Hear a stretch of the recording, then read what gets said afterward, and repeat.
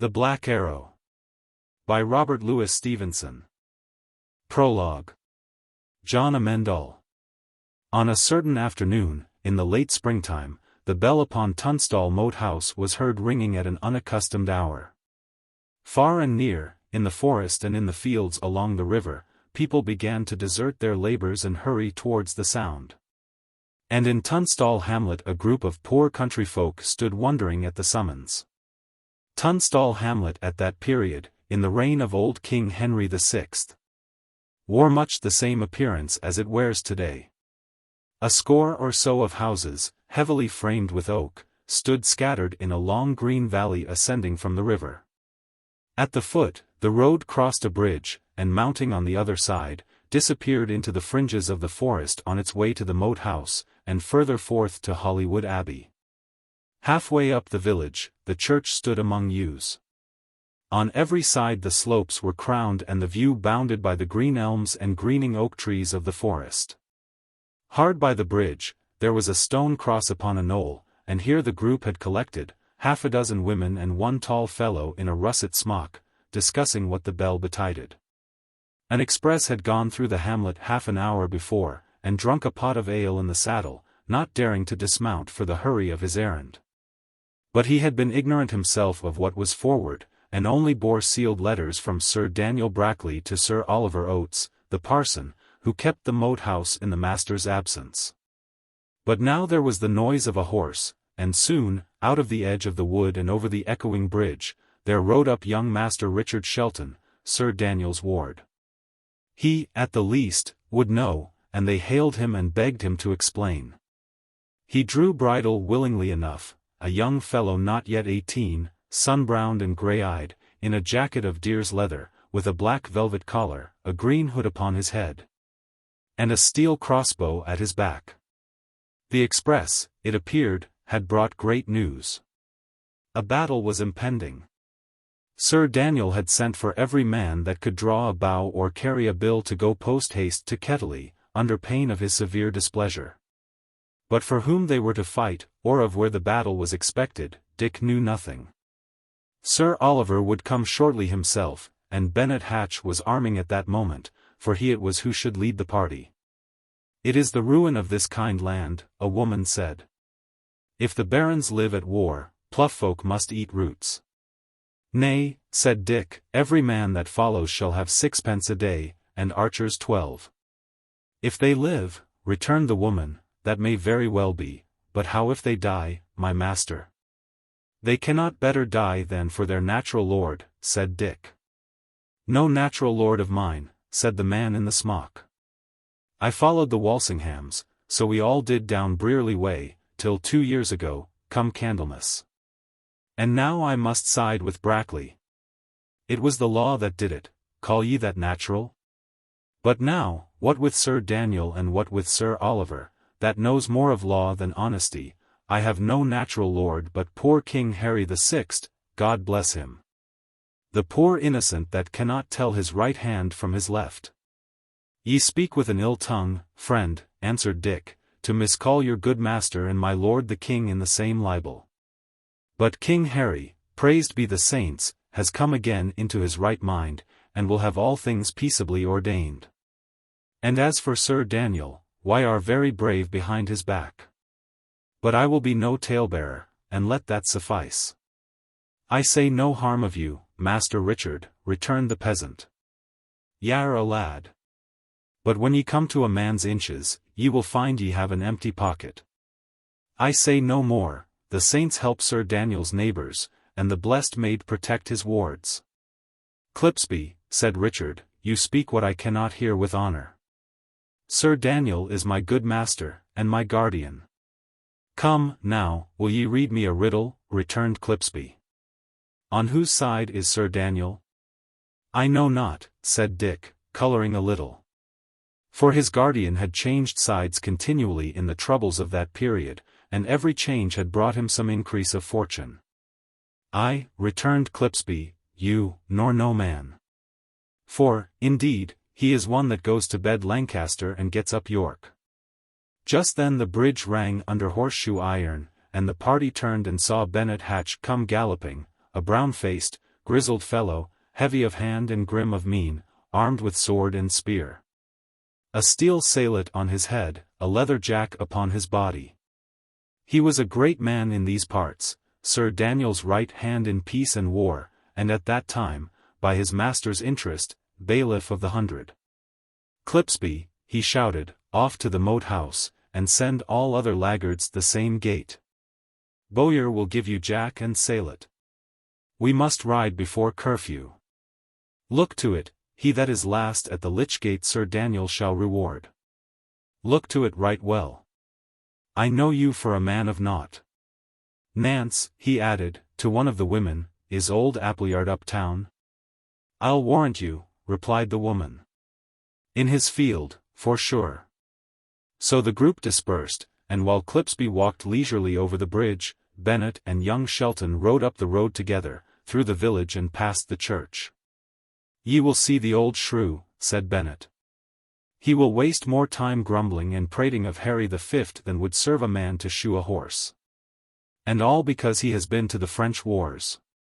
The house to which they were bound was the last in the village, standing alone among lilacs, and beyond it, on 3 sides, there was open meadow rising towards the borders of the wood. Hatch dismounted, threw his rein over the fence, and walked down the field, Dick keeping close at his elbow, to where the old soldier was digging, knee-deep in his cabbages, and now and again, in a cracked voice, singing a snatch of song. He was all dressed in leather, only his hood and tippet were of black frieze, and tied with scarlet. His face was like a walnut shell, both for color and wrinkles. But his old grey eye was still clear enough, and his sight unabated. Perhaps he was deaf, perhaps he thought it unworthy of an old archer of Agincourt to pay any heed to such disturbances. But neither the surly notes of the alarm bell, nor the near approach of Bennet and the lad, appeared at all to move him. And he continued obstinately digging, and piped up, very thin and shaky. Now, dear lady, if thy will be, I pray you that you will rue on me. Nick Appleyard, said Hatch, Sir Oliver commends him to you, and bids that ye shall come within this hour to the Moat House, there to take command. The old fellow looked up. Save you, my masters, he said, grinning. And where goeth Master Hatch? Master Hatch is off to Kettley, with every man that we can horse, returned Bennet. There is a fight toward, it seems, and my lord stays a reinforcement. Aye, verily, returned Appleyard. And what will ye leave me to garrison withal? I leave you 6 good men, and Sir Oliver to boot, answered Hatch. It'll not hold the place, said Appleyard, the number sufficeth not. It would take 20 to make it good. Why, it's for that we came to you, old shrew, replied the other. Who else is there but you that could do aught in such a house with such a garrison? Aye. When the pinch comes, ye remember the old shoe, returned Nick. There is not a man of you can back a horse or hold a bill, and as for archery, St. Michael. If old Harry the Fifth were back again, he would stand and let ye shoot at him for a far than a shoot. Nay, Nick, there's some can draw a good bow yet, said Bennet. Draw a good bow? Cried Appleyard. Yes. But who'll shoot me a good shoot? It's there the eye comes in, and the head between your shoulders. Now, what might you call a long shoot, Bennet Hatch? Well, said Bennet, looking about him, it would be a long shoot from here into the forest. Aye, it would be a longish shoot, said the old fellow, turning to look over his shoulder. And then he put up his hand over his eyes, and stood staring. Why, what are you looking at? Asked Bennet, with a chuckle. Do you see Harry the Fifth? The veteran continued looking up the hill in silence. The sun shone broadly over the shelving meadows, a few white sheep wandered browsing, all was still but the distant jangle of the bell. What is it, Appleyard? Asked Dick. Why, the birds, said Appleyard. And, sure enough, over the top of the forest, where it ran down in a tongue among the meadows, and ended in a pair of goodly green elms, about a bowshot from the field where they were standing. A flight of birds was skimming to and fro, in evident disorder. What of the birds? Said Bennet. Aye, returned Appleyard, why are a wise man to go to war, Master Bennet? Birds are a good sentry, in forest places they be the first line of battle. Look you, now, if we lay here in camp, there might be archers skulking down to get the wind of us, and here would you be, none the wiser. Why, old shrew, said Hatch, there be no men nearer us than Sir Daniel's, at Kettley, why are as safe as in London Tower, and ye raise scares upon a man for a few chaffinches and sparrows. Hear him, grinned Appleyard. How many a rogue would give his 2 crop ears to have a shoot at either of us? Saint Michael, man! They hate us like 2 polecats. Well, sooth it is, they hate Sir Daniel, answered Hatch, a little sobered. Aye, they hate Sir Daniel, and they hate every man that serves with him, said Appleyard. And in the first order of hating, they hate Bennet Hatch and old Nicholas the bowman. See ye here, if there was a stout fellow yonder in the wood edge, and you and I stood fair for him, as, by st. George, we stand, which, think ye, would he choose? You, for a good wager, answered Hatch. My surcoat to a leather belt, it would be you, cried the old archer. Ye burned Grimstone, Bennet, they'll ne'er forgive you that, my master. And as for me, I'll soon be in a good place, God grant, and out of bow shoot, aye, and cannon shoot, of all their malices. I am an old man, and draw fast to homeward, where the bed is ready.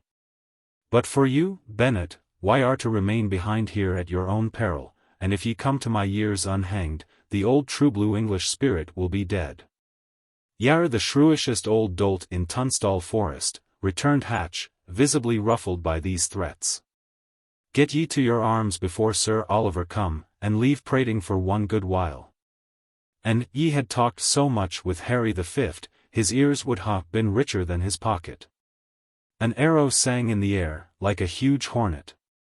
It struck old Appleyard between the shoulder blades, and pierced him clean through, and he fell forward on his face among the cabbages. Hatch, with a broken cry, leapt into the air. Then, stooping double, he ran for the cover of the house. And in the meanwhile Dick Shelton had dropped behind a lilac, and had his crossbow bent and shouldered, covering the point of the forest. Not a leaf stirred. The sheep were patiently browsing, the birds had settled. But there lay the old man, with a cloth-yard arrow standing in his back. And there were Hatch holding to the gable, and Dick crouching and ready behind the lilac bush. "D'ye see aught?" cried Hatch. "Not a twig stirs," said Dick. "I think shame to leave him lying," said Bennet, coming forward once more with hesitating steps and a very pale countenance. "Keep a good eye on the wood, Master Shelton, keep a clear eye on the wood. The saints assoil us. Here was a good shoot." Bennet raised the old archer on his knee. He was not yet dead. His face worked, and his eyes shut and opened like machinery, and he had a most horrible, ugly look of one in pain. "Can ye hear, old Nick?" asked Hatch. "Have ye a last wish before ye wend, old brother? Pluck out the shaft, and let me pass, at Mary's name," gasped Appleyard. "I be done with old England." "Pluck it out." "Master Dick," said Bennet, "come hither, and pull me a good pull upon the arrow." He would fain pass, the poor sinner. Dick laid down his crossbow, and pulling hard upon the arrow, drew it forth. A gush of blood followed, the old archer scrambled half upon his feet, called once upon the name of God, and then fell dead. Hatch, upon his knees among the cabbages, prayed fervently for the welfare of the passing spirit. But even as he prayed, it was plain that his mind was still divided, and he kept ever an eye upon the corner of the wood from which the shot had come. When he had done, he got to his feet again, drew off one of his mailed gauntlets, and wiped his pale face, which was all wet with terror. "Aye," he said, "it'll be my turn next." "Who hath done this, Bennet?" Richard asked, still holding the arrow in his hand. "Nay, the saints know," said Hatch. "Here are a good 20 Christian souls that we have hunted out of house and holding, he and I. He has paid his shot, poor shrew, nor will it be long, mayhap, ere I pay mine. Sir Daniel driveth over hard. This is a strange shaft, said the lad, looking at the arrow in his hand. Ay, by my faith, cried Bennet. Black, and black-feathered. Here is an ill-favoured shaft, by my sooth. For black, they say, bodes burial. And here be words written. Wipe the blood away. What read ye? Appleyard fro John Amendall, read Shelton. What should this betoken? Nay, I like it not, returned the retainer, shaking his head. John Amendall. Here is a rogue's name for those that be up in the world. But why stand we here to make a mark? Take him by the knees, good Master Shelton, while I lift him by the shoulders, and let us lay him in his house. This will be a rare shog to poor Sir Oliver. He will turn paper colour, he will pray like a windmill. They took up the old archer, and carried him between them into his house, where he had dwelt alone. And there they laid him on the floor, out of regard for the mattress, and sought, as best they might, to straighten and compose his limbs. Appleyard's house was clean and bare. There was a bed, with a blue cover, a cupboard, a great chest, a pair of joint stools, a hinged table in the chimney corner. And hung upon the wall the old soldier's armory of bows and defensive armor. Hatch began to look about him curiously. Nick had money, he said. He may have had 60 pounds put by. I would I could light upon't. When ye lose an old friend, Master Richard, the best consolation is to heir him. See, now, this chest. I would go a mighty wager there is a bushel of gold therein. He had a strong hand to get, and a hard hand to keep withal, had Appleyard the archer. Now may God rest his spirit.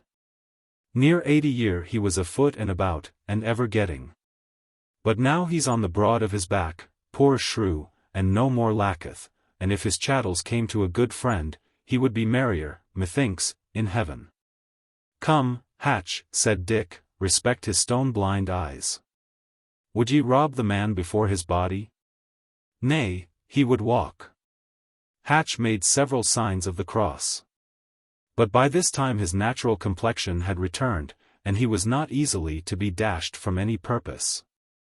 It would have gone hard with the chest had not the gate sounded, and presently after the door of the house opened and admitted a tall, portly, ruddy, black-eyed man of near 50.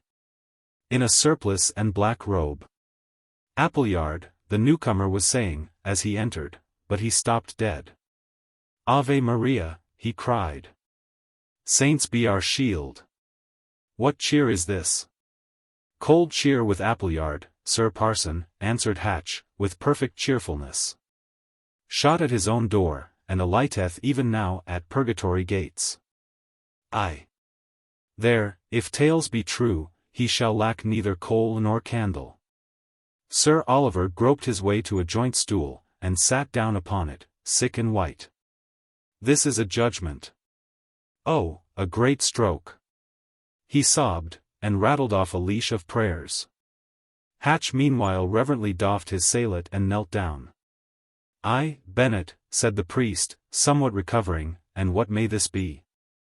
What enemy hath done this? Here, Sir Oliver, is the arrow. See, it is written upon with words, said Dick. Nay, cried the priest, this is a foul hearing. John Amendall. A right lollity word. And black of hue, as for an omen. Sirs, this knave arrow likes me not. But it importeth rather to take counsel. Who should this be? Bethink you, Bennet. Of so many black ill-willers, which should he be that doth so hardily outface us? Simnel? I do much question it. The Walsinghams? Nay, they are not yet so broken. They still think to have the law over us, when times change. There was Simon Malmesbury, too. How think ye, Bennet? What think ye, sir, returned Hatch, of Ellis Duckworth? Nay, Bennet, never. Nay, not he, said the priest. There cometh never any rising, Bennet, from below, so all judicious chroniclers concord in their opinion, but rebellion travelleth ever downward from above. And when Dick, Tom, and Harry take them to their bills, look ever narrowly to see what lord is profited thereby. Now, Sir Daniel, having once more joined him to the Queen's party, is in ill odour with the Yorkist lords. Thence, Bennet, comes the blow, by what procuring, I yet seek. But therein lies the nerve of this discomfiture. An't please you, Sir Oliver, said Bennet, the axles are so hot in this country that I have long been smelling fire. So did this poor sinner, Appleyard. And, by your leave, men's spirits are so foully inclined to all of us, that it needs neither York nor Lancaster to spur them on.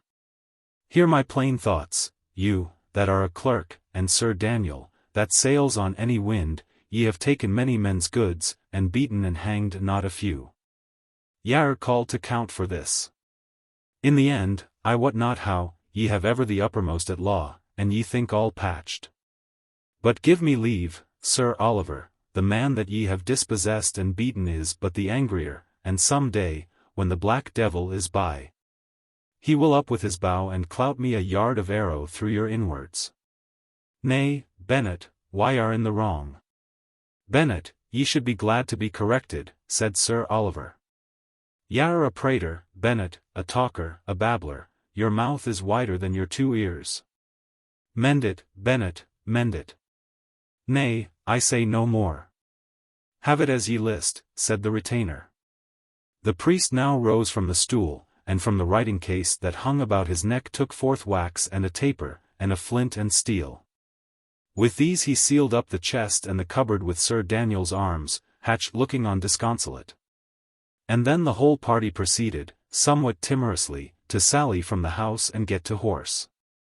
"'Tis time we were on the road, Sir Oliver," said Hatch, as he held the priest's stirrup while he mounted.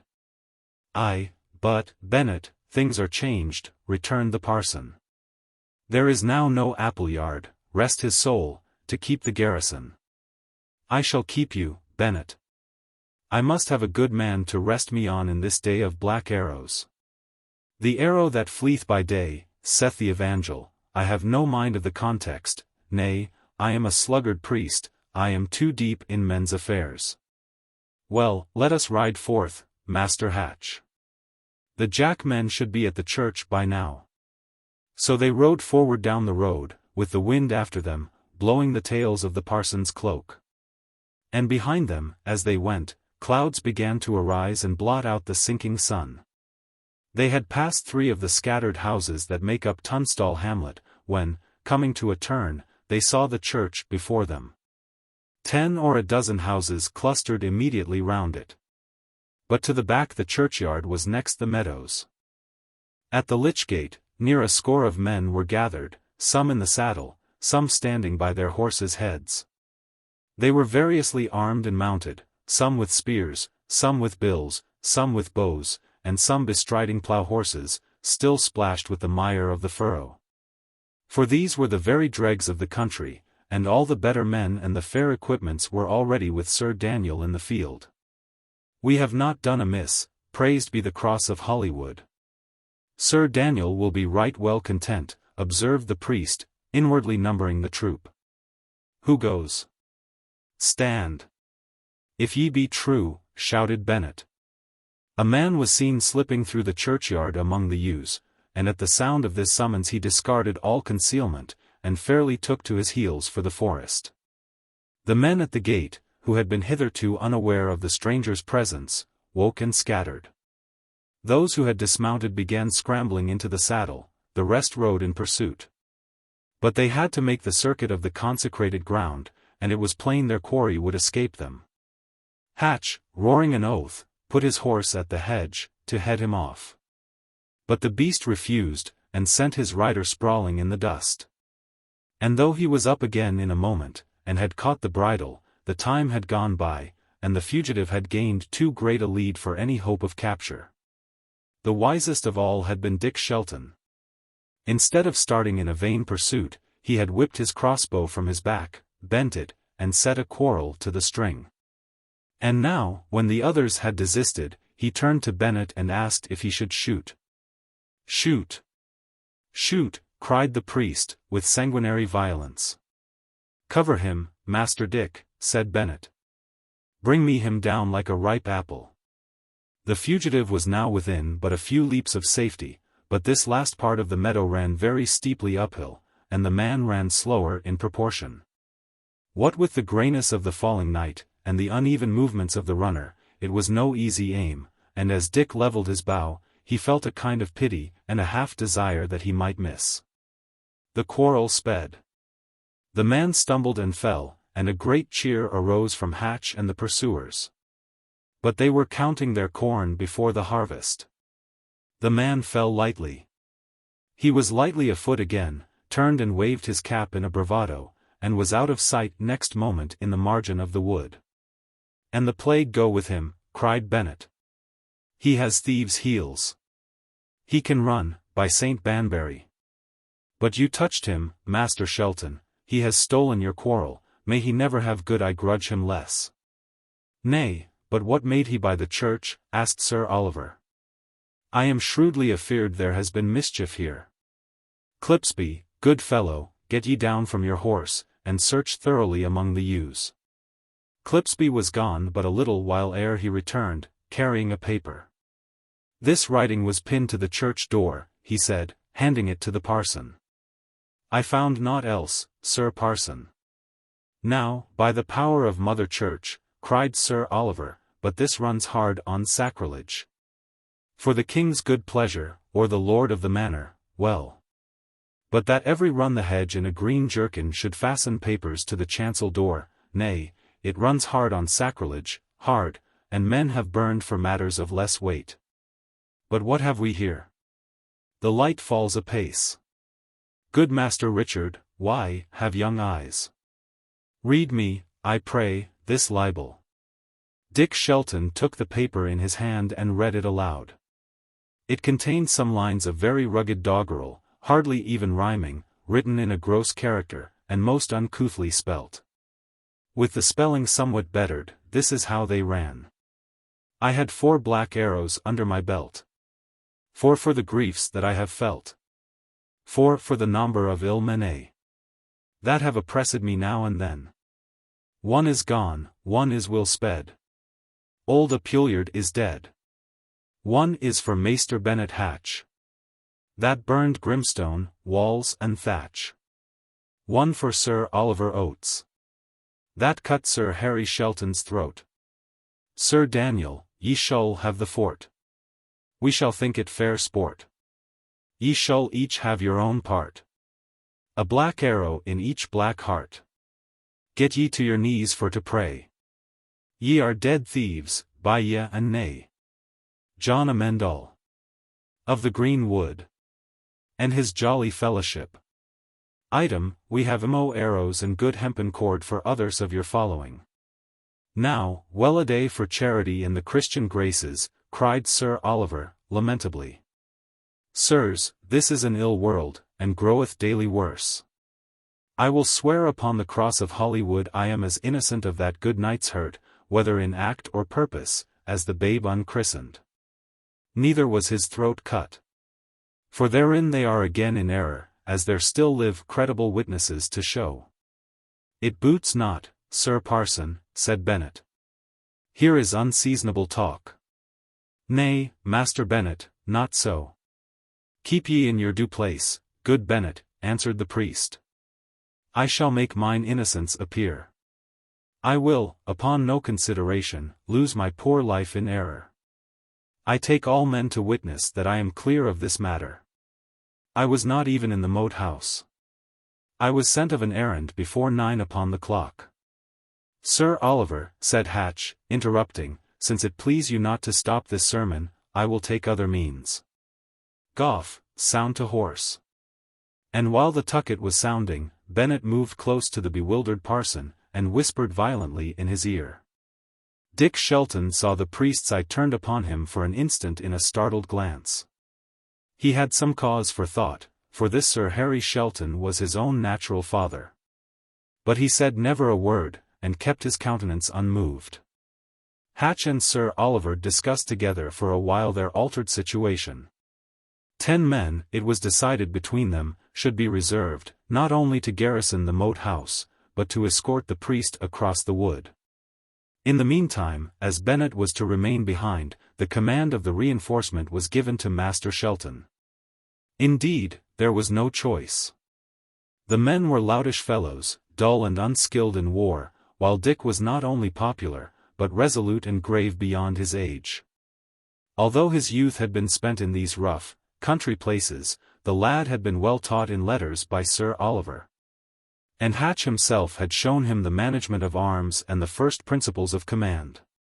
Bennet had always been kind and helpful. He was one of those who are cruel as the grave to those they call their enemies, but ruggedly faithful and well-willing to their friends. And now, while Sir Oliver entered the next house to write, in his swift, exquisite penmanship, a memorandum of the last occurrences to his master, Sir Daniel Brackley, Bennet came up to his pupil to wish him Godspeed upon his enterprise. "Ye must go the long way about, Master Shelton," he said, "round by the bridge, for your life. Keep a sure man 50 paces afore you, to draw shots, and go softly till we are past the wood. If the rogues fall upon you, ride for't, ye will do naught by standing. And keep ever forward, Master Shelton, turn me not back again, an ye love your life. There is no help in Tunstall, mind ye that. And now, since ye go to the great wars about the king, and I continue to dwell here in extreme jeopardy of my life, and the saints alone can certify if we shall meet again below, I give you my last counsels now at your writing. Keep an eye on Sir Daniel, he is unsure. Put not your trust in the Jack priest, he intendeth not amiss, but doth the will of others, it is a handgun for Sir Daniel. Get your good lordship where ye go, make you strong friends, look to it. And think ever a paternoster while on Bennet Hatch. There are worse rogues afoot than Bennet. So, Godspeed. And heaven be with you, Bennet, returned Dick. Ye were a good friend to Muird, and so I shall say ever. And, look ye, master, added Hatch, with a certain embarrassment, if this Amendall should get a shaft into me, ye might, mayhap, lay out a gold mark or mayhap a pound for my poor soul.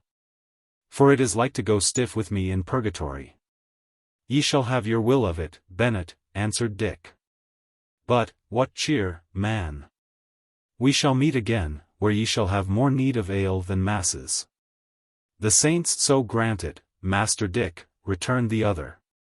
But here comes Sir Oliver.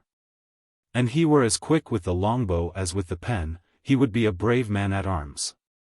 Sir Oliver gave Dick a sealed packet, with this superscription, to my RYGHT worshipful master.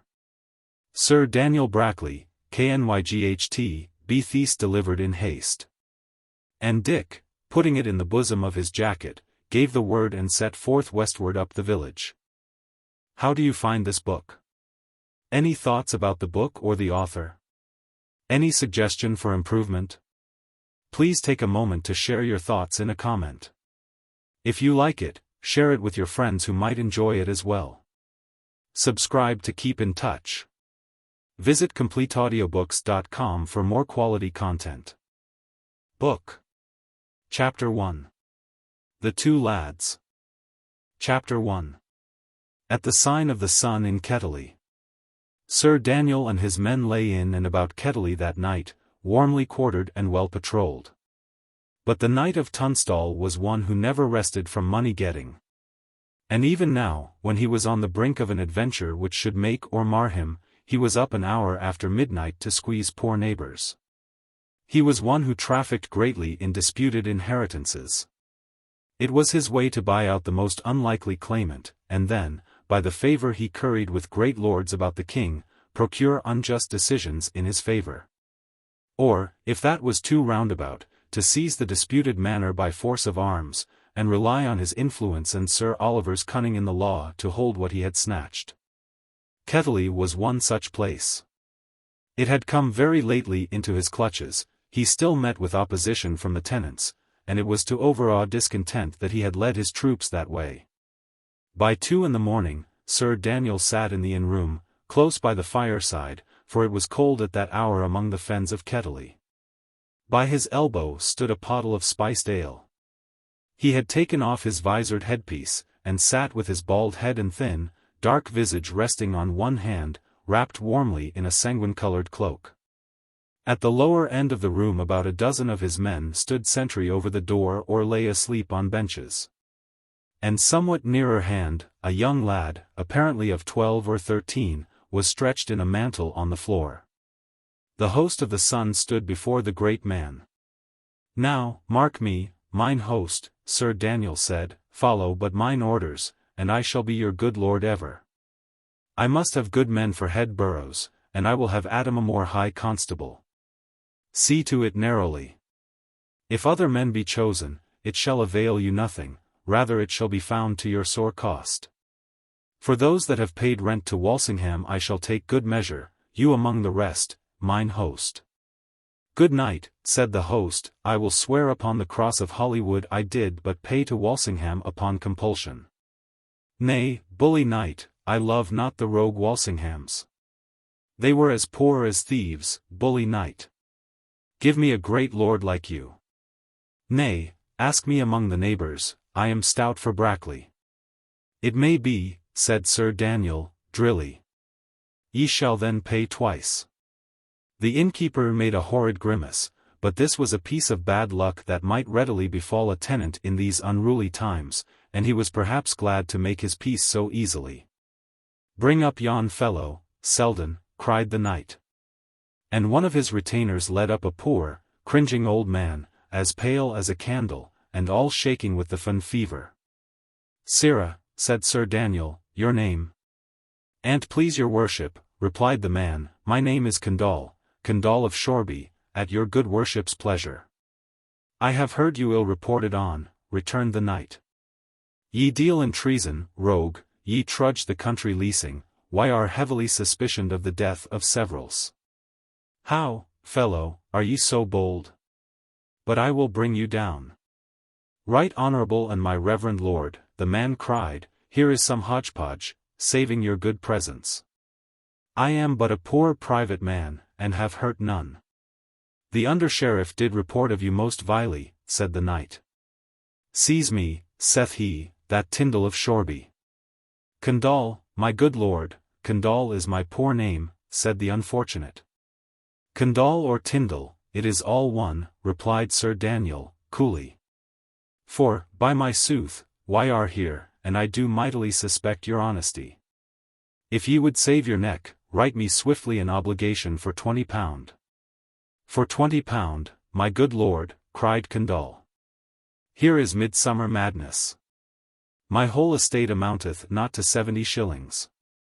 "Tunstall or Tunstall," returned Sir Daniel, grinning, "I will run my peril of that loss. Write me down 20, and when I have recovered all I may, I will be good lord to you, and pardon you the rest." "Alas! My good lord, it may not be, I have no skill to write," said Tunstall. "Well-a-day," returned the knight. "Here, then, is no remedy. Yet I would fain have spared you, Tunstall, had my conscience suffered. Selden, take me this old shrew softly to the nearest elm, and hang me him tenderly by the neck, where I may see him at my riding. Fare ye well, good Master Tunstall, dear Master Tunstall. Why our post-haste for paradise, fare ye then well." "Nay, my right pleasant lord," replied Tunstall, forcing an obsequious smile, "an ye be so masterful, as doth right well become you, I will even, with all my poor skill, do your good bidding." "Friend," quoth Sir Daniel, "ye will now write 20. Go to. Why are too cunning for a livelihood of 70 shillings. Selden, see him write me this in good form, and have it duly witnessed." And Sir Daniel, who was a very merry knight, none merrier in England, took a drink of his mulled ale, and lay back, smiling. Meanwhile, the boy upon the floor began to stir, and presently sat up and looked about him with a scare. "Hither," said Sir Daniel. And as the other rose at his command and came slowly towards him, he leaned back and laughed outright. "By the rood," he cried, "a sturdy boy. The lad flushed crimson with anger, and darted a look of hate out of his dark eyes. Now that he was on his legs, it was more difficult to make certain of his age. His face looked somewhat older in expression, but it was as smooth as a young child's, and in bone and body he was unusually slender, and somewhat awkward of gait. "Ye have called me, Sir Daniel," he said. "Was it to laugh at my poor plight?" "Nay, now, let laugh," said the knight. "Good shrew, let laugh, I pray you. An ye could see yourself, I warrant ye would laugh the first." "Well," cried the lad, flushing, "ye shall answer this when ye answer for the other. Laugh while yet ye may." "Nay, now, good cousin," replied Sir Daniel, with some earnestness, "think not that I mock at you, except in mirth, as between kinsfolk and singular friends. I will make you a marriage of £1,000, go to, and cherish you exceedingly. I took you, indeed, roughly, as the time demanded. But from henceforth I shall ungrudgingly maintain and cheerfully serve you. Ye shall be Mrs. Shelton, Lady Shelton, by my troth. For the lad promiseth bravely. Tut! Ye will not shy for honest laughter, it purgeth melancholy. They are no rogues who laugh, good cousin. Good mine host, lay me a meal now for my cousin, Master John. Sit ye down, sweetheart, and eat." "Nay," said Master John, "I will break no bread. Since ye force me to this sin, I will fast for my soul's interest. But, good mine host, I pray you of courtesy give me a cup of fair water. I shall be much beholden to your courtesy indeed." "Ye shall have a dispensation, go to," cried the knight. "Shalt be well shriven, by my faith. Content you, then, and eat." But the lad was obstinate, drank a cup of water, and, once more wrapping himself closely in his mantle, sat in a far corner, brooding. In an hour or two, there rose a stir in the village of sentries challenging and the clatter of arms and horses. And then a troop drew up by the inn door, and Richard Shelton, splashed with mud, presented himself upon the threshold. "Save you, Sir Daniel," he said. "How?" "Dickie Shelton," cried the knight. And at the mention of Dick's name the other lad looked curiously across. "What mocketh Bennet Hatch?" "Please you, Sir Knight, to take cognizance of this packet from Sir Oliver, wherein are all things fully stated," answered Richard, presenting the priest's letter. "And please you farther, ye were best make all speed to Risingham. For on the way hither we encountered one riding furiously with letters, and by his report, my lord of Risingham was sore bested, and lacked exceedingly your presence." "How say you? Sore bested?" returned the knight. "Nay, then, we will make speed sitting down, good Richard. As the world goes in this poor realm of England, he that rides softliest rides surest. Delay, they say, begetteth peril, but it is rather this itch of doing that undoes men, mark it, Dick. But let me see, first, what cattle ye have brought. Selden, a link here at the door." And Sir Daniel strode forth into the village street, and, by the red glow of a torch, inspected his new troops. He was an unpopular neighbor and an unpopular master. But as a leader in war he was well beloved by those who rode behind his pennant. His dash, his proved courage, his forethought for the soldier's comfort, even his rough jibes, were all to the taste of the bold blades in Jack and Salet. "Nay, by the rood," he cried, "what poor dogs are these? Here be some as crooked as a bow, and some as lean as a spear. Friends, ye shall ride in the front of the battle, I can spare you, friends. Mark me this old villain on the piebald. A 2-year mutton riding on a hog would look more soldierly. Ha! Clipsby, are ye there, old rat? Y'are a man I could lose with a good heart. Ye shall go in front of all, with a bull's eye painted on your jack, to be the better but for archery, sirrah, ye shall show me the way." "I will show you any way, Sir Daniel, but the way to change sides," returned Clipsby, sturdily. Sir Daniel laughed a guffaw. "Why, well said," he cried. Hast a shrewd tongue in thy mouth, go to. I will forgive you for that merry word. Selden, see them fed, both man and brute. The knight re-entered the inn. Now, friend Dick, he said, fall to. Here is good ale and bacon. Eat, while that I read. Sir Daniel opened the packet, and as he read his brow darkened. When he had done he sat a little, musing. Then he looked sharply at his ward. Dick, said he, why, have seen this penny rhyme? The lad replied in the affirmative. It bears your father's name, continued the knight. And our poor shrew of a parson is, by some mad soul, accused of slaying him. He did most eagerly deny it, answered Dick. He did, cried the knight, very sharply. Heed him not. He has a loose tongue, he babbles like a jack sparrow. Some day, when I may find the leisure, Dick, I will myself more fully inform you of these matters. There was one Duckworth shrewdly blamed for it, but the times were troubled, and there was no justice to be got. It befell at the Moat House. Dick ventured, with a beating at his heart. It befell between the Moat House and Hollywood, replied Sir Daniel, calmly, but he shot a covert glance, black with suspicion, at Dick's face. And now, added the knight, speed you with your meal, ye shall return to Tunstall with a line from me. Dick's face fell sorely. Prithee, Sir Daniel, he cried, send one of the villains. I beseech you let me to the battle. I can strike a stroke, I promise you. I misdoubt it not, replied Sir Daniel, sitting down to write. But here, Dick, is no honor to be won. I lie in Kettley till I have sure tidings of the war, and then ride to join me with the conqueror. Cry not on cowardice, it is but wisdom, Dick. For this poor realm so tosseth with rebellion, and the king's name and custody so changeth hands, that no man may be certain of the morrow.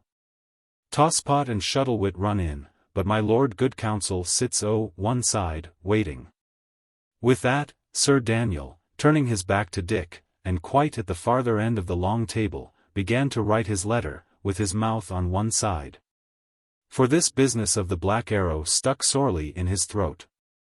Meanwhile, young Shelton was going on heartily enough with his breakfast, when he felt a touch upon his arm, and a very soft voice whispering in his ear. Make not a sign, I do beseech you, said the voice, but of your charity tell me the straight way to Hollywood. Beseech you, now, good boy, comfort a poor soul in peril and extreme distress, and set me so far forth upon the way to my repose. Take the path by the windmill, answered Dick, in the same tone. It will bring you to Till Ferry, there inquire again. And without turning his head, he fell again to eating. But with the tail of his eye he caught a glimpse of the young lad called Master John stealthily creeping from the room. Why, thought Dick, he is as young as I, good boy, doth he call me? And I had known, should have seen the varlet hanged ere I had told him. Well, if he goes through the fun, I may come up with him and pull his ears. Half an hour later, Sir Daniel gave Dick the letter, and bade him speed to the Moat House.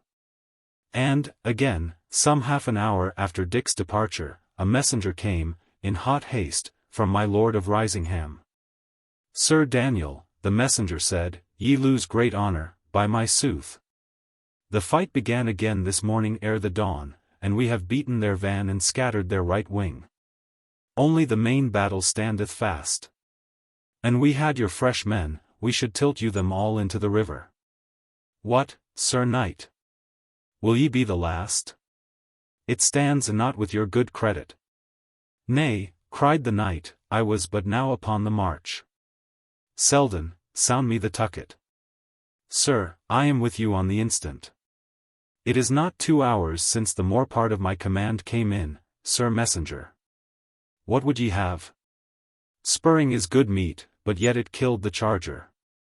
Bustle, boys. By this time the tucket was sounding cheerily in the morning, and from all sides Sir Daniel's men poured into the main street and formed before the inn.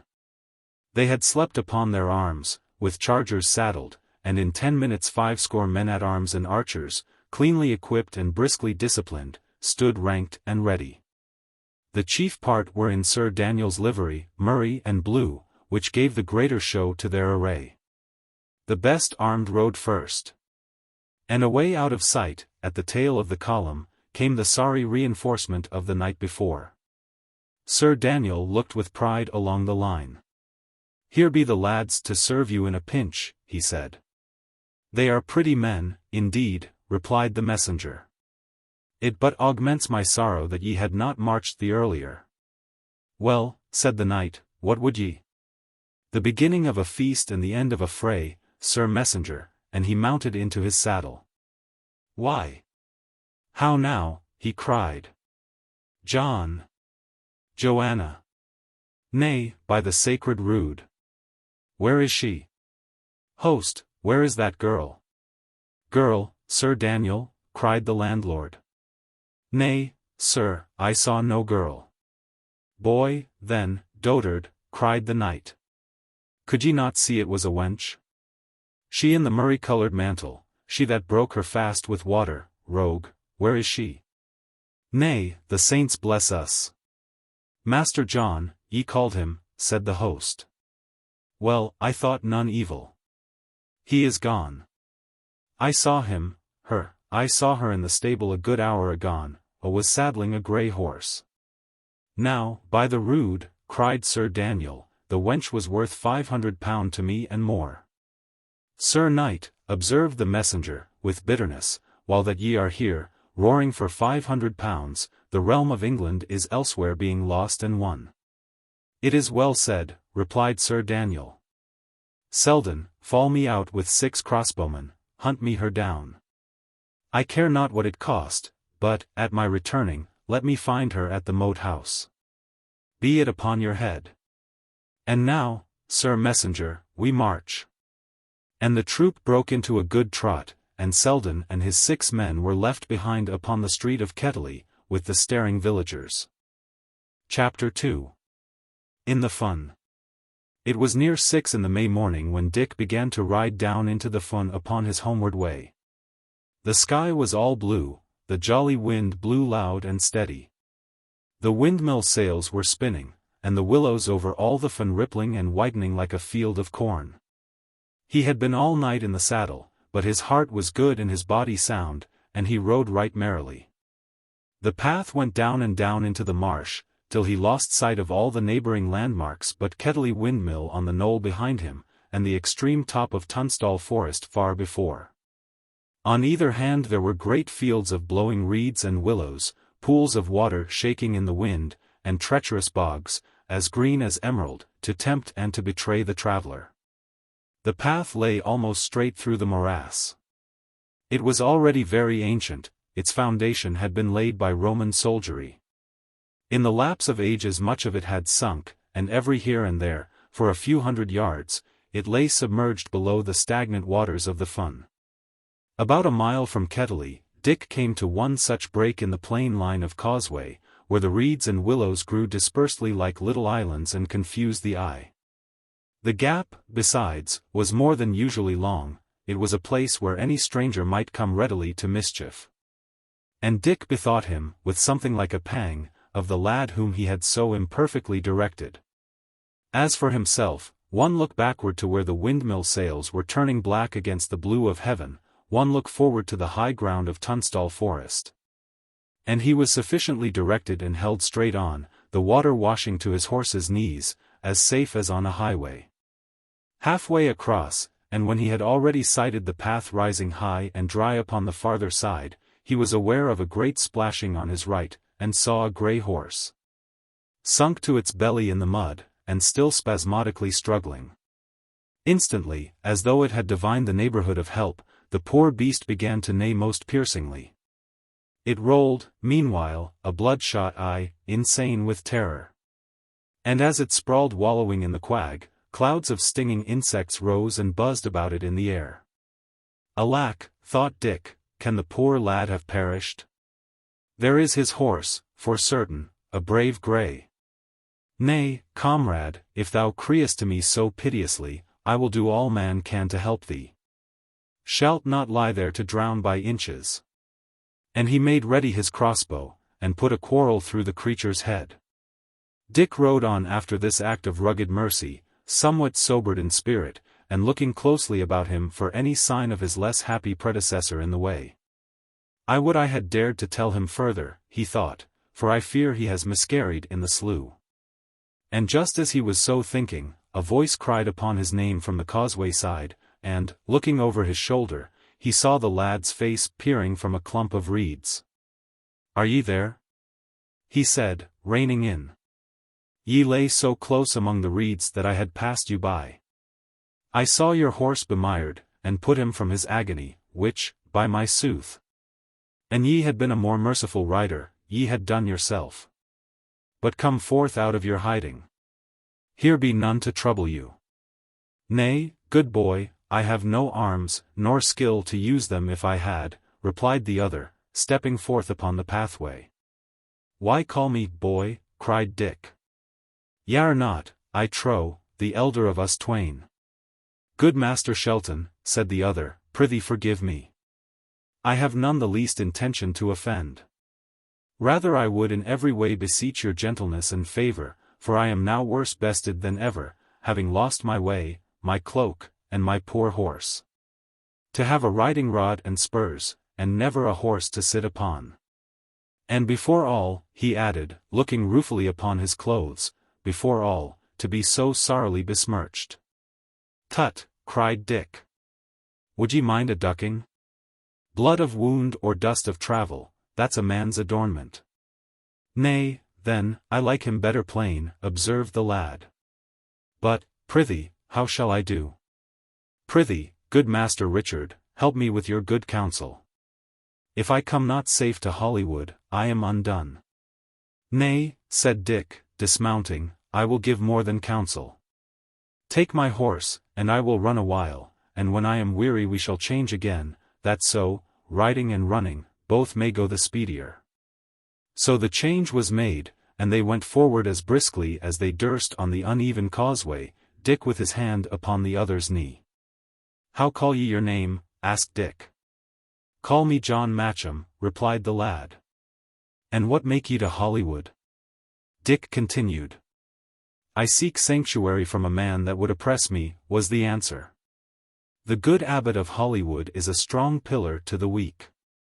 "And how came ye with Sir Daniel, Master Matcham?" pursued Dick. "Nay," cried the other, "by the abuse of force.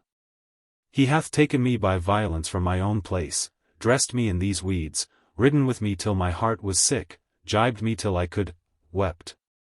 And when certain of my friends pursued, thinking to have me back, claps me in the rear to stand their shot. I was even grazed in the right foot, and walk but lamely. Nay, there shall come a day between us, he shall smart for all." "Would ye shoot at the moon with a handgun?" said Dick. "'Tis a valiant knight, and hath a hand of iron. And he guessed I had made or meddled with your flight, it would go sore with me." "Ay, poor boy," returned the other, "why are his ward, I know it. By the same token, so am I, or so he saith. Or else he hath bought my marriage, I wot not rightly which, but it is some handle to oppress me by." "Boy again," said Dick. "Nay, then, shall I call you girl, good Richard?" asked Matcham. "Never a girl for me," returned Dick. "I do abjure the crew of them." "Ye speak boyishly," said the other. "Ye think more of them than ye pretend." "Not I," said Dick, stoutly. "They come not in my mind. A plague of them, say I. Give me to hunt and to fight and to feast, and to live with jolly foresters. I never heard of a maid yet that was for any service, save one only. And she, poor shrew, was burned for a witch and the wearing of men's clothes in spite of nature." Master Matcham crossed himself with fervour, and appeared to pray. "What make ye?" Dick inquired. "I pray for her spirit," answered the other, with a somewhat troubled voice. "For a witch's spirit?" Dick cried. "But pray for her, an ye list. She was the best wench in Europe. Was this Joan of Arc? Old Appleyard the archer ran from her," he said, "as if she had been Mahown." "Nay, she was a brave wench. Well, but, good Master Richard, resumed Matcham, and ye like maids so little, why are no true natural man? For God made them twain by intention, and brought true love into the world, to be man's hope and woman's comfort. Faugh, said Dick. Y'are a milksopping baby, so to harp on women. An ye think I be no true man, get down upon the path, and whether at fists, backsword, or bow and arrow, I will prove my manhood on your body. Nay, I am no fighter, said Matcham, eagerly. I mean no tittle of offence. I meant but pleasantry. And if I talk of women, it is because I heard ye were to marry. I to marry? Dick exclaimed. Well, it is the first I hear of it. And with whom was I to marry? One Joan Sedley, replied Matcham, colouring. It was Sir Daniel's doing, he hath money to gain upon both sides. And, indeed, I have heard the poor wench bemoaning herself pitifully of the match. It seems she is of your mind, or else distasted to the bridegroom. Well. Marriage is like death, it comes to all, said Dick, with resignation. And she bemoaned herself? I pray ye now, see there how shuttle-witted are these girls, to bemoan herself before that she had seen me. Do I bemoan myself? Not I. An I be to marry, I will marry dry-eyed. But if ye know her, prithee, of what favour is she? Fair or foul? And is she shrewish or pleasant? Nay, what matters it, said Matcham. And why are to marry, ye can but marry. What matters foul or fair? These be but toys. Y'are no milksop, Master Richard, ye will wed with dry eyes, anyhow. It is well said, replied Shelton. Little I reck. Your lady wife is like to have a pleasant lord, said Matcham. She shall have the Lord Heaven made her for, returned Dick. I trow there be worse as well as better. Ah, the poor wench! Cried the other. And why so poor? Asked Dick. To wed a man of wood, replied his companion. Oh me, for a wooden husband. I think I be a man of wood, indeed, said Dick, to trudge afoot the while you ride my horse, but it is good wood, I trow. Good Dick, forgive me, cried the other. Nay, why are the best heart in England, I but laughed. Forgive me now, sweet Dick. Nay, no fool words, returned Dick, a little embarrassed by his companion's warmth. No harm is done. I am not touchy, praise the saints. And at that moment the wind, which was blowing straight behind them as they went, brought them the rough flourish of Sir Daniel's trumpeter. Hark! Said Dick, the tucket soundeth. Aye, said Matcham, they have found my flight, and now I am unhorsed, and he became pale as death. Nay, what cheer, returned Dick. Why, have a long start, and we are near the ferry. And it is I, methinks, that am unhorsed.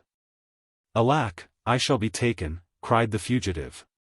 Dick, kind Dick, beseech ye help me but a little. Why, now, what aileth thee, said Dick. Methinks I help you very patently. But my heart is sorry for so spiritless a fellow. And see ye here, John Matcham, sith John Matcham is your name, Richard Shelton, tide what bettedeth, come what may, will see you safe in Hollywood. The saints so do to me again if I default you. Come, pick me up a good heart, Sir Whiteface.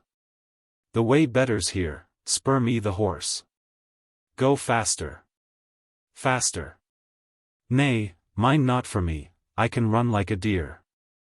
So, with the horse trotting hard, and Dick running easily alongside, they crossed the remainder of the fun, and came out upon the banks of the river by the ferryman's hut. Chapter 3. The Fen Ferry. The river Till was a wide, sluggish, clayey water, oozing out of fens, and in this part of its course it strained among some score of willow-covered, marshy islets. It was a dingy stream, but upon this bright, spirited morning everything was become beautiful. The wind and the martins broke it up into innumerable dimples. and the reflection of the sky was scattered over all the surface in crumbs of smiling blue. A creek ran up to meet the path, and close under the bank the ferryman's hut lay snugly. It was of wattle and clay, and the grass grew green upon the roof. Dick went to the door and opened it. Within, upon a foul old russet cloak, the ferryman lay stretched and shivering. A great hulk of a man, but lean and shaken by the country fever. "Hey, Master Shelton," he said, "be ye for the ferry? Ill times, ill times. Look to yourself. There is a fellowship abroad. Ye were better turn round on your 2 heels and try the bridge." "Nay, time's in the saddle," answered Dick. "Time will ride, Hugh ferryman. I am hot in haste." "A wilful man," returned the ferryman, rising. "An ye win safe to the Moat House, why, have done lucky, but I say no more." And then catching sight of Matcham, "Who be this?" he asked, as he paused, blinking, on the threshold of his cabin. "It is my kinsman, Master Matcham," answered Dick. "Give ye good day, good ferryman," said Matcham, who had dismounted, and now came forward, leading the horse. "Launch me your boat, I prithee, we are sore in haste." The gaunt ferryman continued staring. "By the mass," he cried at length, and laughed with open throat. Matcham coloured to his neck and winced. And Dick, with an angry countenance, put his hand on the lout's shoulder. "How now, churl," he cried. "Fall to thy business, and leave mocking thy betters." Hugh ferryman grumblingly undid his boat, and shoved it a little forth into the deep water. Then Dick led in the horse, and Matcham followed. "Ye be mortal small maid, master," said Hugh, with a wide grin, "something the wrong model, belike." "Nay, Master Shelton, I am for you," he added, getting to his oars. "A cat may look at a king. I did but take a shot of the eye at Master Matcham." "Sirrah, no more words," said Dick. "Bend me your back." They were by that time at the mouth of the creek, and the view opened up and down the river. Everywhere it was enclosed with islands. Clay banks were falling in, willows nodding, reeds waving, martins dipping and piping. There was no sign of man in the labyrinth of waters. "My master," said the ferryman, keeping the boat steady with one oar, "I have a shrew guess that John of Fen is on the island. He bears me a black grudge to all Sir Daniel's. How if I turned me upstream and landed you an arrow flight above the path? Ye were best not meddle with John Fen." "How, then, is he of this company?" asked Dick. "Nay, mum is the word," said Hugh. "But I would go up water, Dick. How if Master Matcham came by an arrow?" and he laughed again. "Be it so, Hugh," answered Dick. "Look ye, then," pursued Hugh. "Sith it shall so be, unsling me your crossbow, so, now make it ready, good, place me a quarrel. Aye, keep it so, and look upon me grimly." "What meaneth this?" asked Dick. "Why, my master, if I steal you across, it must be under force or fear," replied the ferryman, "for else, if John Fen got wind of it, he were like to prove my most distressful neighbour." "Do these churls ride so roughly?" Dick inquired. "Do they command Sir Daniel's own ferry?" "Nay," whispered the ferryman, winking. "Mark me. Sir Daniel shall down. His time is out. He shall down. Mum." And he bent over his oars.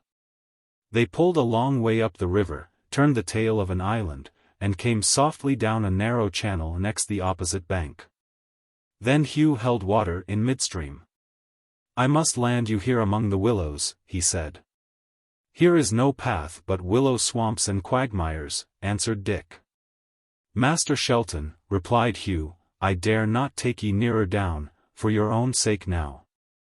He watcheth me the ferry, lying on his bow. All that go by and owe Sir Daniel goodwill, he shooteth down like rabbits. I heard him swear it by the rood.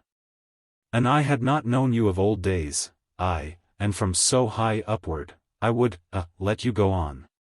But for old days' remembrance, and because ye had this toy with you that's not fit for wounds or warfare, I did risk my 2 poor ears to have you over whole. Content you. I can no more, on my salvation. Hugh was still speaking, lying on his oars, when there came a great shout from among the willows on the island, and sounds followed as of a strong man breasting roughly through the wood. "A murrain," cried Hugh. He was on the upper island all the while. He pulled straight for shore. "Threat me with your bow, good Dick, threat me with it plain," he added. "I have tried to save your skins, save you mine." The boat ran into a tough thicket of willows with a crash. Matcham, pale, but steady and alert, at a sign from Dick, ran along the thwarts and leaped ashore. Dick, taking the horse by the bridle, sought to follow, but what with the animal's bulk, and what with the closeness of the thicket, both stuck fast. The horse neighed and trampled. And the boat, which was swinging in an eddy, came on and off and pitched with violence. "It may not be, Hugh, here is no landing," cried Dick. But he still struggled valiantly with the obstinate thicket and the startled animal.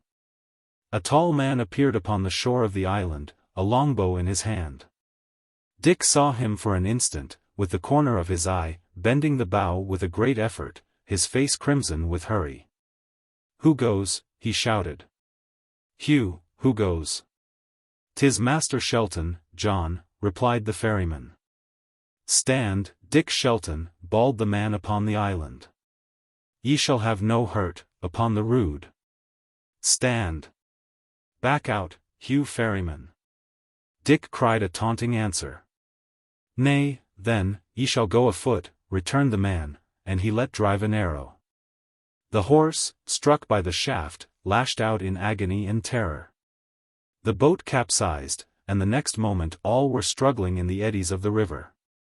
When Dick came up, he was within a yard of the bank. And before his eyes were clear, his hand had closed on something firm and strong that instantly began to drag him forward. It was the riding rod, that Matcham, crawling forth upon an overhanging willow, had opportunely thrust into his grasp. "By the mass!" cried Dick, as he was helped ashore, "that makes a life I owe you. I swim like a cannonball." And he turned instantly towards the island. Midway over, Hugh ferryman was swimming with his upturned boat, while Jonathan, furious at the ill fortune of his shot, bawled to him to hurry. "Come, Jack," said Shelton, "run for it. Ere Hugh can hail his barge across, or the pair of them can get it righted, we may be out of cry." And adding example to his words, he began to run, dodging among the willows, and in marshy places leaping from tussock to tussock. He had no time to look for his direction. All he could do was to turn his back upon the river, and put all his heart to running. Presently, however, the ground began to rise, which showed him he was still in the right way, and soon after they came forth upon a slope of solid turf, where elms began to mingle with the willows. But here Matcham, who had been dragging far into the rear, threw himself fairly down. "Leave me, Dick," he cried, pantingly, "I can no more." Dick turned, and came back to where his companion lay. "Nay, Jack, leave thee," he cried. "That were a knave's trick, to be sure, when ye risked a shot and a ducking, aye, and a drowning too, to save my life. Drowning, in sooth. For why I did not pull you in along with me, the saints alone can tell." "Nay," said Matcham, "would, saved us both, good Dick, for I can swim." "Can ye so?" cried Dick, with open eyes. It was the one manly accomplishment of which he was himself incapable. In the order of the things that he admired, next to having killed a man in single fight came swimming. "Well," he said, "here is a lesson to despise no man. I promise to care for you as far as Hollywood, and, by the rood, Jack, why are more capable to care for me." "Well, Dick, we're friends now," said Matcham. "Nay, I never was unfriends," answered Dick. "Y'are a brave lad in your way, albeit something of a milksop, too. I never met your like before this day. But, prithee, fetch back your breath, and let us on." Here is no place for chatter. My foot hurts shrewdly, said Matcham. Nay, I had forgot your foot, returned Dick. Well, we must go the gentlier. I would I knew rightly where we were. I have clean lost the path, yet that may be for the better, too. And they watched the ferry, they watched the path, belike, as well. I would Sir Daniel were back with 20 men, he would sweep me these rascals as the wind sweeps leaves. Come, Jack, lean ye on my shoulder, ye poor shrew. Nay, why are not tall enough? What age are ye, for a wager? 12. Nay, I am 16, said Matcham. Y'are poorly grown to height, then, answered Dick. But take my hand. We shall go softly, never fear. I owe you a life, I am a good repayer, Jack, of good or evil. They began to go forward up the slope. We must hit the road, early or late, continued Dick, and then for a fresh start. By the mass. But why ave a rickety hand, Jack? If I had a hand like that, I would think shame. I tell you, he went on, with a sudden chuckle, I swear by the mass I believe Hugh Ferryman took you for a maid. Nay, never. Cried the other, colouring high. Did, though, for a wager. Dick exclaimed. Small blame to him. Ye look liker maid than man, and I tell you more, why are a strange-looking rogue for a boy? But for a hussy, Jack, ye would be right fair, ye would. Ye would be well favoured for a wench. Well, said Matcham, ye know right well that I am none. Nay, I know that. I do but jest, said Dick. Ye'll be a man before your mother, Jack. What cheer, my bully? Ye shall strike shrewd strokes. Now, which, I marvel, of you or me, shall be first knighted, Jack? For knighted I shall be, or die for't. Sir Richard Shelton, knight, it soundeth bravely. But, Sir John Matcham soundeth not amiss. Prithee, Dick, stop till I drink, said the other, pausing where a little clear spring welled out of the slope into a gravelled basin no bigger than a pocket.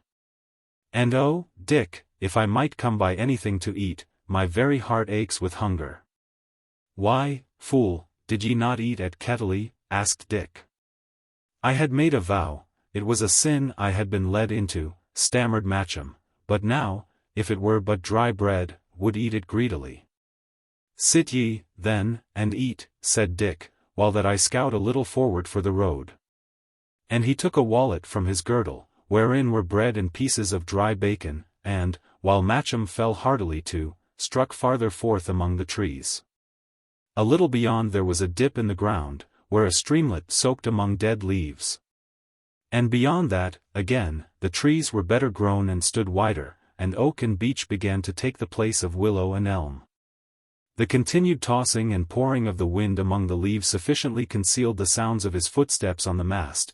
It was for the ear what a moonless night is to the eye. But for all that Dick went cautiously, slipping from one big trunk to another, and looking sharply about him as he went. Suddenly a doe passed like a shadow through the underwood in front of him, and he paused, disgusted at the chance.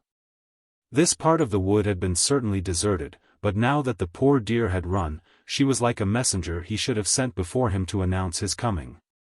And instead of pushing farther, he turned him to the nearest well-grown tree, and rapidly began to climb. Luck had served him well. The oak on which he had mounted was one of the tallest in that quarter of the wood, and easily out-topped its neighbors by a fathom and a half. And when Dick had clambered into the topmost fork and clung there, swinging dizzily in the great wind, he saw behind him the whole fenny plain as far as Kettley. And the Till wandering among woody islets, and in front of him, the white line of high road winding through the forest. The boat had been righted, it was even now midway on the ferry. Beyond that there was no sign of man, nor aught moving but the wind. He was about to descend, when, taking a last view, his eye lit upon a string of moving points about the middle of the fun. Plainly a small troop was threading the causeway, and that at a good pace. And this gave him some concern as he shinned vigorously down the trunk and returned across the wood for his companion. Chapter 4. A Greenwood Company. Matcham was well rested and revived. And the two lads, winged by what Dick had seen, hurried through the remainder of the outwood, crossed the road in safety, and began to mount into the high ground of Tunstall Forest. The trees grew more and more in groves, with healthy places in between, sandy, gorsy, and dotted with old yews. The ground became more and more uneven, full of pits and hillocks. And with every step of the ascent the wind still blew the shriller, and the trees bent before the gusts like fishing rods. They had just entered one of the clearings, when Dick suddenly clapped down upon his face among the brambles, and began to crawl slowly backward towards the shelter of the grove.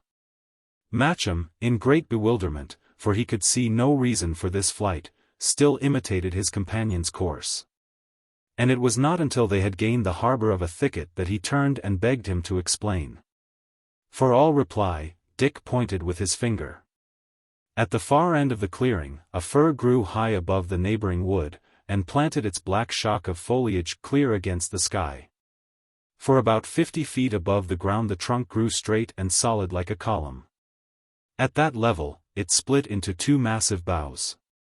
And in the fork, like a masthead seaman, there stood a man in a green tabard, spying far and wide. The sun glistened upon his hair. With one hand he shaded his eyes to look abroad, and he kept slowly rolling his head from side to side, with the regularity of a machine.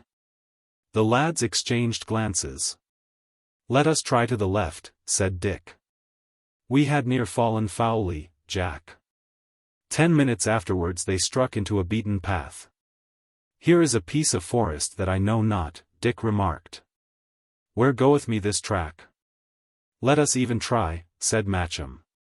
A few yards farther, the path came to the top of a ridge and began to go down abruptly into a cup-shaped hollow.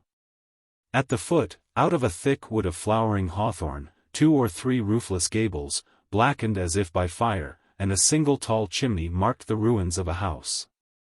"What may this be?" whispered Matcham. "Nay, by the mass, I know not," answered Dick. "I am all at sea. Let us go warily." With beating hearts, they descended through the hawthorns. Here and there, they passed signs of recent cultivation, fruit trees and potherbs ran wild among the thicket, a sundial had fallen in the grass. It seemed they were treading what once had been a garden. Yet a little farther and they came forth before the ruins of the house. It had been a pleasant mansion and a strong. A dry ditch was dug deep about it, but it was now choked with masonry, and bridged by a fallen rafter.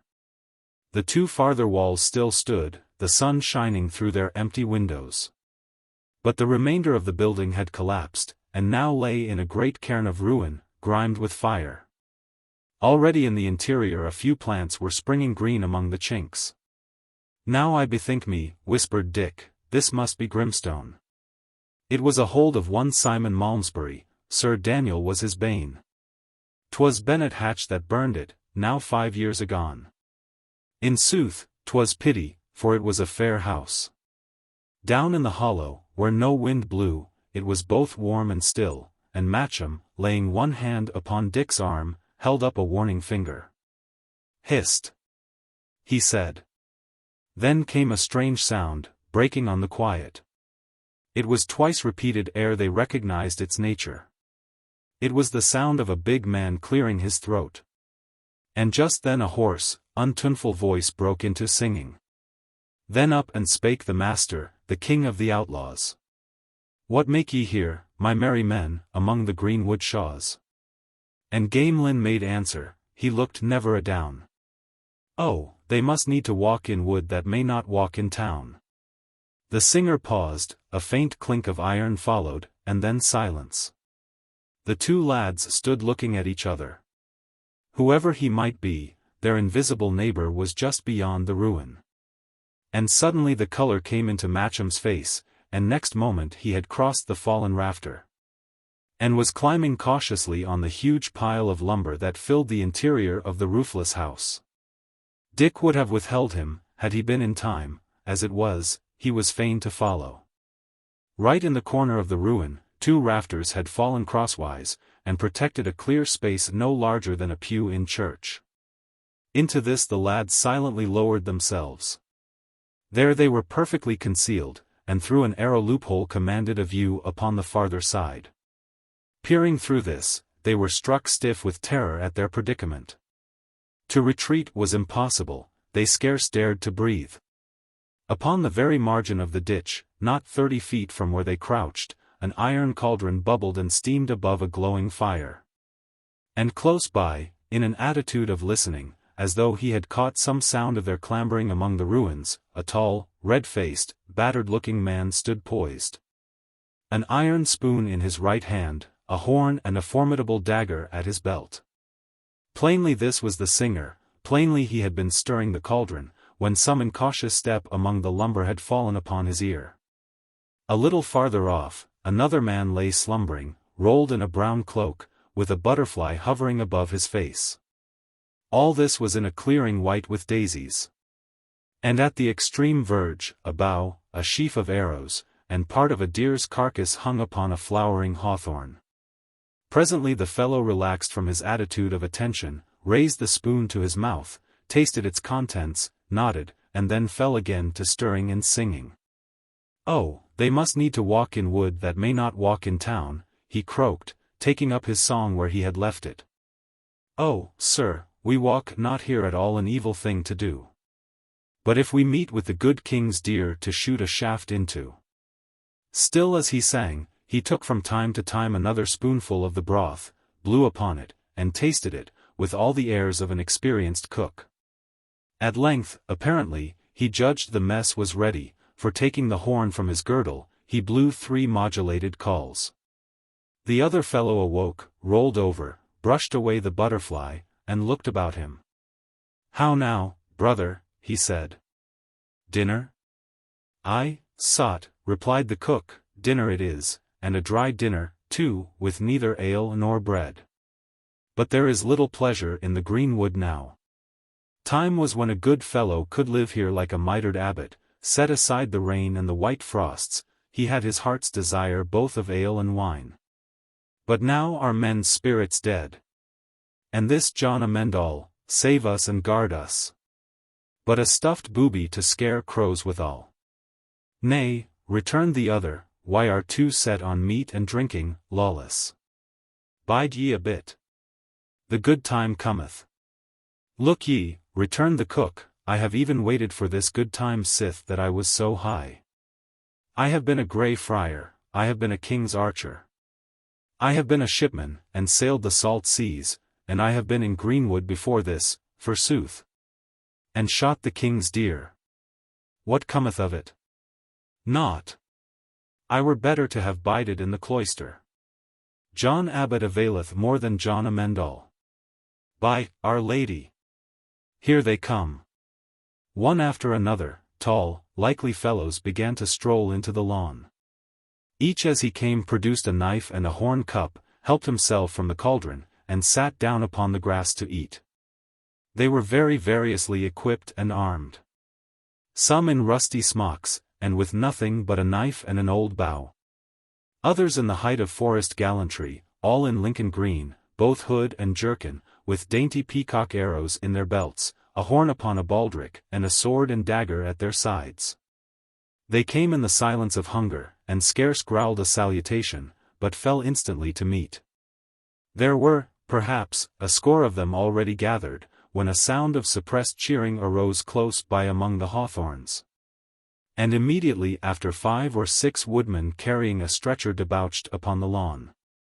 A tall, lusty fellow, somewhat grizzled, and as brown as a smoked ham, walked before them with an air of some authority, his bow at his back, a bright boar spear in his hand.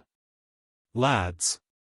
he cried, "good fellows all, and my right merry friends, why, have sung this while on a dry whistle and lived at little ease. But what said I ever? Abide fortune constantly, she turneth swift. And lo! Here is her little firstling, even that good creature, ale. There was a murmur of applause as the bearers set down the stretcher and displayed a goodly cask. "And now haste ye, boys," the man continued. "There is work toward. A handful of archers are but now come to the ferry, murrey and blue is their wear. They are our butts, they shall all taste arrows, no man of them shall struggle through this wood. For, lads, we are here some 50 strong, each man of us most foully wronged. For some they have lost lands, and some friends, and some they have been outlawed, all oppressed. Who, then, hath done this evil? Sir Daniel, by the rood. Shall he then profit? Shall he sit snug in our houses? Shall he till our fields? Shall he suck the bone he robbed us of? I trow not. He getteth him strength at law, he gaineth cases.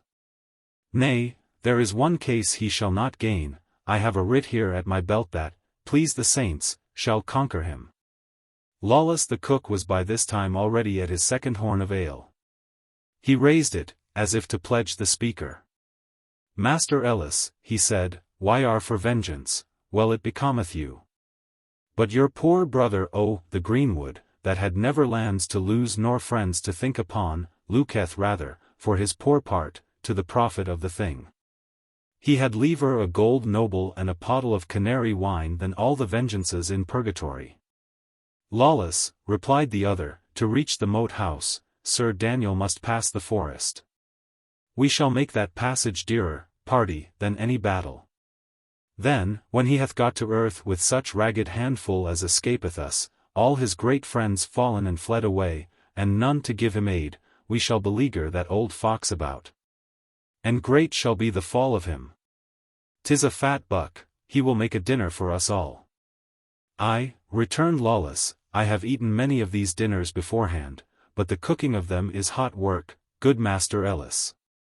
And meanwhile what do we?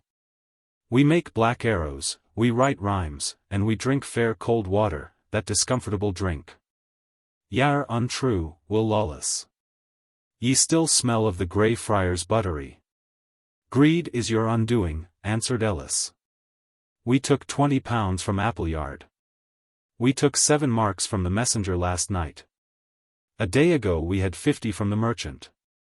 And today," said one of the men, "I stopped a fat pardoner riding apace for Hollywood. Here is his purse." Ellis counted the contents. 65 shillings, he grumbled.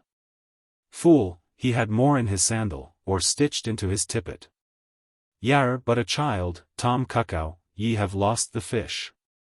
But, for all that, Ellis pocketed the purse with nonchalance.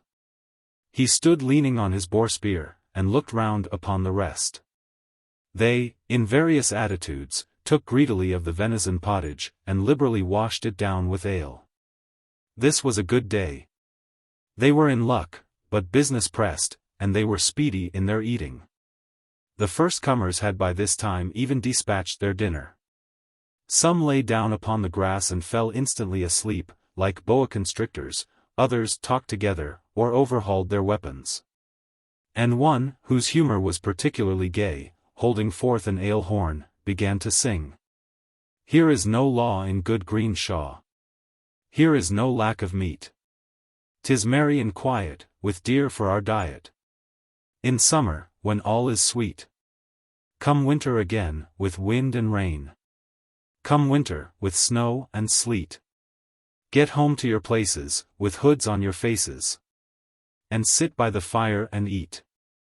All this while the 2 lads had listened and lain close, only Richard had unslung his crossbow, and held ready in one hand the windac, or grappling iron that he used to bend it. Otherwise they had not dared to stir, and this scene of forest life had gone on before their eyes like a scene upon a theatre. But now there came a strange interruption.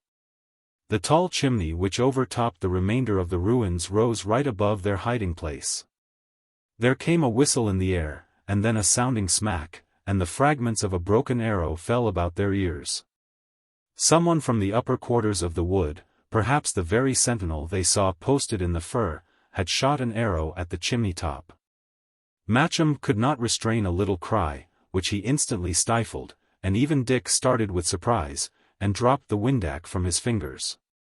But to the fellows on the lawn, this shaft was an expected signal. They were all afoot together, tightening their belts, testing their bowstrings, loosening sword and dagger in the sheath.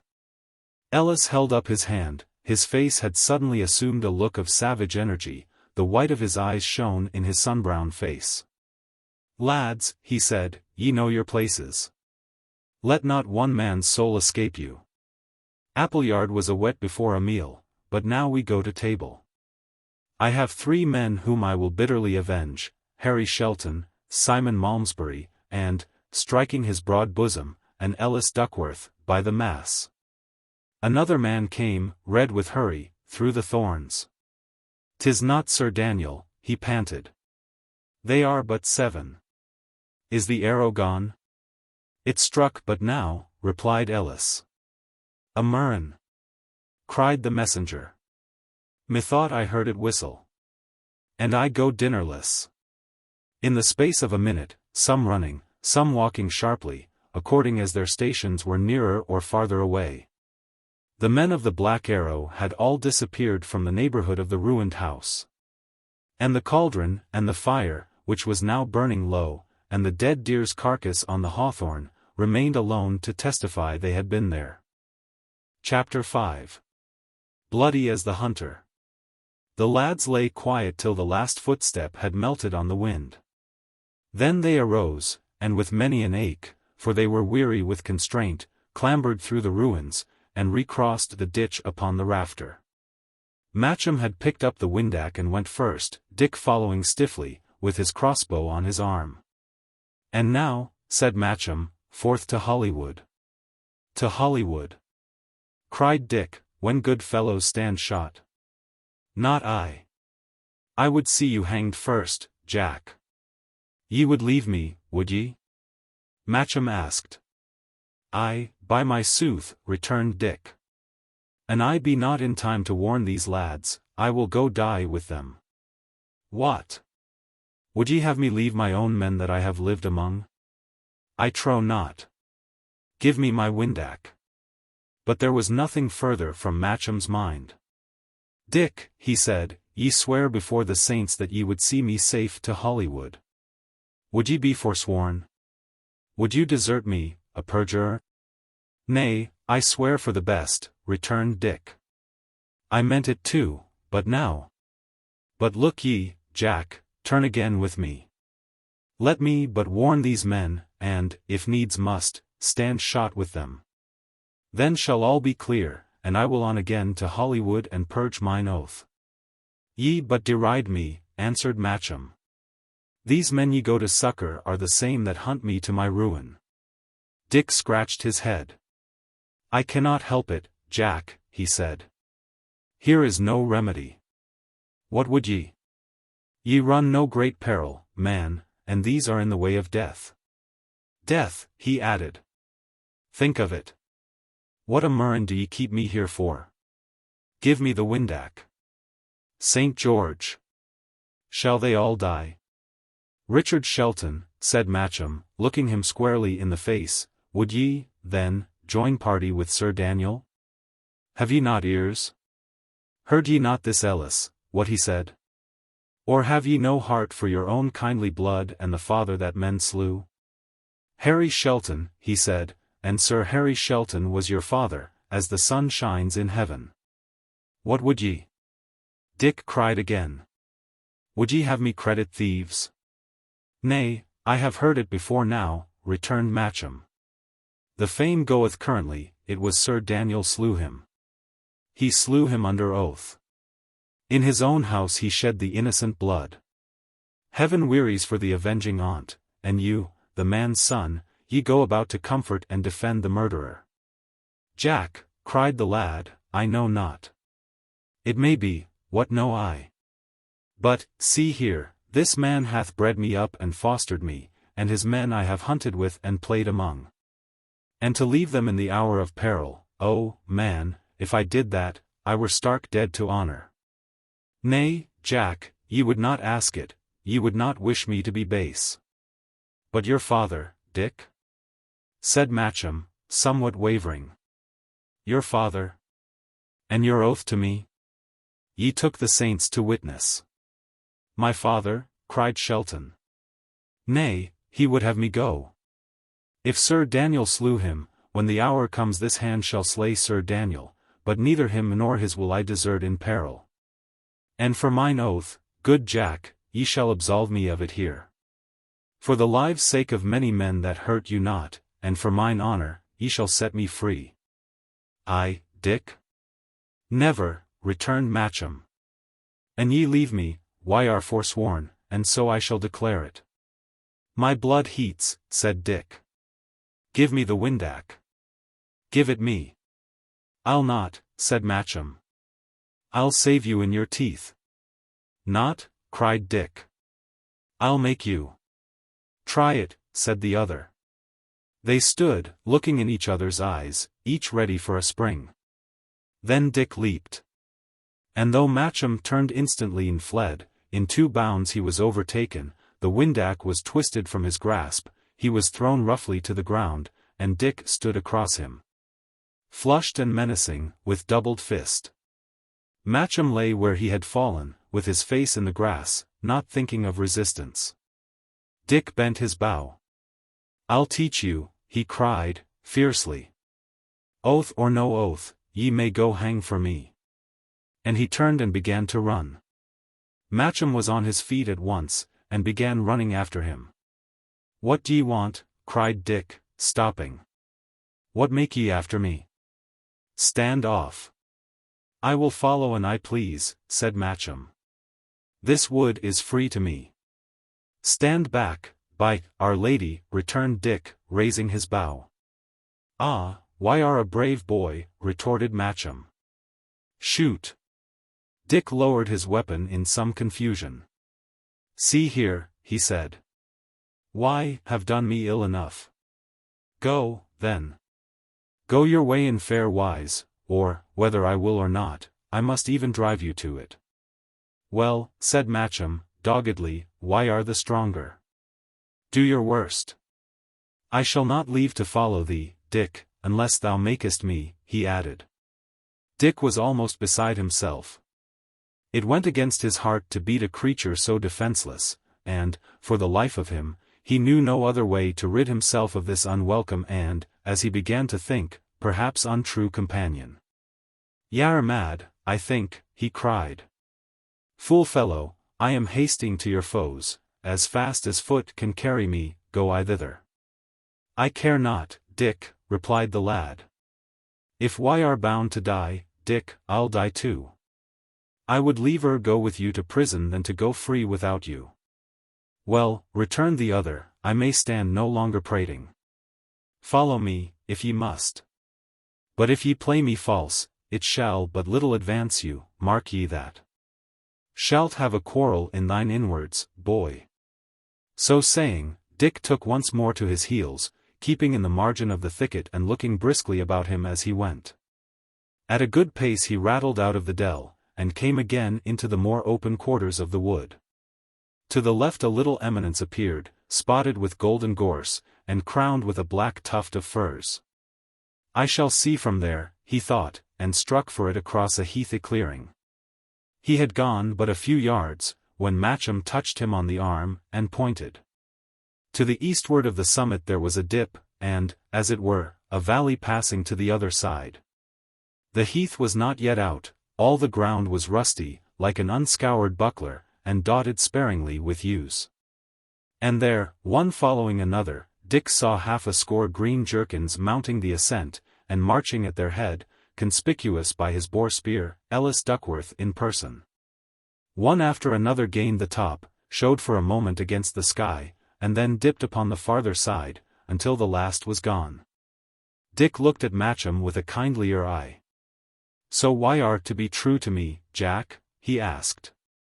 I thought ye were of the other party. Matcham began to sob.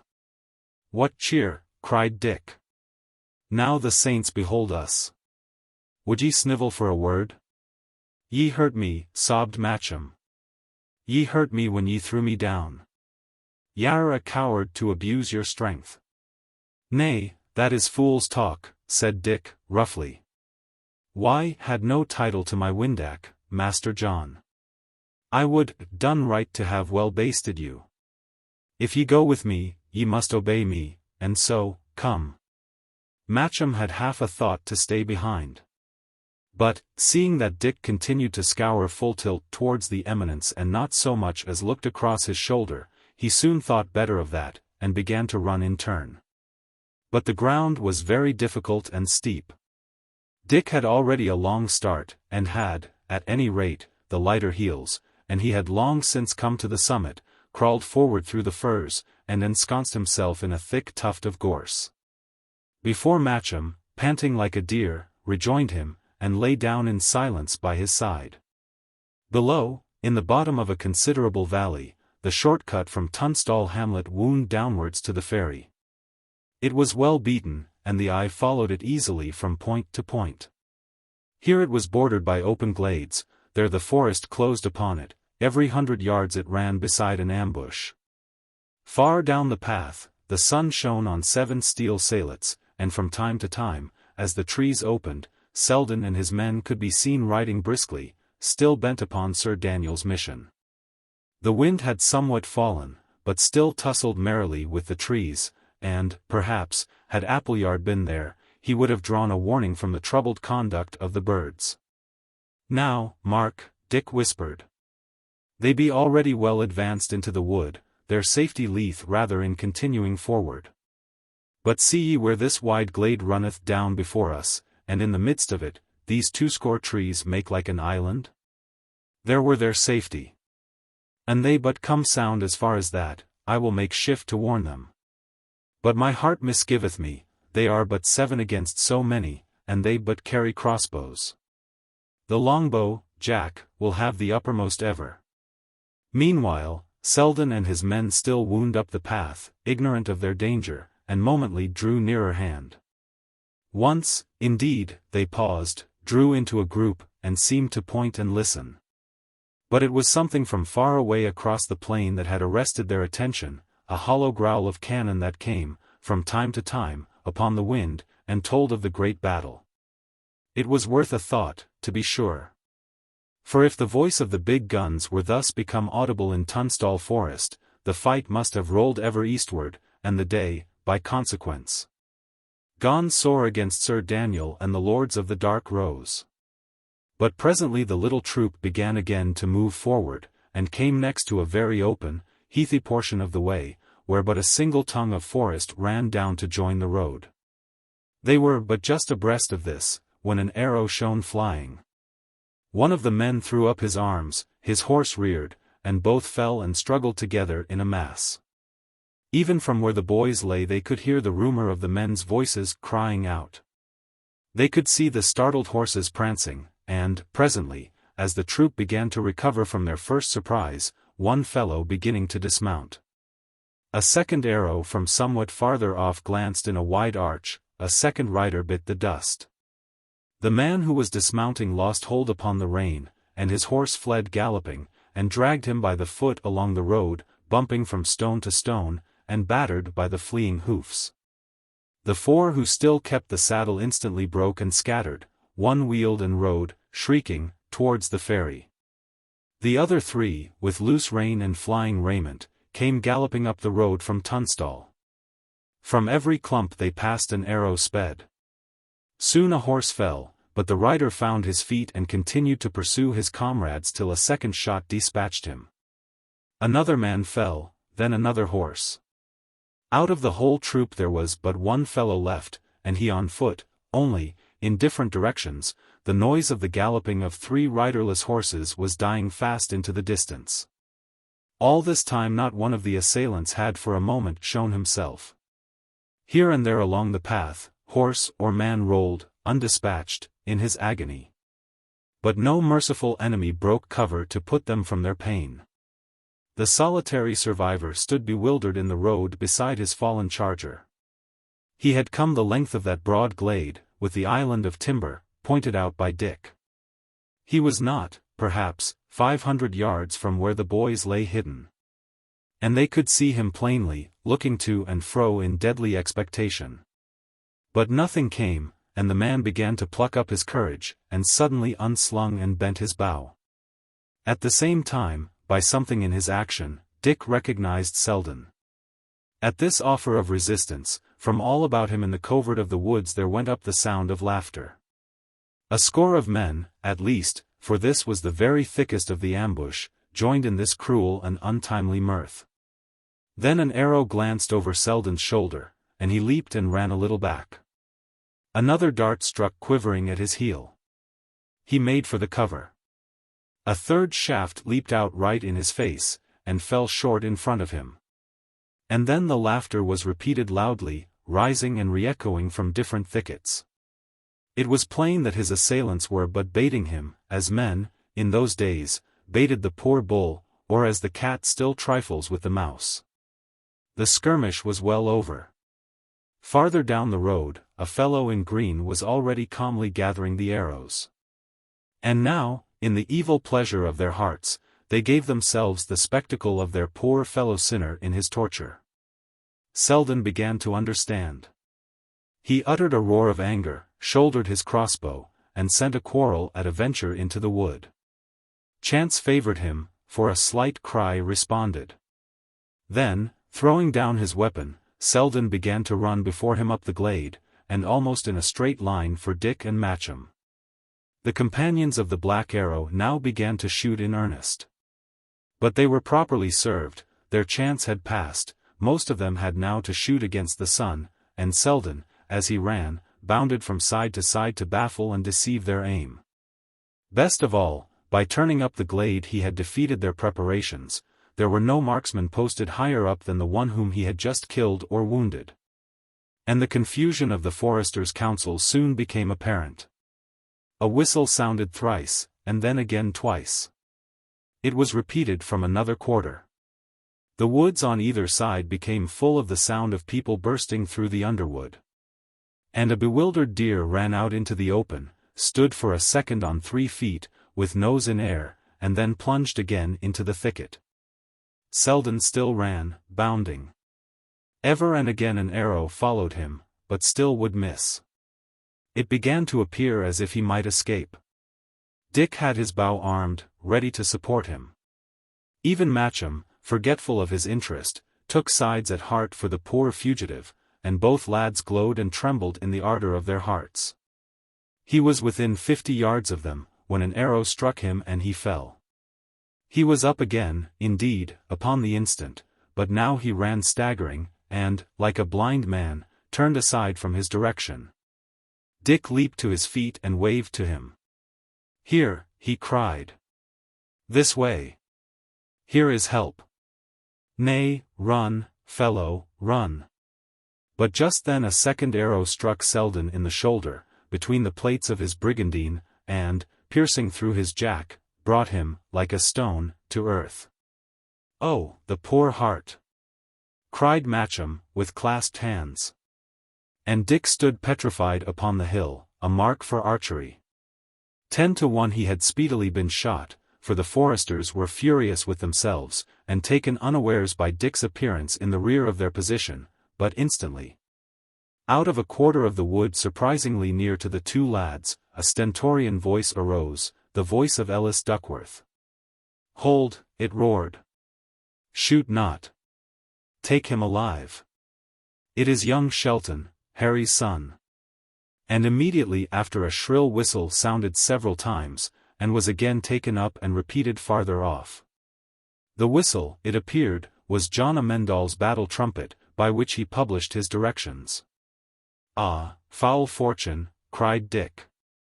"We are undone. Swiftly, Jack, come swiftly." And the pair turned and ran back through the open pine clump that covered the summit of the hill. Chapter 6. To the day's end. It was, indeed, high time for them to run. On every side the company of the Black Arrow was making for the hill. Some, being better runners, or having open ground to run upon, had far outstripped the others, and were already close upon the goal.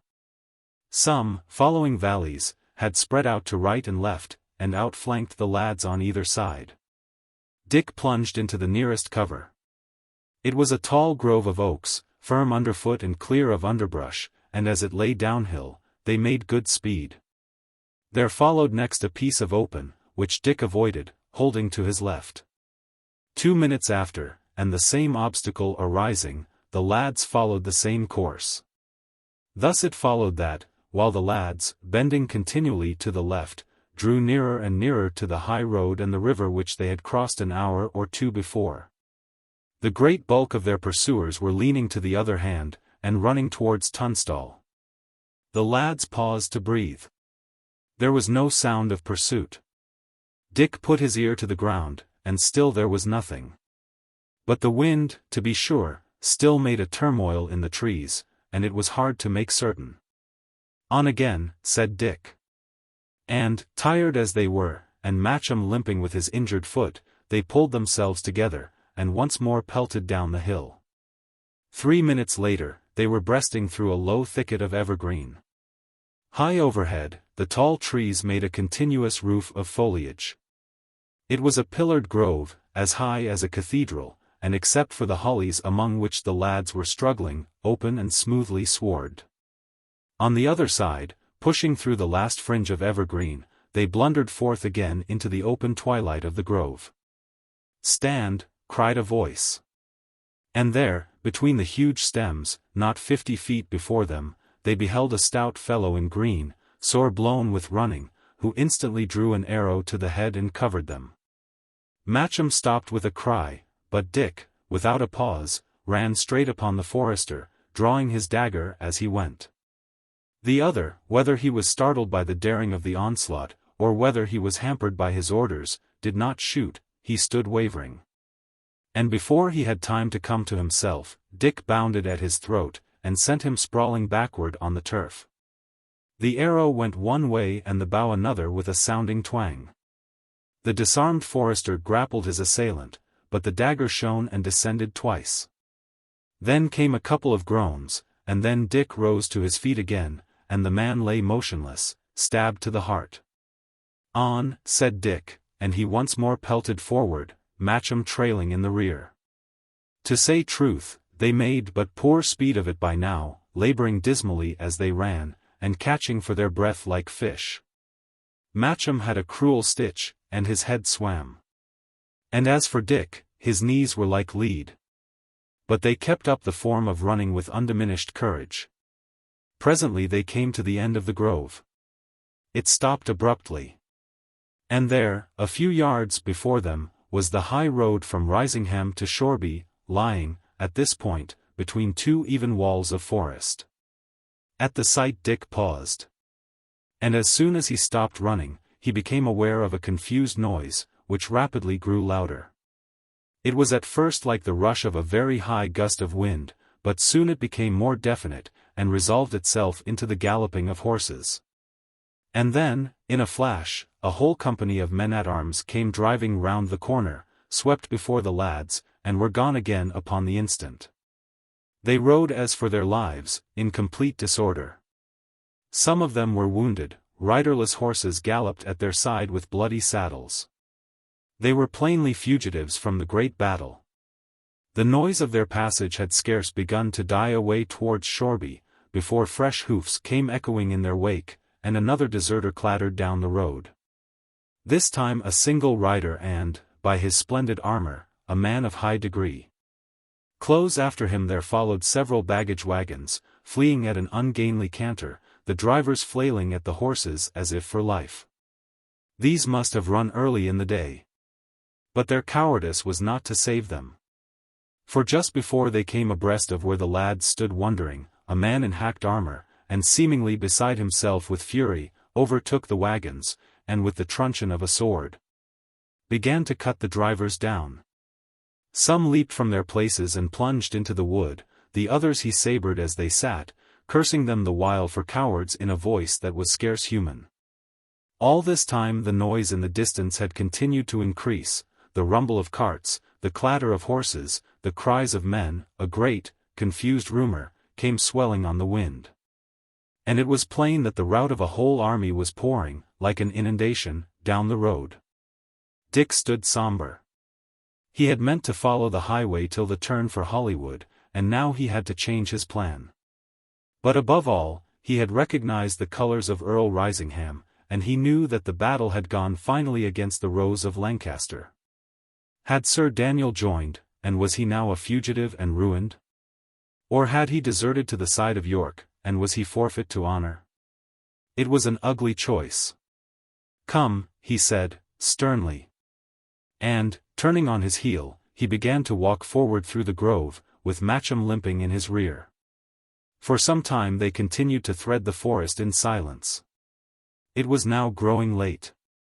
The sun was setting in the plain beyond Kettley, the treetops overhead glowed golden, but the shadows had begun to grow darker and the chill of the night to fall. "If there were anything to eat!" cried Dick, suddenly, pausing as he spoke.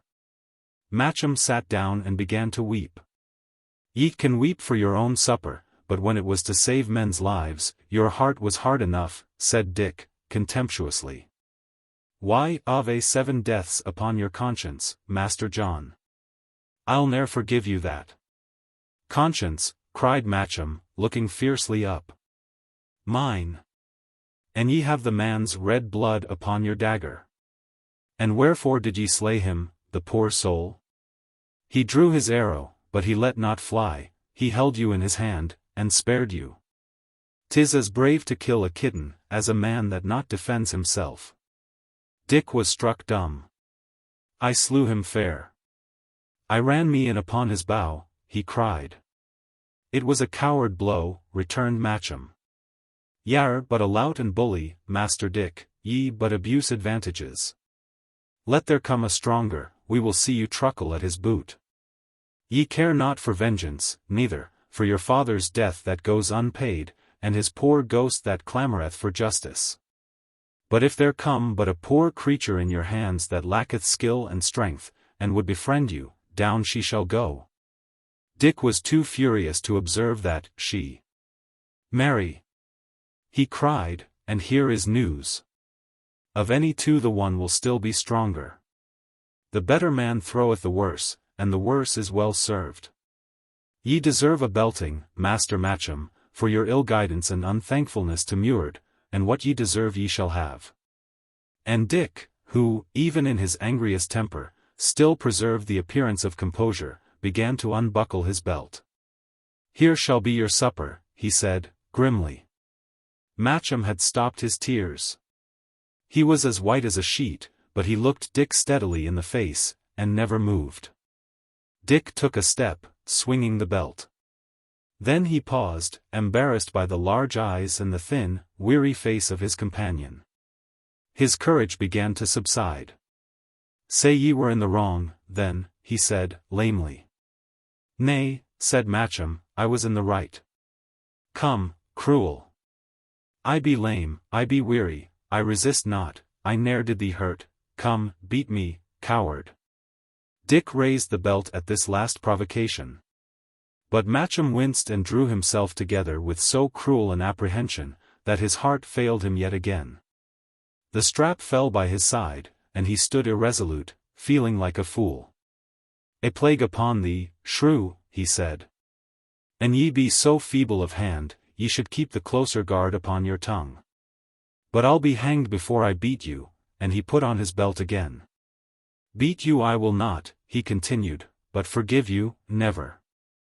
I knew ye not, ye were my master's enemy, I lent you my horse, my dinner ye have eaten. Why, Ave called me a man o' wood, a coward, and a bully. Nay, by the mass, the measure is filled, and runneth over.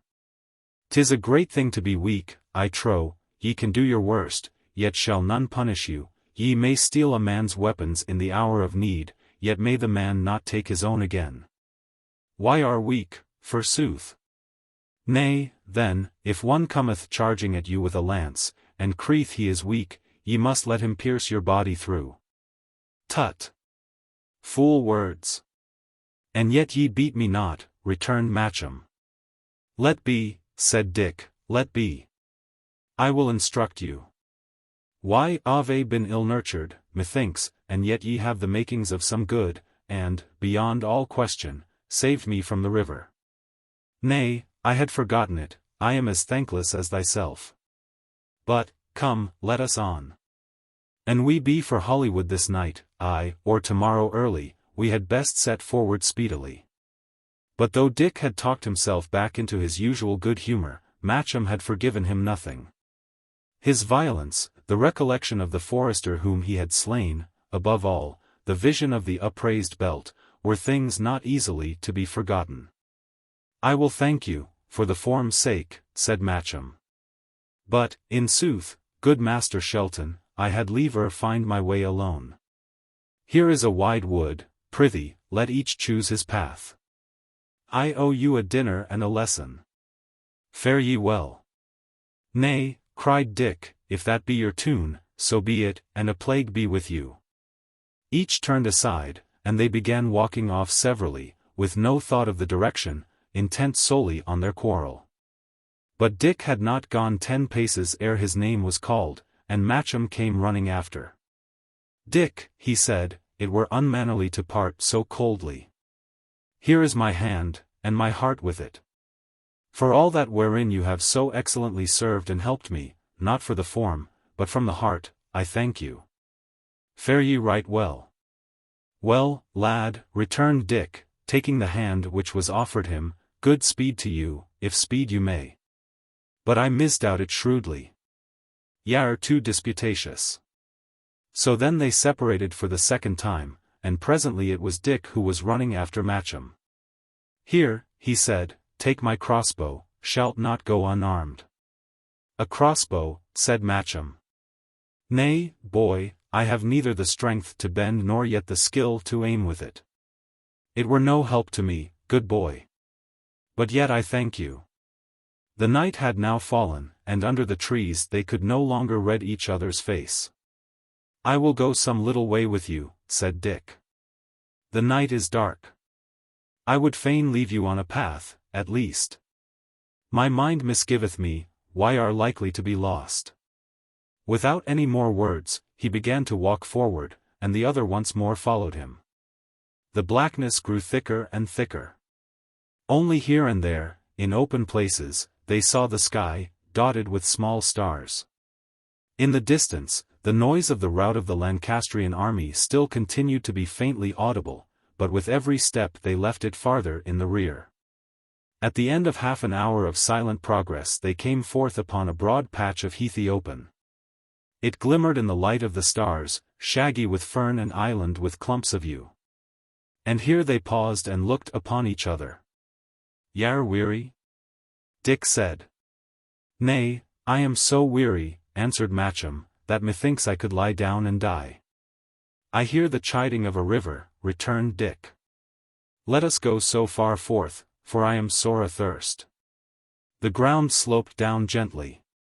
And, sure enough, in the bottom, they found a little murmuring river, running among willows.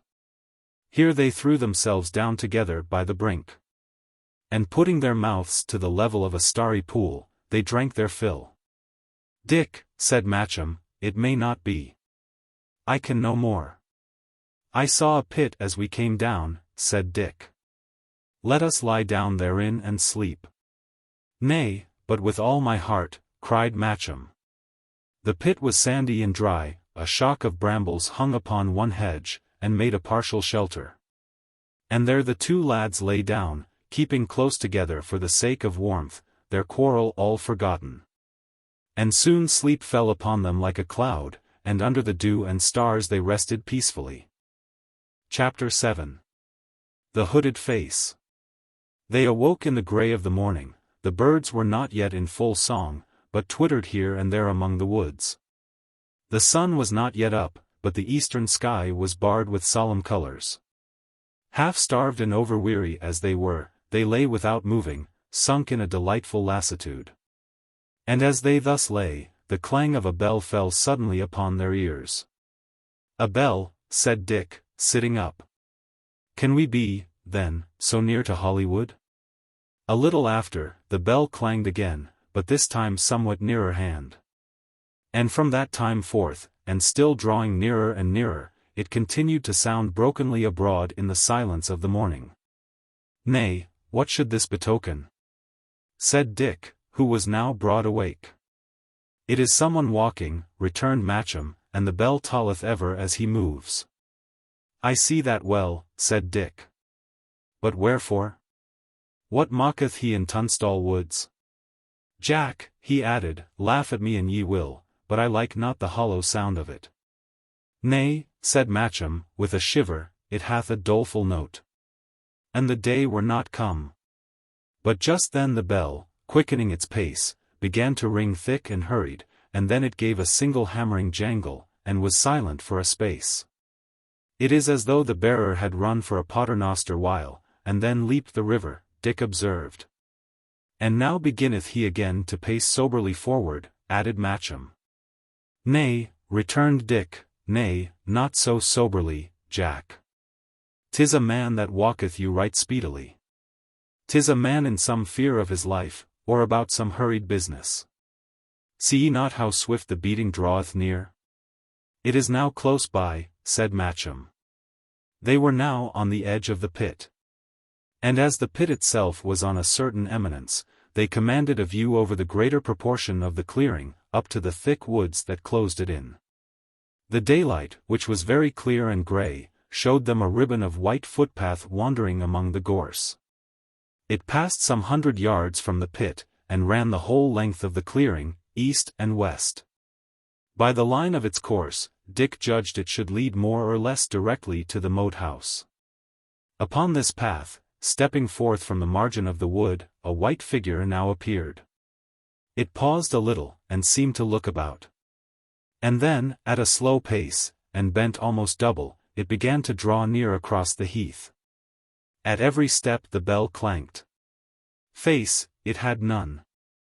A white hood, not even pierced with eye-holes, veiled the head, and as the creature moved, it seemed to feel its way with the tapping of a stick.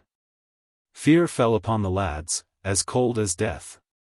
"A leper," said Dick, hoarsely. "His touch is death," said Matcham. "Let us run."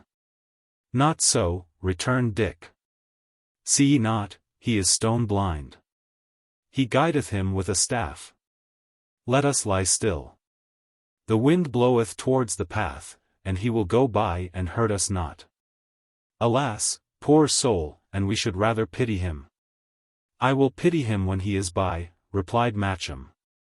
The blind leper was now about halfway towards them, and just then the sun rose and shone full on his veiled face. He had been a tall man before he was bowed by his disgusting sickness, and even now he walked with a vigorous step. The dismal beating of his bell, the pattering of the stick, the eyeless screen before his countenance, and the knowledge that he was not only doomed to death and suffering, but shut out forever from the touch of his fellow men, filled the lads' bosoms with dismay. And at every step that brought him nearer, their courage and strength seemed to desert them. As he came about level with the pit, he paused, and turned his face full upon the lads. "Mary be my shield." "He sees us," said Matcham, faintly. "Hush," whispered Dick. "He doth but hearken. He is blind, fool." The leper looked or listened, whichever he was really doing, for some seconds. Then he began to move on again, but presently paused once more, and again turned and seemed to gaze upon the lads. Even Dick became dead white and closed his eyes, as if by the mere sight he might become infected. But soon the bell sounded, and this time, without any further hesitation, the leper crossed the remainder of the little heath and disappeared into the covert of the woods. "He saw us," said Matcham. "I could swear it." "Tut," returned Dick, recovering some sparks of courage. "He but heard us. He was in fear, poor soul. An ye were blind, and walked in a perpetual night, ye would start yourself, if ever a twig rustled or a bird cried, peep." "Dick, good Dick, he saw us," repeated Matcham. "When a man hearkeneth, he doth not as this man, he doth otherwise, Dick." This was seeing, it was not hearing. "He means foully. Hark, else, if his bell be not stopped." Such was the case. The bell rang no longer. "Nay," said Dick, "I like not that." "Nay," he cried again, "I like that little." What may this betoken? Let us go, by the mass. He hath gone east, added Matcham. Good Dick, let us go westward straight, I shall not breathe till I have my back turned upon that leper. Jack, why are too cowardly, replied Dick. We shall go fair for Hollywood, or as fair, at least, as I can guide you, and that will be due north. They were afoot at once, passed the stream upon some stepping stones, and began to mount on the other side, which was steeper, towards the margin of the wood. The ground became very uneven, full of knolls and hollows, trees grew scattered or in clumps, it became difficult to choose a path, and the lads somewhat wandered. They were weary, besides, with yesterday's exertions and the lack of food, and they moved but heavily and dragged their feet among the sand. Presently, coming to the top of a knoll, they were aware of the leper, some 100 feet in front of them, crossing the line of their march by a hollow. His bell was silent, his staff no longer tapped the ground, and he went before him with the swift and assured footsteps of a man who sees. Next moment he had disappeared into a little thicket. The lads, at the first glimpse, had crouched behind a tuft of gorse, there they lay, horror-struck. Certain, he pursueth us, said Dick, certain. He held the clapper of his bell in one hand, saw ye? That it should not sound. Now may the saints aid and guide us, for I have no strength to combat pestilence. What mocketh he? Cried Matcham. What doth he want? Who ever heard the like, that a leper, out of mere malice, should pursue unfortunates? Hath he not his bell to that very end, that people may avoid him? Dick, there is below this something deeper. Nay, I care not, moaned Dick, the strength is gone out of me, my legs are like water. The saints be mine assistants. Would ye lie there idle? Cried Matcham. Let us back into the open. We have the better chance, he cannot steal upon us unawares. Not I, said Dick. My time is come, and peradventure he may pass us by. Bend me, then, your bow, cried the other. What? Will ye be a man? Dick crossed himself. Would ye have me shoot upon a leper? He cried. The hand would fail me. Nay, now, he added, nay, now, let be. With sound men I will fight, but not with ghosts and lepers. Which this is I wot not. One or other, heaven be our protection. Now, said Matcham, if this be man's courage, what a poor thing is man. But sith ye will do naught, let us lie close. Then came a single, broken jangle on the bell. He hath missed his hold upon the clapper, whispered Matcham. Saints! How near he is! But Dick answered never a word, his teeth were near chattering.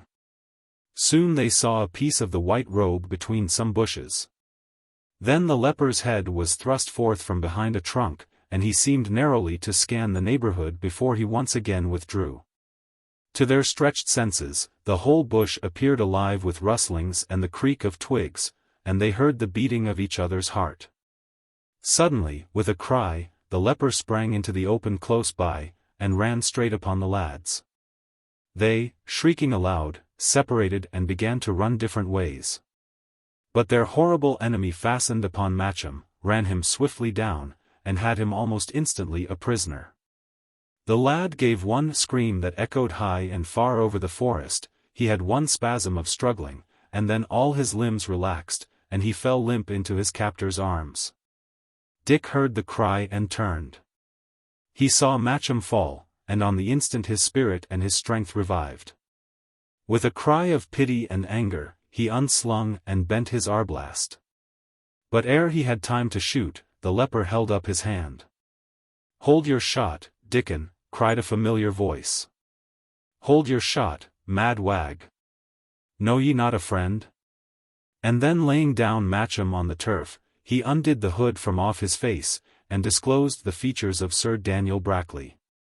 Sir Daniel, cried Dick. Aye, by the mass, Sir Daniel, returned the knight. Would ye shoot upon your guardian, rogue? But here is this, and there he broke off, and pointing to Matcham, asked, how call ye him, Dick? Nay, said Dick, I call him Master Matcham. Know ye him not? He said ye knew him. Aye, replied Sir Daniel, I know the lad, and he chuckled. But he has fainted. And, by my sooth, he might have had less to faint for. Hey, Dick? Did I put the fear of death upon you? Indeed, Sir Daniel, ye did that, said Dick, and sighed again at the mere recollection. Nay, sir, saving your respect, I had as lief met the devil in person, and to speak truth, I am yet all a quake.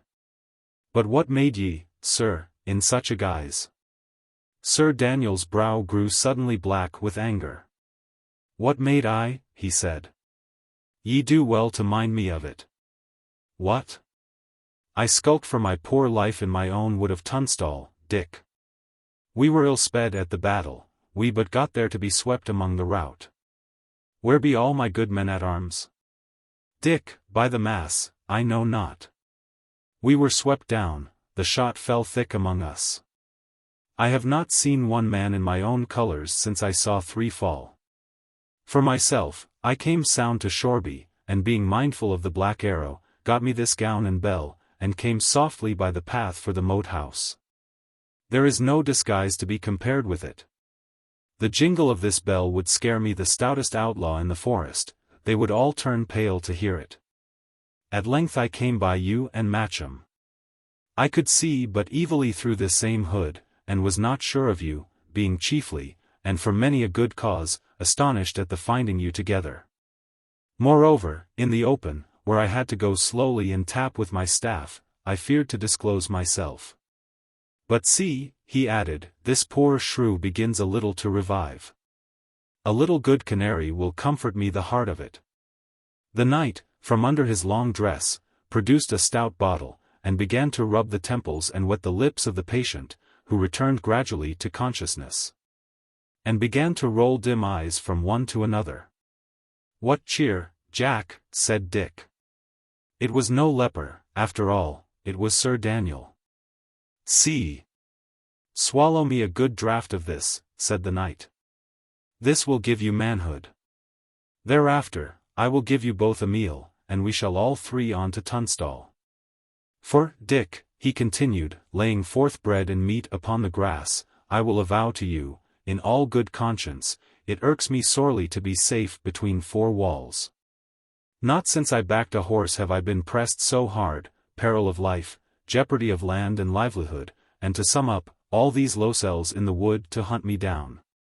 But I be not yet shent. Some of my lads will pick me their way home. Hatch hath 10 fellows, Selden, he had 6. Nay, we shall soon be strong again. And if I can but buy my peace with my right fortunate and undeserving Lord of York, why, Dick, will be a man again and go a horseback. And so saying, the knight filled himself a horn of canary, and pledged his ward in dumb show. Selden, Dick faltered, Selden, and he paused again. Sir Daniel put down the wine untasted. How, he cried, in a changed voice. Selden? Speak. What of Selden? Dick stammered forth the tale of the ambush and the massacre. The knight heard in silence. But as he listened, his countenance became convulsed with rage and grief. Now here, he cried, on my right hand, I swear to avenge it. If that I fail, if that I spill not 10 men's souls for each, may this hand wither from my body. I broke this Duckworth like a rush, I beggared him to his door, I burned the thatch above his head.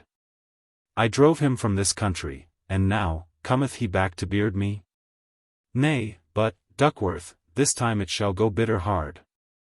He was silent for some time, his face working. Eat! He cried, suddenly. And you hear, he added to Matcham, swear me an oath to follow straight to the Moat House. I will pledge mine honour, replied Matcham. What make I with your honour? Cried the knight. Swear me upon your mother's welfare. Matcham gave the required oath, and Sir Daniel readjusted the hood over his face, and prepared his bell and staff. To see him once more in that appalling travesty somewhat revived the horror of his two companions. But the knight was soon upon his feet. "Eat with dispatch," he said, "and follow me yarely to mine house." And with that he set forth again into the woods. And presently after the bell began to sound, numbering his steps, and the two lads sat by their untasted meal, and heard it die slowly away uphill into the distance. "And so ye go to Tunstall?" Dick inquired. "Yea, verily," said Matcham, "when needs must. I am braver behind Sir Daniel's back than to his face." They ate hastily, and set forth along the path through the airy upper levels of the forest, where great beeches stood apart among green lawns, and the birds and squirrels made merry on the boughs. 2 hours later, they began to descend upon the other side, and already, among the treetops, saw before them the red walls and roofs of Tunstall House. "Here," said Matcham, pausing, "ye shall take your leave of your friend Jack, whom we are to see no more. Come, Dick, forgive him what he did amiss, as he, for his part, cheerfully and lovingly forgiveth you." "And wherefore so?" asked Dick. "An we both go to Tunstall, I shall see you yet again, I trow, and that right often." "Ye'll never again see poor Jack Matcham," replied the other, "that was so fearful and burdensome, and yet plucked you from the river. Ye'll not see him more, Dick, by mine honour." He held his arms open, and the lads embraced and kissed. "And, Dick," continued Matcham, "my spirit bodeth ill. Y'are now to see a new Sir Daniel. For heretofore hath all prospered in his hands exceedingly, and fortune followed him. But now, methinks, when his fate hath come upon him, and he runs the adventure of his life, he will prove but a foul lord to both of us. He may be brave in battle, but he hath the liar's eye. There is fear in his eye, Dick, and fear is as cruel as the wolf. We go down into that house, Saint Mary guide us forth again." And so they continued their descent in silence, and came out at last before Sir Daniel's forest stronghold, where it stood, low and shady, flanked with round towers and stained with moss and lichen. In the lilied waters of the moat. Even as they appeared, the doors were opened, the bridge lowered, and Sir Daniel himself, with Hatch and the parson at his side, stood ready to receive them. Book. Chapter 2. The Moat House. Chapter 1. Dick asks questions. The Moat House stood not far from the rough forest road. Externally, it was a compact rectangle of red stone, flanked at each corner by a round tower, pierced for archery and battlement at the top. Within, it enclosed a narrow court. The moat was perhaps 12 feet wide, crossed by a single drawbridge. It was supplied with water by a trench, leading to a forest pool and commanded, through its whole length, from the battlements of the two southern towers. Except that 1 or 2 tall and thick trees had been suffered to remain within half a bowshot of the walls, the house was in a good posture for defence. In the court, Dick found a part of the garrison, busy with preparations for defence, and gloomily discussing the chances of a siege. Some were making arrows, some sharpening swords that had long been disused, but even as they worked, they shook their heads. 12 of Sir Daniel's party had escaped the battle, run the gauntlet through the wood, and come alive to the Moat House. But out of this dozen, 3 had been gravely wounded, 2 at Risingham in the disorder of the rout, 1 by John Amendall's marksman as he crossed the forest.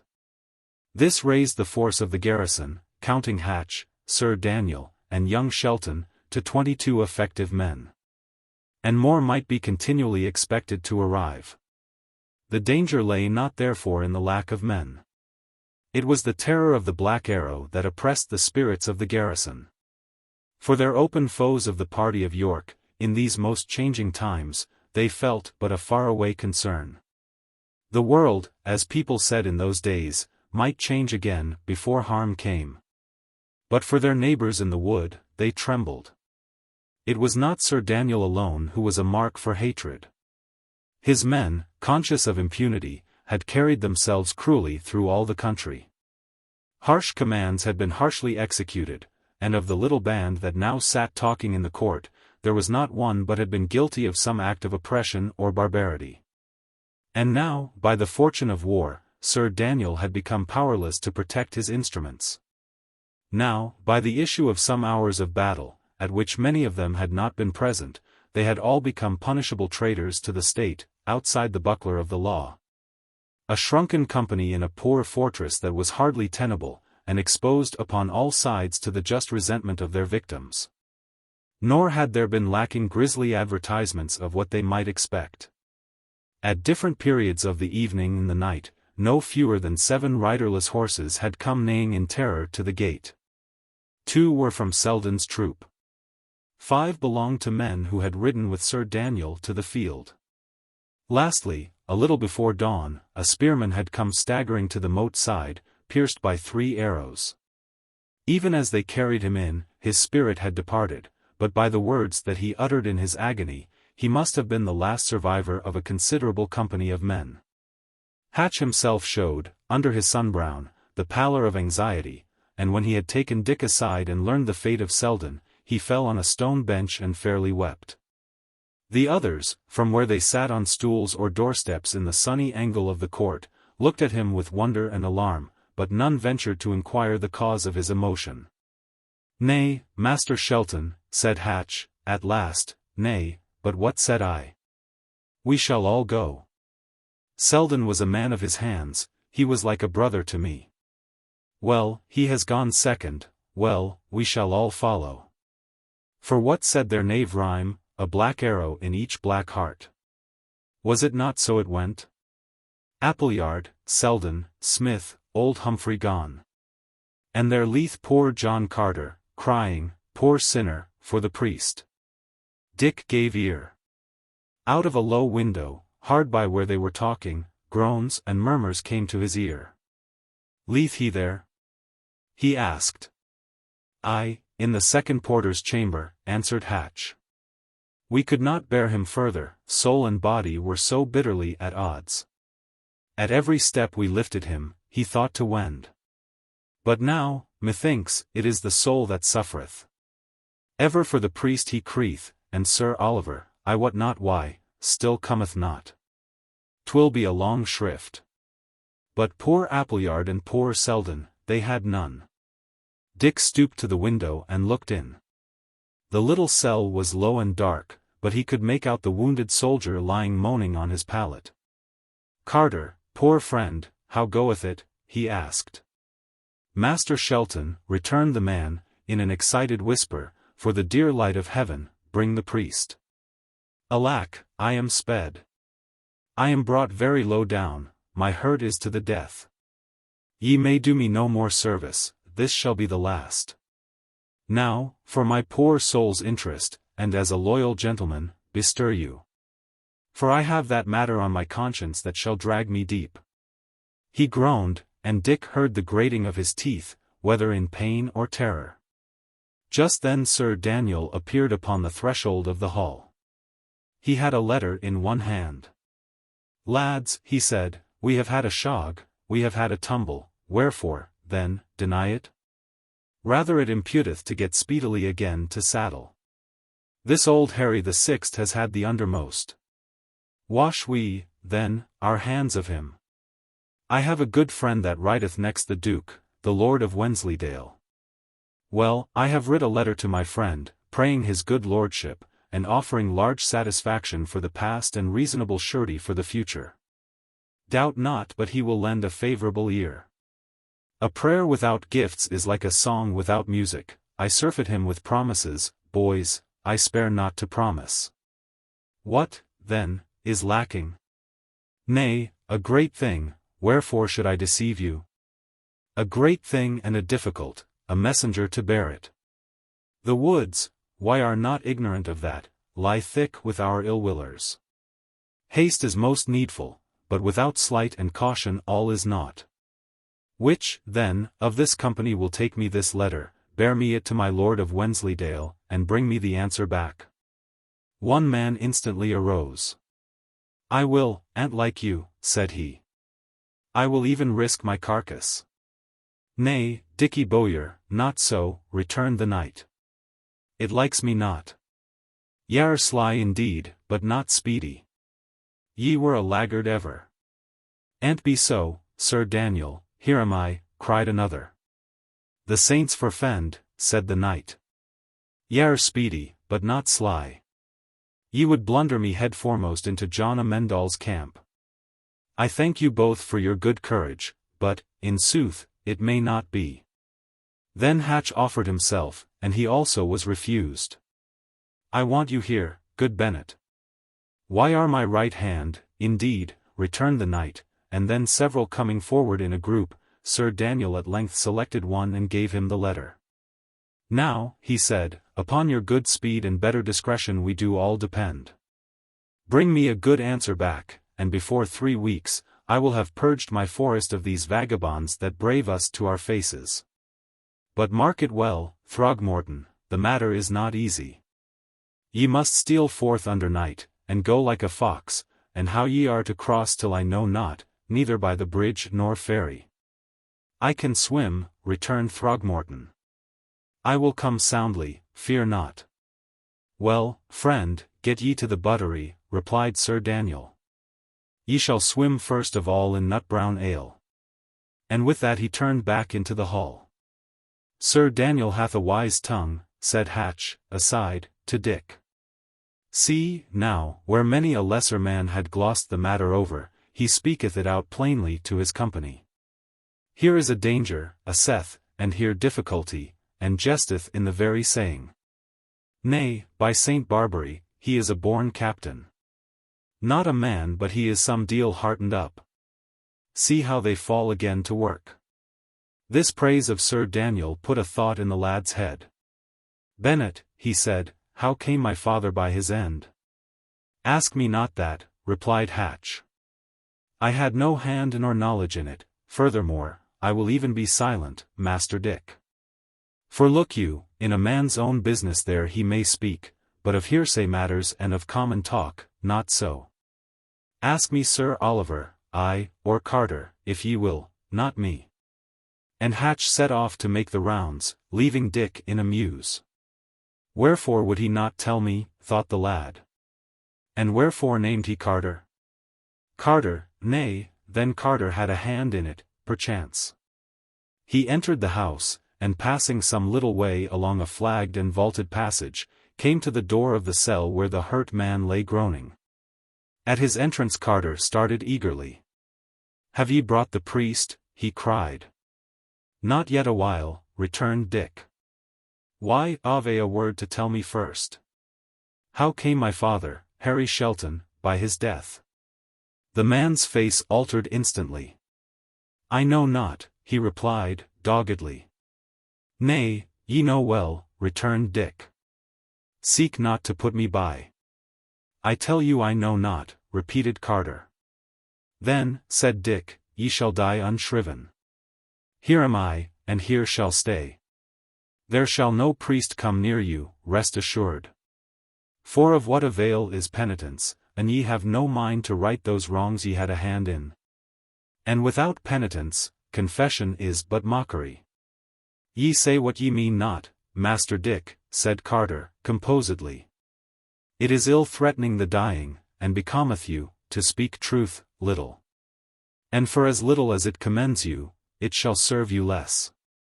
Stay, an ye please. Ye will condemn my soul, ye shall learn nothing. There is my last word to you. And the wounded man turned upon the other side. Now, Dick, to say truth, had spoken hastily, and was ashamed of his threat. But he made one more effort. Carter, he said, mistake me not. I know ye were but an instrument in the hands of others, a churl must obey his lord, I would not bear heavily on such an one. But I begin to learn upon many sides that this great duty leath on my youth and ignorance, to avenge my father. Prithee, then, good Carter, set aside the memory of my threatenings, and in pure goodwill and honest penitence give me a word of help. The wounded man lay silent. Nor, say what Dick pleased, could he extract another word from him. Well, said Dick, I will go call the priest to you as ye desired. For howsoever ye be in fault to me or mine, would not be willingly in fault to any, least of all to one upon the last change. Again the old soldier heard him without speech or motion. Even his groans he had suppressed, and as Dick turned and left the room, he was filled with admiration for that rugged fortitude. And yet, he thought, of what use is courage without wit? Had his hands been clean, he would have spoken, his silence did confess the secret louder than words. Nay, upon all sides, proof floweth on me. Sir Daniel, he or his men, hath done this thing. Dick paused in the stone passage with a heavy heart. At that hour, in the ebb of Sir Daniel's fortune, when he was beleaguered by the archers of the Black Arrow and proscribed by the victorious Yorkists, was Dick, also. To turn upon the man who had nourished and taught him, who had severely punished, indeed, but yet unwearyingly protected his youth? The necessity, if it should prove to be one, was cruel. Pray heaven he be innocent, he said. And then steps sounded on the flagging, and Sir Oliver came gravely towards the lad. One seeketh you earnestly, said Dick. I am upon the way, good Richard, said the priest. It is this poor Carter. Alack, he is beyond cure.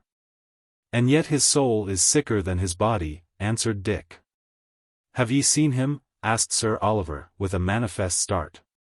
I do but come from him, replied Dick. What said he? What said he? Snapped the priest, with extraordinary eagerness. He but cried for you the more piteously, Sir Oliver. It were well done to go the faster, for his hurt is grievous, returned the lad. I am straight for him, was the reply. Well, we have all our sins. We must all come to our latter day, good Richard. Aye, sir, and it were well if we all came fairly, answered Dick. The priest dropped his eyes, and with an inaudible benediction hurried on.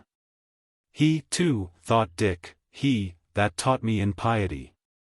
Nay, then, what a world is this, if all that care for me be blood guilty of my father's death? Vengeance! Alas! What a sore fate is mine, if I must be avenged upon my friends. The thought put Matcham in his head. He smiled at the remembrance of his strange companion, and then wondered where he was. Ever since they had come together to the doors of the Moat House the younger lad had disappeared, and Dick began to weary for a word with him. About an hour after, Mass being somewhat hastily run through by Sir Oliver, the company gathered in the hall for dinner. It was a long, low apartment, strewn with green rushes, and the walls hung with arras in a design of savage men and questioning bloodhounds. Here and there hung spears and bows and bucklers. A fire blazed in the big chimney, there were arras-covered benches round the wall, and in the midst the table, fairly spread, awaited the arrival of the diners. Neither Sir Daniel nor his lady made their appearance. Sir Oliver himself was absent, and here again there was no word of Matcham. Dick began to grow alarmed, to recall his companion's melancholy forebodings, and to wonder to himself if any foul play had befallen him in that house. After dinner he found Goody Hatch, who was hurrying to my Lady Brackley. Goody, he said, where is Master Matcham, I prithee? I saw ye go in with him when we arrived. The old woman laughed aloud. Ah, Master Dick, she said, why, have a famous bright eye in your head, to be sure, and laughed again. Nay, but where is he, indeed, persisted Dick. Ye will never see him more, she returned, never. It is sure. And I do not, returned the lad, I will know the reason why. He came not hither of his full free will. Such as I am his best protector, and I will see him justly used. There be too many mysteries, I do begin to weary of the game. But as Dick was speaking, a heavy hand fell on his shoulder. It was Bennet Hatch that had come unperceived behind him. With a jerk of his thumb, the retainer dismissed his wife. Friend Dick, he said, as soon as they were alone, are ye a moonstruck natural?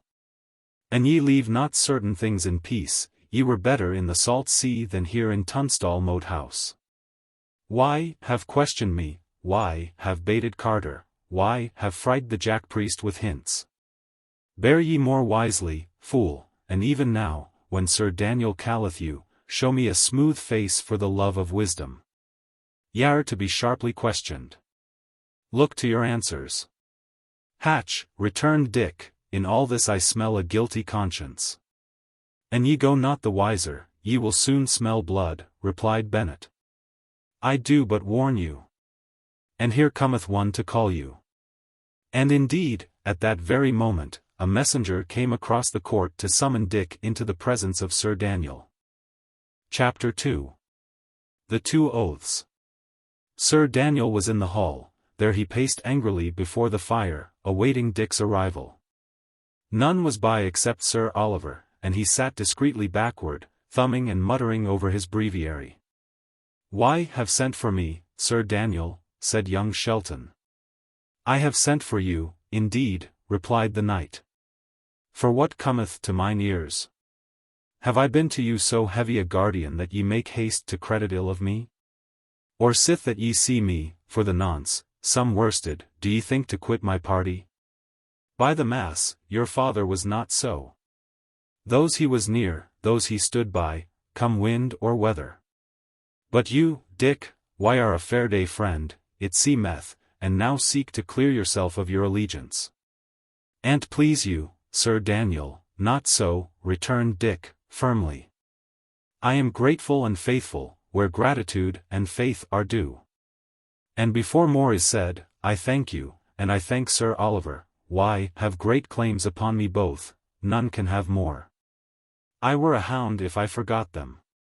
It is well, said Sir Daniel, and then, rising into anger, gratitude and faith are words, Dick Shelton, he continued, but I look to deeds. In this hour of my peril, when my name is attainted, when my lands are forfeit, when this wood is full of men that hunger and thirst for my destruction, what doth gratitude? What doth faith? I have but a little company remaining, is it grateful or faithful to poison me their hearts with your insidious whisperings? Save me from such gratitude. But, come, now, what is it ye wish? Speak. We are here to answer. If ye have aught against me, stand forth and say it. Sir, replied Dick, my father fell when I was yet a child. It hath come to mine ears that he was foully done by. It hath come to mine ears, for I will not dissemble, that ye had a hand in his undoing. And in all verity, I shall not be at peace in mine own mind, nor very clear to help you, till I have certain resolution of these doubts. Sir Daniel sat down in a deep settle. He took his chin in his hand and looked at Dick fixedly. And ye think I would be guardian to the man's son that I had murdered? He asked. Nay, said Dick, pardon me if I answer churlishly. But indeed ye know right well a wardship is most profitable. All these years have ye not enjoyed my revenues, and led my men? Have ye not still my marriage? I wot not what it may be worth, it is worth something. Pardon me again, but if ye were base enough to slay a man under trust, here were, perhaps, reasons enough to move you to the lesser baseness. When I was a lad of your years, returned Sir Daniel, sternly, my mind had not so turned upon suspicions. And Sir Oliver here, he added, why should he, a priest, be guilty of this act? Nay, Sir Daniel, said Dick, but where the master biddeth there will the dog go. It is well known this priest is but your instrument. I speak very freely, the time is not for courtesies. Even as I speak, so would I be answered. And answer get I none. Ye but put more questions. I rede ye beware, Sir Daniel, for in this way ye will but nourish and not satisfy my doubts. I will answer you fairly, Master Richard, said the knight. Were I to pretend ye have not stirred my wrath, I were no honest man. But I will be just even in anger. Come to me with these words when we are grown and come to man's estate, and I am no longer your guardian, and so helpless to resent them. Come to me then, and I will answer you as ye merit, with a buffet in the mouth. Till then ye have two courses, either swallow me down these insults, keep a silent tongue, and fight in the meanwhile for the man that fed and fought for your infancy. Or else, the door standeth open, the woods are full of mine enemies, go. The spirit with which these words were uttered, the looks with which they were accompanied, staggered Dick. And yet he could not but observe that he had got no answer. "I desire nothing more earnestly, Sir Daniel, than to believe you," he replied. "Assure me ye are free from this." "Will ye take my word of honor, Dick?" inquired the knight. "That would I," answered the lad. "I give it you," returned Sir Daniel. "Upon my word of honor, upon the eternal welfare of my spirit, and as I shall answer for my deeds hereafter, I had no hand nor portion in your father's death." He extended his hand, and Dick took it eagerly. Neither of them observed the priest, who, at the pronunciation of that solemn and false oath, had half arisen from his seat in an agony of horror and remorse. "Ah," cried Dick, "ye must find it in your great heartedness to pardon me. I was a churl, indeed, to doubt of you. But ye have my hand upon it, I will doubt no more." "Nay, Dick," replied Sir Daniel, "why are forgiven. Ye know not the world and its calumnious nature." "I was the more to blame," added Dick, "in that the rogues pointed, not directly at yourself, but at Sir Oliver."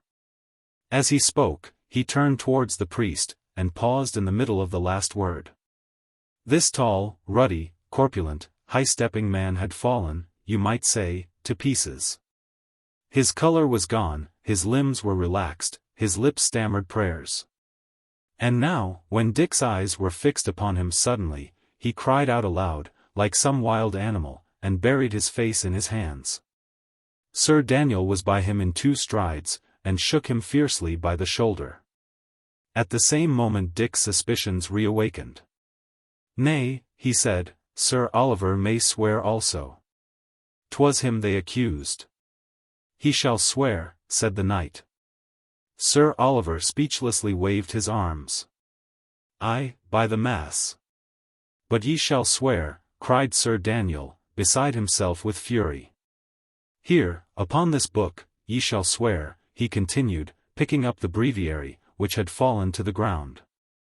"What? Ye make me doubt you."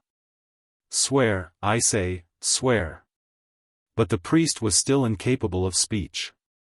His terror of Sir Daniel, his terror of perjury, risen to about an equal height, strangled him. And just then, through the high, stained-glass window of the hall, a black arrow crashed, and struck, and stuck quivering, in the midst of the long table. Sir Oliver, with a loud scream, fell fainting on the rushes, while the knight, followed by Dick, dashed into the court and up the nearest corkscrew stair to the battlements. The sentries were all on the alert. The sun shone quietly on green lawns dotted with trees, and on the wooded hills of the forest which enclosed the view. There was no sign of a besieger. "Whence came that shot?" asked the knight. "From yonder clump, Sir Daniel," returned a sentinel. The knight stood a little, musing. Then he turned to Dick. "Dick," he said, "keep me an eye upon these men, I leave you in charge here. As for the priest, he shall clear himself, or I will know the reason why. I do almost begin to share in your suspicions. He shall swear, trust me, or we shall prove him guilty." Dick answered somewhat coldly, and the knight, giving him a piercing glance, hurriedly returned to the hall. His first glance was for the arrow. It was the first of these missiles he had seen, and as he turned it to and fro, the dark hue of it touched him with some fear. Again there was some writing, one word, earthed. "Aye," he broke out, "they know I am home, then. Earthed. Aye, but there is not a dog among them fit to dig me out." Sir Oliver had come to himself, and now scrambled to his feet. "Alack, Sir Daniel," he moaned, "why have sworn a dread oath, why are doomed to the end of time?" "Aye," returned the knight, "I have sworn an oath, indeed, thou chucklehead, but thyself shalt swear a greater. It shall be on the blessed cross of Holywood. Look to it, get the words ready. It shall be sworn tonight." "Now, may heaven lighten you," replied the priest, "may heaven incline your heart from this iniquity." "Look you, my good father," said Sir Daniel, "if ye are for piety, I say no more, ye begin late, that is all. But if we are in any sense bent upon wisdom, hear me. This lad beginneth to irk me like a wasp. I have a need for him, for I would sell his marriage. But I tell you, in all plainness, if that he continue to weary me, he shall go join his father. I give orders now to change him to the chamber above the chapel. If that ye can swear your innocency with a good, solid oath and an assured countenance, it is well. The lad will be at peace a little, and I will spare him. If that ye stammer or blench, or anyways boggle at the swearing, he will not believe you, and by the mass, he shall die. There is for your thinking on. The chamber above the chapel, gasped the priest. That same, replied the knight. So if ye desire to save him, save him. And if ye desire not, prithee, go to, and let me be at peace. For an I had been a hasty man, would already have put my sword through you, for your intolerable cowardice and folly. Have ye chosen? Say. I have chosen, said the priest. Heaven pardon me, I will do evil for good. I will swear for the lad's sake. So is it best, said Sir Daniel.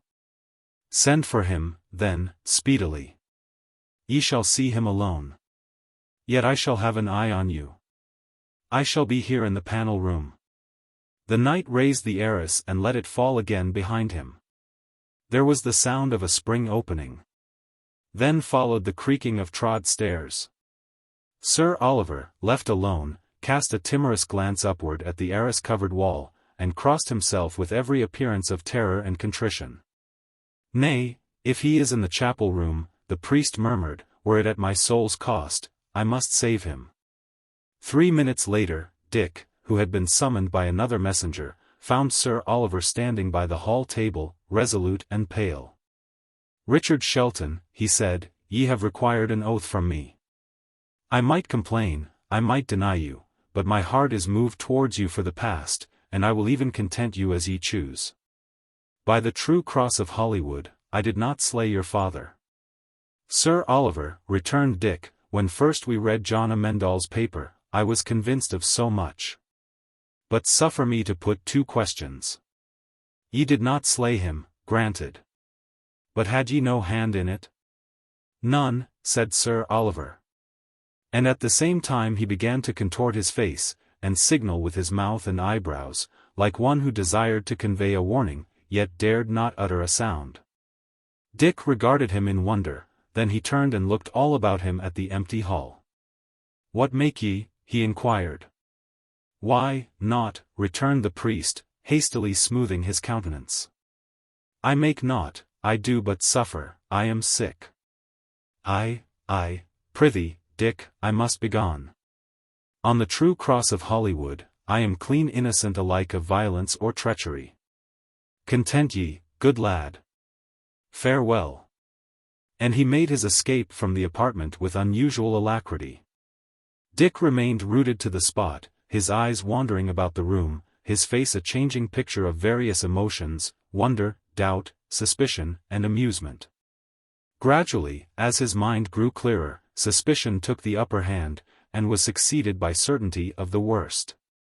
He raised his head, and, as he did so, violently started. High upon the wall there was the figure of a savage hunter woven in the tapestry.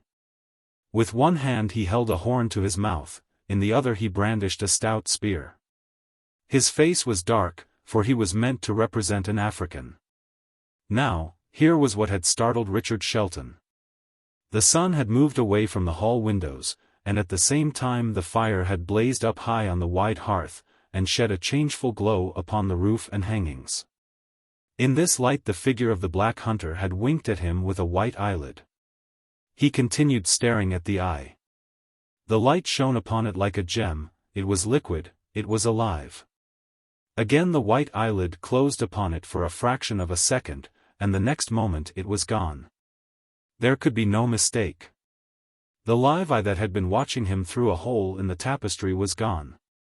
The firelight no longer shone on a reflecting surface. And instantly Dick awoke to the terrors of his position. Hatch's warning, the mute signals of the priest, this eye that had observed him from the wall, ran together in his mind. He saw he had been put upon his trial, that he had once more betrayed his suspicions, and that, short of some miracle, he was lost. If I cannot get me forth out of this house, he thought, I am dead man. And this poor Matcham, too, to what a cockatrice's nest have I not led him? He was still so thinking, when there came one in haste, to bid him help in changing his arms, his clothing, and his 2 or 3 books, to a new chamber. A new chamber, he repeated. Wherefore so? What chamber? 'Tis one above the chapel, answered the messenger. It hath stood long empty, said Dick, musing. What manner of room is it? Nay, a brave room, returned the man. But yet, lowering his voice, they call it haunted. Haunted, repeated Dick, with a chill. I have not heard of it. Nay, then, and by whom? The messenger looked about him, and then, in a low whisper, by the sacrist of St. John's, he said. They had him there to sleep one night, and in the morning, phew, he was gone. The devil had taken him, they said, the more betoken, he had drunk late the night before. Dick followed the man with black forebodings. Chapter 3. The room over the chapel. From the battlements nothing further was observed. The sun journeyed westward, and at last went down. But, to the eyes of all these eager sentinels, no living thing appeared in the neighbourhood of Tunstall House. When the night was at length fairly come, Throgmorton was led to a room overlooking an angle of the moat. Thence he was lowered with every precaution.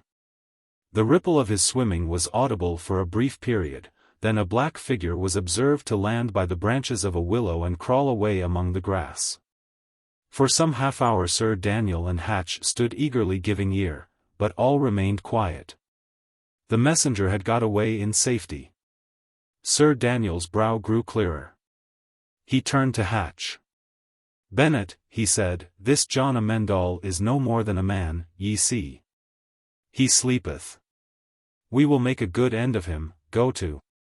All the afternoon and evening, Dick had been ordered hither and thither, one command following another, till he was bewildered with the number and the hurry of commissions. All that time he had seen no more of Sir Oliver, and nothing of Matcham, and yet both the priest and the young lad ran continually in his mind.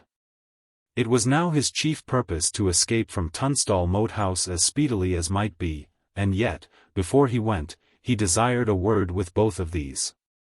At length, with a lamp in one hand, he mounted to his new apartment.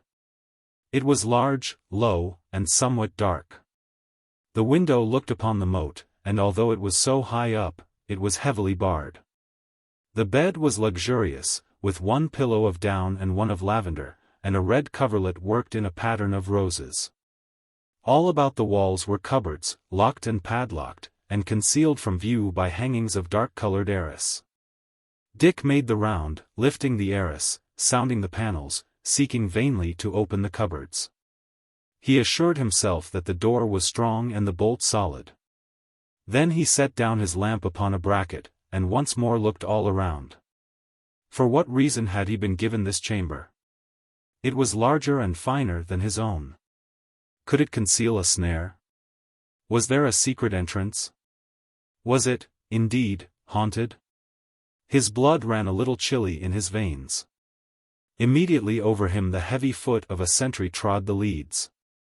Below him, he knew, was the arched roof of the chapel, and next to the chapel was the hall. Certainly there was a secret passage in the hall.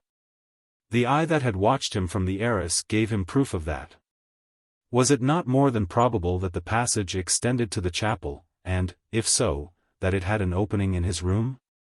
To sleep in such a place, he felt, would be foolhardy. He made his weapons ready, and took his position in a corner of the room behind the door. If ill was intended, he would sell his life dear. The sound of many feet, the challenge, and the password sounded overhead along the battlements. The watch was being changed. And just then there came a scratching at the door of the chamber. It grew a little louder, then a whisper. Dick, Dick, it is I. Dick ran to the door, drew the bolt, and admitted Matcham. He was very pale, and carried a lamp in one hand and a drawn dagger in the other. "Shut me the door," he whispered. "Swift, Dick. This house is full of spies. I hear their feet follow me in the corridors, I hear them breathe behind the arras." "Well, content you," returned Dick, "it is closed. We are safe for this while, if there be safety anywhere within these walls. But my heart is glad to see you. By the mass, lad, I thought ye were sped. Where hid ye?" "It matters not," returned Matcham. "Since we be met, it matters not. But, Dick, are your eyes open? Have they told you of tomorrow's doings?" "Not they," replied Dick. "What make they tomorrow?" "Tomorrow, or tonight, I know not," said the other, "but one time or other, Dick, they do intend upon your life. I had the proof of it, I have heard them whisper, nay, they as good as told me." "Aye," returned Dick, "is it so? I had thought as much." And he told him the day's occurrences at length. When it was done, Matcham arose and began, in turn, to examine the apartment. "No," he said, "there is no entrance visible. Yet 'tis a pure certainty there is one. Dick, I will stay by you. And why are to die, I will die with you. And I can help, look. I have stolen a dagger, I will do my best. And meanwhile, an ye know of any issue, any sallyport we could get opened, or any window that we might descend by, I will most joyfully face any jeopardy to flee with you." "Jack," said Dick, "by the mass, Jack, why are the best soul, and the truest, and the bravest in all England. Give me your hand, Jack." And he grasped the other's hand in silence. "I will tell you," he resumed. "There is a window, out of which the messenger descended, the rope should still be in the chamber. 'Tis a hope." "Hist," said Matcham. Both gave ear. There was a sound below the floor, then it paused, and then began again. "Someone walketh in the room below," whispered Matcham. "Nay," returned Dick, "there is no room below. We are above the chapel. It is my murderer in the secret passage. Well, let him come, it shall go hard with him," and he ground his teeth. "Blow me the lights out," said the other. "Perchance he will betray himself." They blew out both the lamps and lay still as death. The footfalls underneath were very soft, but they were clearly audible. Several times they came and went. And then there was a loud jar of a key turning in a lock, followed by a considerable silence. Presently the steps began again, and then, all of a sudden, a chink of light appeared in the planking of the room in a far corner. It widened. A trapdoor was being opened, letting in a gush of light. They could see the strong hand pushing it up, and Dick raised his crossbow, waiting for the head to follow. But now there came an interruption. From a distant corner of the moat house shouts began to be heard, and first one voice, and then several, crying aloud upon a name. This noise had plainly disconcerted the murderer, for the trapdoor was silently lowered to its place, and the steps hurriedly returned, passed once more close below the lads, and died away in the distance. Here was a moment's respite. Dick breathed deep, and then, and not till then, he gave ear to the disturbance which had interrupted the attack, and which was now rather increasing than diminishing. All about the moat house feet were running, doors were opening and slamming, and still the voice of Sir Daniel towered above all this bustle, shouting for Joanna. "Joanna," repeated Dick. "Why, who the murrain should this be? Here is no Joanna, nor ever hath been. What meaneth it?" Matcham was silent. He seemed to have drawn further away. But only a little faint starlight entered by the window, and at the far end of the apartment, where the pair were, the darkness was complete. "Jack," said Dick, "I wot not where ye were all day. Saw ye this Joanna?" "Nay," returned Matcham, "I saw her not." "Nor heard tell of her," he pursued. The steps drew nearer. Sir Daniel was still roaring the name of Joanna from the courtyard. "Did ye hear of her?" repeated Dick. "I heard of her," said Matcham. "How your voice twitters." "What aileth you?" said Dick. "'Tis a most excellent good fortune, this Joanna. It will take their minds from us." "Dick," cried Matcham, "I am lost, we are both lost. Let us flee if there be yet time. They will not rest till they have found me. Or, see. Let me go forth. When they have found me, ye may flee. Let me forth, Dick, good Dick, let me away." She was groping for the bolt, when Dick at last comprehended. "By the mass," he cried, "why are no Jack? Why are Joanna Sedley, why are the maid that would not marry me?" The girl paused, and stood silent and motionless. Dick, too, was silent for a little, then he spoke again. "Joanna," he said, "why, Ave saved my life, and I have saved yours, and we have seen blood flow, and been friends and enemies, and I took my belt to thrash you. And all that time I thought you were a boy. But now death has me, and my time's out, and before I die I must say this, y'are the best maid and the bravest under heaven, and, if only I could live, I would marry you blithely. And, live or die, I love you." She answered nothing. "Come," he said, "speak up, Jack. Come, be a good maid, and say ye love me." "Why, Dick," she cried, "would I be here?" "Well, see ye here," continued Dick, "an we but escape whole we'll marry, and an we're to die, we die, and there's an end on't. But now that I think, how found ye my chamber?" "I asked it of Dame Hatch," she answered. "Well, the dame's staunch," he answered, "she'll not tell upon you. We have time before us." And just then, as if to contradict his words, feet came down the corridor, and a fist beat roughly on the door. "Here," cried a voice. "Open, Master Dick, open." Dick neither moved nor answered. "It is all over," said the girl, and she put her arms about Dick's neck. One after another, men came trooping to the door. Then Sir Daniel arrived himself, and there was a sudden cessation of the noise. "Dick," cried the knight, "be not an ass. The 7 sleepers had been awake ere now. We know she is within there. Open, then, the door, man." Dick was again silent. "Down with it," said Sir Daniel. And immediately his followers fell savagely upon the door with foot and fist. Solid as it was, and strongly bolted, it would soon have given way, but once more fortune interfered. Over the thunderstorm of blows the cry of a sentinel was heard, it was followed by another. Shouts ran along the battlements, shouts answered out of the wood. In the first moment of alarm it sounded as if the foresters were carrying the moat house by assault. And Sir Daniel and his men, desisting instantly from their attack upon Dick's chamber, hurried to defend the walls. "Now," cried Dick, "we are saved."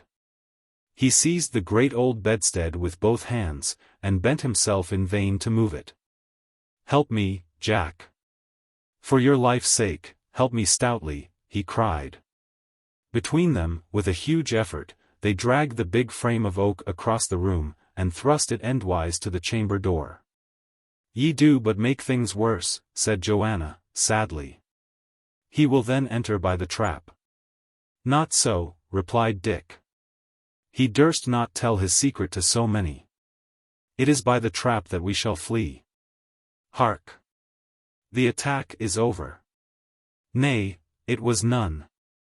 It had, indeed, been no attack, it was the arrival of another party of stragglers from the defeat of Risingham that had disturbed Sir Daniel. They had run the gauntlet under cover of the darkness. They had been admitted by the great gate, and now, with a great stamping of hoofs and jingle of accoutrements and arms, they were dismounting in the court. "He will return anon," said Dick. "To the trap." He lighted a lamp, and they went together into the corner of the room. The open chink through which some light still glittered was easily discovered, and, taking a stout sword from his small armory, Dick thrust it deep into the seam, and weighed strenuously on the hilt. The trap moved, gaped a little, and at length came widely open. Seizing it with their hands, the two young folk threw it back. It disclosed a few steps descending, and at the foot of them, where the would-be murderer had left it, a burning lamp. "Now," said Dick, "go first and take the lamp. I will follow to close the trap." So they descended one after the other, and as Dick lowered the trap, the blows began once again to thunder on the panels of the door. Chapter 4. The Passage. The passage in which Dick and Joanna now found themselves was narrow, dirty, and short. At the other end of it, a door stood partly open. The same door, without doubt, that they had heard the man unlocking. Heavy cobwebs hung from the roof, and the paved flooring echoed hollow under the lightest tread. Beyond the door there were two branches, at right angles. Dick chose one of them at random, and the pair hurried, with echoing footsteps, along the hollow of the chapel roof. The top of the arched ceiling rose like a whale's back in the dim glimmer of the lamp. Here and there were spy-holes, concealed, on the other side, by the carving of the cornice. And looking down through one of these, Dick saw the paved floor of the chapel, the altar, with its burning tapers, and stretched before it on the steps, the figure of Sir Oliver praying with uplifted hands. At the other end, they descended a few steps. The passage grew narrower, the wall upon one hand was now of wood. The noise of people talking, and a faint flickering of lights, came through the interstices. And presently they came to a round hole about the size of a man's eye, and Dick, looking down through it, beheld the interior of the hall, and some half a dozen men sitting, in their jacks, about the table, drinking deep and demolishing a venison pie. These were certainly some of the late arrivals. "Here is no help," said Dick. "Let us try back." "Nay," said Joanna, "maybe the passage goeth farther." And she pushed on. But a few yards farther the passage ended at the top of a short flight of steps, and it became plain that, as long as the soldiers occupied the hall, escape was impossible upon that side. They retraced their steps with all imaginable speed, and set forward to explore the other branch. It was exceedingly narrow, scarce wide enough for a large man. And it led them continually up and down by little breakneck stairs, until even Dick had lost all notion of his whereabouts.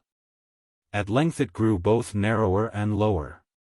The stairs continued to descend, the walls on either hand became damp and slimy to the touch, and far in front of them they heard the squeaking and scuttling of the rats. "We must be in the dungeons," Dick remarked. "And still there is no outlet," added Joanna. "Nay, but an outlet there must be," Dick answered. Presently, sure enough, they came to a sharp angle, and then the passage ended in a flight of steps. On the top of that there was a solid flag of stone by way of trap, and to this they both set their backs. It was immovable.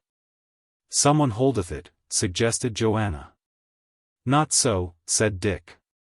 "For were a man strong as 10, he must still yield a little. But this resisteth like dead rock. There is a weight upon the trap. Here is no issue. And, by my sooth, good Jack, we are here as fairly prisoners as though the gyves were on our ankle bones. Sit ye then down, and let us talk. After a while we shall return, when perchance they shall be less carefully upon their guard, and, who knoweth? We may break out and stand a chance. But, in my poor opinion, we are as good as shent." "Dick," she cried, "alas the day that ever ye should have seen me! For like a most unhappy and unthankful maid, it is I have led you hither." "What cheer," returned Dick. "It was all written, and that which is written, willy-nilly, cometh still to pass. But tell me a little what manner of a maid ye are, and how ye came into Sir Daniel's hands. That will do better than to bemoan yourself, whether for your sake or mine." "I am an orphan, like yourself, of father and mother," said Joanna. "And for my great misfortune, Dick, and hitherto for yours, I am a rich marriage. My Lord Foxham had me to ward. Yet it appears Sir Daniel bought the marriage of me from the king, and a right dear price he paid for it. So here was I, poor babe, with 2 great and rich men fighting which should marry me, and I still at nurse. Well, then the world changed, and there was a new chancellor, and Sir Daniel bought the warding of me over the Lord Foxham's head. And then the world changed again, and Lord Foxham bought my marriage over Sir Daniel's, and from then to now it went on ill betwixt the two of them. But still Lord Foxham kept me in his hands, and was a good lord to me. And at last I was to be married, or sold, if ye like it better. £500 Lord Foxham was to get for me. Hamley was the groom's name, and tomorrow, Dick, of all days in the year, was I to be betrothed. Had it not come to Sir Daniel, I had been wedded, sure, and never seen thee, Dick, dear Dick. And here she took his hand, and kissed it, with the prettiest grace, and Dick drew her hand to him and did the like. Well, she went on, Sir Daniel took me unawares in the garden, and made me dress in these men's clothes, which is a deadly sin for a woman, and, besides, they fit me not. He rode with me to Kettley, as ye saw, telling me I was to marry you, but I, in my heart, made sure I would marry Hamley in his teeth. "Aye," cried Dick, "and so ye loved this Hamley?" "Nay," replied Joanna, "not I. I did but hate Sir Daniel. And then, Dick, ye helped me, and ye were right kind, and very bold, and my heart turned towards you in mine own despite. And now, if we can in any way compass it, I would marry you with right goodwill. And if, by cruel destiny, it may not be, still ye'll be dear to me. While my heart beats, it'll be true to you." "And I," said Dick, "that never cared a straw for any manner of woman until now, I took to you when I thought ye were a boy. I had a pity to you, and knew not why. When I would have belted you, the hand failed me. But when ye owned ye were a maid, Jack, for still I will call you Jack, I made sure ye were the maid for me. Hark!" he said, breaking off, "one cometh." And indeed a heavy tread was now audible in the echoing passage, and the rats again fled in armies. Dick reconnoitred his position. The sudden turn gave him a post of vantage. He could thus shoot in safety from the cover of the wall. But it was plain the light was too near him, and, running some way forward, he set down the lamp in the middle of the passage, and then returned to watch. Presently, at the far end of the passage, Bennet hove in sight. He seemed to be alone, and he carried in his hand a burning torch, which made him the better mark. "Stand, Bennet," cried Dick. "Another step, and why are dead." "So here ye are," returned Hatch, peering forward into the darkness. "I see you not." "Aha! Why have done wisely, Dick, why have put your lamp before you? By my sooth, but, though it was done to shoot my own knave body, I do rejoice to see ye profit of my lessons. And now, what make ye? What seek ye here? Why would ye shoot upon an old, kind friend?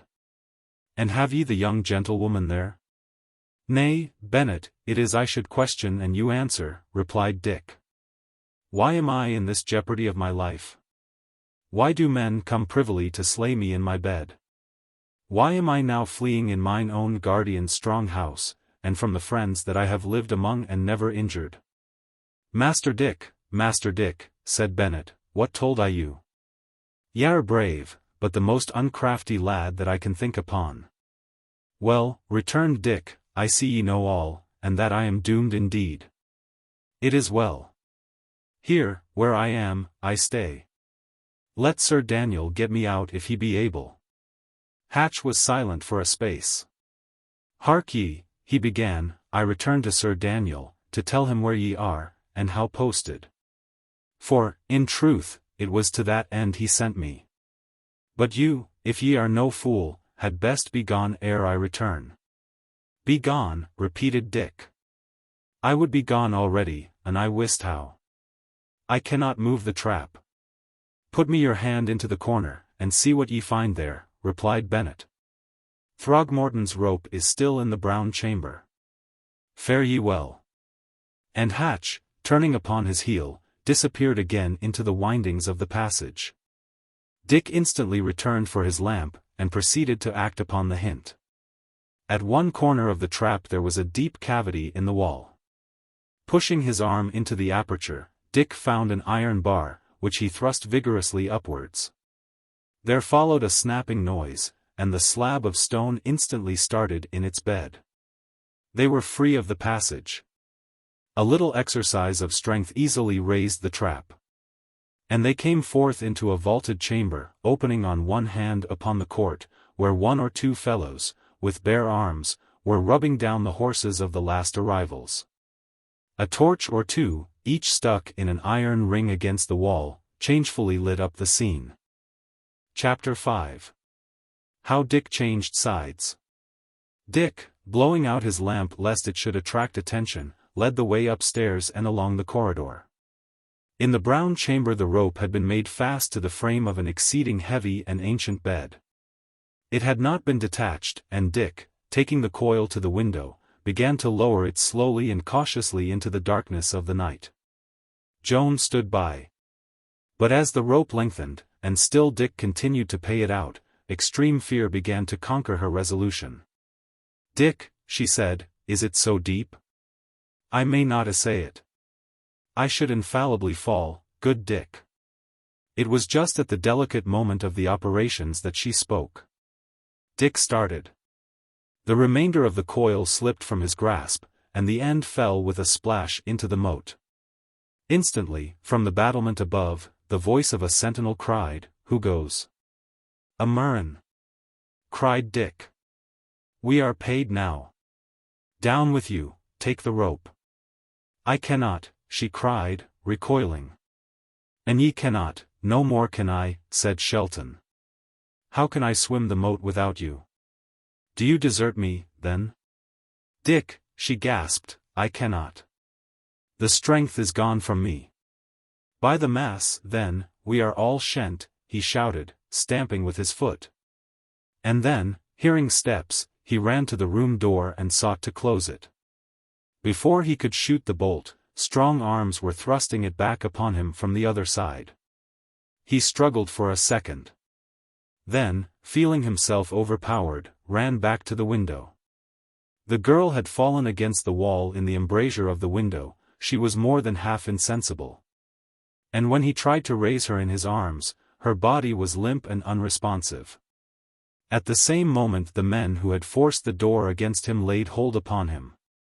The first he poniarded at a blow, and the others falling back for a second in some disorder, he profited by the chance, bestrode the windowsill, seized the cord in both hands, and let his body slip. The cord was knotted, which made it the easier to descend. But so furious was Dick's hurry, and so small his experience of such gymnastics, that he span round and round in midair like a criminal upon a gibbet, and now beat his head, and now bruised his hands, against the rugged stonework of the wall. The air roared in his ears, he saw the stars overhead, and the reflected stars below him in the moat, whirling like dead leaves before the tempest. And then he lost hold, and fell, and soused head over ears into the icy water. When he came to the surface his hand encountered the rope, which, newly lightened of his weight, was swinging wildly to and fro. There was a red glow overhead, and looking up, he saw, by the light of several torches and a cresset full of burning coals, the battlements lined with faces. He saw the men's eyes turning hither and thither in quest of him, but he was too far below, the light reached him not, and they looked in vain.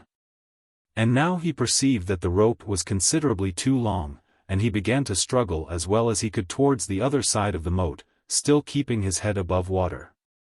In this way he got much more than halfway over, indeed the bank was almost within reach, before the rope began to draw him back by its own weight.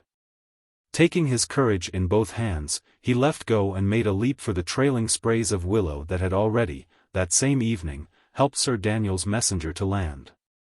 He went down, rose again, sank a second time, and then his hand caught a branch, and with the speed of thought he had dragged himself into the thick of the tree and clung there, dripping and panting, and still half uncertain of his escape. But all this had not been done without a considerable splashing, which had so far indicated his position to the men along the battlements. Arrows and quarrels fell thick around him in the darkness, thick like driving hail. And suddenly a torch was thrown down, flared through the air in its swift passage, stuck for a moment on the edge of the bank, where it burned high and lit up its whole surroundings like a bonfire, and then, in a good hour for Dick, slipped off, plumped into the moat, and was instantly extinguished. It had served its purpose. The marksman had had time to see the willow, and Dick ensconced among its boughs. And though the lad instantly sprang higher up the bank, and ran for his life, he was yet not quick enough to escape a shot. An arrow struck him in the shoulder, another grazed his head. The pain of his wounds lent him wings, and he had no sooner got upon the level than he took to his heels and ran straight before him in the dark, without a thought for the direction of his flight. For a few steps missiles followed him, but these soon ceased. And when at length he came to a halt and looked behind, he was already a good way from the moat house, though he could still see the torches moving to and fro along its battlements. He leaned against a tree, streaming with blood and water, bruised, wounded, alone, and unarmed. For all that, he had saved his life for that bout. And though Joanna remained behind in the power of Sir Daniel, he neither blamed himself for an accident that it had been beyond his power to prevent. Nor did he augur any fatal consequences to the girl herself. Sir Daniel was cruel, but he was not likely to be cruel to a young gentlewoman who had other protectors, willing and able to bring him to account. It was more probable he would make haste to marry her to some friend of his own. Well, thought Dick, between then and now I will find me the means to bring that traitor under. For I think, by the mass, that I be now absolved from any gratitude or obligation, and when war is open, there is a fair chance for all. In the meanwhile, here he was in a sore plight. For some little way farther he struggled forward through the forest.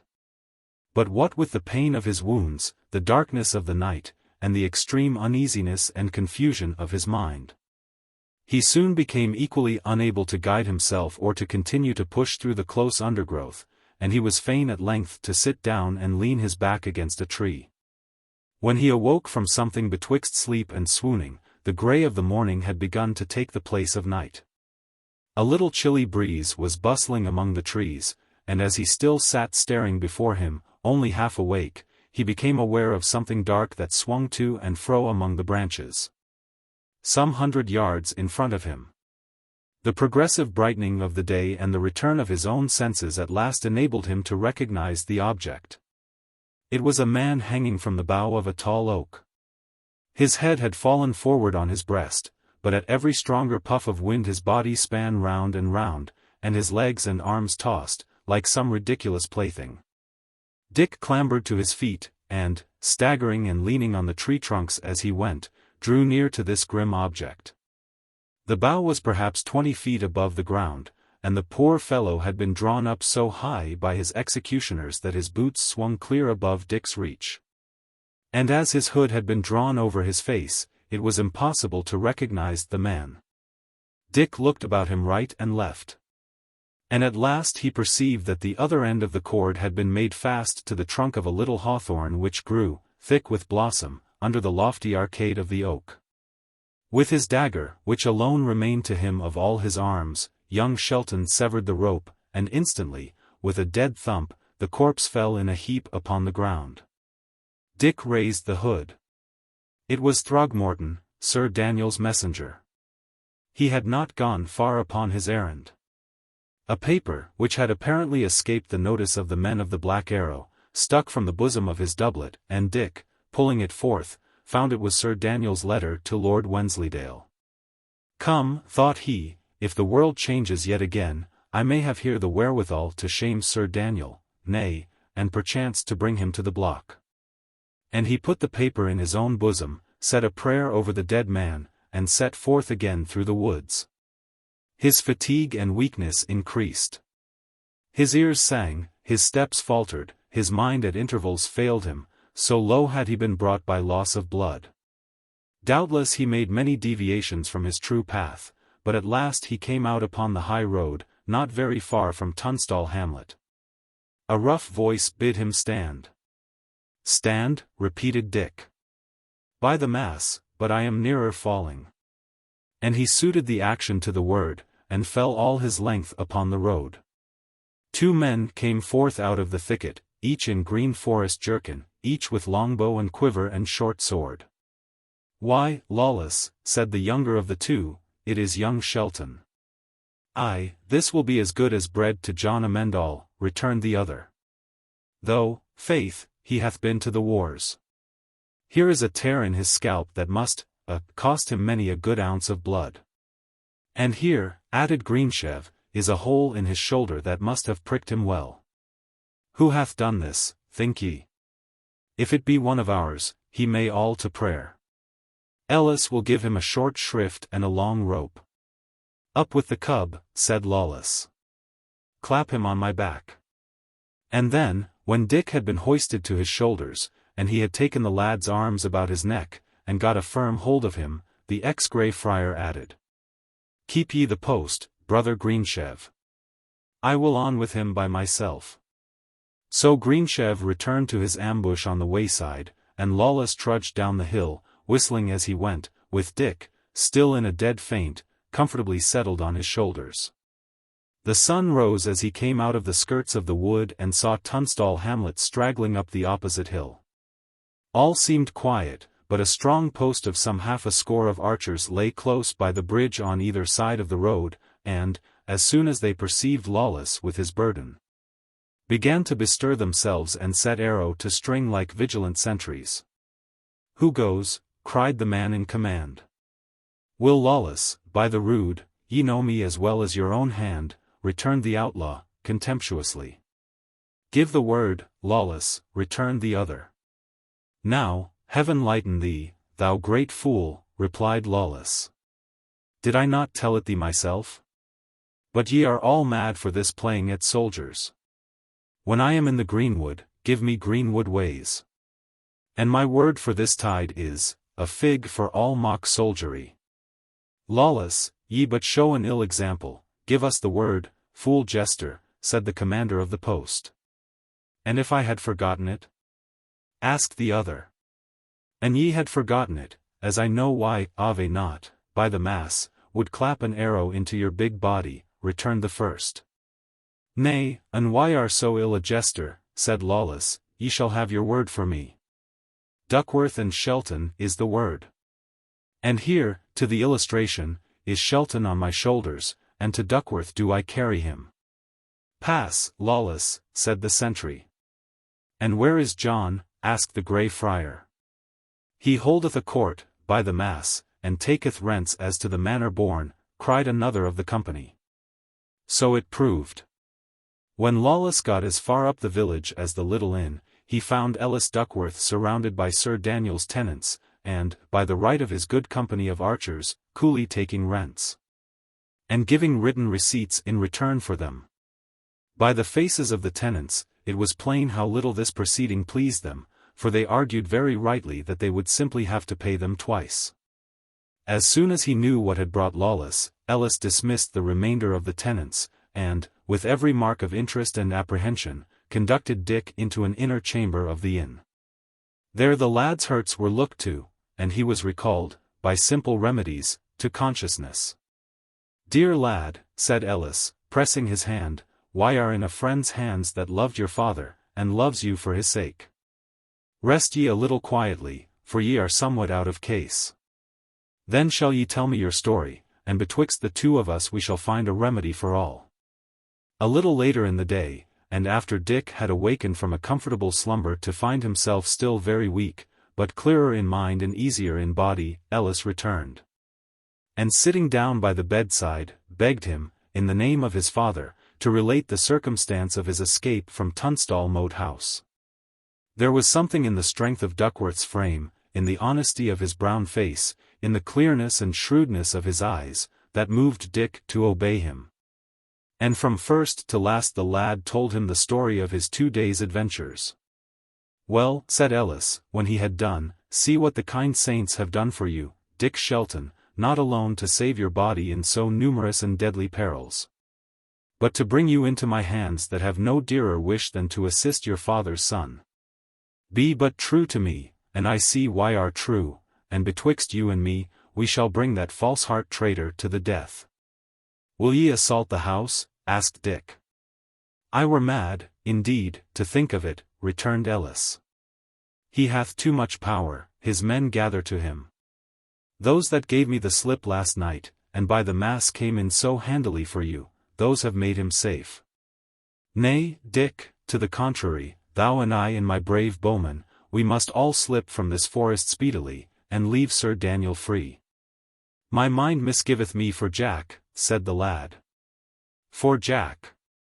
repeated Duckworth. "Oh, I see, for the wench.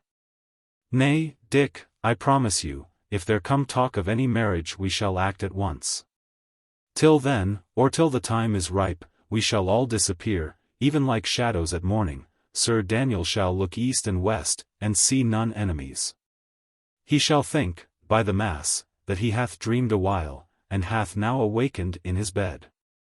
But our 4 eyes, Dick, shall follow him right close, and our 4 hands, so help us all the army of the saints, shall bring that traitor low." 2 days later Sir Daniel's garrison had grown to such a strength that he ventured on a sally, and at the head of some 20 horsemen, pushed without opposition as far as Tunstall hamlet. Not an arrow flew, not a man stirred in the thicket, the bridge was no longer guarded, but stood open to all comers. And as Sir Daniel crossed it, he saw the villagers looking timidly from their doors. Presently one of them, taking heart of grace, came forward, and with the lowliest salutations, presented a letter to the knight. His face darkened as he read the contents. It ran thus: "To the most untrue and cruel gentleman, Sir Daniel Brackley, Knyght, these. I find ye were untrue and unkind fro the first. Ye have my father's blood upon your hands. Let be, it will not was she. Some day ye shall perish by my procurement, so much I let you to wit.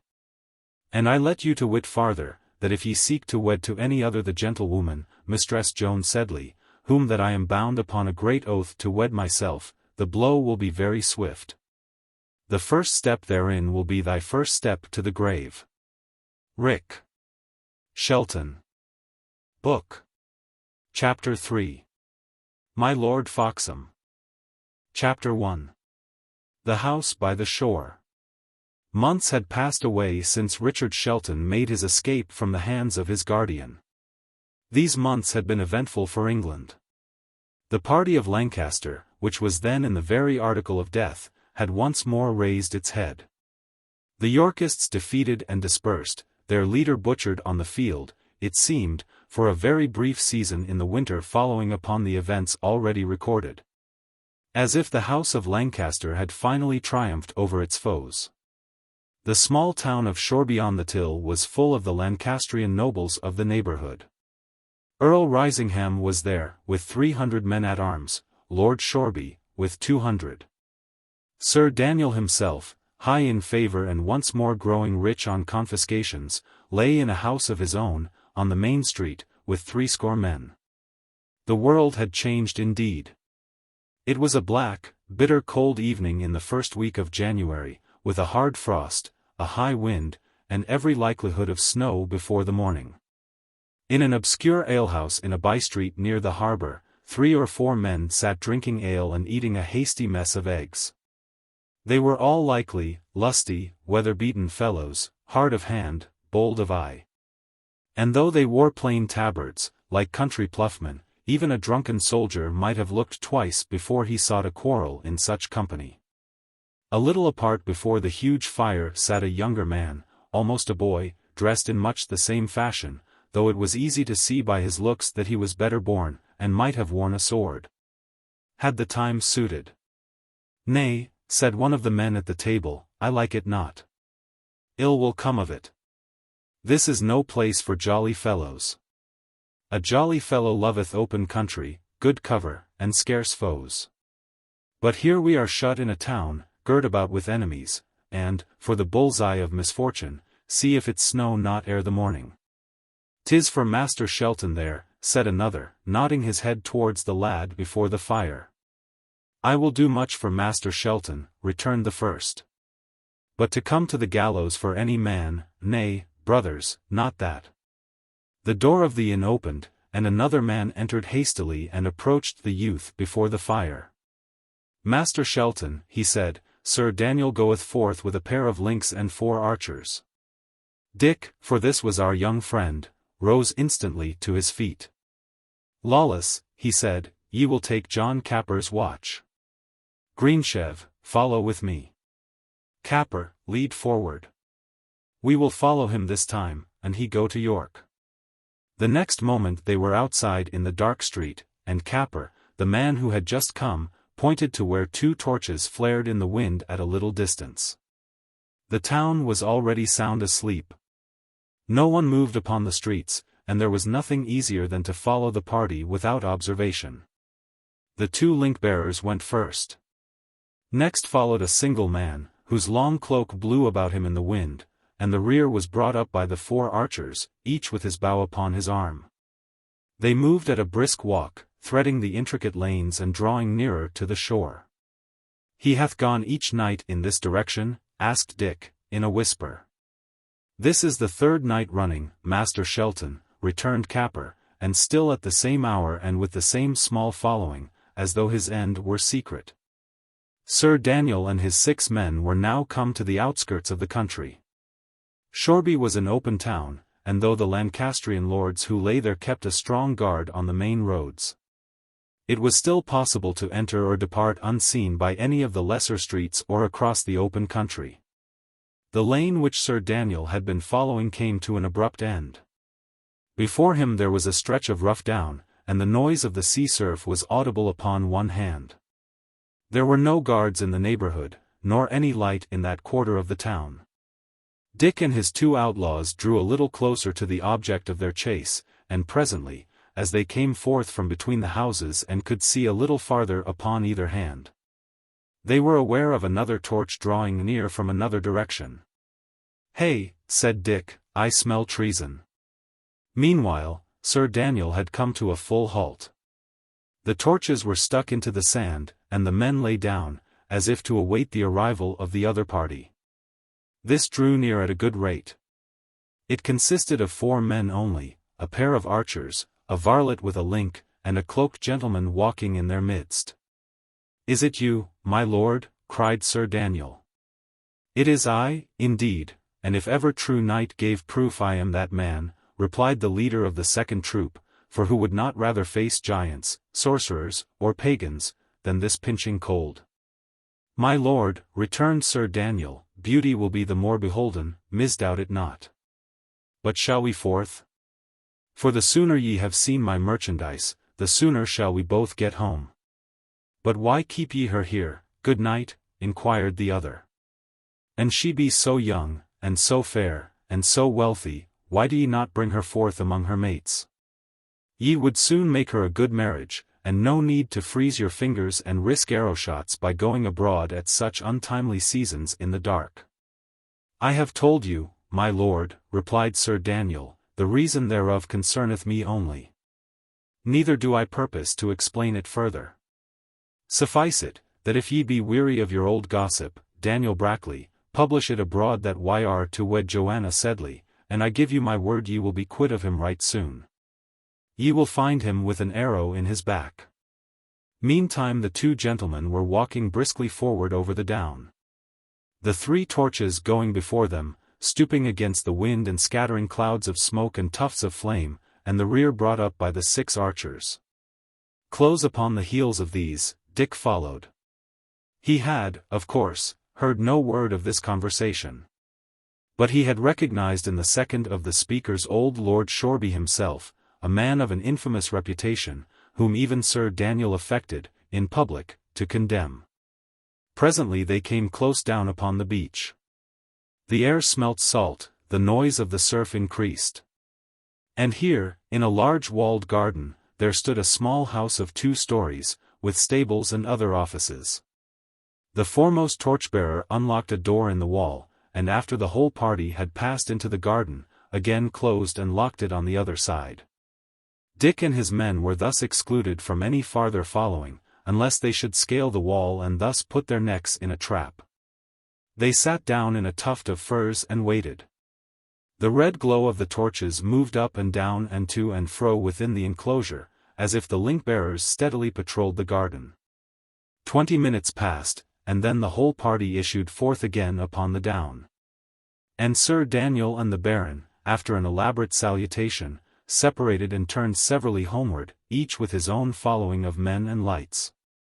As soon as the sound of their steps had been swallowed by the wind, Dick got to his feet as briskly as he was able, for he was stiff and aching with the cold. "Capper, ye will give me a back up," he said. They advanced, all three, to the wall. Capper stooped, and Dick, getting upon his shoulders, clambered on to the copestone. "Now, Greensheve," whispered Dick, "follow me up here, lie flat upon your face, that ye may be the less seen, and be ever ready to give me a hand if I fall foully on the other side." And so saying he dropped into the garden. It was all pitch dark, there was no light in the house. The wind whistled shrill among the poor shrubs, and the surf beat upon the beach. There was no other sound. Cautiously Dick footed it forth, stumbling among bushes, and groping with his hands. And presently the crisp noise of gravel underfoot told him that he had struck upon an alley. Here he paused, and taking his crossbow from where he kept it concealed under his long tabard, he prepared it for instant action, and went forward once more with greater resolution and assurance. The path led him straight to the group of buildings. All seemed to be sorely dilapidated, the windows of the house were secured by crazy shutters, the stables were open and empty.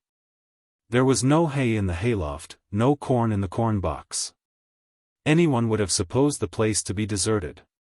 But Dick had good reason to think otherwise. He continued his inspection, visiting the offices, trying all the windows. At length he came round to the seaside of the house, and there, sure enough, there burned a pale light in one of the upper windows. He stepped back a little way, till he thought he could see the movement of a shadow on the wall of the apartment. Then he remembered that, in the stable, his groping hand had rested for a moment on a ladder, and he returned with all dispatch to bring it. The ladder was very short, but yet, by standing on the topmost round, he could bring his hands as high as the iron bars of the windows. And seizing these, he raised his body by main force until his eyes commanded the interior of the room. 2 persons were within, the first he readily knew to be Dame Hatch. The second, a tall and beautiful and grave young lady, in a long, embroidered dress. Could that be Joanna Sedley? His old wood companion, Jack, whom he had thought to punish with a belt? He dropped back again to the top round of the ladder in a kind of amazement. He had never thought of his sweetheart as of so superior a being, and he was instantly taken with a feeling of diffidence. But he had little opportunity for thought. A low hissed sounded from close by, and he hastened to descend the ladder. "Who goes?" he whispered. "Greensheve," came the reply, in tones similarly guarded. "What want ye?" asked Dick. "The house is watched, Master Shelton," returned the outlaw. "We are not alone to watch it. For even as I lay on my belly on the wall I saw men prowling in the dark, and heard them whistle softly one to the other." "By my sooth," said Dick, "but this is passing strange. Were they not men of Sir Daniel's?" "Nay, sir, that they were not," returned Greensheve. "For if I have eyes in my head, every man jack of them weareth me a white badge in his bonnet, something checkered with dark." "White, checkered with dark," repeated Dick. "Faith, 'tis a badge I know not. It is none of this country's badges." "Well, an that be so, let us slip as quietly forth from this garden as we may, for here we are in an evil posture for defense. Beyond all question there are men of Sir Daniel's in that house, and to be taken between 2 shots is a beggarman's position. Take me this ladder, I must leave it where I found it." They returned the ladder to the stable, and groped their way to the place where they had entered. Capper had taken Greensheve's position on the cope, and now he leaned down his hand, and, first one and then the other, pulled them up. Cautiously and silently, they dropped again upon the other side, nor did they dare to speak until they had returned to their old ambush in the gorse. "Now, John Capper," said Dick, "back with you to Shoreby, even as for your life. Bring me instantly what men ye can collect. Here shall be the rendezvous. Or if the men be scattered and the day be near at hand before they muster, let the place be something farther back, and by the entering in of the town. Greensheve and I lie here to watch. Speed ye, John Capper, and the saints aid you to dispatch.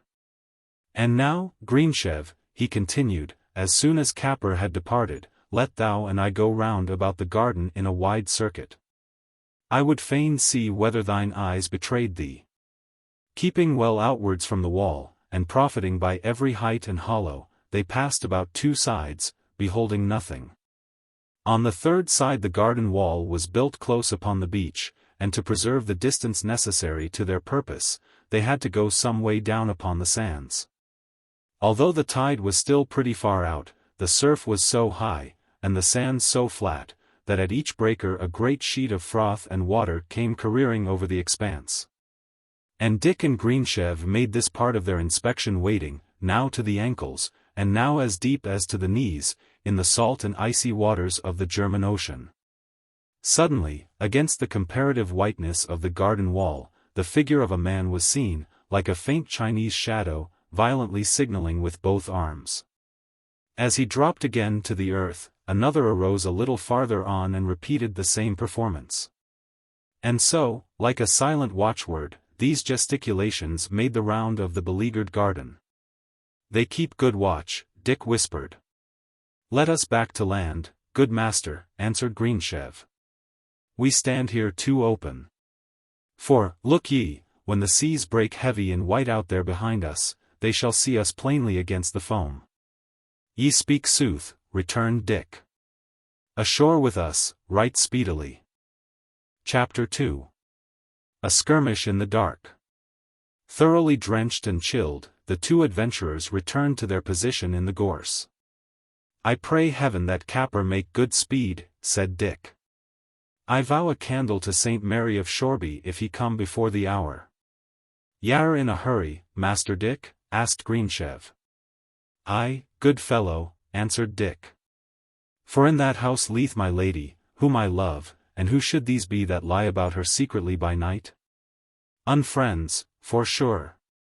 Well, returned Greensheve, and John come speedily, we shall give a good account of them. They are not 20 at the outside, I judge so by the spacing of their sentries, and, taken where they are, lying so widely, 10 would scatter them like sparrows. And yet, Master Dick, and she be in Sir Daniel's power already, it will little hurt that she should change into another's. Who should these be? I do suspect the Lord of Shoreby, Dick replied. When came they? They began to come, Master Dick, said Greensheve, about the time ye crossed the wall. I had not lain there the space of a minute ere I marked the first of the knaves crawling round the corner. The last light had been already extinguished in the little house when they were wading in the wash of the breakers. And it was impossible to predict at what moment the lurking men about the garden wall might make their onslaught. Of 2 evils, Dick preferred the least. He preferred that Joanna should remain under the guardianship of Sir Daniel rather than pass into the clutches of Lord Shoreby. And his mind was made up, if the house should be assaulted, to come at once to the relief of the besieged. But the time passed, and still there was no movement. From 1/4 of an hour to 1/4 of an hour the same signal passed about the garden wall, as if the leader desired to assure himself of the vigilance of his scattered followers. But in every other particular the neighborhood of the little house lay undisturbed. Presently Dick's reinforcements began to arrive. The night was not yet old before nearly 10 of men crouched beside him in the gorse. Separating these into 2 bodies, he took the command of the smaller himself, and entrusted the larger to the leadership of Greensheve. Now, Kit, said he to this last, take me your men to the near angle of the garden wall upon the beach. Post them strongly, and wait till that ye hear me falling on upon the other side. It is those upon the seafront that I would fain make certain of, for there will be the leader. The rest will run, even let them. And now, lads, let no man draw an arrow, ye will but hurt friends. Take to the steel, and keep to the steel, and if we have the uppermost, I promise every man of you a gold noble when I come to mine estate. Out of the odd collection of broken men, thieves, murderers, and ruined peasantry, whom Duckworth had gathered together to serve the purposes of his revenge. Some of the boldest and the most experienced in war had volunteered to follow Richard Shelton. The service of watching Sir Daniel's movements in the town of Shoreby had from the first been irksome to their temper, and they had of late begun to grumble loudly and threaten to disperse. The prospect of a sharp encounter and possible spoils restored them to good humor, and they joyfully prepared for battle. Their long tabards thrown aside, they appeared, some in plain green jerkins, and some in stout leathern jacks, under their hoods many wore bonnets strengthened by iron plates. And, for offensive armor, swords, daggers, a few stout boar spears, and a dozen of bright bills, put them in a posture to engage even regular feudal troops. The bows, quivers, and tabards were concealed among the gorse, and the two bands set resolutely forward. Dick, when he had reached the other side of the house, posted his 6 men in a line, about 20 yards from the garden wall, and took position himself a few paces in front. Then they all shouted with one voice, and closed upon the enemy. These, lying widely scattered, stiff with cold, and taken at unawares, sprang stupidly to their feet, and stood undecided. Before they had time to get their courage about them, or even to form an idea of the number and mettle of their assailants, a similar shout of onslaught sounded in their ears from the far side of the enclosure. Thereupon they gave themselves up for lost and ran. In this way the 2 small troops of the men of the Black Arrow closed upon the seafront of the garden wall, and took a part of the strangers, as it were, between 2 fires. While the whole of the remainder ran for their lives in different directions, and were soon scattered in the darkness. For all that, the fight was but beginning. Dick's outlaws, although they had the advantage of the surprise, were still considerably outnumbered by the men they had surrounded. The tide had flowed, in the meanwhile. The beach was narrowed to a strip, and on this wet field, between the surf and the garden wall, there began, in the darkness, a doubtful, furious, and deadly contest. The strangers were well armed. They fell in silence upon their assailants, and the affray became a series of single combats. Dick, who had come first into the melee, was engaged by 3. The first he cut down at the first blow, but the other 2 coming upon him, hotly, he was fain to give ground before their onset. One of these 2 was a huge fellow, almost a giant for stature, and armed with a 2-handed sword, which he brandished like a switch. Against this opponent, with his reach of arm and the length and weight of his weapon, Dick and his bill were quite defenseless. And had the other continued to join vigorously in the attack, the lad must have indubitably fallen. This second man, however, less in stature and slower in his movements, paused for a moment to peer about him in the darkness, and to give ear to the sounds of the battle. The giant still pursued his advantage, and still Dick fled before him, spying for his chance. Then the huge blade flashed and descended, and the lad, leaping on one side and running in, slashed sideways and upwards with his bill. A roar of agony responded, and, before the wounded man could raise his formidable weapon, Dick, twice repeating his blow, had brought him to the ground. The next moment he was engaged, upon more equal terms, with his second pursuer. Here there was no great difference in size, and though the man, fighting with sword and dagger against a bill, and being wary and quick of fence, had a certain superiority of arms, Dick more than made it up by his greater agility on foot. Neither at first gained any obvious advantage, but the older man was still insensibly profiting by the ardor of the younger to lead him where he would. And presently Dick found that they had crossed the whole width of the beach, and were now fighting above the knees in the spume and bubble of the breakers. Here his own superior activity was rendered useless, he found himself more or less at the discretion of his foe. Yet a little, and he had his back turned upon his own men, and saw that this adroit and skilful adversary was bent upon drawing him farther and farther away.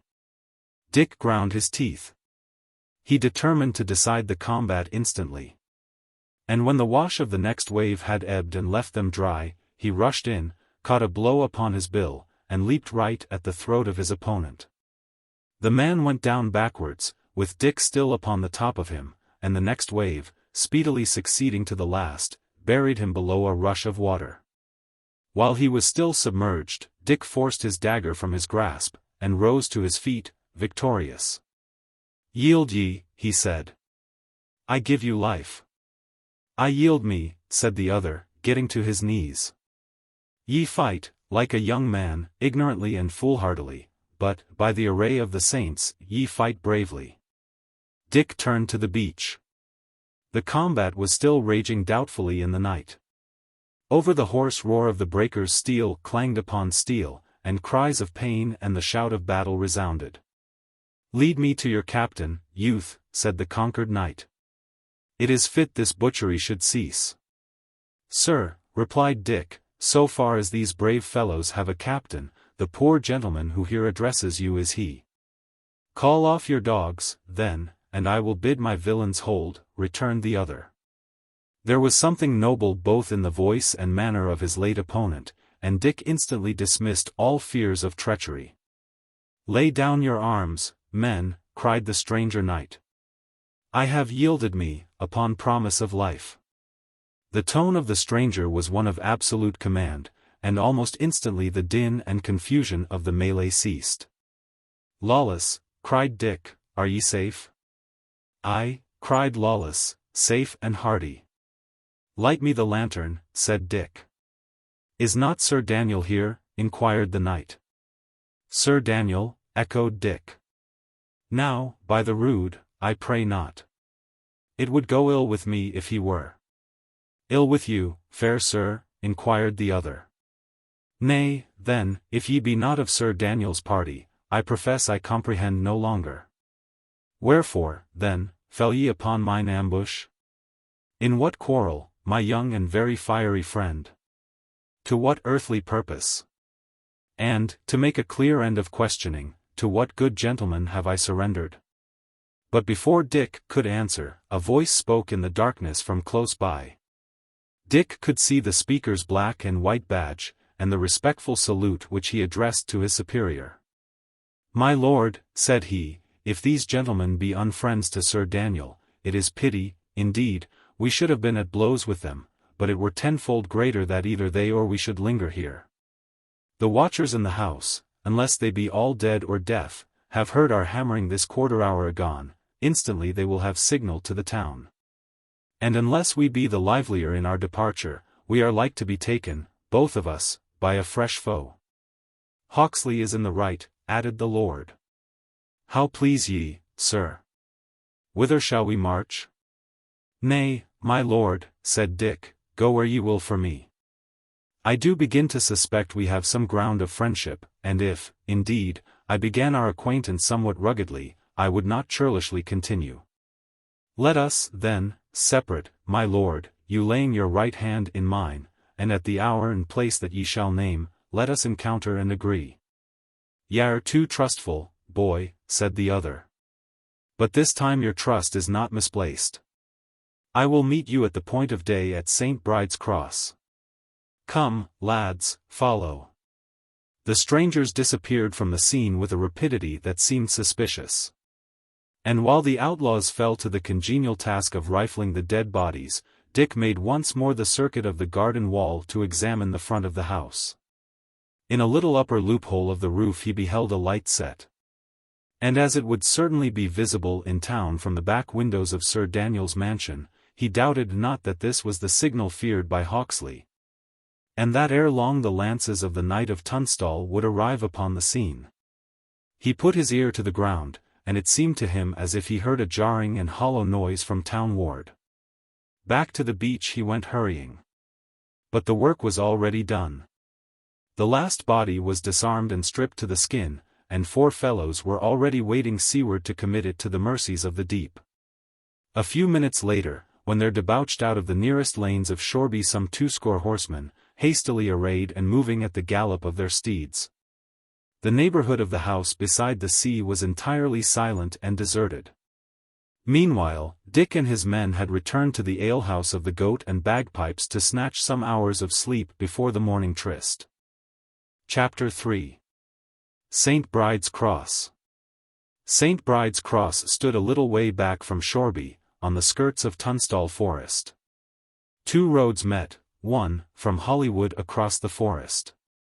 One, that road from Risingham down which we saw the wrecks of a Lancastrian army fleeing in disorder. Here the two joined issue, and went on together down the hill to Shoreby. And a little back from the point of junction, the summit of a little knoll was crowned by the ancient and weather-beaten cross.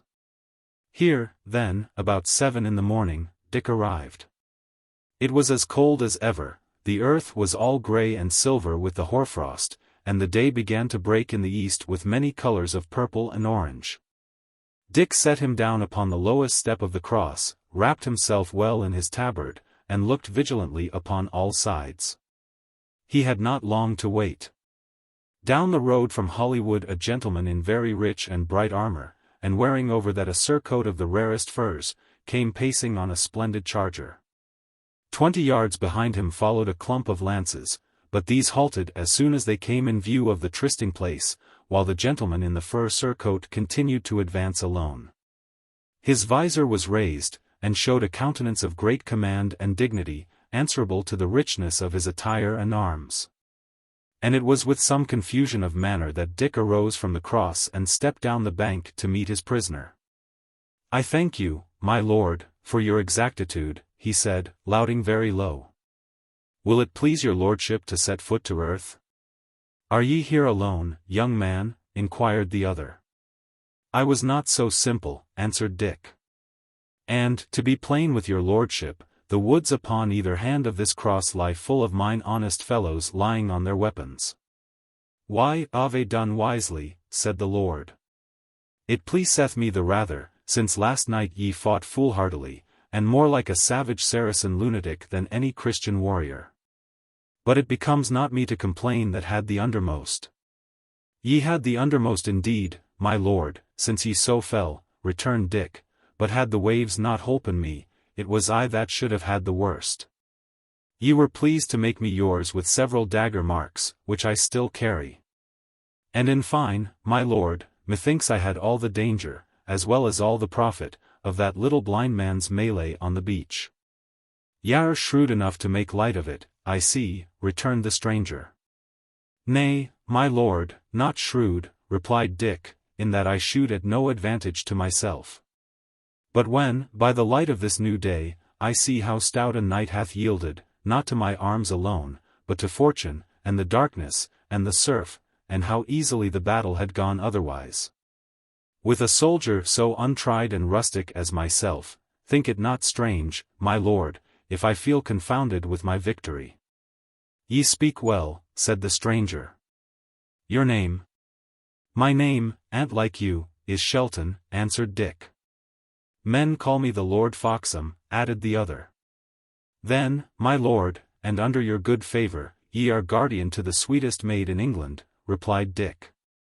"And for your ransom, and the ransom of such as were taken with you on the beach, there will be no uncertainty of terms.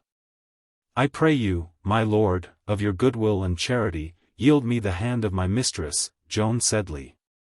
And take ye, upon the other part, your liberty, the liberty of these your followers, and, if ye will have it, my gratitude and service till I die. But are ye not ward to Sir Daniel? Methought, if y are Harry Shelton's son, that I had heard it so reported," said Lord Foxham. "Will it please you, my lord, to alight? I would fain tell you fully who I am, how situate, and why so bold in my demands. Beseech you, my lord, take place upon these steps, hear me to a full end, and judge me with allowance." And so saying, Dick lent a hand to Lord Foxham to dismount, led him up the knoll to the cross, installed him in the place where he had himself been sitting, and standing respectfully before his noble prisoner, related the story of his fortunes up to the events of the evening before. Lord Foxham listened gravely, and when Dick had done, "Master Shelton," he said, "ye are a most unfortunate young gentleman, but what fortune have had, that ye have amply merited. And what unfortune, ye have no ways deserved. Be of a good cheer, for ye have made a friend who is devoid neither of power nor favour. For yourself, although it fits not for a person of your birth to herd with outlaws, I must own ye are both brave and honourable, very dangerous in battle, right courteous in peace. A youth of excellent disposition and brave bearing. For your estates, ye will never see them till the world shall change again. So long as Lancaster hath the strong hand, so long shall Sir Daniel enjoy them for his own. For my ward, it is another matter. I had promised her before to a gentleman a kinsman of my house, one Hamley, the promise is old. Ay, my lord, and now Sir Daniel hath promised her to my Lord Shoreby, interrupted Dick.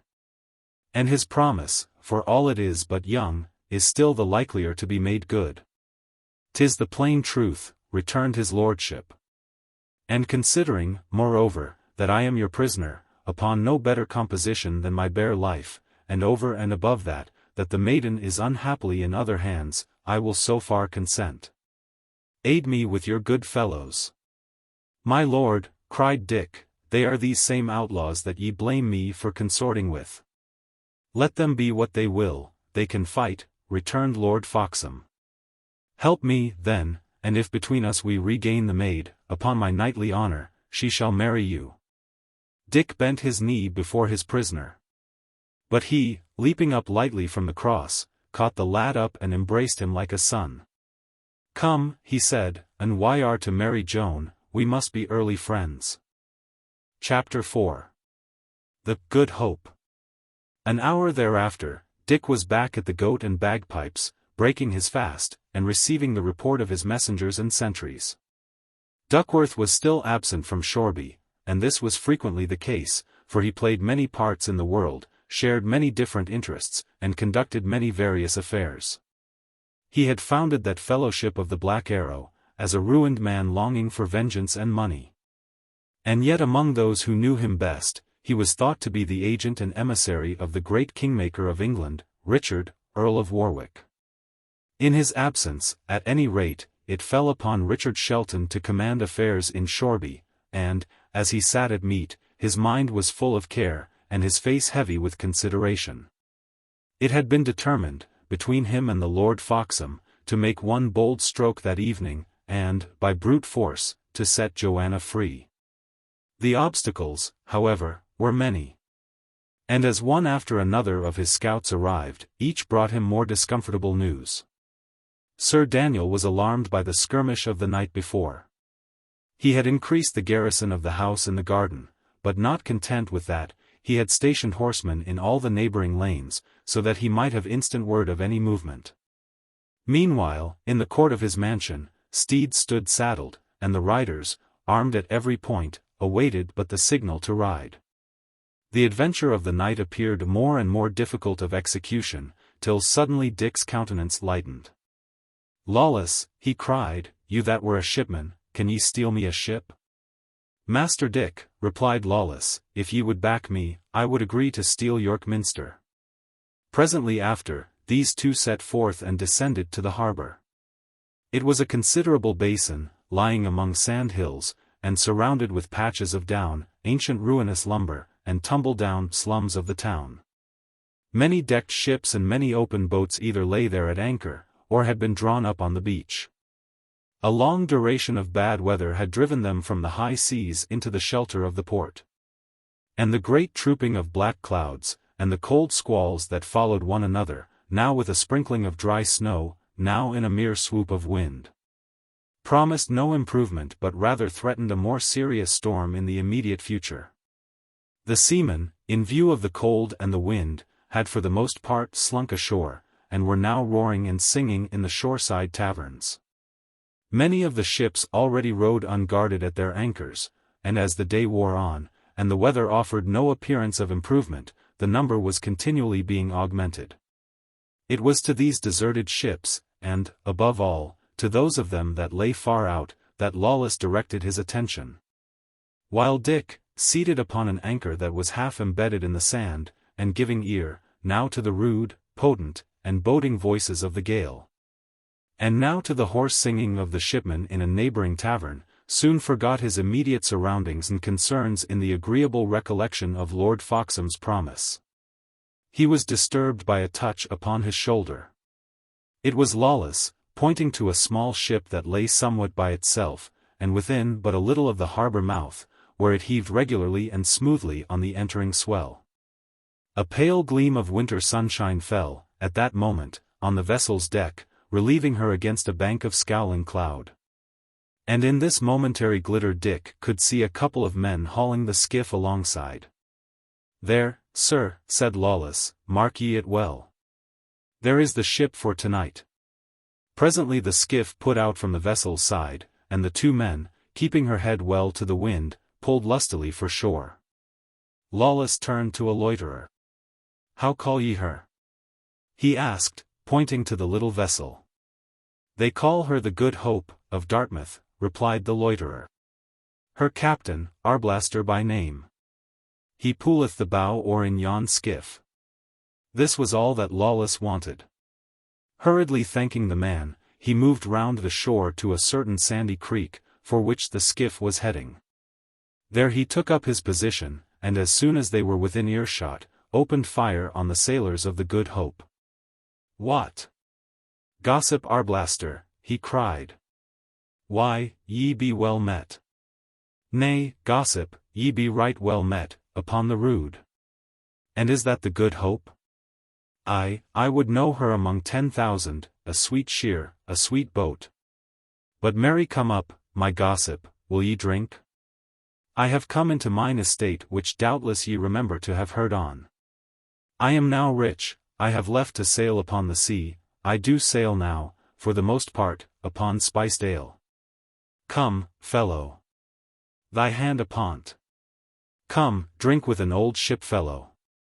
Skipper Arblaster, a long-faced, elderly, weather-beaten man, with a knife hanging about his neck by a plaited cord, and for all the world like any modern seaman in his gait and bearing, had hung back in obvious amazement and distrust. But the name of an estate, and a certain air of tipsified simplicity and good fellowship which Lawless very well affected, combined to conquer his suspicious jealousy. His countenance relaxed, and he at once extended his open hand and squeezed that of the outlaw in a formidable grasp. "Nay," he said, "I cannot mind you. But what that? I would drink with any man, gossip, and so would my man Tom. Man Tom," he added, addressing his follower, "here is my gossip, whose name I cannot mind, but no doubt a very good seaman. Let's go drink with him and his shore friend." Lawless led the way, and they were soon seated in an alehouse, which, as it was very new, and stood in an exposed and solitary station, was less crowded than those nearer to the centre of the port. It was but a shed of timber, much like a blockhouse in the backwoods of today, and was coarsely furnished with a press or two, a number of naked benches, and boards set upon barrels to play the part of tables. In the middle, and besieged by 100 violent draughts, a fire of wreckwood blazed and vomited thick smoke. "Aye, now," said Lawless, "here is a shipman's joy, a good fire and a good stiff cup ashore, with foul weather without and an off-sea gale snoring in the roof. Here's to the Good Hope. May she ride easy." "Aye," said Skipper Arblaster, "'tis good weather to be ashore in, that is sooth. Man Tom, how say ye to that? Gossip, ye speak well, though I can never think upon your name. But ye speak very well. May the Good Hope ride easy." "Amen." "Friend Dickon," resumed Lawless, addressing his commander, "ye have certain matters on hand, unless I err? Well, prithee be about them incontinently. For here I be with the choice of all good company, 2 tough old shipmen. And till that ye return I will go warrant these brave fellows will bide here and drink me cup for cup. We are not like shoremen, we old, tough tarry Johns." "It is well meant," returned the skipper. "Ye can go, boy, for I will keep your good friend and my good gossip company till curfew, aye, and by St. Mary, till the sun get up again. For, look ye, when a man hath been long enough at sea, the salt getteth me into the clay upon his bones, and let him drink a draw well, he will never be quenched." Thus encouraged upon all hands, Dick rose, saluted his company, and going forth again into the gusty afternoon, got him as speedily as he might to the Goat and Bagpipes. Thence he sent word to my Lord Foxham that, so soon as ever the evening closed, they would have a stout boat to keep the sea in. And then leading along with him a couple of outlaws who had some experience of the sea, he returned himself to the harbour and the little sandy creek. The skiff of the Good Hope lay among many others, from which it was easily distinguished by its extreme smallness and fragility. Indeed, when Dick and his 2 men had taken their places, and begun to put forth out of the creek into the open harbour, the little cockle dipped into the swell and staggered under every gust of wind, like a thing upon the point of sinking. The Good Hope, as we have said, was anchored far out, where the swell was heaviest. No other vessel lay nearer than several cables' length. Those that were the nearest were themselves entirely deserted. And as the skiff approached, a thick flurry of snow and a sudden darkening of the weather further concealed the movements of the outlaws from all possible espial. In a trice they had leaped upon the heaving deck, and the skiff was dancing at the stern. The Good Hope was captured. She was a good stout boat, decked in the bows and amidships, but open in the stern. She carried 1 mast, and was rigged between a felucca and a lugger. It would seem that skipper Arblaster had made an excellent venture, for the hold was full of pieces of French wine. And in the little cabin, besides the Virgin Mary in the bulkhead which proved the captain's piety, there were many lockfast chests and cupboards, which showed him to be rich and careful. A dog, who was the sole occupant of the vessel, furiously barked and bit the heels of the boarders, but he was soon kicked into the cabin, and the door shut upon his just resentment. A lamp was lit and fixed in the shrouds to mark the vessel clearly from the shore. One of the wine pieces in the hold was broached, and a cup of excellent Gascony emptied to the adventure of the evening. And then, while one of the outlaws began to get ready his bow and arrows and prepare to hold the ship against all comers, the other hauled in the skiff and got overboard, where he held on, waiting for Dick. "Well, Jack, keep me a good watch," said the young commander, preparing to follow his subordinate. "Ye will do right well." "Why," returned Jack, "I shall do excellent well indeed, so long as we lie here, but once we put the nose of this poor ship outside the harbour, see, there she trembles." Nay, the poor shrew heard the words, and the heart misgave her in her oak tree ribs. "But look, Master Dick, how black the weather gathers." The darkness ahead was, indeed, astonishing. Great billows heaved up out of the blackness, one after another, and one after another the Good Hope buoyantly climbed, and giddily plunged upon the farther side. A thin sprinkle of snow and thin flakes of foam came flying, and powdered the deck, and the wind harped dismally among the rigging. "In sooth, it looketh evilly," said Dick, "but what cheer? 'Tis but a squall, and presently it will blow over." But, in spite of his words, he was depressingly affected by the bleak disorder of the sky and the wailing and fluting of the wind. And as he got over the side of the Good Hope and made once more for the landing creek with the best speed of oars, he crossed himself devoutly, and recommended to heaven the lives of all who should adventure on the sea. At the landing creek there had already gathered about a dozen of the outlaws. To these the skiff was left, and they were bidden embark without delay. A little farther up the beach Dick found Lord Foxham hurrying in quest of him, his face concealed with a dark hood, and his bright armour covered by a long russet mantle of a poor appearance. "Young Shelton," he said, "are ye for sea, then, truly?"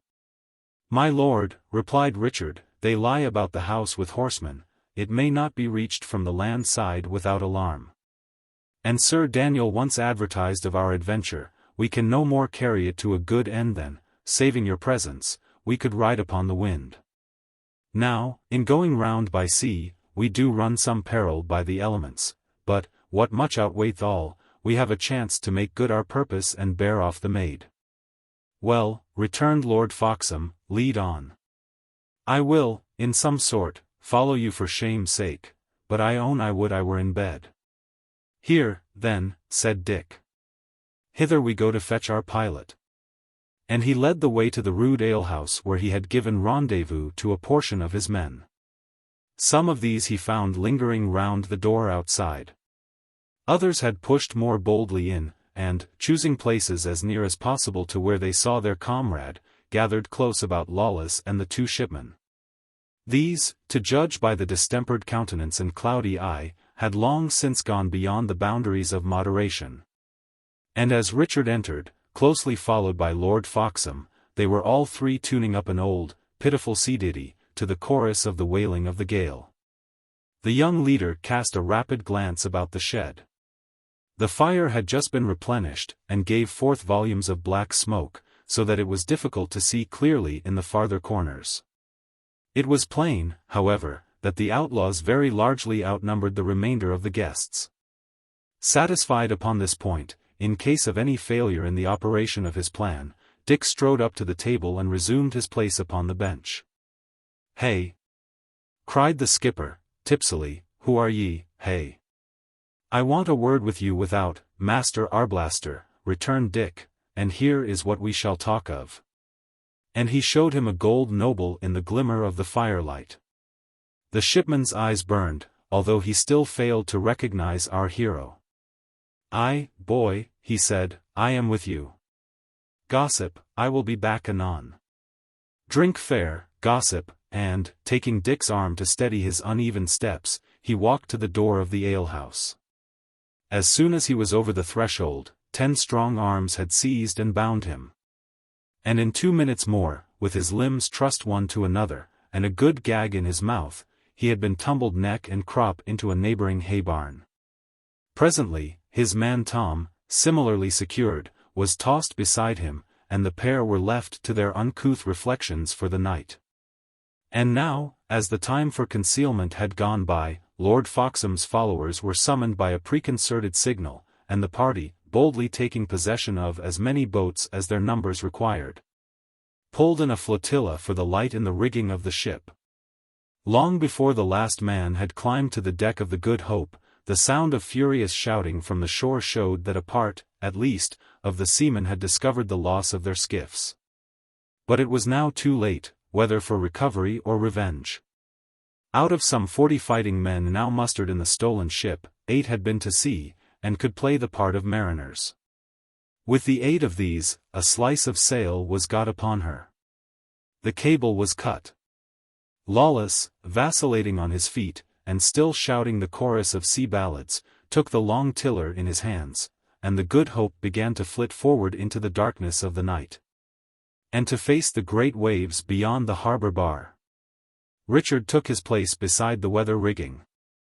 Except for the ship's own lantern, and for some lights in Shoreby town, that were already fading to leeward, the whole world of air was as black as in a pit. Only from time to time, as the Good Hope swooped dizzily down into the valley of the rollers, a crest would break, a great cataract of snowy foam would leap in one instant into being, and, in an instant more, would stream into the wake and vanish. Many of the men lay holding on and praying aloud, many more were sick, and had crept into the bottom, where they sprawled among the cargo. And what with the extreme violence of the motion, and the continued drunken bravado of Lawless, still shouting and singing at the helm, the stoutest heart on board may have nourished a shrewd misgiving as to the result. But Lawless, as if guided by an instinct, steered the ship across the breakers, struck the lee of a great sandbank, where they sailed for a while in smooth water, and presently after laid her alongside a rude stone pier, where she was hastily made fast, and lay ducking and grinding in the dark. Chapter 5. The Good Hope continued. The pier was not far distant from the house in which Joanna lay. It now only remained to get the men on shore, to surround the house with a strong party, burst in the door and carry off the captive. They might then regard themselves as done with the Good Hope. It had placed them on the rear of their enemies. And the retreat, whether they should succeed or fail in the main enterprise, would be directed with a greater measure of hope in the direction of the forest and my Lord Foxham's reserve. To get the men on shore, however, was no easy task. Many had been sick, all were pierced with cold, the promiscuity and disorder on board had shaken their discipline. The movement of the ship and the darkness of the night had cowed their spirits. They made a rush upon the pier. My lord, with his sword drawn on his own retainers, must throw himself in front. And this impulse of rabblement was not restrained without a certain clamour of voices, highly to be regretted in the case. When some degree of order had been restored, Dick, with a few chosen men, set forth in advance. The darkness on shore, by contrast with the flashing of the surf, appeared before him like a solid body, and the howling and whistling of the gale drowned any lesser noise. He had scarce reached the end of the pier, however, when there fell a lull of the wind, and in this he seemed to hear on shore the hollow footing of horses and the clash of arms. Checking his immediate followers, he passed forward a step or two alone, even setting foot upon the down, and here he made sure he could detect the shape of men and horses moving. A strong discouragement assailed him. If their enemies were really on the watch, if they had beleaguered the shoreward end of the pier, he and Lord Foxham were taken in a posture of very poor defence, the sea behind. The men jostled in the dark upon a narrow causeway. He gave a cautious whistle, the signal previously agreed upon. It proved to be a signal far more than he desired. Instantly there fell, through the black night, a shower of arrows sent at a venture. And so close were the men huddled on the pier that more than one was hit, and the arrows were answered with cries of both fear and pain. In this first discharge, Lord Foxham was struck down. Hawksley had him carried on board again at once, and his men, during the brief remainder of the skirmish, fought, when they fought at all, without guidance. That was perhaps the chief cause of the disaster which made haste to follow. At the shore end of the pier, for perhaps a minute, Dick held his own with a handful. One or two were wounded upon either side, steel crossed steel, nor had there been the least signal of advantage, when in the twinkling of an eye the tide turned against the party from the ship. Someone cried out that all was lost. The men were in the very humour to lend an ear to a discomfortable counsel. The cry was taken up.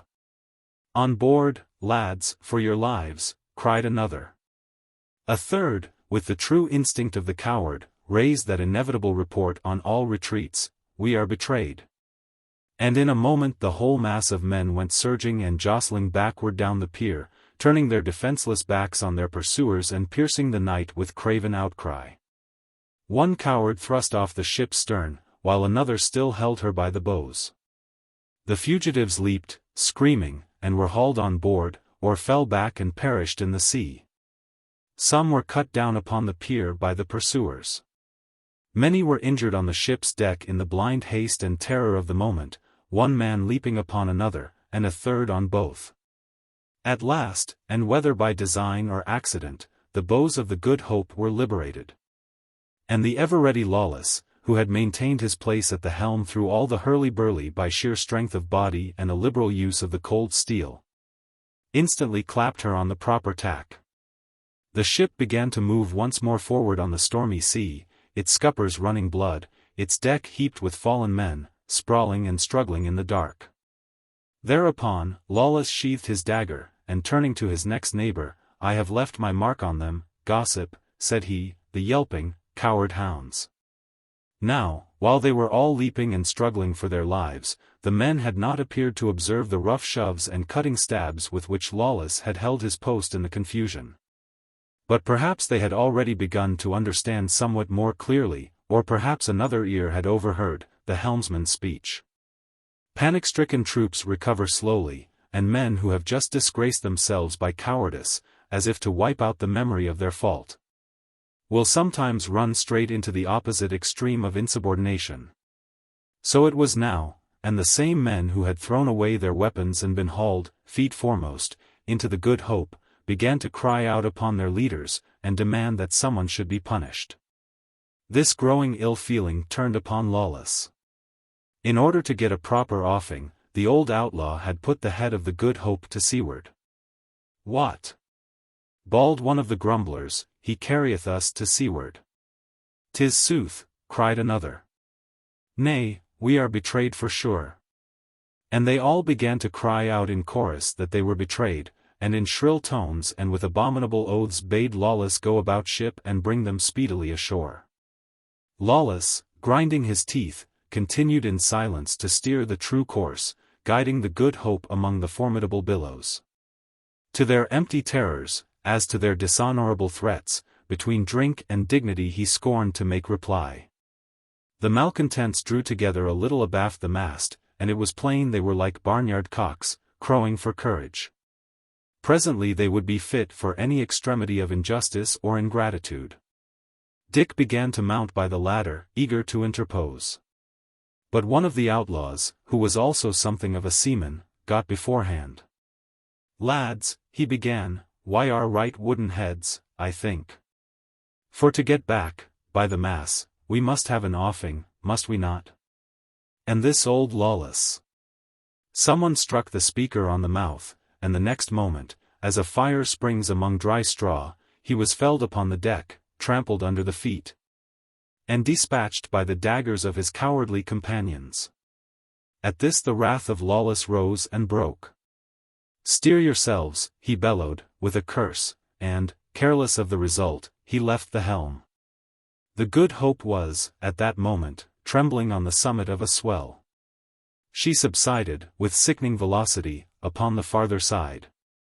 A wave, like a great black bulwark, hove immediately in front of her, and, with a staggering blow, she plunged head foremost through that liquid hill.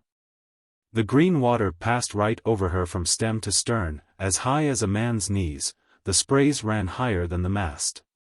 And she rose again upon the other side, with an appalling, tremulous indecision, like a beast that has been deadly wounded. 6 or 7 of the malcontents had been carried bodily overboard. And as for the remainder, when they found their tongues again, it was to bellow to the saints and wail upon Lawless to come back and take the tiller. Nor did Lawless wait to be twice bidden. The terrible result of his fling of just resentment sobered him completely.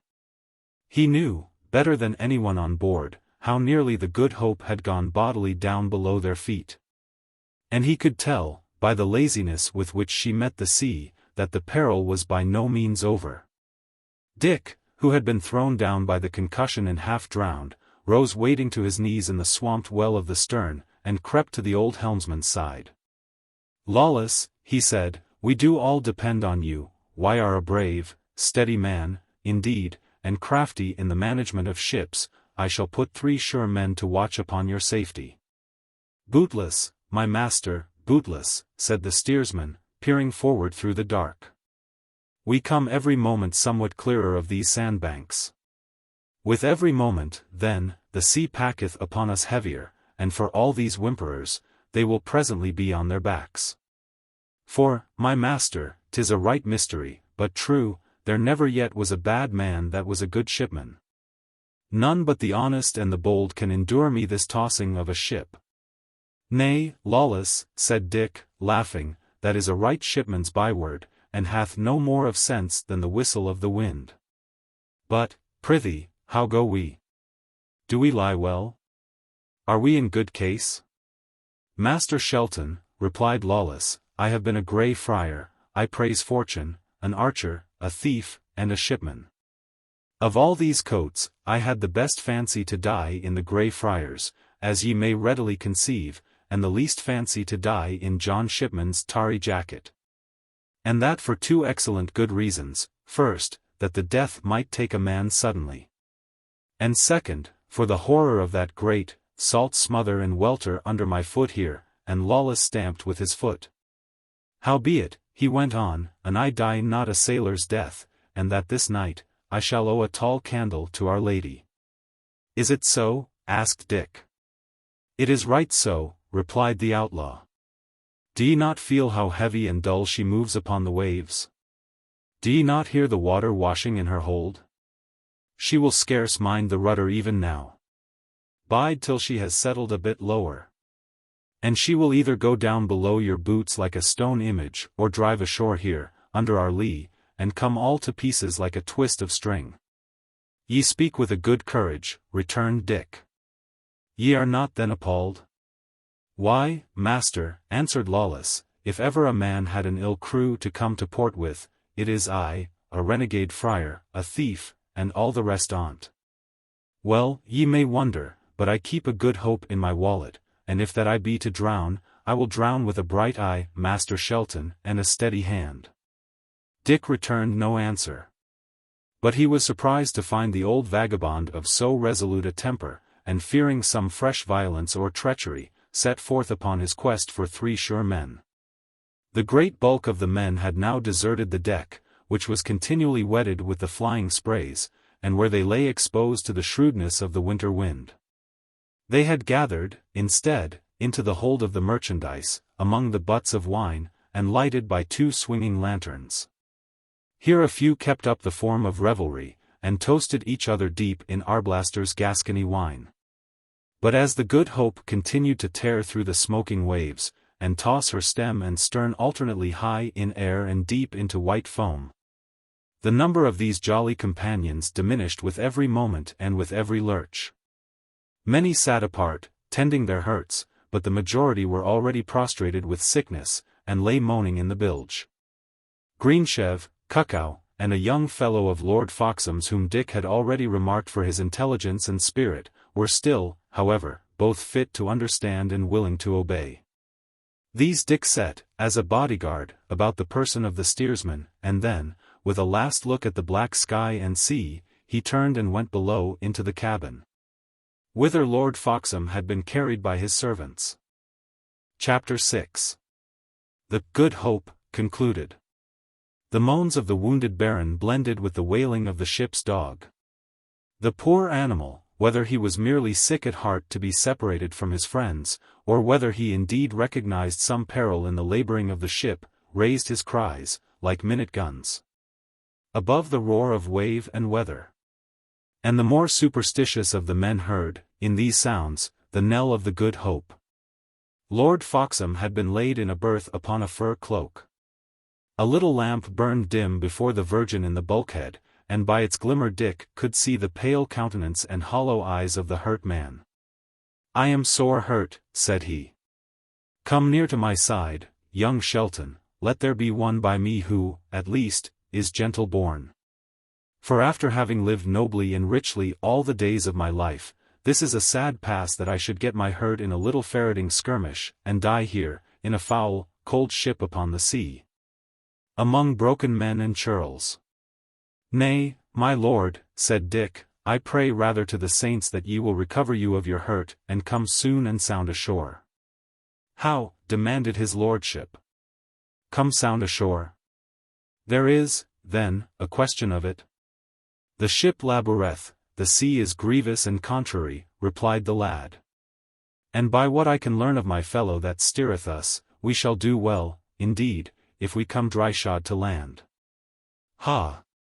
said the Baron, gloomily, "thus shall every terror attend upon the passage of my soul. Sir, pray rather to live hard, that ye may die easy, than to be fooled and fluted all through life, as to the pipe and tabard, and, in the last hour, be plunged among misfortunes. Howbeit, I have that upon my mind that must not be delayed." "We have no priest aboard?" "None," replied Dick. "Here, then, to my secular interests," resumed Lord Foxham, "ye must be as good a friend to me dead, as I found you a gallant enemy when I was living. I fall in an evil hour for me, for England, and for them that trusted me. My men are being brought by Hamley, he that was your rival, they will rendezvous in the long home at Hollywood. This ring from off my finger will accredit you to represent mine orders, and I shall write, besides, 2 words upon this paper, bidding Hamley yield to you the damsel. Will he obey? I know not." "But, my lord, what orders?" inquired Dick. "Aye," quoth the Baron, "aye, the orders," and he looked upon Dick with hesitation. "Are ye Lancaster or York?" he asked, at length. "I shame to say it," answered Dick, "I can scarce clearly answer. But so much I think is certain, since I serve with Ellis Duckworth, I serve the house of York." "Well, if that be so, I declare for York." "It is well," returned the other, "it is exceeding well. For, truly, had ye said Lancaster, I wot not for the world what I had done. But sith ye are for York, follow me. I came hither but to watch these lords at Shoreby, while mine excellent young lord, Richard of Gloucester prepareth a sufficient force to fall upon and scatter them. I have made me notes of their strength, what watch they keep, and how they lie, and these I was to deliver to my young lord on Sunday, an hour before noon, at St. Bride's Cross beside the forest. This tryst I am not like to keep, but I pray you, of courtesy, to keep it in my stead. And see that not pleasure, nor pain, tempest, wound, nor pestilence withhold you from the hour and place, for the welfare of England leath upon this cast. I do soberly take this upon me, said Dick. In so far as in me leath, your purpose shall be done. It is good, said the wounded man. My Lord Duke shall order you further, and if ye obey him with spirit and goodwill, then is your fortune made. Give me the lamp a little nearer to mine eyes, till that I write these words for you. He wrote a note to his worshipful kinsman, Sir John Hamley, and then a second, which he left without external superscripture. This is for the Duke, he said. The word is England and Edward, and the counter, England and York. And Joanna, my lord? asked Dick. Nay, ye must get Joanna how ye can, replied the Baron. I have named you for my choice in both these letters, but ye must get her for yourself, boy. I have tried, as ye see here before you, and have lost my life. More could no man do. By this time the wounded man began to be very weary, and Dick, putting the precious papers in his bosom, bade him be of good cheer, and left him to repose. The day was beginning to break, cold and blue, with flying squalls of snow. Close under the lee of the Good Hope, the coast lay in alternate rocky headlands and sandy bays. And farther inland the wooded hilltops of Tunstall showed along the sky.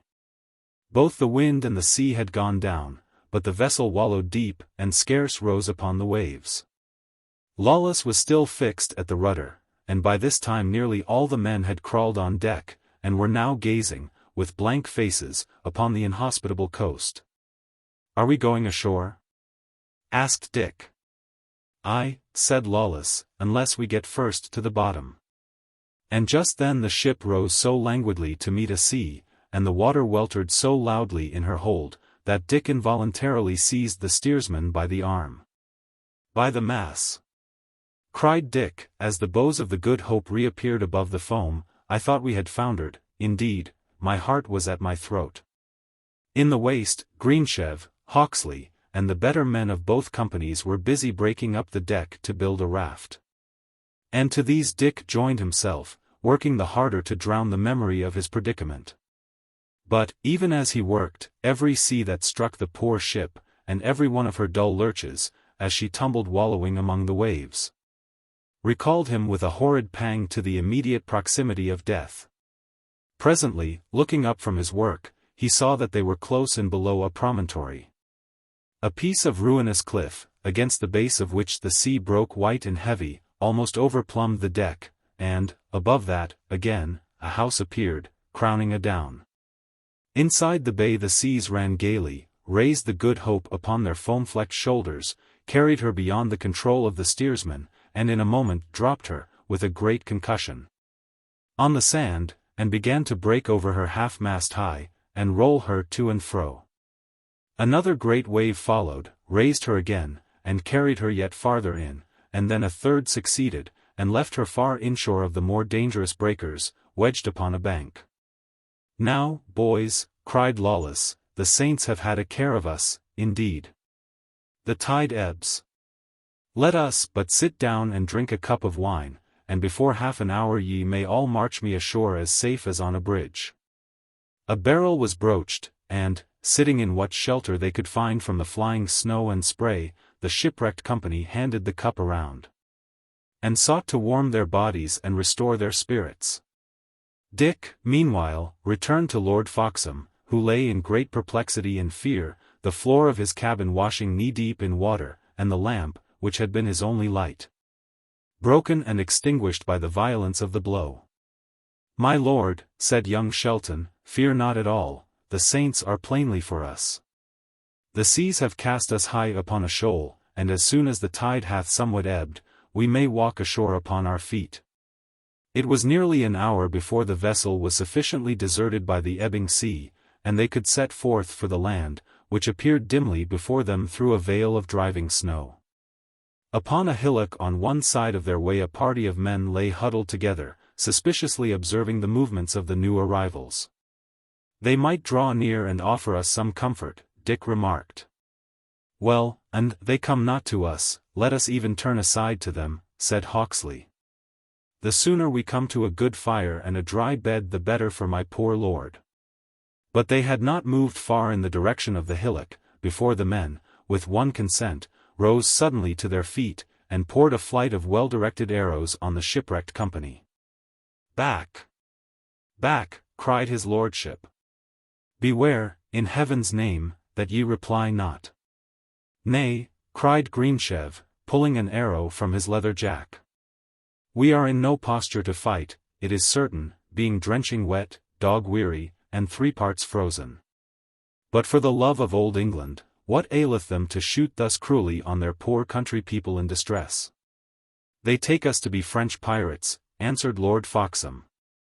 "In these most troublesome and degenerate days we cannot keep our own shores of England. But our old enemies, whom we once chased on sea and land, do now range at pleasure, robbing and slaughtering and burning. It is the pity and reproach of this poor land." The men upon the hillock lay, closely observing them, while they trailed upward from the beach and wound inland among desolate sandhills. For a mile or so they even hung upon the rear of the march, ready, at a sign, to pour another volley on the weary and dispirited fugitives. And it was only when, striking at length upon a firm high road, Dick began to call his men to some more martial order, that these jealous guardians of the coast of England silently disappeared among the snow. They had done what they desired, they had protected their own homes and farms, their own families and cattle. And their private interest being thus secured, it mattered not the weight of a straw to any one of them. Although the Frenchmen should carry blood and fire to every other parish in the realm of England. Book. Chapter 4. The Disguise. Chapter 1. The Den. The place where Dick had struck the line of a high road was not far from Holywood, and within 9 or 10 miles of Shoreby on the Till. And here, after making sure that they were pursued no longer, the two bodies separated. Lord Foxham's followers departed, carrying their wounded master towards the comfort and security of the great abbey.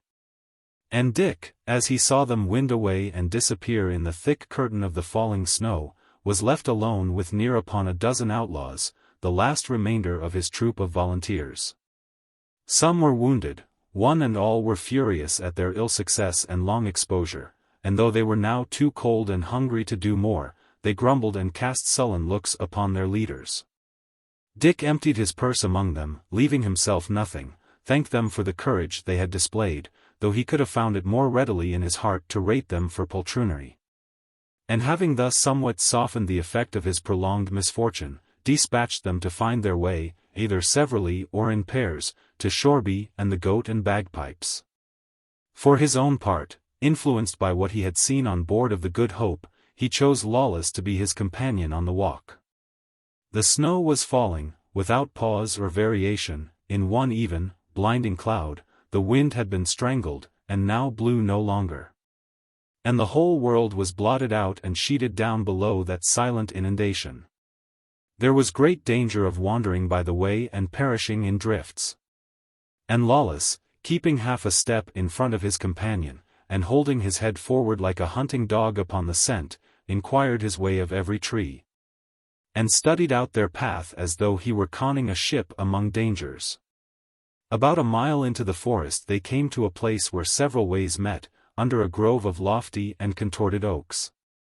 Even in the narrow horizon of the falling snow, it was a spot that could not fail to be recognized, and Lawless evidently recognized it with particular delight. "Now, Master Richard," said he, "and why are not too proud to be the guest of a man who is neither a gentleman by birth nor so much as a good Christian? I can offer you a cup of wine and a good fire to melt the marrow in your frozen bones." "Lead on, Will," answered Dick. "A cup of wine and a good fire. Nay, I would go a far way round to see them." Lawless turned aside under the bare branches of the grove, and, walking resolutely forward for some time, came to a steepish hollow or den, that had now drifted a quarter full of snow. On the verge, a great beech tree hung, precariously rooted, and here the old outlaw, pulling aside some bushy underwood, bodily disappeared into the earth.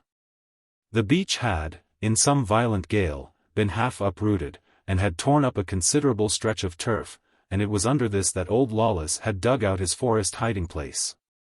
The roots served him for rafters, the turf was his thatch, for walls and floor he had his mother the earth. Rude as it was, the hearth in one corner, blackened by fire, and the presence in another of a large oaken chest well fortified with iron, showed it at one glance to be the den of a man, and not the burrow of a digging beast. Though the snow had drifted at the mouth and sifted in upon the floor of this earth cavern, yet was the air much warmer than without. And when Lawless had struck a spark, and the dry furze bushes had begun to blaze and crackle on the hearth, the place assumed, even to the eye, an air of comfort and of home. With a sigh of great contentment, Lawless spread his broad hands before the fire, and seemed to breathe the smoke. "Here, then," he said, "is this old Lawless's rabbit-hole. Pray heaven there come no terrier. Far I have rolled hither and thither, and here and about, since that I was 14 years of mine age and first ran away from mine abbey, with the sacrist's gold chain and a mass-book that I sold for 4 marks. I have been in England and France and Burgundy, and in Spain, too, on a pilgrimage for my poor soul, and upon the sea, which is no man's country.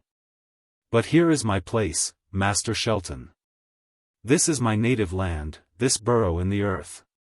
Come rain or wind, and whether it's April, and the birds all sing, and the blossoms fall about my bed, or whether it's winter, and I sit alone with my good gossip the fire, and robin redbreast twitters in the woods, here is my church and market, and my wife and child.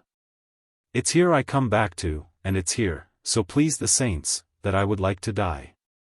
"'Tis a warm corner, to be sure," replied Dick, "and a pleasant, and a well hid." "It had need to be," returned Lawless, "for an they found it, Master Shelton, it would break my heart. But here," he added, burrowing with his stout fingers in the sandy floor, "here is my wine cellar, and ye shall have a flask of excellent strong stingo." Sure enough, after but a little digging, he produced a big leathern bottle of about a gallon, nearly 3 parts full of a very heady and sweet wine. And when they had drunk to each other comradely, and the fire had been replenished and blazed up again, the pair lay at full length, thawing and steaming, and divinely warm. "Master Shelton," observed the outlaw, "why, Ave had 2 mischances this last while, and why are like to lose the maid, do I take it aright?" "Aright," returned Dick, nodding his head. "Well, now," continued Lawless, "hear an old fool that hath been nigh-hand everything, and seen nigh-hand all. Ye go too much on other people's errands, Master Dick. Ye go on Ellis's. But he desireth rather the death of Sir Daniel. Ye go on Lord Foxham's, well, the saints preserve him, doubtless he meaneth well. But go ye upon your own, good Dick. Come right to the maid's side. Court her, lest that she forget you. Be ready, and when the chance shall come, off with her at the saddlebow." "Aye, but, Lawless, beyond doubt she is now in Sir Daniel's own mansion," answered Dick. "Thither, then, go we," replied the outlaw. Dick stared at him. "Nay, I mean it," nodded Lawless. "And if we are of so little faith, and stumble at a word, see here." And the outlaw, taking a key from about his neck, opened the oak chest, and dipping and groping deep among its contents, produced first a friar's robe, and next a girdle of rope. And then a huge rosary of wood, heavy enough to be counted as a weapon. "Here," he said, "is for you. On with them." And then, when Dick had clothed himself in this clerical disguise, Lawless produced some colors and a pencil, and proceeded, with the greatest cunning, to disguise his face. The eyebrows he thickened and produced, to the mustache, which was yet hardly visible, he rendered a little service. While, by a few lines around the eye, he changed the expression and increased the apparent age of this young monk. "Now," he resumed, "when I have done the like, we shall make as bonny a pair of friars as the eye could wish. Boldly to Sir Daniel's we shall go, and there be hospitably welcome for the love of Mother Church. And how, dear Lawless, cried the lad, shall I repay you? Tut, brother, replied the outlaw, I do naught but for my pleasure. Mind not for me. I am one, by the mass, that mindeth for himself. When that I lack, I have a long tongue and a voice like the monastery bell, I do ask, my son, and where asking faileth, I do most usually take. The old rogue made a humorous grimace. And although Dick was displeased to lie under so great favours to so equivocal a personage, he was yet unable to restrain his mirth. With that, Lawless returned to the big chest, and was soon similarly disguised, but, below his gown, Dick wondered to observe him conceal a sheaf of black arrows. Wherefore do ye that? asked the lad. Wherefore arrows, when ye take no bow? Nay, replied Lawless, lightly, 'tis like there will be heads broke, not to say backs, ere you and I win sound from where we're going to. And if any fall, I would our fellowship should come by the credit on't. A black arrow, Master Dick, is the seal of our abbey, it showeth you who writ the bill. And ye prepare so carefully, said Dick, I have here some papers that, for mine own sake, and the interest of those that trusted me, were better left behind than found upon my body. Where shall I conceal them, Will? Nay, replied Lawless, I will go forth into the wood and whistle me 3 verses of a song. Meanwhile, do you bury them where ye please, and smooth the sand upon the place. Never, cried Richard. I trust you, man. I were base indeed if I not trusted you. Brother, why are but a child, replied the old outlaw, pausing and turning his face upon Dick from the threshold of the den. I am a kind old Christian, and no traitor to men's blood, and no sparer of mine own in a friend's jeopardy. But, fool, child, I am a thief by trade and birth and habit. If my bottle were empty and my mouth dry, I would rob you, dear child, as sure as I love, honor, and admire your parts and person. Can it be clearer spoken? No. And he stumped forth through the bushes with a snap of his big fingers. Dick, thus left alone, after a wondering thought upon the inconsistencies of his companion's character, hastily produced, reviewed, and buried his papers. One only he reserved to carry along with him, since it in no wise compromised his friends, and yet might serve him, in a pinch, against Sir Daniel. That was the knight's own letter to Lord Wensleydale, sent by Throgmorton, on the morrow of the defeat at Risingham, and found next day by Dick upon the body of the messenger. Then, treading down the embers of the fire, Dick left the den, and rejoined the old outlaw, who stood awaiting him under the leafless oaks, and was already beginning to be powdered by the falling snow. Each looked upon the other, and each laughed, so thorough and so droll was the disguise. Yet I would it were but summer and a clear day, grumbled the outlaw, that I might see myself in the mirror of a pool. There be many of Sir Daniel's men that know me. And if we fell to be recognized, there might be 2 words for you, brother, but as for me, in a paternoster while, I should be kicking in a rope's end. Thus they set forth together along the road to Shoreby, which, in this part of its course, kept near along the margin of the forest, coming forth, from time to time, in the open country, and passing beside poor folks' houses and small farms. Presently at sight of one of these, Lawless pulled up. Brother Martin, he said, in a voice capitally disguised, and suited to his monkish robe, let us enter and seek alms from these poor sinners. Pax vobiscum. Aye, he added, in his own voice, 'tis as I feared, I have somewhat lost the wine of it. And by your leave, good Master Shelton, ye must suffer me to practice in these country places, before that I risk my fat neck by entering Sir Daniel's. But look ye a little, what an excellent thing it is to be a jack of all trades. An I had not been a shipman, ye had infallibly gone down in the Good Hope. An I had not been a thief, I could not have painted me your face. And but that I had been a grey friar, and sung loud in the choir, and ate hearty at the board, I could not have carried this disguise. But the very dogs would have spied us out and barked at us for shams. He was by this time close to the window of the farm, and he rose on his tiptoes and peeped in. "Nay," he cried, "better and better. We shall here try our false faces with a vengeance, and have a merry jest on Brother Capper to boot." And so saying, he opened the door and led the way into the house. 3 of their own company sat at the table, greedily eating. Their daggers, stuck beside them in the board, and the black and menacing looks which they continued to shower upon the people of the house, proved that they owed their entertainment rather to force than favor. On the 2 monks, who now, with a sort of humble dignity, entered the kitchen of the farm, they seemed to turn with a particular resentment. And one, it was John Capper in person, who seemed to play the leading part, instantly and rudely ordered them away. "We want no beggars here," he cried. But another, although he was as far from recognizing Dick and Lawless, inclined to more moderate counsels. "Not so," he cried. "We be strong men, and take, these be weak, and crave. But in the latter end these shall be uppermost and we below. Mind him not, my father, but come, drink of my cup, and give me a benediction." "Ye are men of a light mind, carnal, and accursed," said the monk. "Now, may the saints forbid that ever I should drink with such companions. But here, for the pity I bear to sinners, here I do leave you a blessed relic, the which, for your soul's interest, I bid you kiss and cherish." So far Lawless thundered upon them like a preaching friar.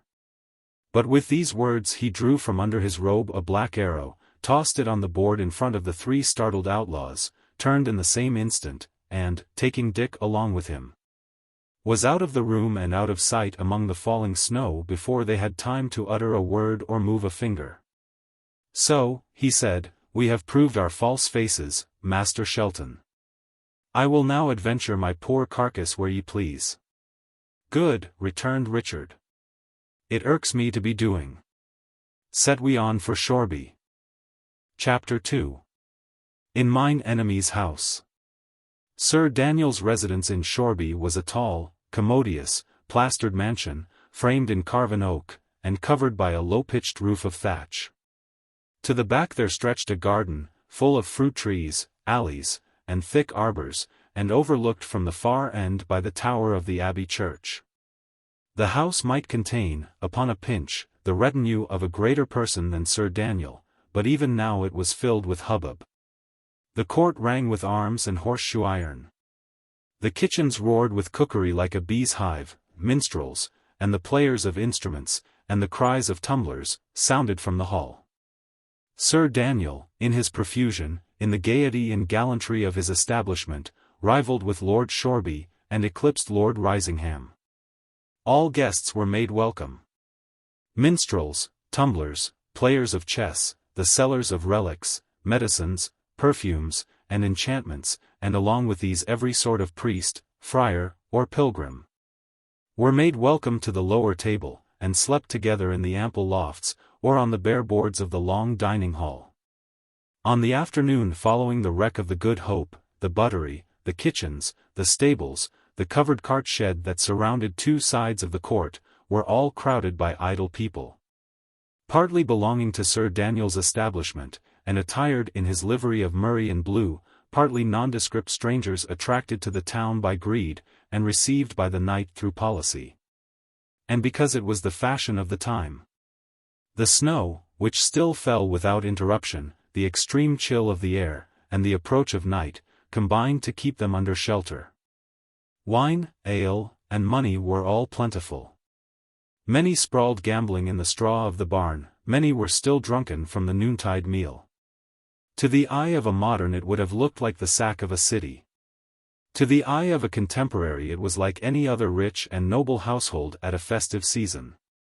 2 monks, a young and an old, had arrived late, and were now warming themselves at a bonfire in a corner of the shed. A mixed crowd surrounded them, jugglers, mountebanks, and soldiers. And with these the elder of the 2 had soon engaged so brisk a conversation, and exchanged so many loud guffaws and country witticisms, that the group momentarily increased in number. The younger companion, in whom the reader has already recognized Dick Shelton, sat from the first somewhat backward, and gradually drew himself away. He listened, indeed, closely, but he opened not his mouth, and by the grave expression of his countenance, he made but little account of his companion's pleasantries. At last his eye, which travelled continually to and fro, and kept a guard upon all the entrances of the house, lit upon a little procession entering by the main gate and crossing the court in an oblique direction.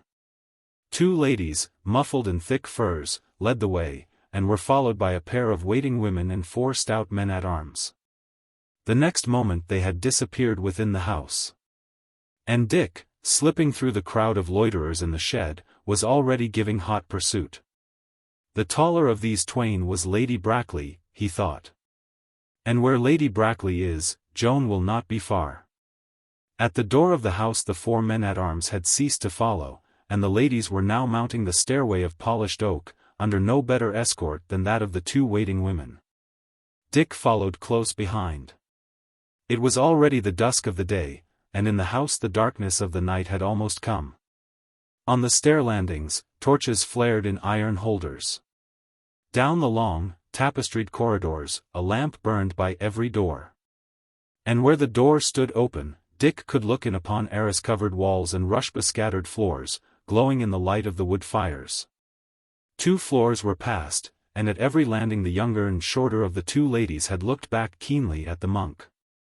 He, keeping his eyes lowered, and affecting the demure manners that suited his disguise, had but seen her once, and was unaware that he had attracted her attention. And now, on the 3rd floor, the party separated, the younger lady continuing to ascend alone, the other, followed by the waiting maids, descending the corridor to the right. Dick mounted with a swift foot, and holding to the corner, thrust forth his head and followed the 3 women with his eyes. Without turning or looking behind them, they continued to descend the corridor. It is right well, thought Dick.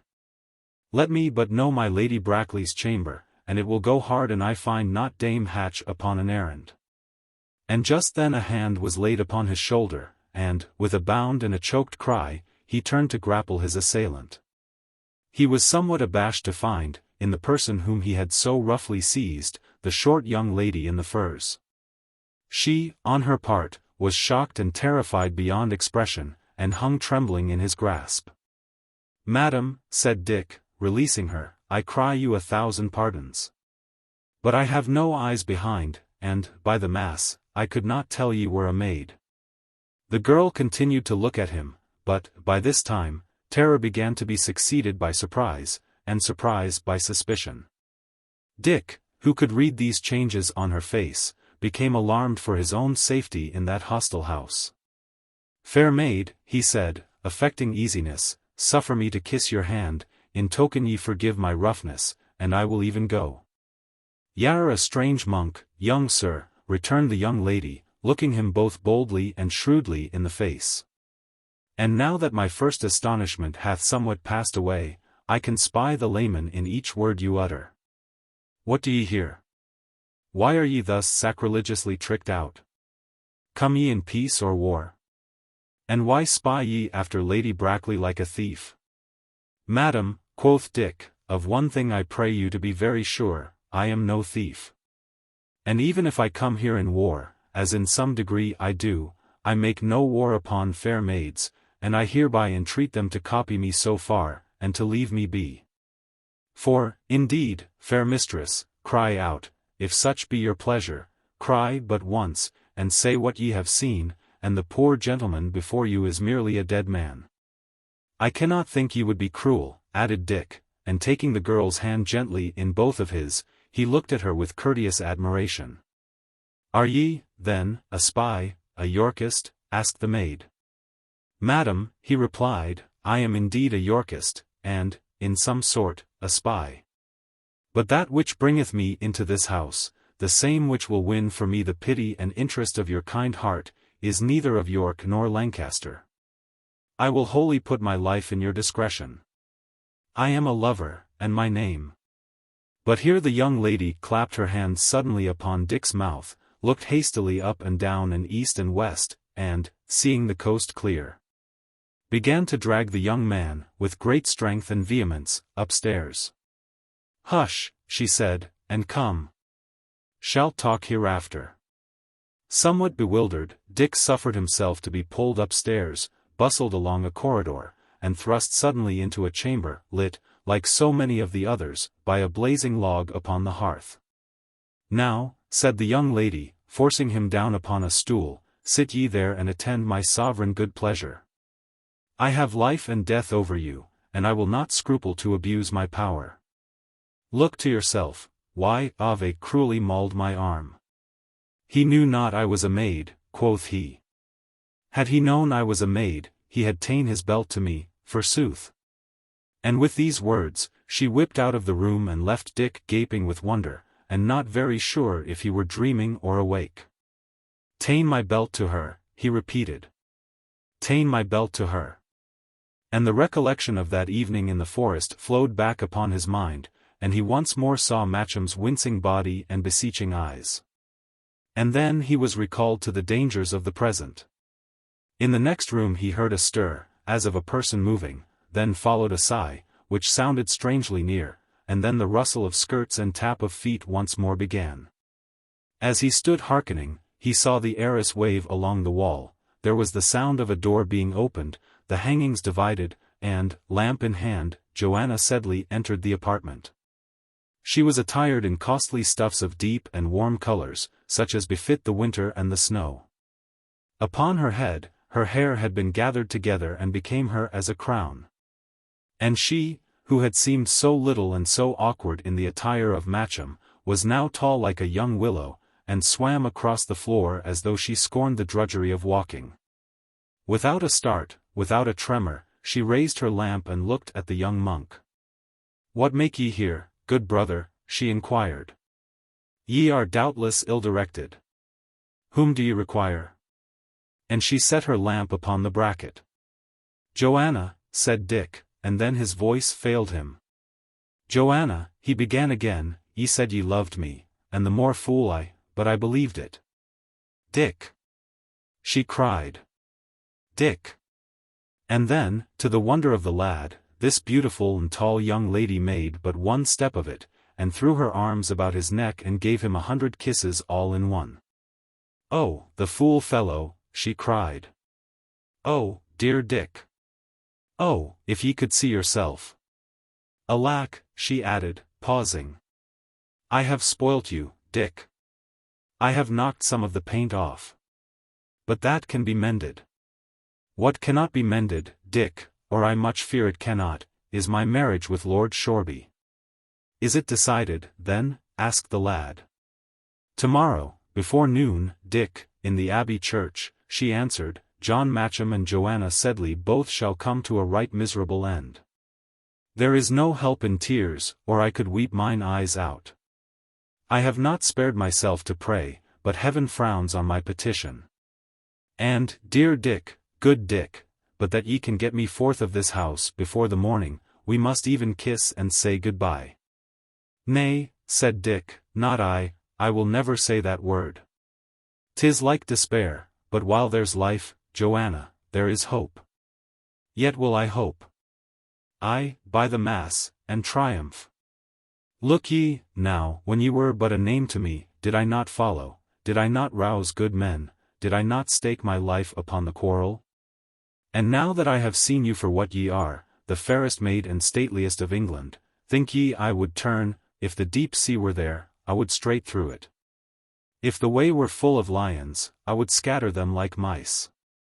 "Aye," she said, "Drilly, ye make a great ado about a sky-blue robe." "Nay, Joan," protested Dick, "'tis not alone the robe. But, lass, ye were disguised. Here am I disguised, and, to the proof, do I not cut a figure of fun, a right fool's figure?" "Aye, Dick, and that ye do," she answered, smiling. "Well, then," he returned, triumphant. "So was it with you, poor Matcham, in the forest. In sooth, ye were a wench to laugh at. But now—" So they ran on, holding each other by both hands, exchanging smiles and lovely looks, and melting minutes into seconds, and so they might have continued all night long. But presently there was a noise behind them, and they were aware of the short young lady, with her finger on her lips.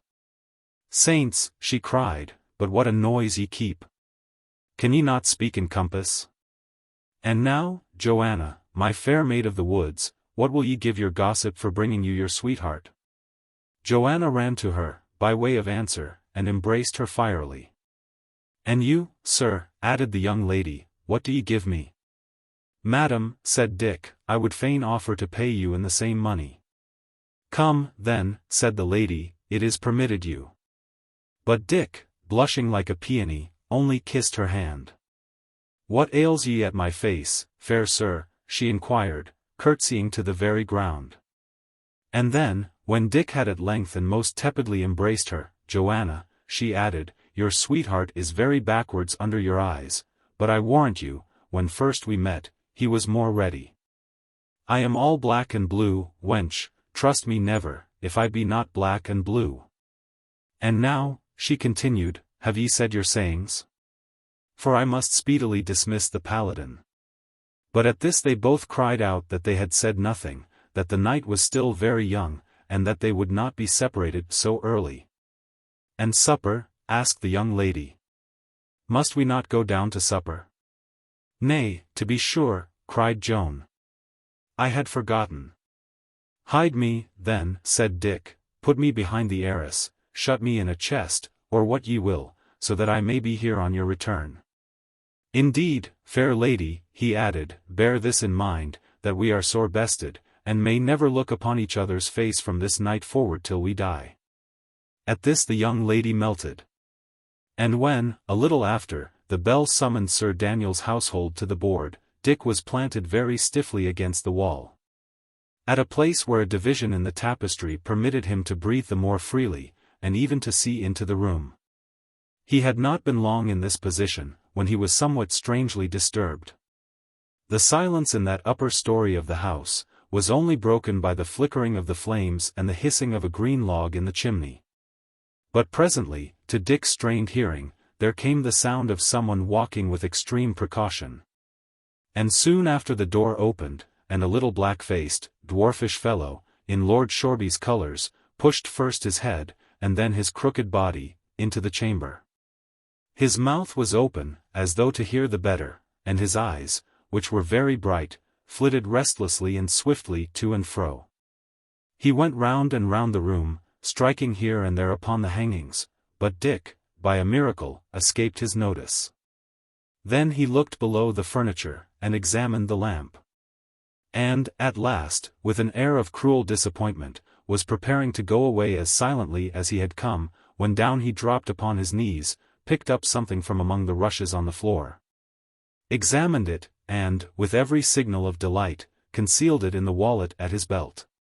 Dick's heart sank, for the object in question was a tassel from his own girdle. And it was plain to him that this dwarfish spy, who took a malign delight in his employment, would lose no time in bearing it to his master, the Baron.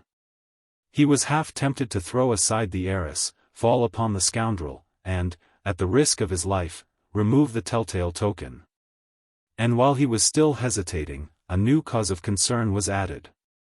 A voice, hoarse and broken by drink, began to be audible from the stair, and presently after, uneven, wandering, and heavy footsteps sounded without along the passage.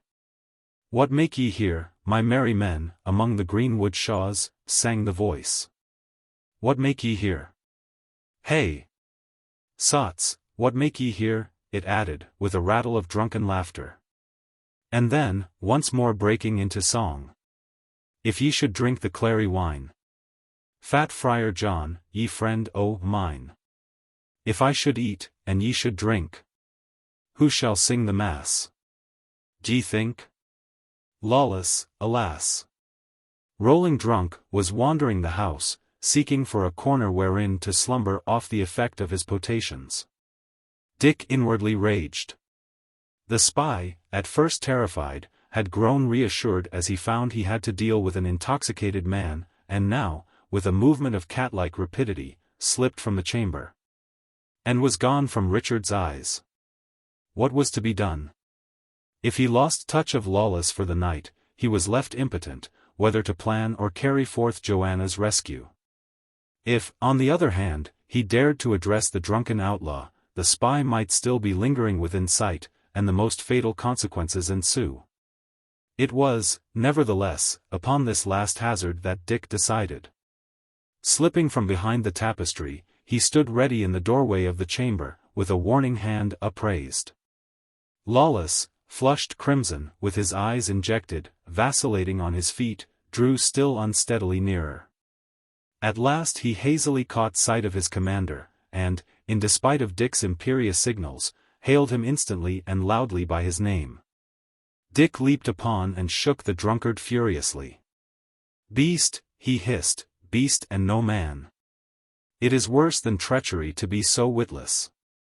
We may all be shent for thy sotting." But Lawless only laughed and staggered, and tried to clap young Shelton on the back. And just then Dick's quick ear caught a rapid brushing in the arras.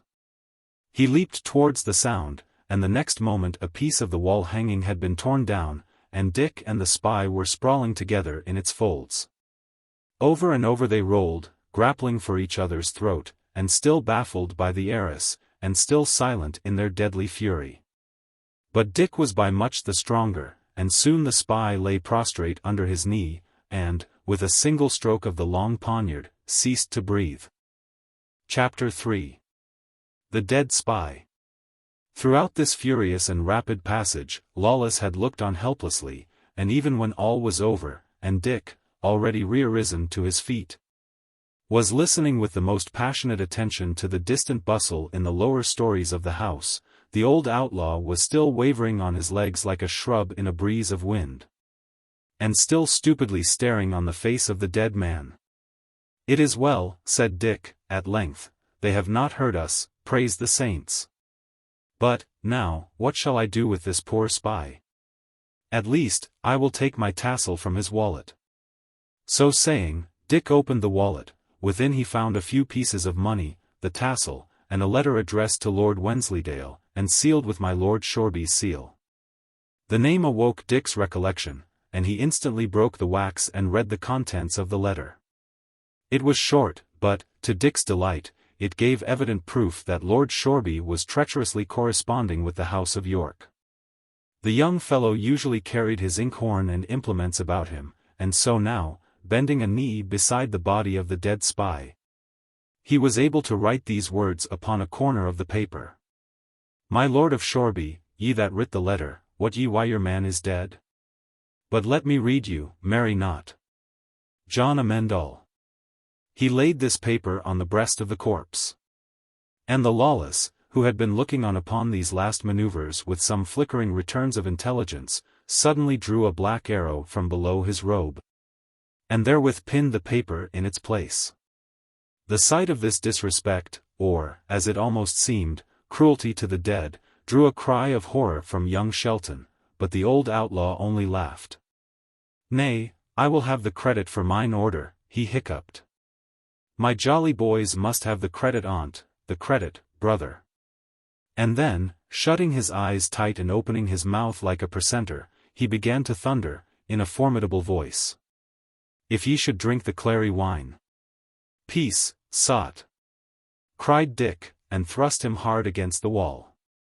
"In 2 words, if so be that such a man can understand me who hath more wine than wit in him, in 2 words, and, a Mary's name, begone out of this house, where, if ye continue to abide, ye will not only hang yourself, but me also.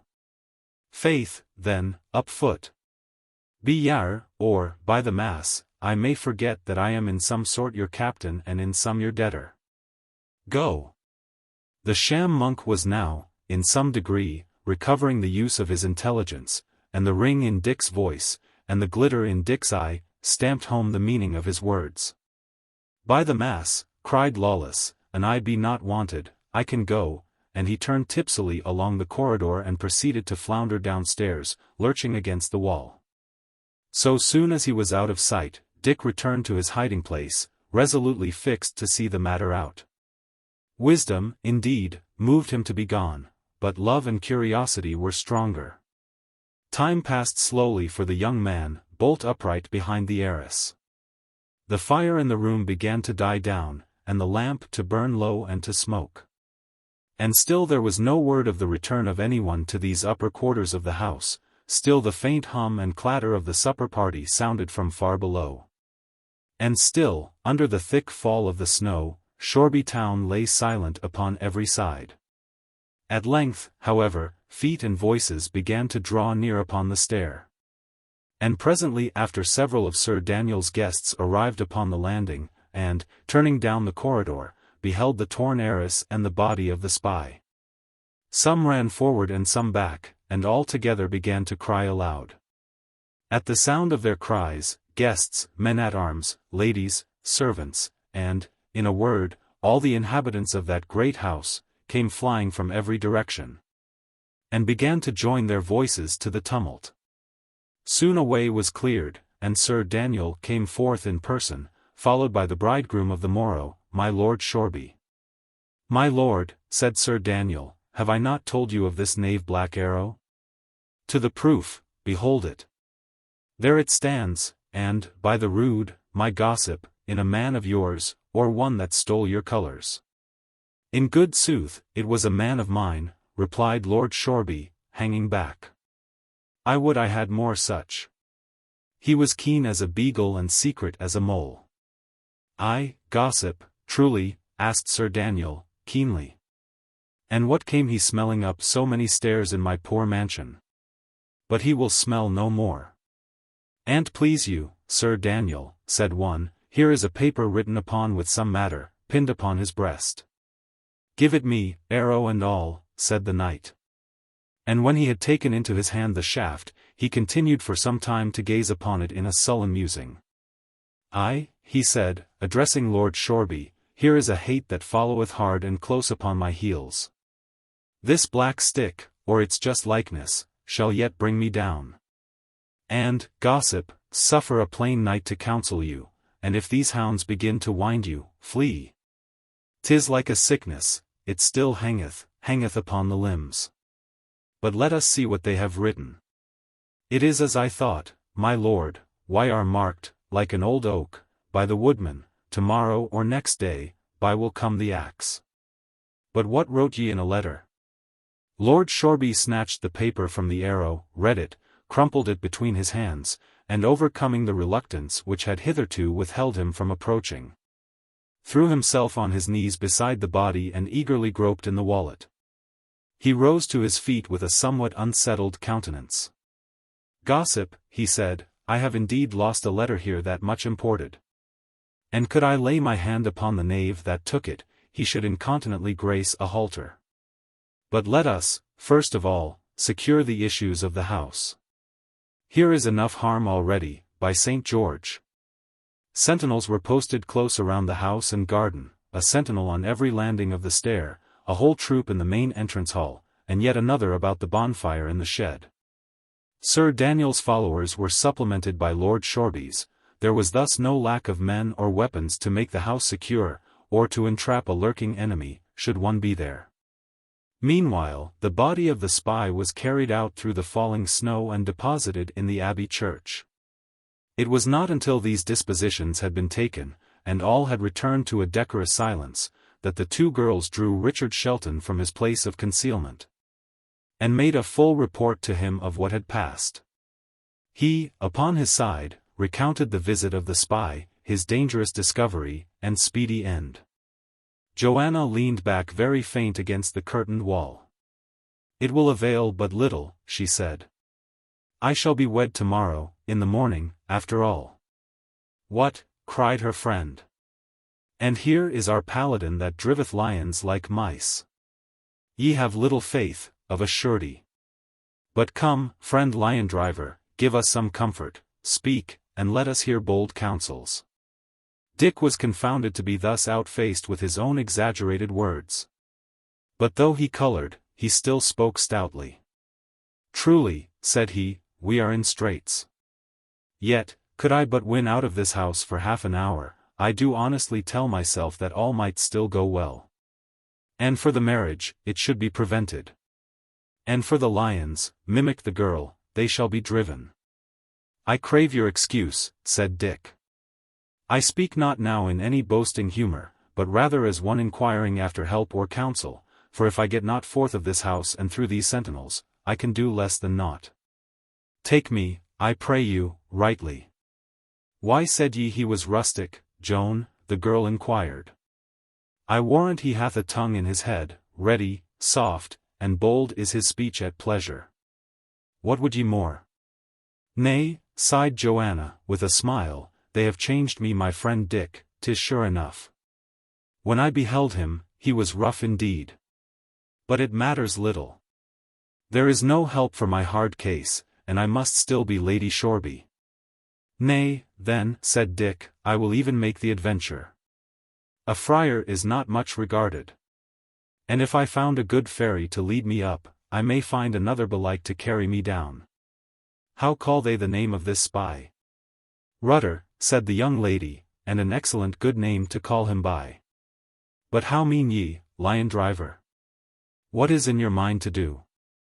To offer boldly to go forth, returned Dick, and if any stop me, to keep an unchanged countenance, and say I go to pray for Rudder. They will be praying over his poor clay even now. The device is somewhat simple, replied the girl, yet it may hold. Nay, said young Shelton, it is no device, but mere boldness, which serveth often better in great straits. Ye say true, she said. Well, go, a Mary's name, and may heaven speed you. Ye leave here a poor maid that loves you entirely, and another that is most heartily your friend. Be wary, for their sakes, and make not shipwreck of your safety. Aye, added Joanna, go, Dick. Ye run no more peril, whether ye go or stay. Go, ye take my heart with you, the saints defend you. Dick passed the first sentry with so assured a countenance that the fellow merely fidgeted and stared, but at the second landing the man carried his spear across and bade him name his business. Pax vobiscum, answered Dick. I go to pray over the body of this poor Rudder. Like enough, returned the sentry, but to go alone is not permitted you. He leaned over the oaken balusters and whistled shrill. One cometh, he cried, and then motioned Dick to pass. At the foot of the stair he found the guard afoot and awaiting his arrival. And when he had once more repeated his story, the commander of the post ordered 4 men out to accompany him to the church. Let him not slip, my lads, he said. Bring him to Sir Oliver, on your lives. The door was then opened. One of the men took Dick by either arm, another marched ahead with a link, and the fourth, with bent bow and the arrow on the string, brought up the rear. In this order they proceeded through the garden, under the thick darkness of the night and the scattering snow, and drew near to the dimly illuminated windows of the Abbey Church. At the western portal a picket of archers stood, taking what shelter they could find in the hollow of the arched doorways, and all powdered with the snow. And it was not until Dick's conductors had exchanged a word with these, that they were suffered to pass forth and enter the nave of the sacred edifice. The church was doubtfully lighted by the tapers upon the great altar, and by a lamp or two that swung from the arched roof before the private chapels of illustrious families. In the midst of the choir the dead spy lay, his limbs piously composed, upon a bier. A hurried mutter of prayer sounded along the arches. Cowled figures knelt in the stalls of the choir, and on the steps of the high altar a priest in pontifical vestments celebrated mass. Upon this fresh entrance, one of the cowled figures arose, and, coming down the steps which elevated the level of the choir above that of the nave, demanded from the leader of the 4 men what business brought him to the church. Out of respect for the service and the dead, they spoke in guarded tones, but the echoes of that huge, empty building caught up their words, and hollowly repeated them along the aisles. A monk, returned Sir Oliver, for he it was, when he had heard the report of the archer. My brother, I looked not for your coming, he added, turning to young Shelton. In all civility, who are ye? And at whose instance do ye join your supplications to ours? Dick, keeping his cowl about his face, signed to Sir Oliver to move a pace or two aside from the archers. And, so soon as the priest had done so, I cannot hope to deceive you, sir," he said. "My life is in your hands." Sir Oliver violently started. His stout cheeks grew pale, and for a space he was silent. "Richard," he said, "what brings you here, I know not, but I much misdoubt it to be evil. Nevertheless, for the kindness that was, would not willingly deliver you to harm. Ye shall sit all night beside me in the stalls, ye shall sit there till my Lord of Shoreby be married, and the party gone safe home. And if all goeth well, and ye have planned no evil, in the end ye shall go whither ye will. But if your purpose be bloody, it shall return upon your head. Amen." And the priest devoutly crossed himself, and turned and lauded to the altar.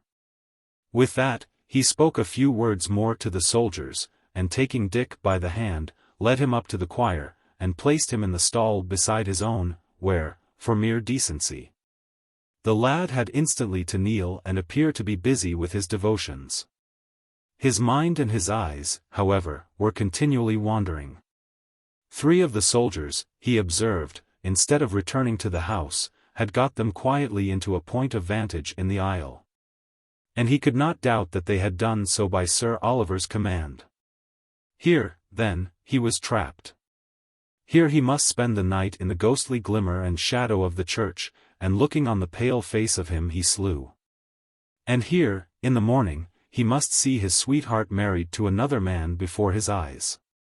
But, for all that, he obtained a command upon his mind, and built himself up in patience to await the issue. Chapter 4. In the Abbey Church. In Shoreby Abbey Church the prayers were kept up all night without cessation, now with the singing of psalms, now with a note or two upon the bell. Rutter, the spy, was nobly waked. There he lay, meanwhile, as they had arranged him, his dead hands crossed upon his bosom, his dead eyes staring on the roof. And hard by, in the stall, the lad who had slain him waited, in sore disquietude, the coming of the morning. Once only, in the course of the hours, Sir Oliver leaned across to his captive. "Richard," he whispered, "my son, if ye mean me evil, I will certify, on my soul's welfare, ye design upon an innocent man. Sinful in the eye of heaven I do declare myself. But sinful as against you I am not, neither have been ever." "My father," returned Dick, in the same tone of voice, "trust me, I design nothing. But as for your innocence, I may not forget that ye cleared yourself but lamely." "A man may be innocently guilty," replied the priest. "He may be set blindfolded upon a mission, ignorant of its true scope. So it was with me. I did decoy your father to his death, but as heaven sees us in this sacred place, I knew not what I did." "It may be," returned Dick. "But see what a strange web ye have woven, that I should be, at this hour, at once your prisoner and your judge. That ye should both threaten my days and deprecate my anger. Methinks, if ye had been all your life a true man and good priest, ye would neither thus fear nor thus detest me. And now to your prayers. I do obey you, since needs must, but I will not be burdened with your company." The priest uttered a sigh so heavy that it had almost touched the lad into some sentiment of pity, and he bowed his head upon his hands like a man borne down below a weight of care. He joined no longer in the psalms, but Dick could hear the beads rattle through his fingers and the prayers pattering between his teeth. Yet a little, and the grey of the morning began to struggle through the painted casements of the church, and to put to shame the glimmer of the tapers. The light slowly broadened and brightened, and presently through the southeastern clerestories a flush of rosy sunlight flickered on the walls. The storm was over. The great clouds had disburdened their snow and fled farther on, and the new day was breaking on a merry winter landscape sheathed in white. A bustle of church officers followed. The bier was carried forth to the dead house, and the stains of blood were cleansed from off the tiles, that no such ill-omened spectacle should disgrace the marriage of Lord Shoreby. At the same time, the very ecclesiastics who had been so dismally engaged all night began to put on mourning faces, to do honor to the merrier ceremony which was about to follow. And further to announce the coming of the day, the pious of the town began to assemble and fall to prayer before their favorite shrines, or wait their turn at the confessionals. Favoured by this stir, it was of course easily possible for any man to avoid the vigilance of Sir Daniel's sentries at the door. And presently Dick, looking about him wearily, caught the eye of no less a person than Will Lawless, still in his monk's habit. The outlaw, at the same moment, recognized his leader, and privily signed to him with hand and eye. Now, Dick was far from having forgiven the old rogue his most untimely drunkenness, but he had no desire to involve him in his own predicament. And he signalled back to him, as plain as he was able, to begone. Lawless, as though he had understood, disappeared at once behind a pillar, and Dick breathed again. What, then, was his dismay to feel himself plucked by the sleeve and to find the old robber installed beside him, upon the next seat, and, to all appearance, plunged in his devotions. Instantly Sir Oliver arose from his place, and, gliding behind the stalls, made for the soldiers in the aisle. If the priest's suspicions had been so lightly wakened, the harm was already done, and Lawless a prisoner in the church. "Move not," whispered Dick. "We are in the plaguiest pass, thanks, before all things, to thy swinishness of yestereven. When ye saw me here, so strangely seated where I have neither right nor interest, what a murrain! Could ye not smell harm and get ye gone from evil?" "Nay," returned Lawless, "I thought ye had heard from Ellis, and were here on duty." "Ellis," echoed Dick. "Is Ellis, then, returned?" "For sure," replied the outlaw. "He came last night, and belted me sore for being in wine, so there ye are avenged, my master. A furious man is Ellis Duckworth. He hath ridden me Hotspur from Craven to prevent this marriage, and, Master Dick, ye know the way of him, do so he will."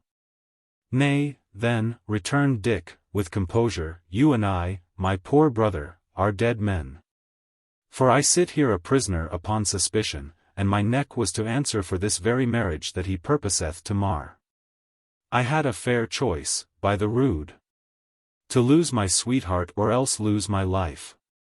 Well, the cast is thrown, it is to be my life." "By the mass," cried Lawless, half arising, "I am gone." But Dick had his hand at once upon his shoulder. "Friend Lawless, sit ye still," he said.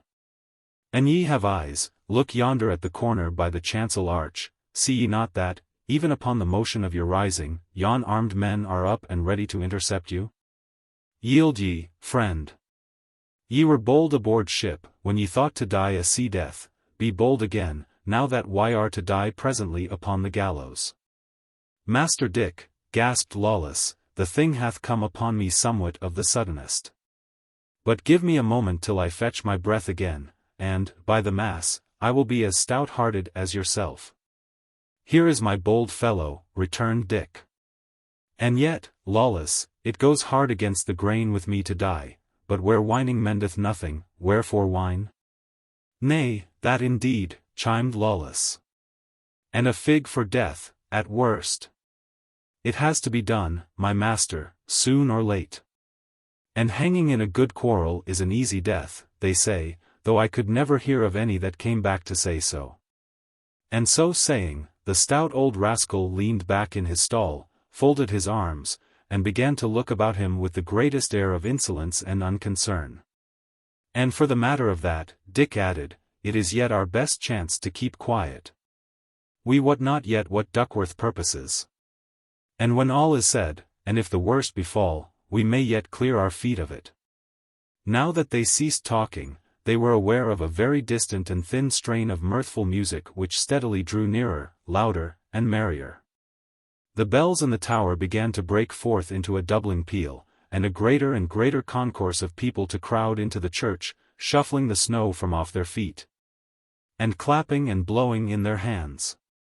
The western door was flung wide open, showing a glimpse of sunlit, snowy street, and admitting in a great gust the shrewd air of the morning. And in short, it became plain by every sign that Lord Shoreby desired to be married very early in the day, and that the wedding train was drawing near. Some of Lord Shoreby's men now cleared a passage down the middle aisle, forcing the people back with lance-stocks. And just then, outside the portal, the secular musicians could be descried drawing near over the frozen snow, the fifers and trumpeters scarlet in the face with lusty blowing, the drummers and the cymbalists beating as for a wager. These, as they drew near the door of the sacred building, filed off on either side, and, marking time to their own vigorous music, stood stamping in the snow. As they thus opened their ranks, the leaders of this noble bridal train appeared behind and between them. And such was the variety and gaiety of their attire, such the displays of silk and velvet, fur and satin, embroidery and lace, that the procession showed forth upon the snow like a flower-bed in a path or a painted window in a wall. First came the bride, a sorry sight, as pale as winter, clinging to Sir Daniel's arm, and attended, as bridesmaid, by the short young lady who had befriended Dick the night before. Close behind, in the most radiant toilet, followed the bridegroom, halting on a gouty foot. And as he passed the threshold of the sacred building and doffed his hat, his bald head was seen to be rosy with emotion. And now came the hour of Ellis Duckworth. Dick, who sat stunned among contrary emotions, grasping the desk in front of him, beheld a movement in the crowd, people jostling backward, and eyes and arms uplifted. Following these signs, he beheld 3 or 4 men with bent bows, leaning from the clerestory gallery. At the same instant they delivered their discharge, and before the clamor and cries of the astounded populace had time to swell fully upon the ear, they had flitted from their perch and disappeared. The nave was full of swaying heads and voices screaming, the ecclesiastics thronged in terror from their places. The music ceased, and though the bells overhead continued for some seconds to clang upon the air, some wind of the disaster seemed to find its way at last even to the chamber where the ringers were leaping on their ropes, and they also desisted from their merry labors. Right in the midst of the nave the bridegroom lay stone dead, pierced by 2 black arrows. The bride had fainted. Sir Daniel stood, towering above the crowd in his surprise and anger, a cloth-yard shaft quivering in his left forearm, and his face streaming blood from another which had grazed his brow. Long before any search could be made for them, the authors of this tragic interruption had clattered down a turnpike stair and decamped by a postern door. But Dick and Lawless still remained in pawn. They had, indeed, arisen on the first alarm, and pushed manfully to gain the door. But what with the narrowness of the stalls and the crowding of terrified priests and choristers, the attempt had been in vain, and they had stoically resumed their places. And now, pale with horror, Sir Oliver rose to his feet and called upon Sir Daniel, pointing with one hand to Dick. "Here," he cried, "is Richard Shelton, alas the hour, blood guilty. Seize him. Bid him be seized. For all our lives' sakes, take him and bind him surely. He hath sworn our fall." Sir Daniel was blinded by anger, blinded by the hot blood that still streamed across his face. "Where?" he bellowed. "Hale him forth. By the cross of Hollywood, but he shall rue this hour." The crowd fell back, and a party of archers invaded the choir, laid rough hands on Dick, dragged him headforemost from the stall, and thrust him by the shoulders down the chancel steps. Lawless, on his part, sat as still as a mouse. Sir Daniel, brushing the blood out of his eyes, stared blinkingly upon his captive. "Aye," he said, "treacherous and insolent, I have thee fast. And by all potent oaths, for every drop of blood that now trickles in mine eyes, I will wring a groan out of thy carcass. Away with him," he added. "Here is no place. Off with him to my house. I will number every joint of thy body with a torture." But Dick, putting off his captors, uplifted his voice. "Sanctuary," he shouted. "Sanctuary. Ho, there, my fathers. They would drag me from the church." "From the church thou hast defiled with murder, boy," added a tall man, magnificently dressed. "On what probation?" cried Dick. "They do accuse me, indeed, of some complicity, but have not proved one tittle. I was, in truth, a suitor for this damsel's hand, and she, I will be bold to say it, repaid my suit with favor. But what then? To love a maid is no offense, I trow, nay, nor to gain her love. In all else, I stand here free from guiltiness." There was a murmur of approval among the bystanders, so boldly Dick declared his innocence. But at the same time a throng of accusers arose upon the other side, crying how he had been found last night in Sir Daniel's house, how he wore a sacrilegious disguise. And in the midst of the babel, Sir Oliver indicated Lawless, both by voice and gesture, as accomplice to the fact. He, in his turn, was dragged from his seat and set beside his leader. The feelings of the crowd rose high on either side, and while some dragged the prisoners to and fro to favor their escape, others cursed and struck them with their fists. Dick's ears rang and his brain swam dizzily, like a man struggling in the eddies of a furious river. But the tall man who had already answered Dick, by a prodigious exercise of voice restored silence and order in the mob. "Search them," he said, "for arms. We may so judge of their intentions." Upon Dick they found no weapon but his poniard, and this told in his favor, until one man officiously drew it from its sheath, and found it still uncleansed of the blood of Rutter. At this there was a great shout among Sir Daniel's followers, which the tall man suppressed by a gesture and an imperious glance. But when it came to the turn of Lawless, there was found under his gown a sheaf of arrows identical with those that had been shot. "How say ye now?" asked the tall man, frowningly, of Dick. "Sir," replied Dick, "I am here in sanctuary, is it not so?" "Well, sir, I see by your bearing that ye are high in station, and I read in your countenance the marks of piety and justice. To you, then, I will yield me prisoner, and that blithely, foregoing the advantage of this holy place. But rather than to be yielded into the discretion of that man, whom I do here accuse with a loud voice to be the murderer of my natural father and the unjust retainer of my lands and revenues, rather than that, I would beseech you, under favor, with your own gentle hand, to dispatch me on the spot. Your own ears have heard him, how before that I was proven guilty he did threaten me with torments. It standeth not with your own honor to deliver me to my sworn enemy and old oppressor, but to try me fairly by the way of law, and, if that I be guilty indeed, to slay me mercifully." "My lord," cried Sir Daniel, "ye will not hearken to this wolf? His bloody dagger reeks him the lie into his face." "Nay, but suffer me, good knight," returned the tall stranger. "Your own vehemence doth somewhat tell against yourself." And here the bride, who had come to herself some minutes past and looked wildly on upon this scene, broke loose from those that held her, and fell upon her knees before the last speaker. "My lord of Risingham," she cried, "hear me, in justice. I am here in this man's custody by mere force, reft from mine own people. Since that day I had never pity, countenance, nor comfort from the face of man, but from him only, Richard Shelton, whom they now accuse and labor to undo. My lord, if he was yesternight in Sir Daniel's mansion, it was I that brought him there. He came but at my prayer, and thought to do no hurt. While yet Sir Daniel was a good lord to him, he fought with them of the Black Arrow loyally.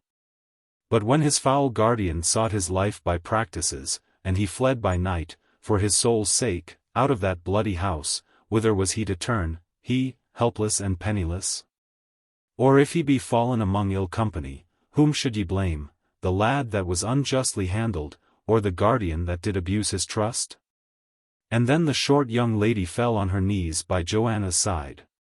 "And I, my good lord and natural uncle," she added, "I can bear testimony, on my conscience and before the face of all, that what this maiden saith is true. It was I, unworthy, that did lead the young man in." Earl Risingham had heard in silence, and when the voices ceased, he still stood silent for a space. Then he gave Joanna his hand to arise, though it was to be observed that he did not offer the like courtesy to her who had called herself his niece. "Sir Daniel," he said, "here is a right intricate affair, the which, with your good leave, it shall be mine to examine and adjust. Content ye, then, your business is in careful hands. Justice shall be done you, and in the meanwhile, get ye incontinently home, and have your hurts attended. The air is shrewd, and I would not ye took cold upon these scratches. He made a sign with his hand, it was passed down the nave by obsequious servants, who waited there upon his smallest gesture. Instantly, without the church, a tucket sounded shrill, and through the open portal archers and men-at-arms, uniformly arrayed in the colours and wearing the badge of Lord Risingham, began to file into the church, took Dick and Lawless from those who still detained them, and closing their files about the prisoners, marched forth again and disappeared.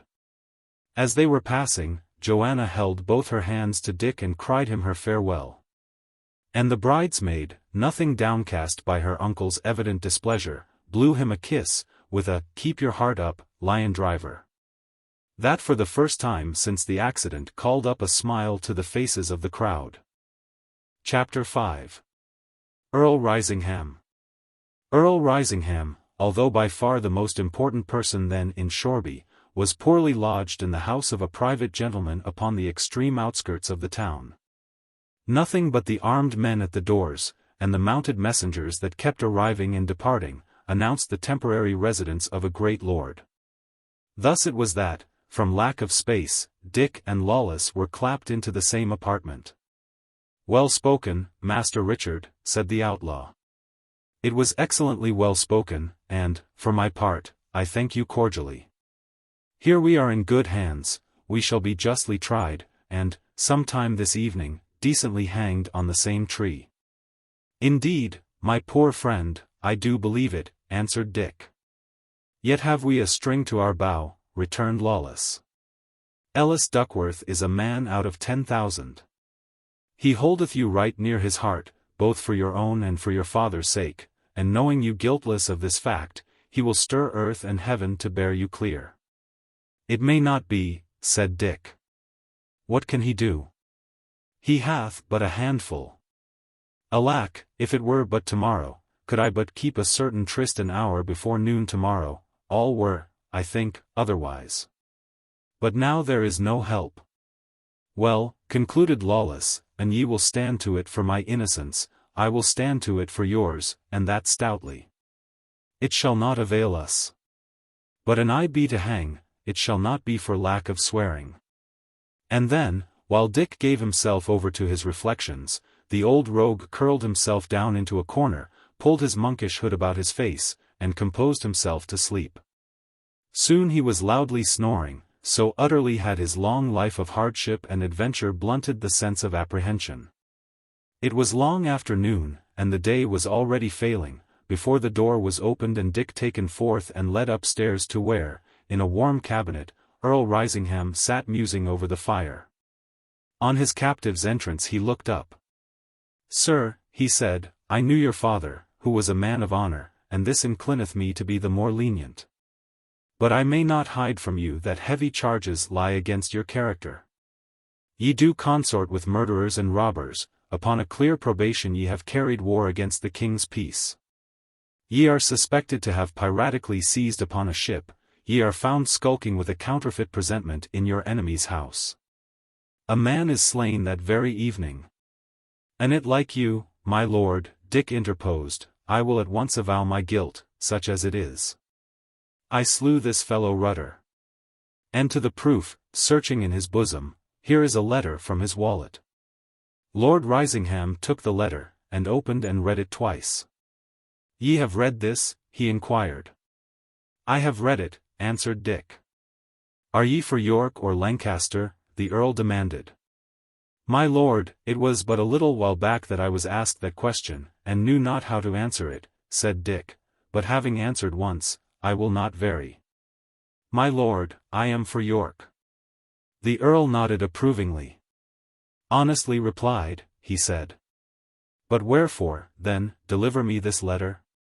"Nay, but against traitors, my lord, are not all sides arrayed?" cried Dick. "I would they were, young gentleman," returned the Earl, "and I do at least approve your saying. There is more youth than guile in you, I do perceive. And were not Sir Daniel a mighty man upon our side, I were half tempted to espouse your quarrel. For I have inquired, and it appears ye have been hardly dealt with, and have much excuse. But look ye, sir, I am, before all else, a leader in the Queen's interest. And though by nature a just man, as I believe, and leaning even to the excess of mercy, yet must I order my goings for my party's interest, and, to keep Sir Daniel, I would go far about. My lord, returned Dick, ye will think me very bold to counsel you, but do ye count upon Sir Daniel's faith? Methought he had changed sides intolerably often. Nay, it is the way of England. What would ye have? The Earl demanded. But ye are unjust to the Knight of Tunstall, and as faith goes, in this unfaithful generation, he hath of late been honourably true to us of Lancaster. Even in our last reverses he stood firm. And it pleased you, then, said Dick, to cast your eye upon this letter, ye might somewhat change your thought of him. And he handed to the Earl Sir Daniel's letter to Lord Wensleydale. The effect upon the Earl's countenance was instant.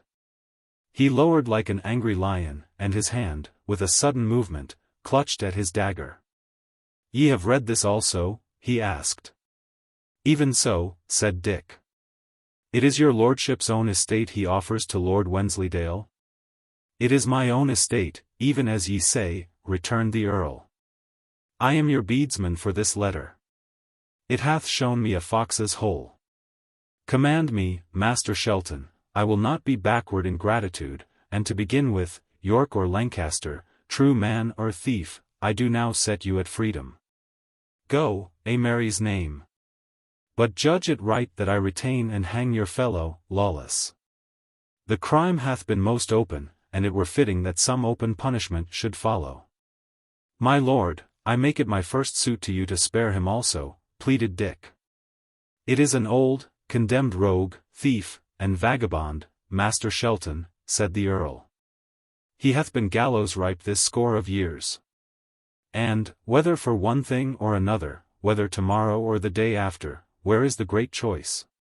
Yet, my lord, it was through love to me that he came hither, answered Dick, and I were churlish and thankless to desert him. Master Shelton, ye are troublesome, replied the Earl, severely. It is an evil way to prosper in this world.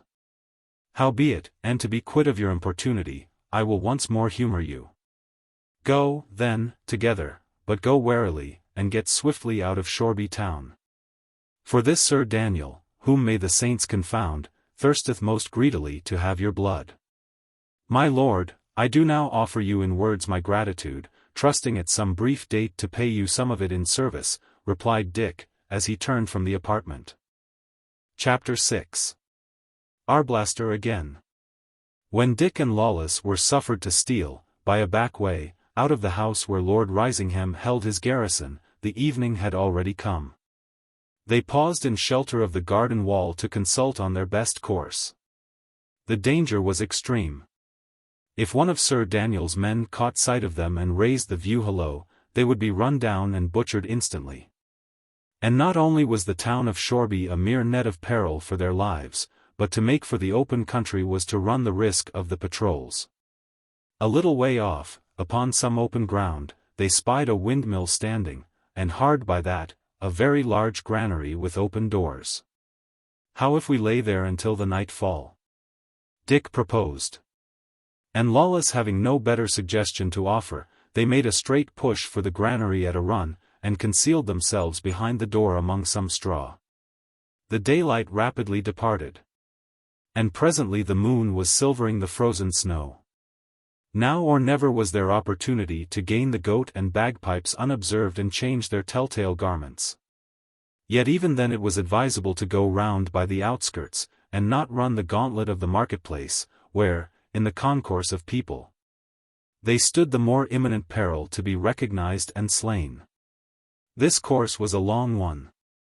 It took them not far from the house by the beach, now lying dark and silent, and brought them forth at last by the margin of the harbour.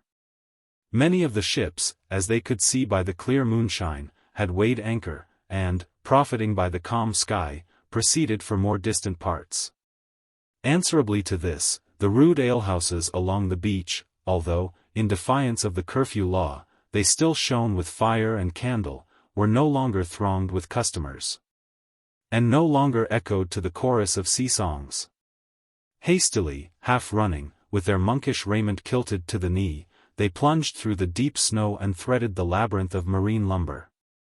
And they were already more than halfway round the harbour when, as they were passing close before an alehouse, the door suddenly opened and let out a gush of light upon their fleeting figures. Instantly they stopped, and made believe to be engaged in earnest conversation. 3 men, one after another, came out of the alehouse, and the last closed the door behind him. All 3 were unsteady upon their feet, as if they had passed the day in deep potations, and they now stood wavering in the moonlight, like men who knew not what they would be after. The tallest of the 3 was talking in a loud, lamentable voice. 7 pieces of as good Gascony as ever a tapster broached, he was saying, the best ship out o' the port o' Dartmouth, a Virgin Mary parcel gilt. 13 pounds of good gold money. I have had losses, too, interrupted one of the others. I have had losses of mine own, gossip Arblaster. I was robbed at Martinmas of 5 shillings and a leather wallet well worth 9 farthing. Dick's heart smote him at what he heard. Until that moment he had not perhaps thought twice of the poor skipper who had been ruined by the loss of the Good Hope. So careless, in those days, were men who wore arms of the goods and interests of their inferiors. But this sudden encounter reminded him sharply of the high-handed manner and ill ending of his enterprise. And both he and Lawless turned their heads the other way, to avoid the chance of recognition. The ship's dog had, however, made his escape from the wreck and found his way back again to Shoreby. He was now at Arblaster's heels, and suddenly sniffing and pricking his ears, he darted forward and began to bark furiously at the 2 sham friars. His master unsteadily followed him. "Hey, shipmates," he cried. "Have ye ever a penny piece for a poor old shipman, clean destroyed by pirates? I am a man that would have paid for you both Thursday morning. And now here I be, Saturday night, begging for a flagon of ale. Ask my man Tom, if ye misdoubt me. 7 pieces of good Gascon wine, a ship that was mine own, and was my father's before me, a blessed Mary of Plaintree wood and parcel gilt, and 13 pounds in gold and silver. Hey! What say ye? A man that fought the French, too, for I have fought the French. I have cut more French throats upon the high seas than ever a man that sails out of Dartmouth. Come, a penny piece." Neither Dick nor Lawless durst answer him a word, lest he should recognize their voices, and they stood there as helpless as a ship ashore, not knowing where to turn nor what to hope. "Are ye dumb, boy?" inquired the skipper. "Mates," he added, with a hiccup, "they be dumb. I like not this manner of discourtesy. For an a man be dumb, so be as he's courteous, he will still speak when he was spoken to, methinks." By this time the sailor, Tom, who was a man of great personal strength, seemed to have conceived some suspicion of these 2 speechless figures. And being soberer than his captain, stepped suddenly before him, took Lawless roughly by the shoulder, and asked him, with an oath, what ailed him that he held his tongue. To this the outlaw, thinking all was over, made answer by a wrestling feint that stretched the sailor on the sand, and, calling upon Dick to follow him, took to his heels among the lumber. The affair passed in a second. Before Dick could run at all, Arblaster had him in his arms. Tom, crawling on his face, had caught him by one foot, and the third man had a drawn cutlass brandishing above his head. It was not so much the danger, it was not so much the annoyance, that now bowed down the spirits of young Shelton. It was the profound humiliation to have escaped Sir Daniel, convinced Lord Risingham, and now fall helpless in the hands of this old, drunken sailor. And not merely helpless, but, as his conscience loudly told him when it was too late, actually guilty, actually the bankrupt debtor of the man whose ship he had stolen and lost. "Bring me him back into the alehouse, till I see his face," said Arblaster. "Nay, nay," returned Tom, "but let us first unload his wallet, lest the other lads cry share." But though he was searched from head to foot, not a penny was found upon him, nothing but Lord Foxham's signet, which they plucked savagely from his finger. "Turn me him to the moon," said the skipper, and taking Dick by the chin, he cruelly jerked his head into the air. "Blessed Virgin," he cried, "it is the pirate." "Hey!" cried Tom. By the Virgin of Bordeaux, it is the man himself, repeated Arblaster. What, sea thief, do I hold you? He cried. Where is my ship? Where is my wine? Hey! Have I you in my hands? Tom, give me one end of a cord here, I will so truss me this sea thief, hand and foot together, like a basting turkey, marry, I will so bind him up, and thereafter I will so beat him. And so he ran on, winding the cord meanwhile about Dick's limbs with the dexterity peculiar to seamen, and at every turn and cross securing it with a knot, and tightening the whole fabric with a savage pull. When he had done, the lad was a mere package in his hands, as helpless as the dead. The skipper held him at arm's length, and laughed aloud. Then he fetched him a stunning buffet on the ear. And then turned him about, and furiously kicked him. Anger rose up in Dick's bosom like a storm, anger strangled him, and he thought to have died. But when the sailor, tired of this cruel play, dropped him all his length upon the sand and turned to consult with his companions, he instantly regained command of his temper. Here was a momentary respite, ere they began again to torture him, he might have found some method to escape from this degrading and fatal misadventure. Presently, sure enough, and while his captors were still discussing what to do with him, he took heart of grace, and, with a pretty steady voice, addressed them. My masters, he began, are ye gone clean foolish? Here hath heaven put into your hands as pretty an occasion to grow rich as ever shipman had, such as ye might make 30 oversea adventures and not find again, and, by the mass. What do ye? Beat me? Nay, so would an angry child. But for long-headed tarry-johns, that fear not fire nor water, and that love gold as they love beef, methinks ye are not wise. Aye, said Tom, now why our trust ye would cozen us. Cousin you, repeated Dick. Nay, if ye be fools, it would be easy. But if ye be shrewd fellows, as I trow ye are, ye can see plainly where your interest lies. When I took your ship from you, we were many, we were well clad and armed. But now, bethink you a little, who mustered that array? One incontestably that hath much gold. And if he, being already rich, continueth to hunt after more even in the face of storms, bethink you once more, shall there not be a treasure somewhere hidden? What meaneth he? Asked one of the men. Why, if ye have lost an old skiff and a few jugs of vinegary wine, continued Dick, forget them, for the trash they are. And do ye rather buckle to an adventure worth the name, that shall, in 12 hours, make or mar you forever? But take me up from where I lie, and let us go somewhere near at hand and talk across a flagon, for I am sore and frozen, and my mouth is half among the snow. He seeks but to cozen us, said Tom, contemptuously. Cousin! Cousin, cried the third man. I would I could see the man that could cozen me. He were a cozener indeed. Nay, I was not born yesterday. I can see a church when it hath a steeple on it, and for my part, gossip Arblaster, methinks there is some sense in this young man. Shall we go hear him, indeed? Say, shall we go hear him? I would look gladly on a pottle of strong ale, good Master Pirret, returned Arblaster. How say ye, Tom? But then the wallet is empty. I will pay, said the other, I will pay. I would fain see this matter out, I do believe, upon my conscience, there is gold in it. Nay, if ye get again to drinking, all is lost, cried Tom. Gossip Arblaster, ye suffer your fellow to have too much liberty, returned Master Pirret. Would ye be led by a hired man? Fy. Peace, fellow, said Arblaster, addressing Tom. Will ye put your oar in? Truly a fine pass, when the crew is to correct the skipper.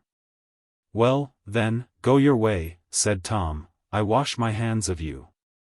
Set him, then, upon his feet, said Master Pirret. I know a privy place where we may drink and discourse. If I am to walk, my friends, ye must set my feet at liberty, said Dick, when he had been once more planted upright like a post. he saith true, laughed Pirret. Truly, he could not walk accoutred as he is. Give it a slit, out with your knife and slit it, gossip. Even Arblaster paused at this proposal. But as his companion continued to insist, and Dick had the sense to keep the merest wooden indifference of expression, and only shrugged his shoulders over the delay, the skipper consented at last. And cut the cords which tied his prisoner's feet and legs. Not only did this enable Dick to walk, but the whole network of his bonds being proportionately loosened, he felt the arm behind his back begin to move more freely, and could hope, with time and trouble, to entirely disengage it. So much he owed already to the owlish silliness and greed of Master Pirret. That worthy now assumed the lead, and conducted them to the very same rude alehouse where Lawless had taken Arblaster on the day of the gale. It was now quite deserted. The fire was a pile of red embers, radiating the most ardent heat. And when they had chosen their places, and the landlord had set before them a measure of mulled ale, both Pirret and Arblaster stretched forth their legs and squared their elbows like men bent upon a pleasant hour. The table at which they sat, like all the others in the alehouse, consisted of a heavy, square board, set on a pair of barrels. And each of the four curiously assorted cronies sat at one side of the square, Pirret facing Arblaster, and Dick opposite to the common sailor. "And now, young man," said Pirret, "to your tale. It doth appear, indeed, that ye have somewhat abused our gossip Arblaster, but what then? Make it up to him, show him but this chance to become wealthy, and I will go pledge he will forgive you." So far Dick had spoken pretty much at random. But it was now necessary, under the supervision of 6 eyes, to invent and tell some marvelous story, and, if it were possible, get back into his hands the all-important signet. To squander time was the first necessity. The longer his stay lasted, the more would his captors drink, and the surer should he be when he attempted his escape. Well, Dick was not much of an inventor, and what he told was pretty much the tale of Ali Baba, with Shoreby and Tunstall Forest substituted for the East. And the treasures of the cavern rather exaggerated than diminished. As the reader is aware, it is an excellent story, and has but one drawback, that it is not true. And so, as these 3 simple shipmen now heard it for the first time, their eyes stood out of their faces, and their mouths gaped like codfish at a fishmonger's. Pretty soon a second measure of mulled ale was called for, and while Dick was still artfully spinning out the incidents, a third followed the second. Here was the position of the parties towards the end. Arblaster, 3 parts drunk and 1/2 asleep, hung helpless on his stool. Even Tom had been much delighted with the tale, and his vigilance had abated in proportion. Meanwhile, Dick had gradually wormed his right arm clear of its bonds, and was ready to risk all. "And so," said Pirret, "why are one of these?" "I was made so," replied Dick, "against my will. But an I could but get a sack or 2 of gold coin to my share, should be a fool indeed to continue dwelling in a filthy cave, and standing shot and buffet like a soldier. Here be we 4, good. Let us, then, go forth into the forest tomorrow ere the sun be up. Could we come honestly by a donkey, it were better. But an we cannot, we have our 4 strong backs, and I warrant me we shall come home staggering." Pirret licked his lips. "And this magic," he said, "this password, whereby the cave is opened, how call ye it, friend?" "Nay, none know the word but the 3 chiefs," returned Dick. "But here is your great good fortune, that, on this very evening, should be the bearer of a spell to open it. It is a thing not trusted twice a year beyond the captain's wallet." "A spell?" said Arblaster, half awakening, and squinting upon Dick with one eye. "Aroint thee. No spells. I be a good Christian. Ask my man Tom, else." "Nay, but this is white magic," said Dick. "It doth naught with the devil, only the powers of numbers, herbs, and planets." Aye, said Pirret, "'tis but white magic, gossip. There is no sin therein, I do assure you. But proceed, good youth." "This spell," in what should it consist?" "Nay, that I will incontinently show you," answered Dick. "Have ye there the ring ye took from my finger? Good. Now hold it forth before you by the extreme finger ends, at the arm's length, and over against the shining of these embers. 'Tis so exactly. Thus, then, is the spell." With a haggard glance, Dick saw the coast was clear between him and the door. He put up an internal prayer. Then whipping forth his arm, he made but one snatch of the ring, and at the same instant, levering up the table, he sent it bodily over upon the seaman Tom. He, poor soul, went down bawling under the ruins. And before Arblaster understood that anything was wrong, or Pirate could collect his dazzled wits, Dick had run to the door and escaped into the moonlit night. The moon, which now rode in the mid-heavens, and the extreme whiteness of the snow, made the open ground about the harbour bright as day. And young Shelton leaping, with kilted robe, among the lumber, was a conspicuous figure from afar. Tom and Pirate followed him with shouts. From every drinking shop they were joined by others whom their cries aroused, and presently a whole fleet of sailors was in full pursuit. But Jack ashore was a bad runner, even in the 15th century, and Dick, besides, had a start, which he rapidly improved, until, as he drew near the entrance of a narrow lane, he even paused and looked laughingly behind him. Upon the white floor of snow, all the shipmen of Shoreby came clustering in an inky mass, and tailing out rearward in isolated clumps. Every man was shouting or screaming. Every man was gesticulating with both arms in air, someone was continually falling, and to complete the picture, when one fell, a dozen would fall upon the top of him. The confused mass of sound which they rolled up as high as to the moon was partly comical and partly terrifying to the fugitive whom they were hunting. In itself, it was impotent, for he made sure no seaman in the port could run him down. But the mere volume of noise, in so far as it must awake all the sleepers in Shoreby and bring all the skulking sentries to the street, did really threaten him with danger in the front. So, spying a dark doorway at a corner, he whipped briskly into it, and let the uncouth hunt go by him, still shouting and gesticulating, and all red with hurry and white with tumbles in the snow. It was a long while, indeed, before this great invasion of the town by the harbour came to an end, and it was long before silence was restored. For long, lost sailors were still to be heard pounding and shouting through the streets in all directions and in every quarter of the town. Quarrels followed, sometimes among themselves, sometimes with the men of the patrols, knives were drawn, blows given and received, and more than one dead body remained behind upon the snow. When, a full hour later, the last seaman returned grumblingly to the harbour side in his particular tavern, it may fairly be questioned if he had ever known what manner of man he was pursuing. But it was absolutely sure that he had now forgotten. By next morning there were many strange stories flying, and a little while after, the legend of the devil's nocturnal visit was an article of faith with all the lads of Shoreby. But the return of the last seaman did not, even yet, set free young Shelton from his cold imprisonment in the doorway. For some time after, there was a great activity of patrols. And special parties came forth to make the round of the place and report to one or other of the great lords, whose slumbers had been thus unusually broken. The night was already well spent before Dick ventured from his hiding-place and came, safe and sound, but aching with cold and bruises, to the door of the Goat and Bagpipes. As the law required, there was neither fire nor candle in the house.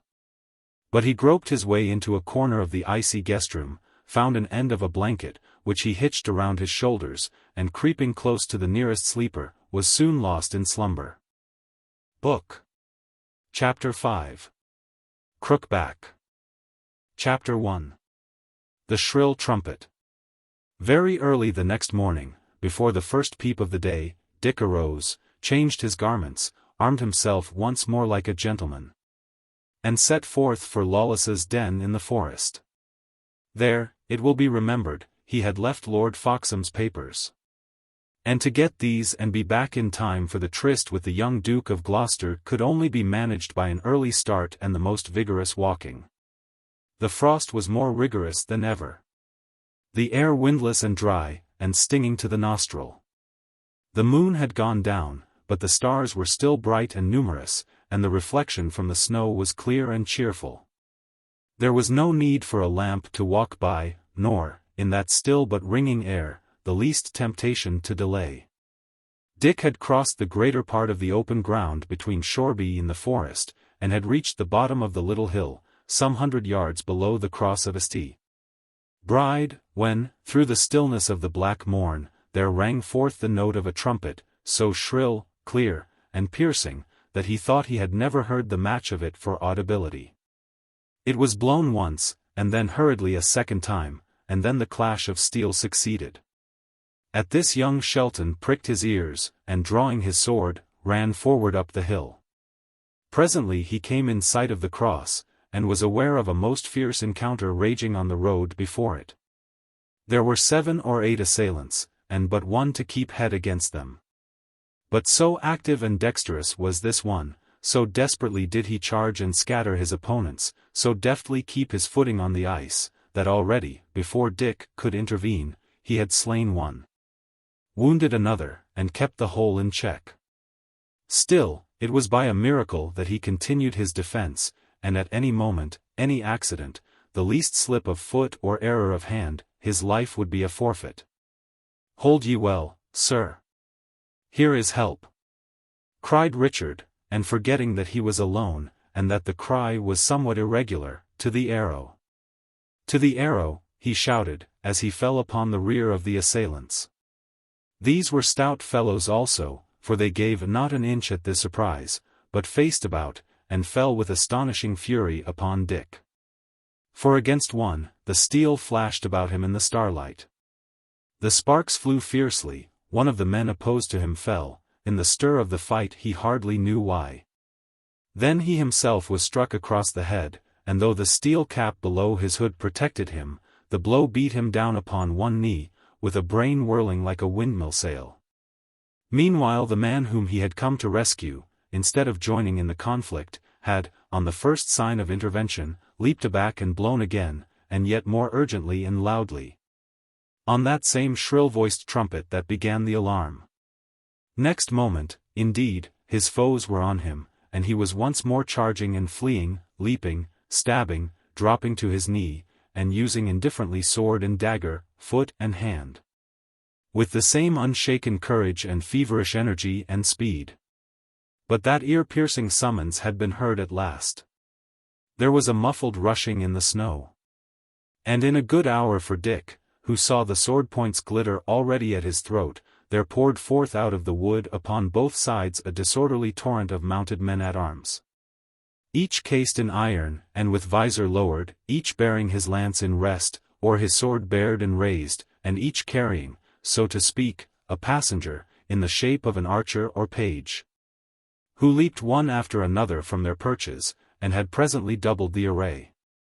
The original assailants, seeing themselves outnumbered and surrounded, threw down their arms without a word. "Seize me these fellows," said the hero of the trumpet. And when his order had been obeyed, he drew near to Dick and looked him in the face. Dick, returning this scrutiny, was surprised to find in one who had displayed such strength, skill, and energy, a lad no older than himself, slightly deformed, with one shoulder higher than the other, and of a pale, painful, and distorted countenance. The eyes, however, were very clear and bold.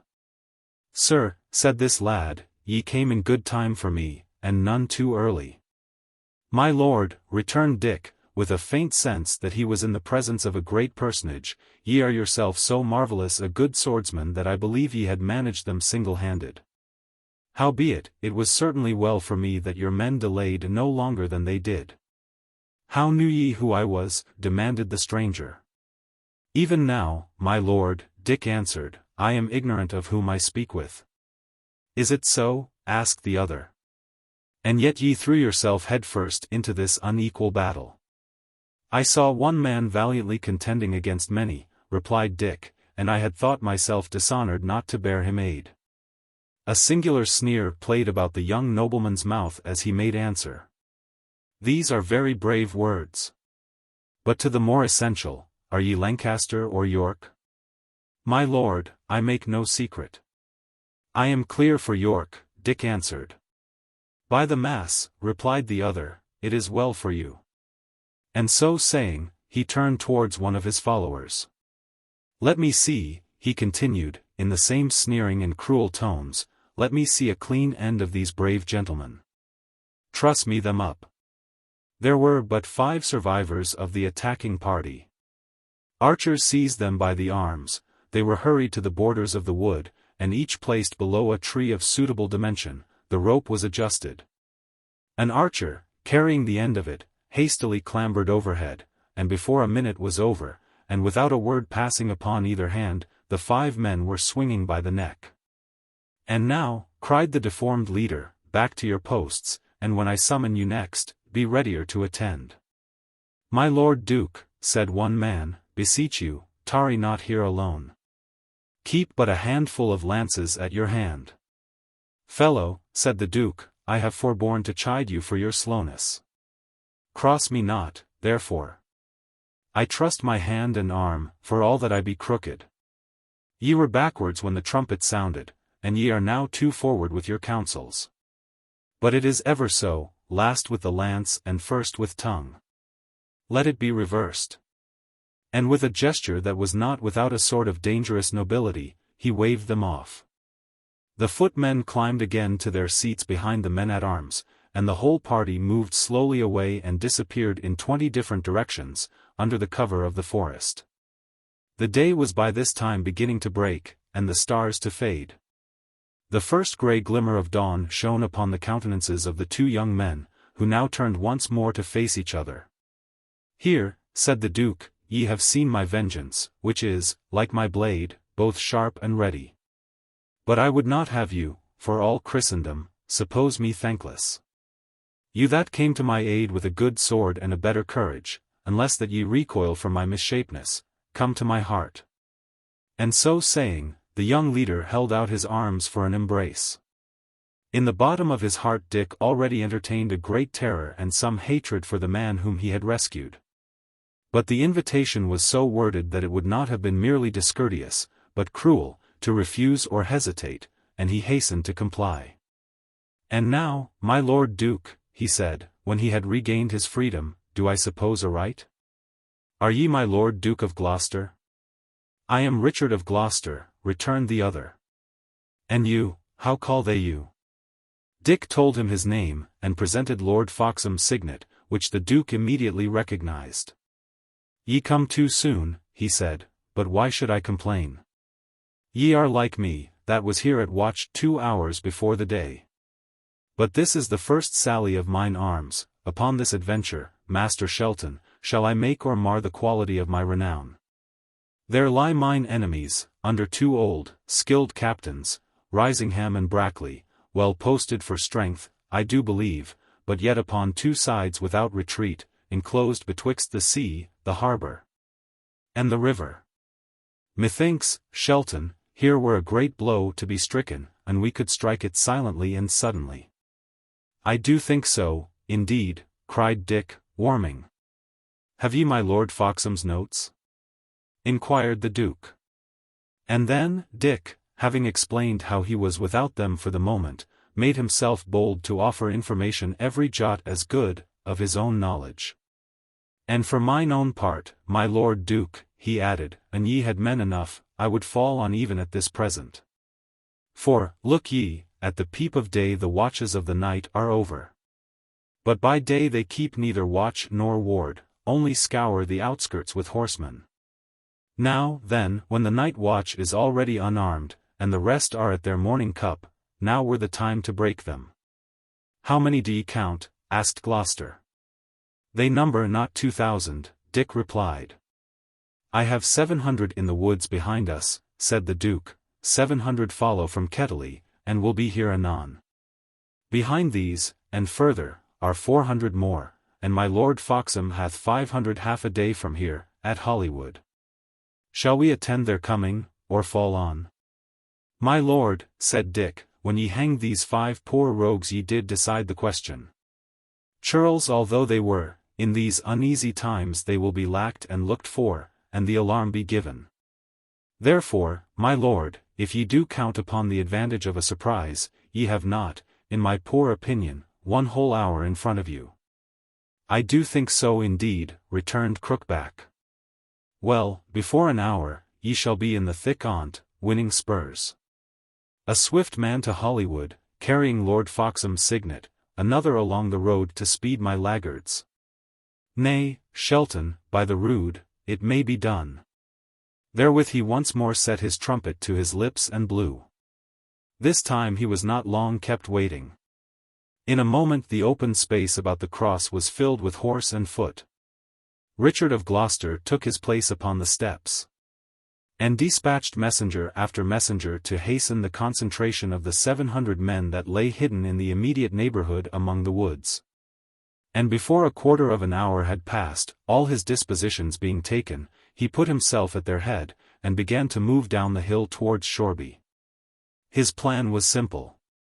He was to seize a quarter of the town of Shoreby lying on the right hand of the high road and make his position good there in the narrow lanes until his reinforcements followed. If Lord Risingham chose to retreat, Richard would follow upon his rear, and take him between 2 fires. Or, if he preferred to hold the town, he would be shut in a trap, there to be gradually overwhelmed by force of numbers. There was but one danger, but that was imminent and great. Gloucester's 700 might be rolled up and cut to pieces in the first encounter, and, to avoid this, it was needful to make the surprise of their arrival as complete as possible.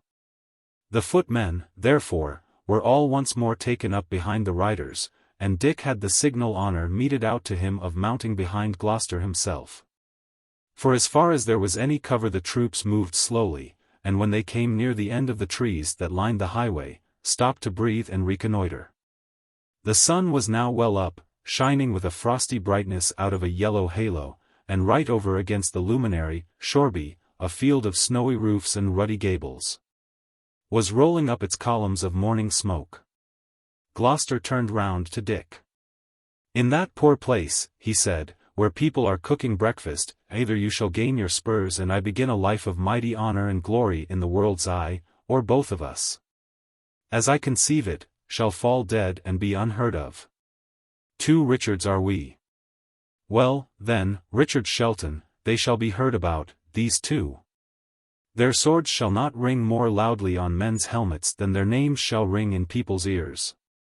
Dick was astonished at so great a hunger after fame, expressed with so great vehemence of voice and language, and he answered very sensibly and quietly, that, for his part, he promised he would do his duty, and doubted not of victory if everyone did the like. By this time the horses were well breathed, and the leader holding up his sword and giving rein, the whole troop of chargers broke into the gallop and thundered, with their double load of fighting men, down the remainder of the hill and across the snow-covered plain that still divided them from Shoreby. Chapter 2. The Battle of Shoreby. The whole distance to be crossed was not above a quarter of a mile. But they had no sooner debouched beyond the cover of the trees than they were aware of people fleeing and screaming in the snowy meadows upon either hand. Almost at the same moment a great rumour began to arise, and spread and grow continually louder in the town. And they were not yet halfway to the nearest house before the bells began to ring backwards from the steeple. The young Duke ground his teeth together. By these so early signals of alarm he feared to find his enemies prepared. And if he failed to gain a footing in the town, he knew that his small party would soon be broken and exterminated in the open. In the town, however, the Lancastrians were far from being in so good a posture. It was as Dick had said. The night guard had already doffed their harness. The rest were still hanging, unlatched, unbraced, all unprepared for battle, about their quarters. And in the whole of Shoreby there were not, perhaps, 50 men full armed, or 50 chargers ready to be mounted. The beating of the bells, the terrifying summons of men who ran about the streets crying and beating upon the doors, aroused in an incredibly short space at least 20 out of that 50. These got speedily to horse, and, the alarms still flying wild and contrary, galloped in different directions. Thus it befell that, when Richard of Gloucester reached the first house of Shoreby, he was met in the mouth of the street by a mere handful of lances. whom he swept before his onset as the storm chases the bark. 100 paces into the town, Dick Shelton touched the Duke's arm. The Duke, in answer, gathered his reins, put the shrill trumpet to his mouth, and blowing a concerted point, turned to the right hand out of the direct advance. Swerving like a single rider, his whole command turned after him, and, still at the full gallop of the chargers, swept up the narrow by-street. Only the last score of riders drew rein and faced about in the entrance. The footmen, whom they carried behind them, leapt at the same instant to the earth, and began, some to bend their bows, and others to break into and secure the houses upon either hand. Surprised at this sudden change of direction, and daunted by the firm front of the rear guard, the few Lancastrians, after a momentary consultation, turned and rode farther into town to seek for reinforcements. The quarter of the town upon which, by the advice of Dick, Richard of Gloucester had now seized, consisted of 5 small streets of poor and ill-inhabited houses, occupying a very gentle eminence, and lying open towards the back. The 5 streets being each secured by a good guard, the reserve would thus occupy the centre, out of shot, and yet ready to carry aid wherever it was needed. Such was the poorness of the neighbourhood that none of the Lancastrian lords, and but few of their retainers, had been lodged therein. And the inhabitants, with one accord, deserted their houses and fled, squalling, along the streets or over garden walls. In the centre, where the 5 ways all met, a somewhat ill-favoured alehouse displayed the sign of the Chequers, and here the Duke of Gloucester chose his headquarters for the day. To Dick he assigned the guard of one of the 5 streets. "Go," he said, "win your spurs. Win glory for me, one Richard for another. I tell you, if I rise, ye shall rise by the same ladder. Go," he added, shaking him by the hand. But, as soon as Dick was gone, he turned to a little shabby archer at his elbow. "Go, Dutton, and that right speedily," he added. "Follow that lad. If ye find him faithful, ye answer for his safety, a head for a head. Woe unto you, if ye return without him. But if he be faithless, or, for one instant, ye misdoubt him, stab him from behind." In the meanwhile Dick hastened to secure his post. The street he had to guard was very narrow, and closely lined with houses, which projected and overhung the roadway. But narrow and dark as it was, since it opened upon the marketplace of the town, the main issue of the battle would probably fall to be decided on that spot.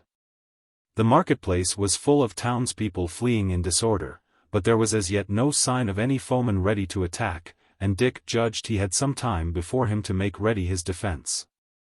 The 2 houses at the end stood deserted, with open doors, as the inhabitants had left them in their flight.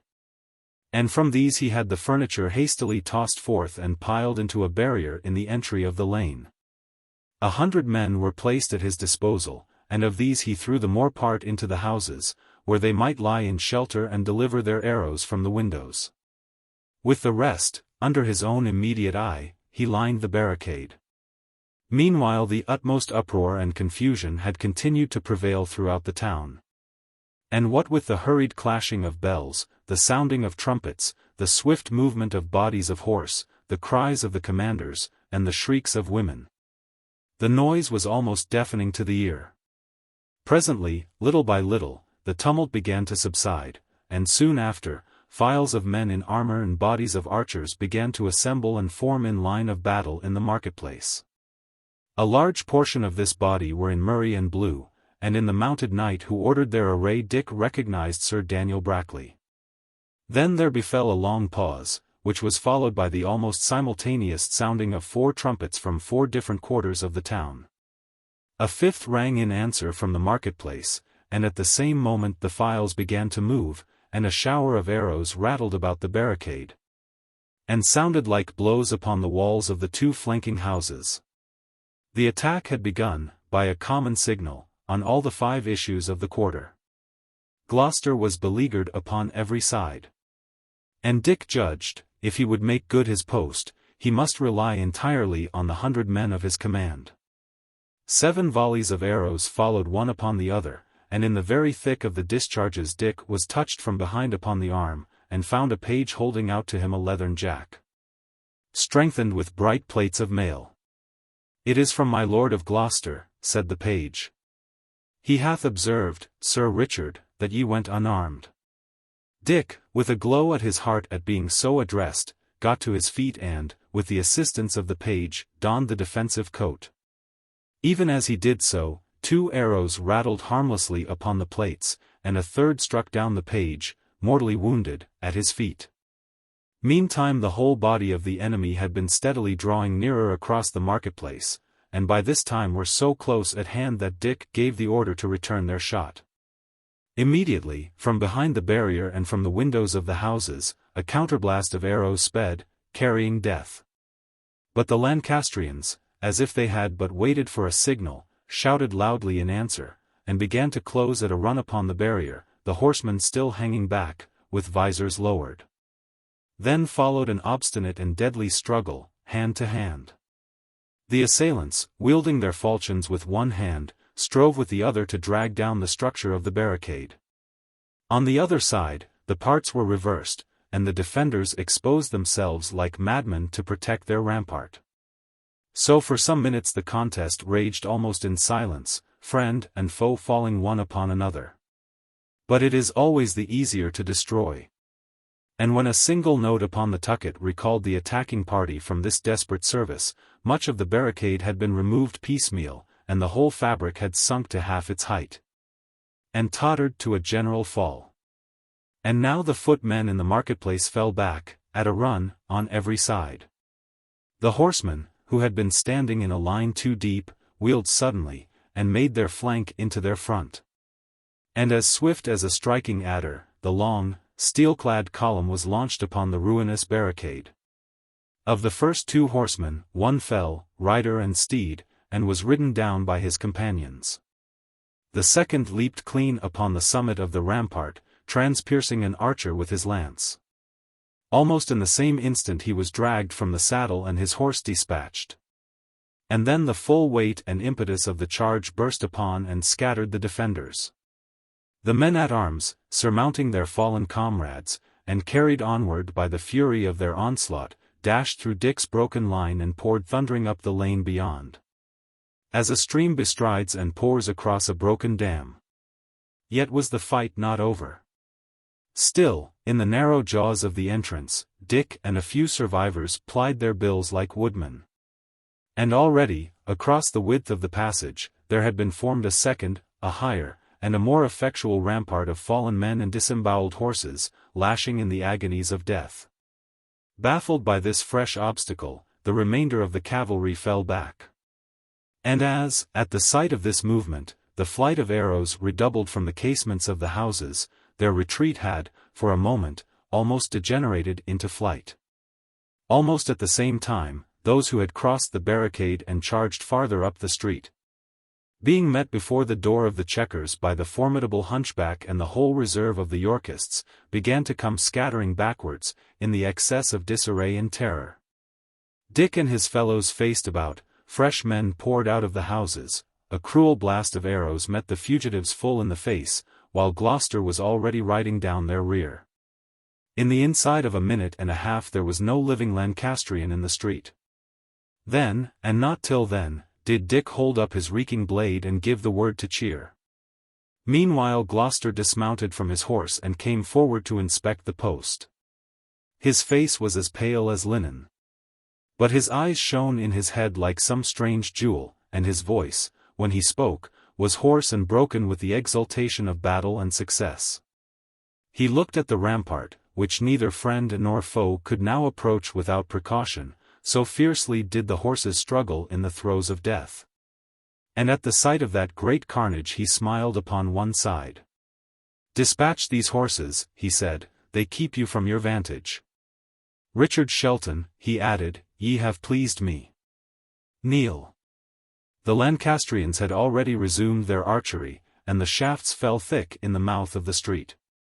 But the Duke, minding them not at all, deliberately drew his sword and dubbed Richard a knight upon the spot. "And now, Sir Richard," he continued, "if that ye see Lord Risingham, send me an express upon the instant. Were it your last man, let me hear of it incontinently. I had rather venture the post than lose my stroke at him. For mark me, all of ye," he added, raising his voice, "if Earl Risingham fall by another hand than mine, I shall count this victory a defeat." "My Lord Duke," said one of his attendants, "is your grace not weary of exposing his dear life unneedfully? Why tarry we here?" "Catesby," returned the Duke, "here is the battle, not elsewhere. The rest are but feigned onslaughts. Here must we vanquish. And for the exposure, if ye were an ugly hunchback, and the children jecked at you upon the street, ye would count your body cheaper, and an hour of glory worth a life. Howbeit, if ye will, let us ride on and visit the other posts. Sir Richard here, my namesake, he shall still hold this entry, where he waddeth to the ankles in hot blood. Him can we trust. But mark it, Sir Richard, ye are not yet done. The worst is yet toward. Sleep not."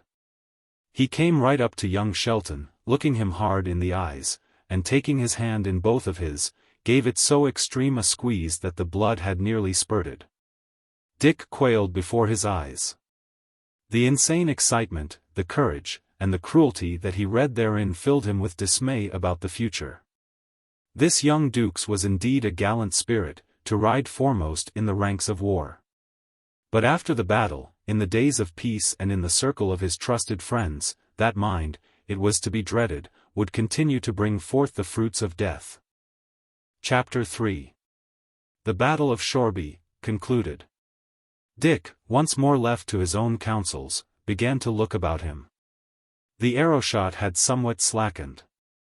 On all sides the enemy were falling back. And the greater part of the marketplace was now left empty, the snow here trampled into orange mud, there splashed with gore, scattered all over with dead men and horses, and bristling thick with feathered arrows. On his own side the loss had been cruel. The jaws of the little street and the ruins of the barricade were heaped with the dead and dying. And out of the 100 men with whom he had begun the battle, there were not 70 left who could still stand to arms. At the same time, the day was passing. The first reinforcements might be looked for to arrive at any moment.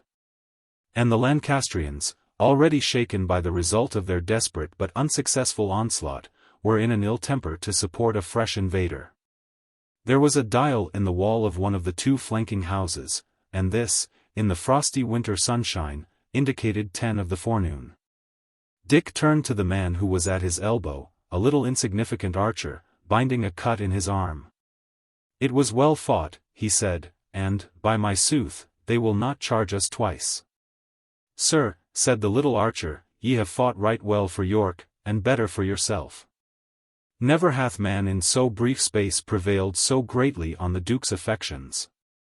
That he should have entrusted such a post to one he knew not is a marvel. But look to your head, Sir Richard. If ye be vanquished, aye, if ye give way 1 foot's breadth, axe or cord shall punish it. And I am set if ye do aught doubtful, I will tell you honestly, here to stab you from behind." Dick looked at the little man in amaze. "You," he cried. "And from behind?" "It is right so," returned the archer, "and because I like not the affair I tell it you. Ye must make the post good, Sir Richard, at your peril. Oh, our Crookback is a bold blade and a good warrior. But, whether in cold blood or in hot, he will have all things done exact to his commandment. If any fail or hinder, they shall die the death." "Now, by the saints," cried Richard, "is this so? And will men follow such a leader?" "Nay, they follow him gleefully," replied the other, "for if he be exact to punish, he is most open-handed to reward. And if he spare not the blood and sweat of others, he is ever liberal of his own, still in the first front of battle, still the last to sleep. He will go far, will Crookback Dick o' Gloucester."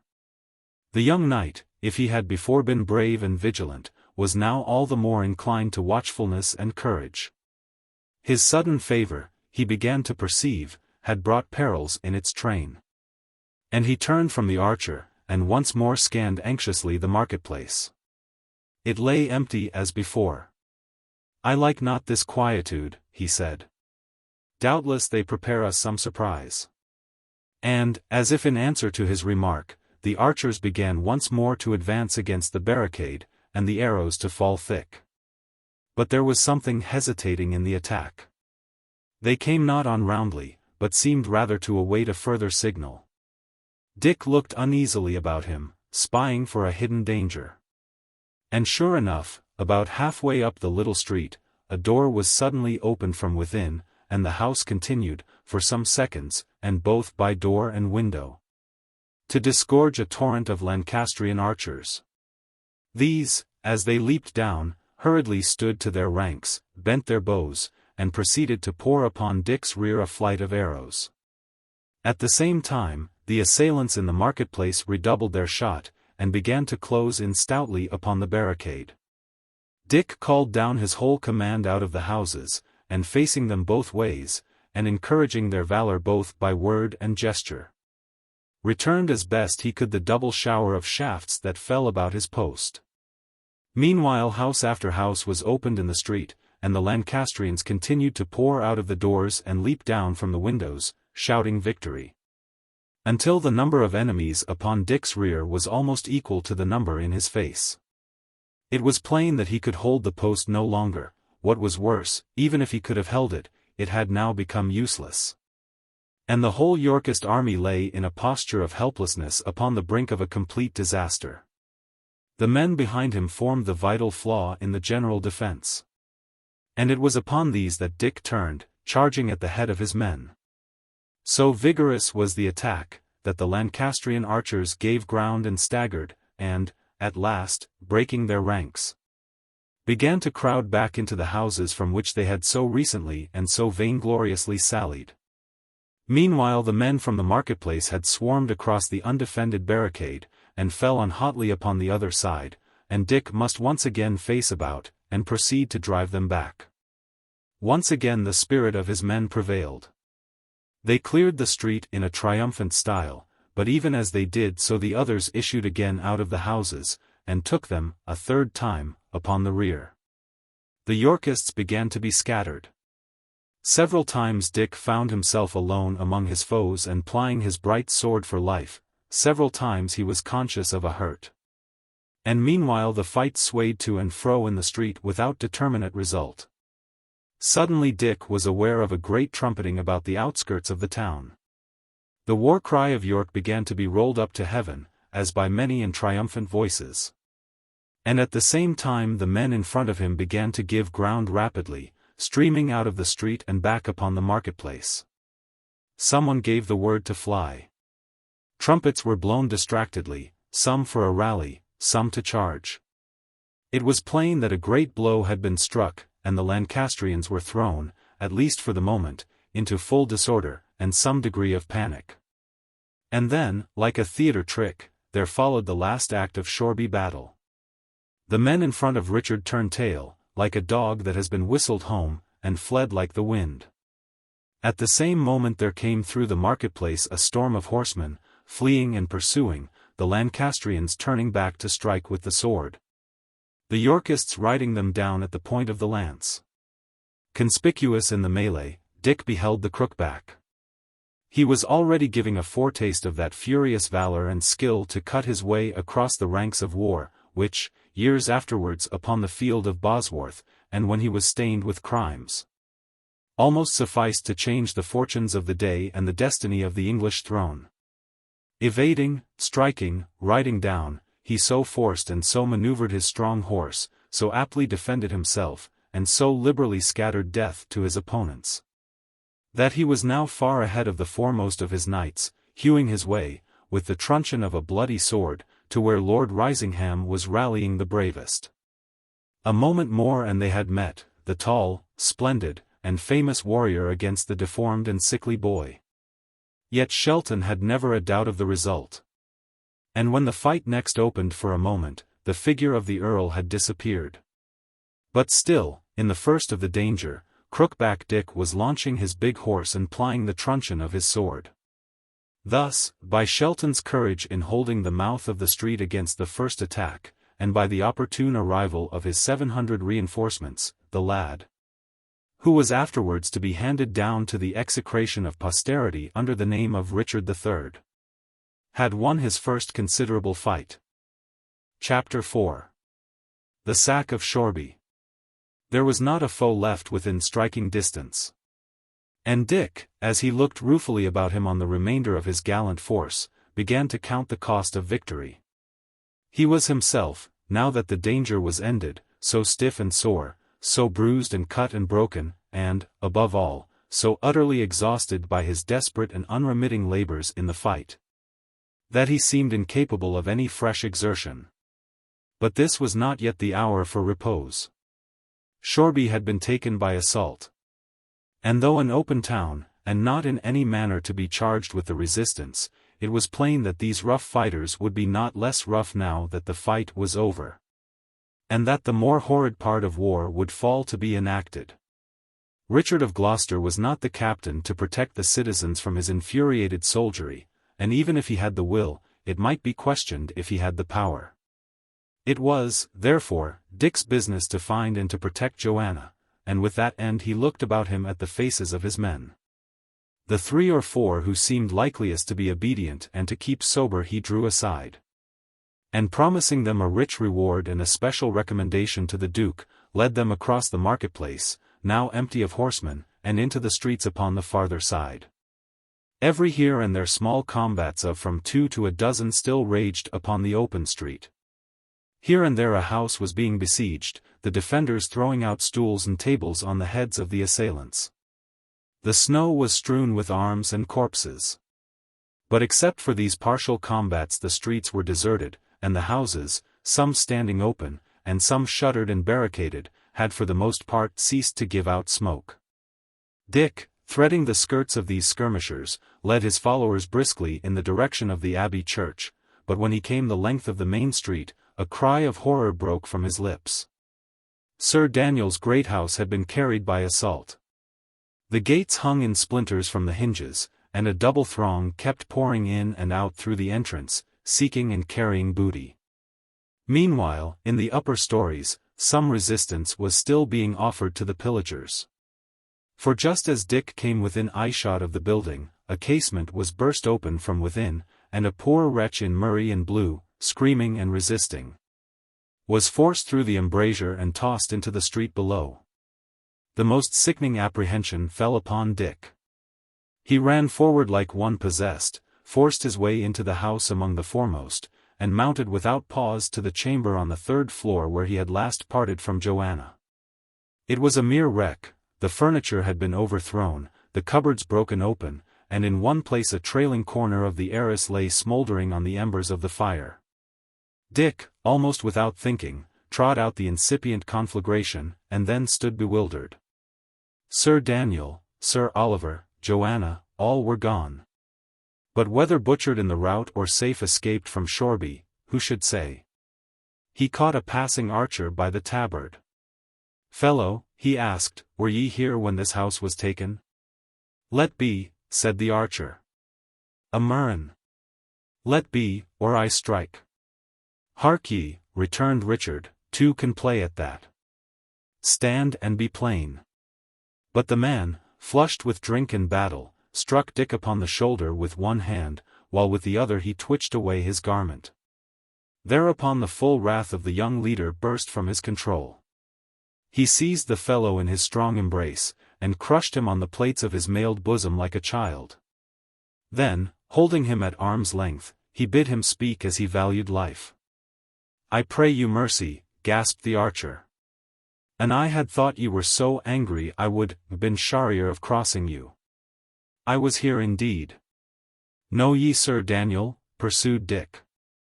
"Well do I know him," returned the man. "Was he in the mansion?" "Aye, sir, he was," answered the archer. "But even as we entered by the yard gate he rode forth by the garden." "Alone?" cried Dick. "He may had a score of lances with him," said the man. "Lances? No women, then?" asked Shelton. "Troth, I saw not," said the archer. "But there were none in the house, if that be your quest."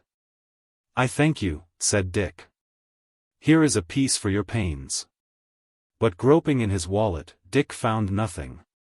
"Inquire for me tomorrow," he added. Sir Richard Shelton, he corrected, "and I will see you handsomely rewarded." And then an idea struck Dick. He hastily descended to the courtyard, ran with all his might across the garden, and came to the great door of the church. It stood wide open. Within, every corner of the pavement was crowded with fugitive burghers, surrounded by their families and laden with the most precious of their possessions, while, at the high altar, priests in full canonicals were imploring the mercy of God. Even as Dick entered, the loud chorus began to thunder in the vaulted roofs. He hurried through the groups of refugees, and came to the door of the stair that led into the steeple. And here a tall churchman stepped before him and arrested his advance. "Whither, my son?" he asked, severely. "My father," answered Dick, "I am here upon an errand of expedition." "Stay me not. I command here for my Lord of Gloucester."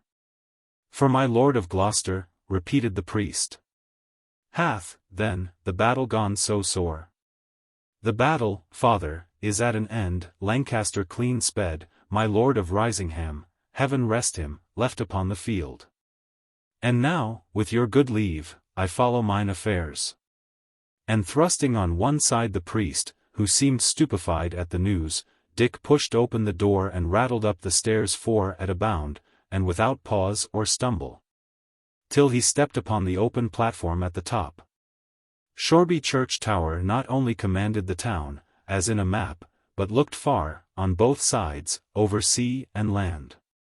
It was now near upon noon, the day exceeding bright, the snow dazzling.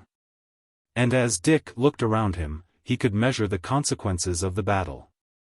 A confused, growling uproar reached him from the streets, and now and then, but very rarely, the clash of steel.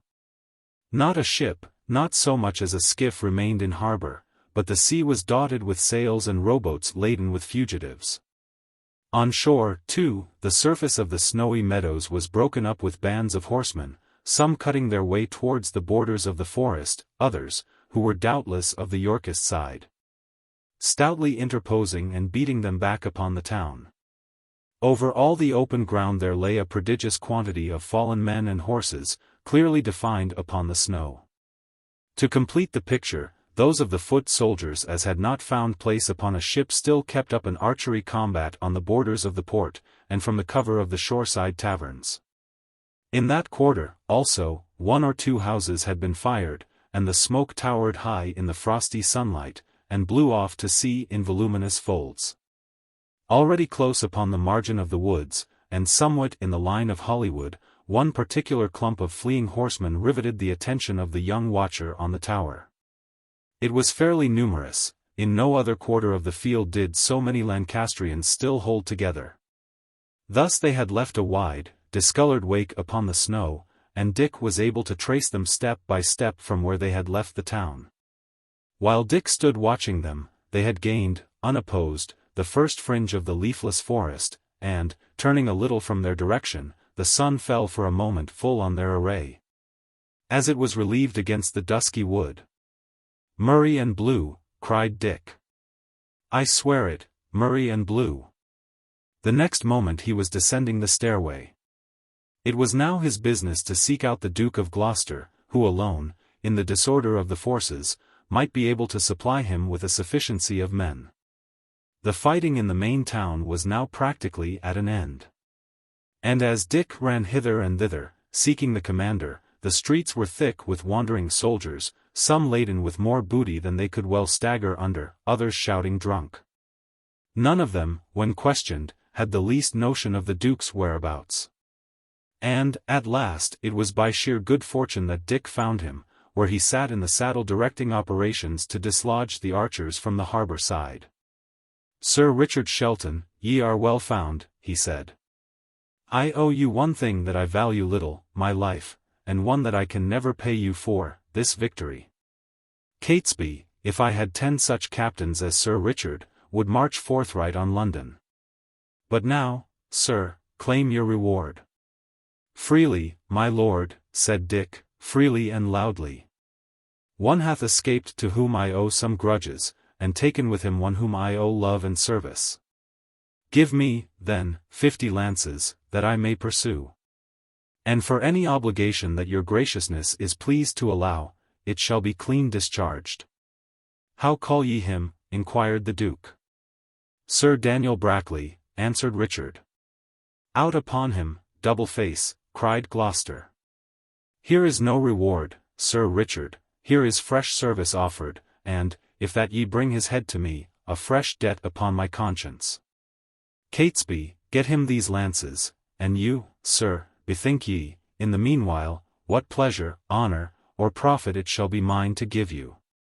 Just then the Yorkist skirmishers carried one of the shoreside taverns, swarming in upon it on 3 sides, and driving out or taking its defenders.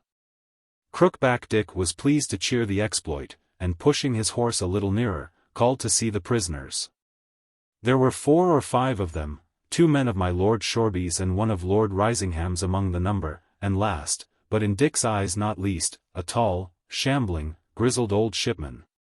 Between drunk and sober, and with a dog whimpering and jumping at his heels. The young Duke passed them for a moment under a severe review. Good, he said. Hang them. And he turned the other way to watch the progress of the fight. My lord, said Dick, so please you, I have found my reward. Grant me the life and liberty of yon old shipman. Gloucester turned and looked the speaker in the face. Sir Richard, he said, I make not war with peacock's feathers, but steel shafts. Those that are mine enemies I slay, and that without excuse or favour.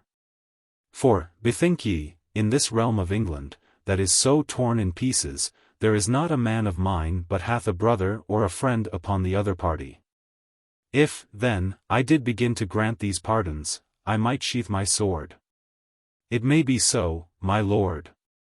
And yet I will be overbold, and, at the risk of your disfavour, recall your lordship's promise, replied Dick. Richard of Gloucester flushed. Mark it right well, he said, harshly. I love not mercy, nor yet mercymongers. Ye have this day laid the foundations of high fortune. If ye oppose to me my word, which I have plighted, I will yield. But, by the glory of heaven, there your favour dies. Mine is the loss, said Dick. Give him his sailor, said the Duke, and wheeling his horse, he turned his back upon young Shelton. Dick was nor glad nor sorry. He had seen too much of the young Duke to set great store on his affection. And the origin and growth of his own favour had been too flimsy and too rapid to inspire much confidence. One thing alone he feared, that the vindictive leader might revoke the offer of the lances. But here he did justice neither to Gloucester's honour, such as it was, nor, above all, to his decision. If he had once judged Dick to be the right man to pursue Sir Daniel, he was not one to change. And he soon proved it by shouting after Catesby to be speedy, for the paladin was waiting. In the meanwhile, Dick turned to the old shipman, who had seemed equally indifferent to his condemnation and to his subsequent release. Arblaster, said Dick, I have done you ill. But now, by the rood, I think I have cleared the score. But the old skipper only looked upon him dully and held his peace. Come, continued Dick, a life is a life, old shrew, and it is more than ships or liquor. Say ye forgive me, for if your life be worth nothing to you, it hath cost me the beginnings of my fortune. Come, I have paid for it dearly, be not so churlish. And I had had my ship, said Arblaster, would have been forth and safe on the high seas, I and my man Tom. But ye took my ship, gossip, and I'm a beggar, and for my man Tom, a knave fellow in russet shot him down. Murren, quoth he, and spake never again. Murren was the last of his words, and the poor spirit of him passed. A will never sail no more, will my Tom. Dick was seized with unavailing penitence and pity. He sought to take the skipper's hand, but Arblaster avoided his touch. Nay, said he, let be. Why, have played the devil with me, and let that content you. The words died in Richard's throat. He saw, through tears, the poor old man, bemused with liquor and sorrow, go shambling away, with bowed head, across the snow, and the unnoticed dog whimpering at his heels. And for the first time began to understand the desperate game that we play in life. And how a thing once done is not to be changed or remedied, by any penitence. But there was no time left to him for vain regret. Catesby had now collected the horsemen, and riding up to Dick he dismounted, and offered him his own horse. "This morning," he said, "I was somewhat jealous of your favour.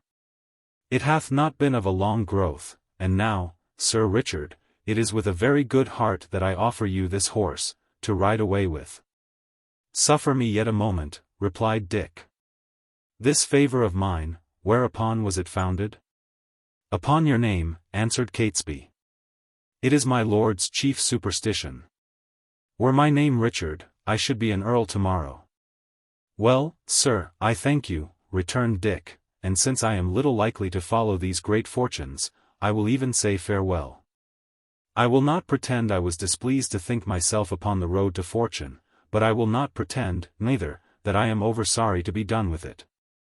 Command and riches, they are brave things, to be sure, but a word in your ear, yon duke of yours, he is a fearsome lad."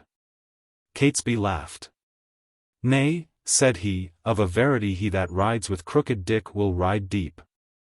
Well, God keep us all from evil. Speed ye well." Thereupon Dick put himself at the head of his men, and giving the word of command, rode off.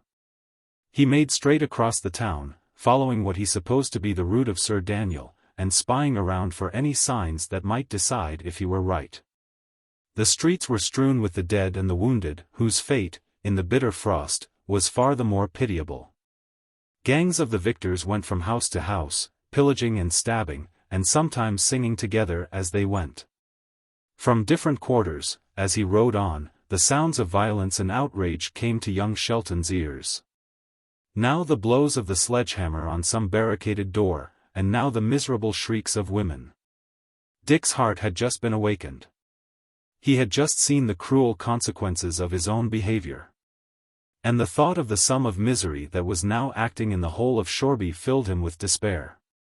At length he reached the outskirts, and there, sure enough, he saw straight before him the same broad, beaten track across the snow that he had marked from the summit of the church. Here, then, he went the faster on, but still, as he rode, he kept a bright eye upon the fallen men and horses that lay beside the track. Many of these, he was relieved to see, wore Sir Daniel's colours, and the faces of some, who lay upon their back, he even recognized. About halfway between the town and the forest, those whom he was following had plainly been assailed by archers, for the corpses lay pretty closely scattered, each pierced by an arrow. And here Dick spied among the rest the body of a very young lad, whose face was somehow hauntingly familiar to him. He halted his troop, dismounted, and raised the lad's head. As he did so, the hood fell back, and a profusion of long brown hair unrolled itself. At the same time the eyes opened. "Ah! Lion driver," said a feeble voice. "She is farther on. Ride, ride fast." And then the poor young lady fainted once again. One of Dick's men carried a flask of some strong cordial, and with this Dick succeeded in reviving consciousness. Then he took Joanna's friend upon his saddlebow, and once more pushed toward the forest. "Why do ye take me?" said the girl. "Ye but delay your speed." "Nay, Mistress Risingham," replied Dick. "Shoreby is full of blood and drunkenness and riot. Here ye are safe, content ye." "I will not be beholden to any of your faction," she cried, "set me down." "Madam, ye know not what ye say," returned Dick. "Ye are hurt." "I am not," she said. "It was my horse was slain." "It matters not one jot," replied Richard. "Ye are here in the midst of open snow, and compassed about with enemies. Whether ye will or not, I carry you with me. Glad am I to have the occasion. For thus shall I repay some portion of our debt." For a little while she was silent. Then, very suddenly, she asked, "My uncle? My Lord Risingham, returned Dick. "I would I had good news to give you, madam, but I have none. I saw him once in the battle, and once only. Let us hope the best." Chapter 5. Night in the Woods, Alicia Risingham. It was almost certain that Sir Daniel had made for the Moat House. But, considering the heavy snow, the lateness of the hour, and the necessity under which he would lie of avoiding the few roads and striking across the wood, it was equally certain that he could not hope to reach it ere the morrow. There were two courses open to Dick, either to continue to follow in the knight's trail, and, if he were able, to fall upon him that very night in camp, or to strike out a path of his own, and seek to place himself between Sir Daniel and his destination. Either scheme was open to serious objection, and Dick, who feared to expose Joanna to the hazards of a fight, had not yet decided between them when he reached the borders of the wood.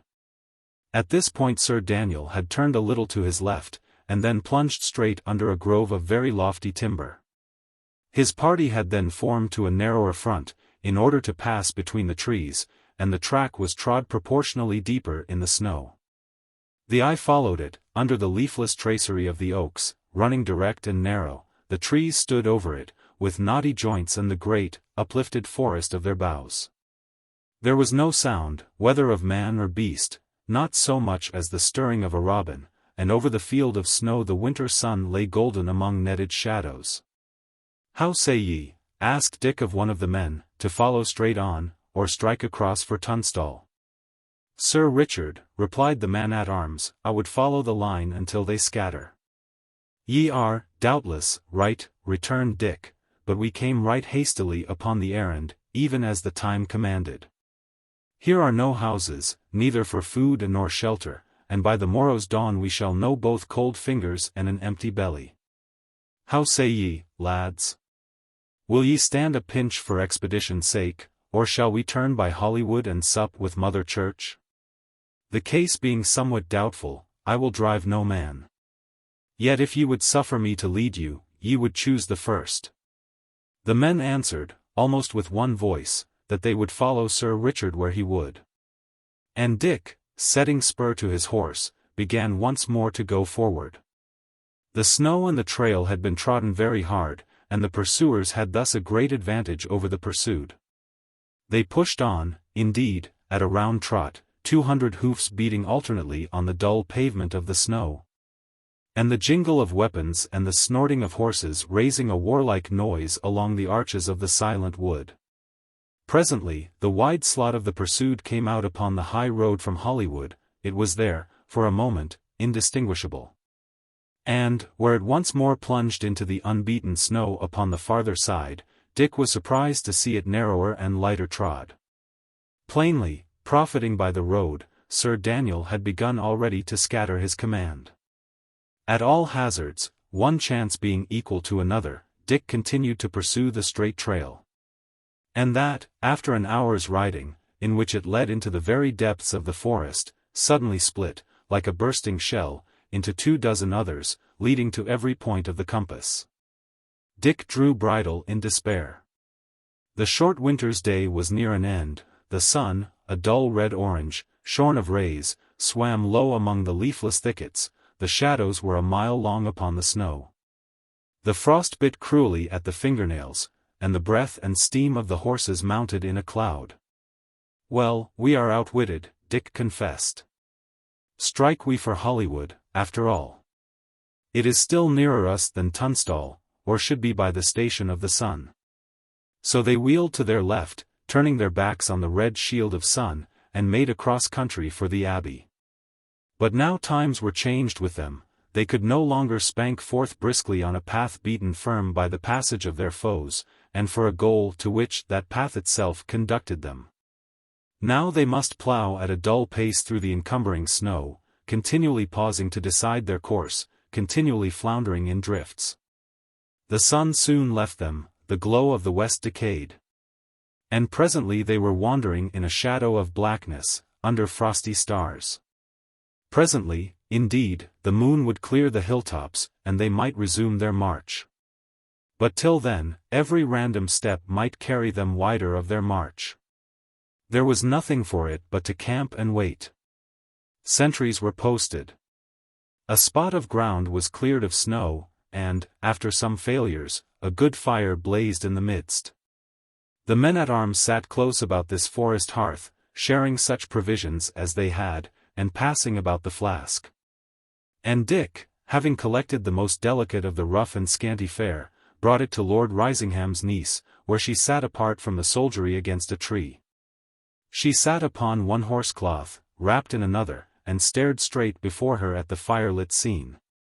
At the offer of food she started, like one wakened from a dream, and then silently refused. "Madam," said Dick, "let me beseech you, punish me not so cruelly.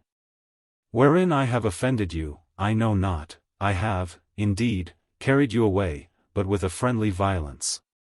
I have, indeed, exposed you to the inclemency of night, but the hurry that lies upon me hath for its end the preservation of another, who is no less frail and no less unfriended than yourself. At least, madam, punish not yourself, and eat, if not for hunger, then for strength." "I will eat nothing at the hands that slew my kinsman," she replied. "Dear madam," Dick cried, "I swear to you upon the rood I touched him not." "Swear to me that he still lives," she returned. "I will not palter with you," answered Dick. "Pity bids me to wound you. In my heart I do believe him dead. And ye ask me to eat," she cried.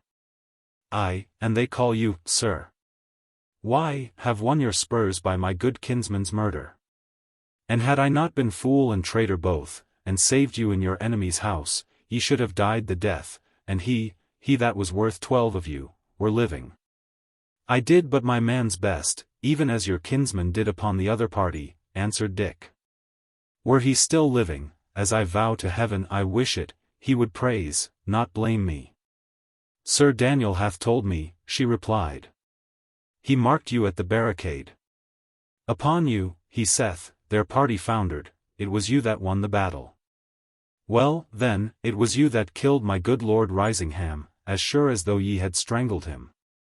And ye would have me eat with you, and your hands not washed from killing? But Sir Daniel hath sworn your downfall. 'Tis that will avenge me."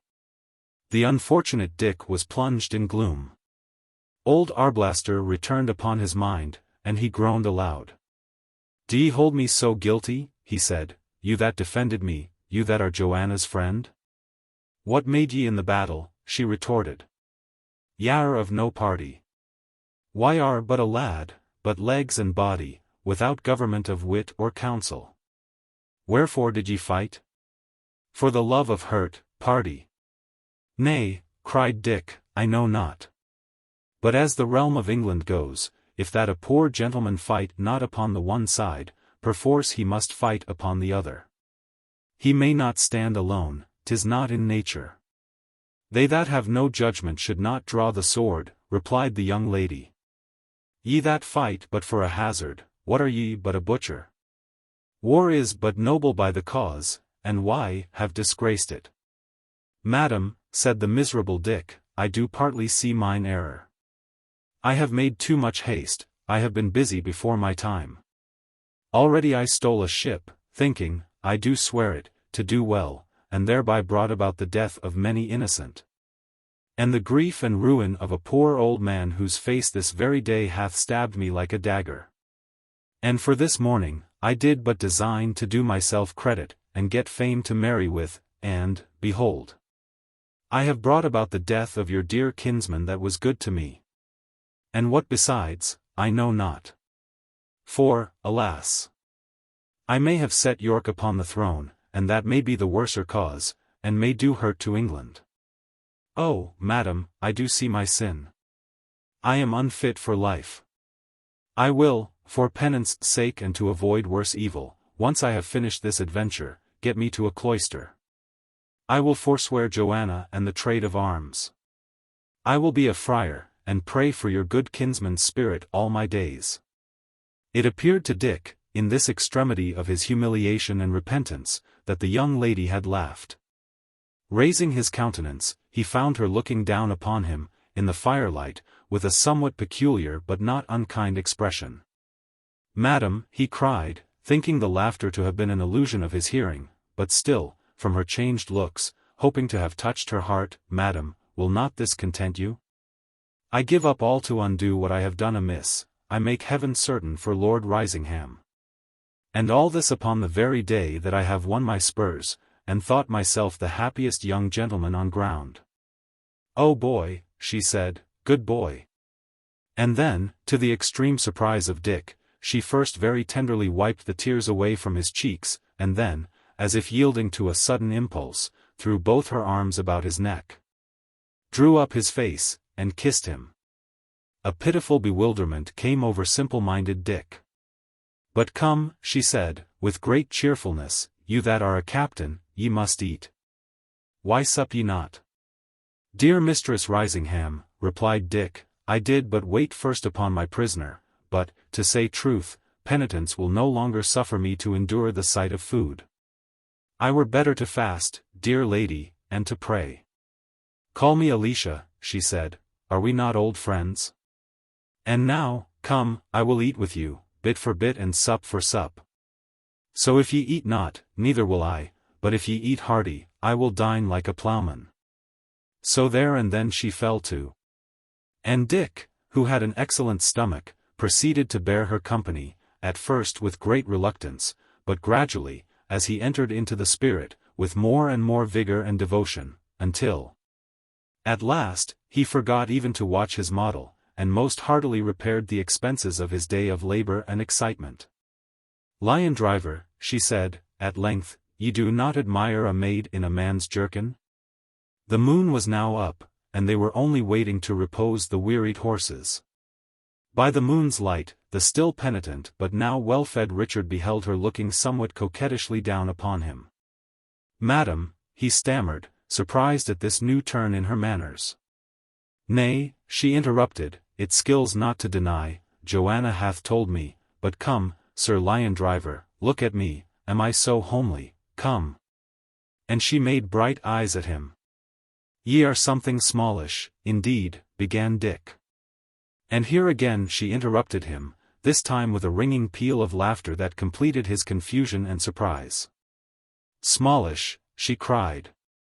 Nay, now, be honest as ye are bold, I am a dwarf, or little better, but for all that, come, tell me, for all that, passably fair to look upon, is not so?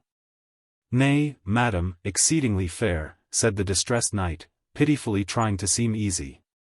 And a man would be right glad to wed me, she pursued. Oh, madam, right glad, agreed Dick. Call me Alicia, said she.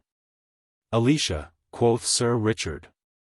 Well, then, lion driver, she continued, sith that ye slew my kinsman, and left me without stay, ye owe me, in honor, every reparation. Do ye not? I do, madam, said Dick. Although, upon my heart, I do hold me but partially guilty of that brave knight's blood. Would ye evade me? She cried.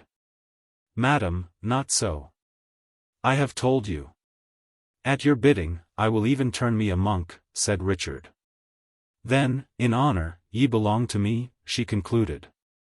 In honor, madam, I suppose, began the young man. Go to, she interrupted. Ye are too full of catches. In honor do ye belong to me, till ye have paid the evil? In honor, I do, said Dick. Here, then, she continued. Ye would make but a sad friar, methinks. And since I am to dispose of you at pleasure, I will even take you for my husband. Nay, now, no words, cried she. They will avail you nothing. For see how just it is, that you who deprived me of one home, should supply me with another. And as for Joanna, she will be the first, believe me, to commend the change. For, after all, as we be dear friends, what matters it with which of us ye wed? Not one whit. Madam, said Dick, I will go into a cloister, and ye please to bid me.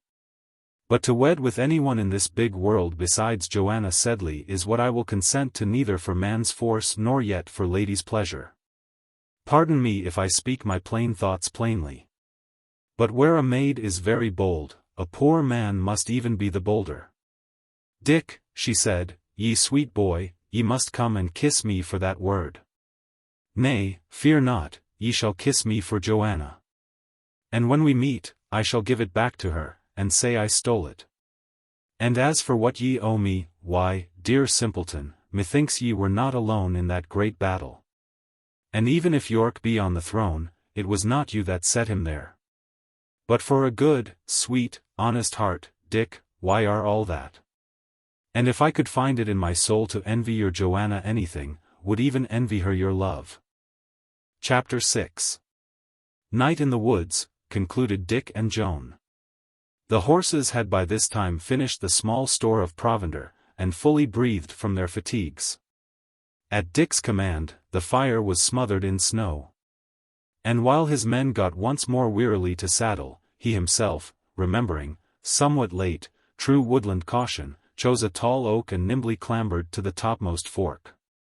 Hence he could look far abroad on the moonlit and snow-paven forest. On the southwest, dark against the horizon, stood those upland, heathy quarters where he and Joanna had met with the terrifying misadventure of the leper. And there his eye was caught by a spot of ruddy brightness no bigger than a needle's eye. He blamed himself sharply for his previous neglect. Were that, as it appeared to be, the shining of Sir Daniel's campfire, he should long ago have seen and marched for it.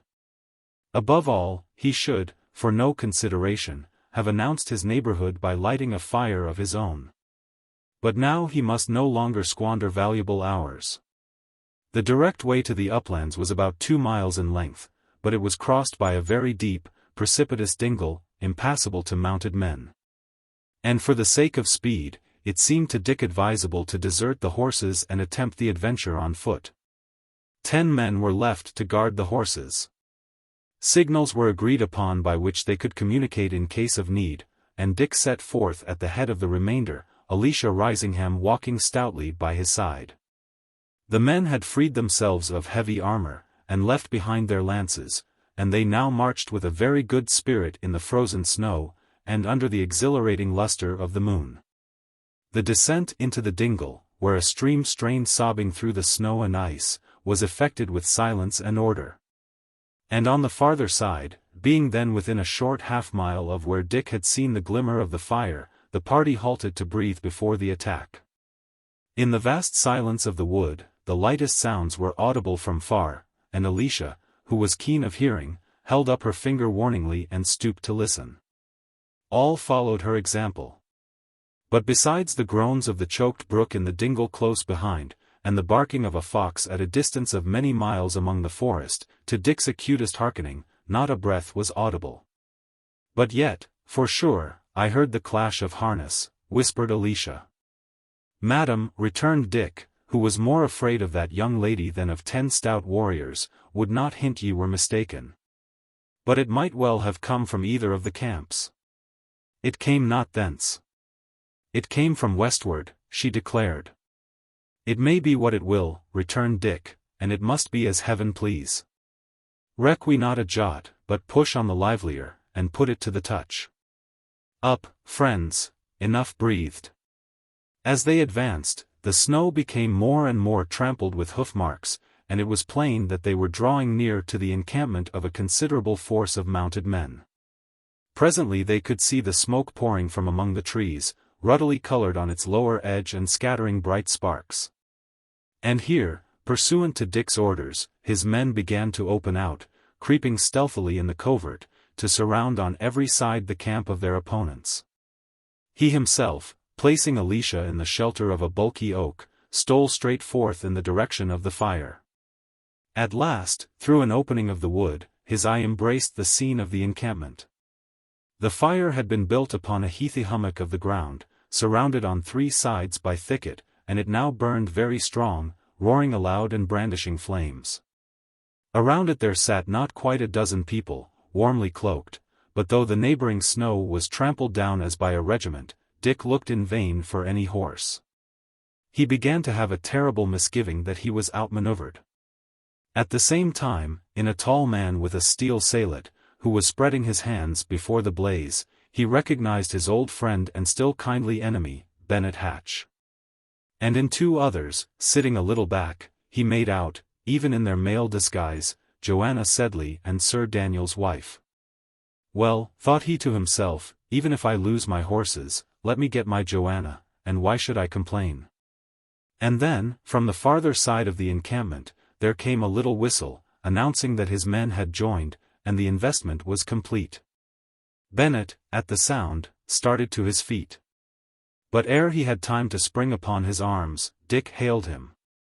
"Bennet," he said, "Bennet, old friend, yield ye. Ye will but spill men's lives in vain, if ye resist." "'Tis Master Shelton, by St. Barbary," cried Hatch. "Yield me? Ye ask much. What force have ye?" "I tell you, Bennet, ye are both outnumbered and begirt," said Dick. "Caesar and Charlemagne would cry for quarter. I have 20 men at my whistle, and with 1 shoot of arrows I could answer for you all." "Master Dick," said Bennet, "it goes against my heart, but I must do my duty." "The saints help you." And therewith he raised a little tucket to his mouth and wound a rousing call. Then followed a moment of confusion. For while Dick, fearing for the ladies, still hesitated to give the word to shoot, Hatch's little band sprang to their weapons and formed back to back as for a fierce resistance. In the hurry of their change of place, Joanna sprang from her seat and ran like an arrow to her lover's side. "Here, Dick," she cried, as she clasped his hand in hers. But Dick still stood irresolute. He was yet young to the more deplorable necessities of war, and the thought of old Lady Brackley checked the command upon his tongue. His own men became restive. Some of them cried on him by name, others, of their own accord, began to shoot, and at the first discharge poor Bennet bit the dust. Then Dick awoke. "On," he cried. "Shoot, boys, and keep to cover. England and York." But just then the dull beat of many horses on the snow suddenly arose in the hollow ear of the night, and, with incredible swiftness, drew nearer and swelled louder. At the same time, answering tuckets repeated and repeated Hatch's call. "Rally, rally," cried Dick. "Rally upon me. Rally for your lives." But his men, afoot, scattered, taken in the hour when they had counted on an easy triumph, began instead to give ground severally, and either stood wavering or dispersed into the thickets. And when the first of the horsemen came charging through the open avenues and fiercely riding their steeds into the underwood, a few stragglers were overthrown or speared among the brush. But the bulk of Dick's command had simply melted at the rumor of their coming. Dick stood for a moment, bitterly recognizing the fruits of his precipitate and unwise valor. Sir Daniel had seen the fire. He had moved out with his main force, whether to attack his pursuers or to take them in the rear if they should venture the assault. His had been throughout the part of a sagacious captain. Dick's the conduct of an eager boy. And here was the young knight, his sweetheart, indeed, holding him tightly by the hand, but otherwise alone, his whole command of men and horses dispersed in the night and the wide forest. Like a paper of pins in a hay barn. "The saints enlighten me," he thought. "It is well I was knighted for this morning's matter, this doth me little honor." And thereupon, still holding Joanna, he began to run. The silence of the night was now shattered by the shouts of the men of Tunstall, as they galloped hither and thither, hunting fugitives. And Dick broke boldly through the underwood and ran straight before him like a deer. The silver clearness of the moon upon the open snow increased, by contrast, the obscurity of the thickets. And the extreme dispersion of the vanquished led the pursuers into widely divergent paths. Hence, in but a little while, Dick and Joanna paused, in a close covert, and heard the sounds of the pursuit, scattering abroad, indeed, in all directions, but yet fainting already in the distance. "An I had but kept a reserve of them together," Dick cried, bitterly, "I could have turned the tables yet. Well, we live and learn, next time it shall go better, by the rood." "Nay, Dick," said Joanna, "what matters it? Here we are together once again." He looked at her, and there she was, John Matcham, as of yore, in hose and doublet. But now he knew her. Now, even in that ungainly dress, she smiled upon him, bright with love, and his heart was transported with joy. "Sweetheart," he said, "if ye forgive this blunderer, what care I? Make we direct for Hollywood, there lieth your good guardian and my better friend, Lord Foxham. There shall we be wed, and whether poor or wealthy, famous or unknown, what matters it? This day, dear love, I won my spurs, I was commended by great men for my valor, I thought myself the goodliest man of war in all broad England. Then, first, I fell out of my favour with the great. And now have I been well thrashed, and clean lost my soldiers. There was a downfall for conceit. But, dear, I care not, dear, if ye still love me and will wed, would have my knighthood done away, and mind it not a jot." "My Dick," she cried. "And did they knight you?" "Aye, dear, ye are my lady now," he answered, fondly, "or ye shall, ere noon tomorrow, will ye not?" "That will I, Dick," with a glad heart, she answered. "Aye, sir." "Methought ye were to be a monk," said a voice in their ears.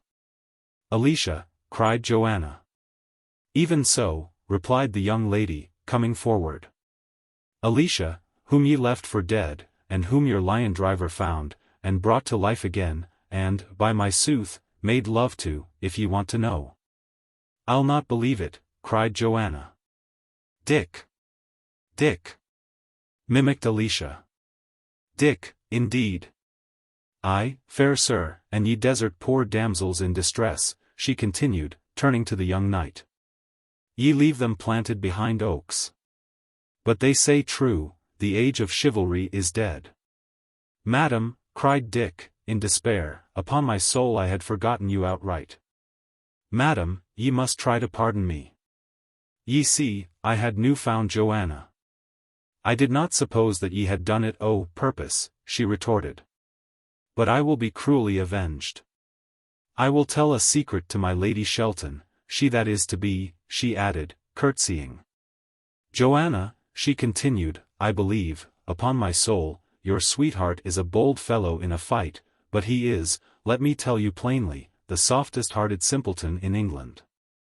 Go to, ye may do your pleasure with him. And now, fool children, first kiss me, either one of you, for luck and kindness. And then kiss each other just 1 minute by the glass, and not 1 second longer, and then let us all three set forth for Hollywood as fast as we can stir. For these woods, methinks, are full of peril and exceeding cold." "But did my Dick make love to you?" asked Joanna, clinging to her sweetheart's side. "Nay, fool girl," returned Alicia. "It was I made love to him. I offered to marry him, indeed, but he bade me go marry with my likes. These were his words. Nay, that I will say, he is more plain than pleasant. But now, children, for the sake of sense, set forward. Shall we go once more over the dingle, or push straight for Hollywood?" "Why," said Dick, "I would like dearly to get upon a horse. For I have been sore mauled and beaten, one way and another, these last days, and my poor body is one bruise. But how think ye? If the men, upon the alarm of the fighting, had fled away, we should have gone about for nothing. 'Tis but some 3 short miles to Hollywood direct, the bell hath not beat 9. The snow is pretty firm to walk upon, the moon clear, how if we went even as we are?" "Agreed," cried Alicia, but Joanna only pressed upon Dick's arm. Forth, then, they went, through open leafless groves and down snow-clad alleys, under the white face of the winter moon, Dick and Joanna walking hand in hand and in a heaven of pleasure. And their light-minded companion, her own bereavements heartily forgotten, followed a pace or 2 behind, now rallying them upon their silence. And now drawing happy pictures of their future and united lives. Still, indeed, in the distance of the wood, the riders of Tunstall might be heard urging their pursuit, and from time to time cries or the clash of steel announced the shock of enemies. But in these young folk, bred among the alarms of war, and fresh from such a multiplicity of dangers, neither fear nor pity could be lightly wakened. Content to find the sound still drawing farther and farther away, they gave up their hearts to the enjoyment of the hour, walking already, as Alicia put it, in a wedding procession. And neither the rude solitude of the forest, nor the cold of the freezing night, had any force to shadow or distract their happiness. At length, from a rising hill, they looked below them on the dell of Hollywood. The great windows of the forest abbey shone with torch and candle. Its high pinnacles and spires arose very clear and silent, and the gold rood upon the topmost summit glittered brightly in the moon.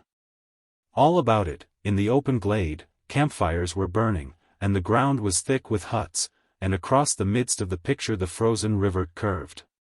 "By the mass," said Richard, "there are Lord Foxham's fellows still encamped. The messenger hath certainly miscarried. Well, then, so better. We have power at hand to face Sir Daniel." But if Lord Foxham's men still lay encamped in the long home at Hollywood, it was from a different reason from the one supposed by Dick. They had marched, indeed, for Shoreby.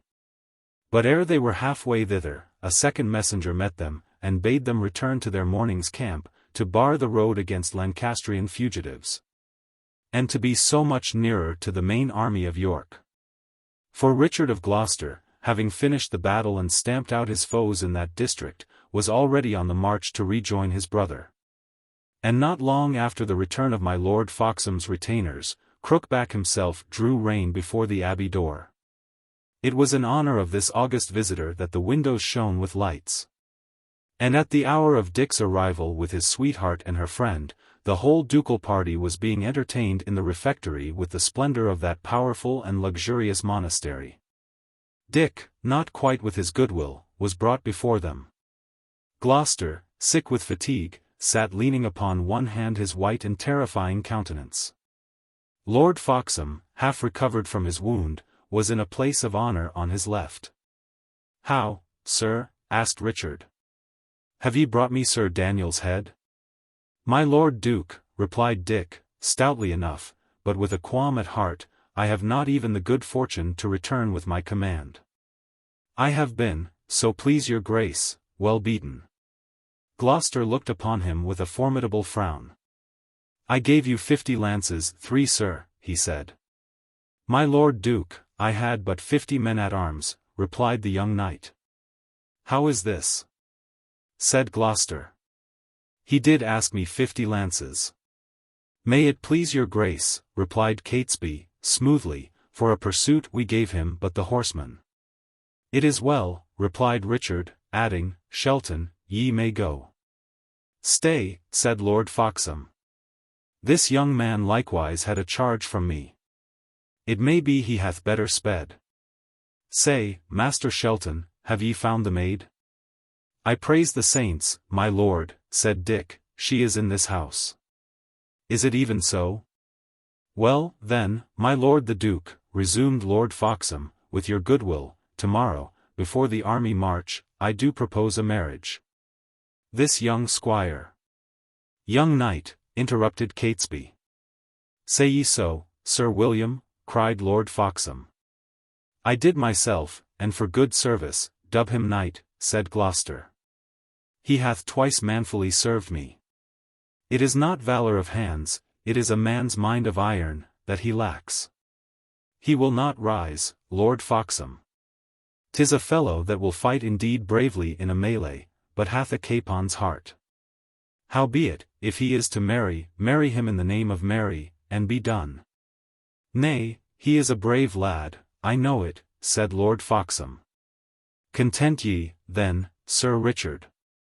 I have compounded this affair with Master Hamley, and tomorrow ye shall Wednesday." Whereupon Dick judged it prudent to withdraw. But he was not yet clear of the refectory, when a man, but newly alighted at the gate, came running 4 stairs at a bound, and, brushing through the abbey servants, threw himself on one knee before the Duke. "Victory, my lord," he cried.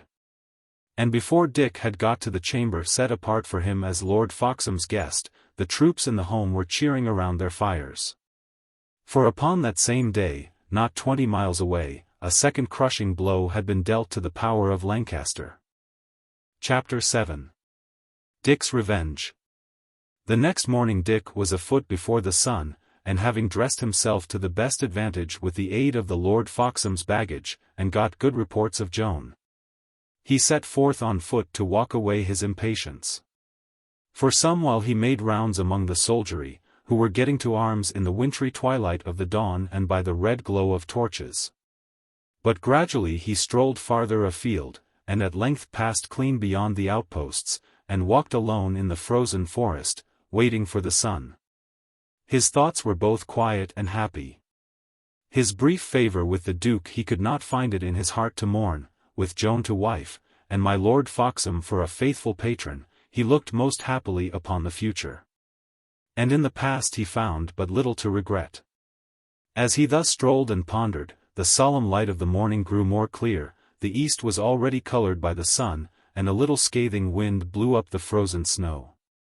He turned to go home. But even as he turned, his eye lit upon a figure behind a tree. "Stand," he cried. "Who goes?" The figure stepped forth and waved its hand like a dumb person. It was arrayed like a pilgrim, the hood lowered over the face, but Dick, in an instant, recognized Sir Daniel.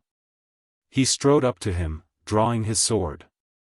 And the knight, putting his hand in his bosom, as if to seize a hidden weapon, steadfastly awaited his approach. "Well, Dickon," said Sir Daniel, "how is it to be? Do ye make war upon the fallen?" "I made no war upon your life," replied the lad, "I was your true friend until ye sought for mine, but ye have sought for it greedily." "Nay, self-defence," replied the knight. "And now, boy, the news of this battle, and the presence of yon crooked devil here in mine own wood, have broken me beyond all help. I go to Hollywood for sanctuary. Thence overseas, with what I can carry, and to begin life again in Burgundy or France." "Ye may not go to Hollywood," said Dick. "How? May not?" asked the knight. "Look ye, Sir Daniel, this is my marriage morn," said Dick, "and yon sun that is to rise will make the brightest day that ever shone for me. Your life is forfeit, doubly forfeit, for my father's death and your own practices to Muird. But I myself have done amiss, I have brought about men's deaths. And upon this glad day I will be neither judge nor hangman. An ye were the devil, I would not lay a hand on you. An ye were the devil, ye might go where ye will for me. Seek God's forgiveness. Mine ye have freely. But to go on to Hollywood is different. I carry arms for York, and I will suffer no spy within their lines. Hold it, then, for certain, if ye set one foot before another, I will uplift my voice and call the nearest post to seize you." "Ye mock me," said Sir Daniel. "I have no safety out of Hollywood." "I care no more," returned Richard. "I let you go east, west, or south, north I will not. Hollywood is shut against you. Go, and seek not to return. For, once ye are gone, I will warn every post about this army, and there will be so shrewd a watch upon all pilgrims that, once again, were ye the very devil, ye would find it ruin to make the essay." "Ye doom me," said Sir Daniel, gloomily. "I doom you not," returned Richard. "If it so please you to set your valour against mine, come on. And though I fear it be disloyal to my party, I will take the challenge openly and fully, fight you with mine own single strength, and call for none to help me. So shall I avenge my father, with a perfect conscience." "I," said Sir Daniel, "why, have a long sword against my dagger." "I rely upon heaven only," answered Dick, casting his sword some way behind him on the snow. "Now, if your ill fate bids you, come. And, under the pleasure of the Almighty, I make myself bold to feed your bones to foxes." "I did but try you, Dickon," returned the knight, with an uneasy semblance of a laugh. "I would not spill your blood." "Go, then, ere it be too late," replied Shelton. "In 5 minutes I will call the post. I do perceive that I am too long suffering. Had but our places been reversed, I should have been bound hand and foot some minutes past." "Well, Dickon, I will go," replied Sir Daniel. When we next meet, it shall repent you that ye were so harsh." And with these words, the knight turned and began to move off under the trees. Dick watched him with strangely mingled feelings, as he went, swiftly and warily, and ever and again turning a wicked eye upon the lad who had spared him, and whom he still suspected. There was upon one side of where he went a thicket, strongly matted with green ivy, and, even in its winter state, impervious to the eye. Herein, all of a sudden, a bough sounded like a note of music. An arrow flew, and with a great, choked cry of agony and anger, the knight of Tunstall threw up his hands and fell forward in the snow. Dick bounded to his side and raised him. His face desperately worked, his whole body was shaken by contorting spasms. "Is the arrow black?" he gasped. "It is black," replied Dick, gravely. And then, before he could add one word, a desperate seizure of pain shook the wounded man from head to foot, so that his body leaped in Dick's supporting arms. And with the extremity of that pang his spirit fled in silence. The young man laid him back gently on the snow and prayed for that unprepared and guilty spirit, and as he prayed the sun came up at a bound, and the robins began chirping in the ivy.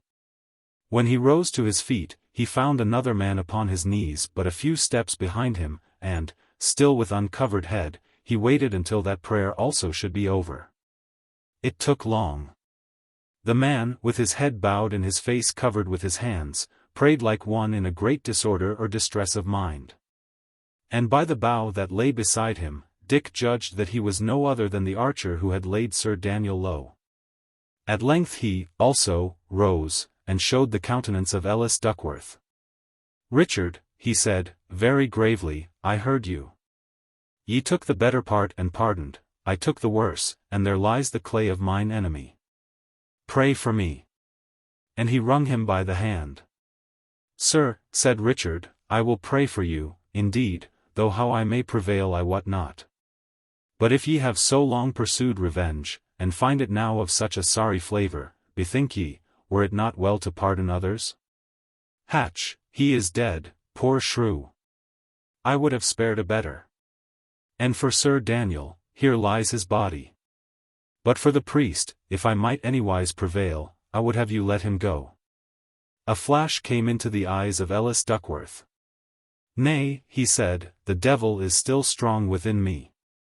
But be at rest, the black arrow fleeth nevermore, the fellowship is broken. They that still live shall come to their quiet and ripe end, in heaven's good time, for me, and for yourself, go where your better fortune calls you, and think no more of Ellis." Chapter 8. Conclusion. About 9 in the morning, Lord Foxham was leading his ward, once more dressed as befitted her sex, and followed by Alicia Risingham, to the church of Holywood, when Richard Crookback, his brow already heavy with cares, crossed their path and paused. "Is this the maid?" he asked, and when Lord Foxham had replied in the affirmative, "Minion," he added, "hold up your face until I see its favour." He looked upon her sourly for a little. "Ye are fair," he said at last, "and, as they tell me, dowered. How if I offered you a brave marriage, as became your face and parentage?" "My Lord Duke," replied Joanna, "may it please your grace, I had rather wed with Sir Richard." "How so?" he asked, harshly. "Marry but the man I name to you, and he shall be my lord, and you my lady, before night. For Sir Richard, let me tell you plainly, he will die Sir Richard. I ask no more of heaven, my lord, than but to die Sir Richard's wife," returned Joanna. "Look ye at that, my lord," said Gloucester, turning to Lord Foxham. "Here be a pair for you. The lad, when for good services I gave him his choice of my favour, chose but the grace of an old, drunken shipman. I did warn him freely, but he was stout in his besottedness. Here dieth your favour, said I, and he, my lord, with a most assured impertinence, mine be the loss, quoth he. It shall be so, by the rood. Said he so? Cried Alicia. Then well said, lion driver. Who is this? Asked the Duke. A prisoner of Sir Richard's, answered Lord Foxham, Mistress Alicia Risingham. See that she be married to a sure man, said the Duke. I had thought of my kinsman, Hamley, and it like your grace, returned Lord Foxham. He hath well served the cause. It likes me well, said Richard. Let them be wedded speedily. Say, fair maid, will you wed? My Lord Duke, said Alicia, so as the man is straight, and there, in a perfect consternation, the voice died on her tongue. He is straight, my mistress, replied Richard, calmly. I am the only crookback of my party, we are else passably well shapen. Ladies, and you, my lord, he added, with a sudden change to grave courtesy, judge me not too churlish if I leave you. A captain, in the time of war, hath not the ordering of his hours. And with a very handsome salutation he passed on, followed by his officers. Alack, cried Alicia, I am shent. Ye know him not, replied Lord Foxham. It is but a trifle, he hath already clean forgot your words. He is, then, the very flower of knighthood, said Alicia. Nay, he but mindeth other things, returned Lord Foxham. Tarry we no more. In the chancel they found Dick waiting, attended by a few young men, and there were he and Joan united. When they came forth again, happy and yet serious, into the frosty air and sunlight, the long files of the army were already winding forward up the road. Already the Duke of Gloucester's banner was unfolded and began to move from before the abbey in a clump of spears. And behind it, girt by steel-clad knights, the bold, black-hearted, and ambitious hunchback moved on towards his brief kingdom and his lasting infamy. But the wedding party turned upon the other side, and sat down, with sober merriment, to breakfast. The father cellarer attended on their wants, and sat with them at table. Hamley, all jealousy forgotten, began to ply the nowise loath Alicia with courtship. And there, amid the sounding of tuckets and the clash of armoured soldiery and horses continually moving forth, Dick and Joan sat side by side, tenderly held hands, and looked, with ever-growing affection, in each other's eyes. Thenceforth the dust and blood of that unruly epoch passed them by. They dwelt apart from alarms in the green forest where their love began. Two old men in the meanwhile enjoyed pensions in great prosperity and peace, and with perhaps a superfluity of ale and wine, in Tunstall hamlet. One had been all his life a shipman, and continued to the last to lament his man Tom. The other, who had been a bit of everything, turned in the end towards piety, and made a most religious death under the name of Brother Anestus in the neighbouring abbey. So Lawless had his will, and died a friar.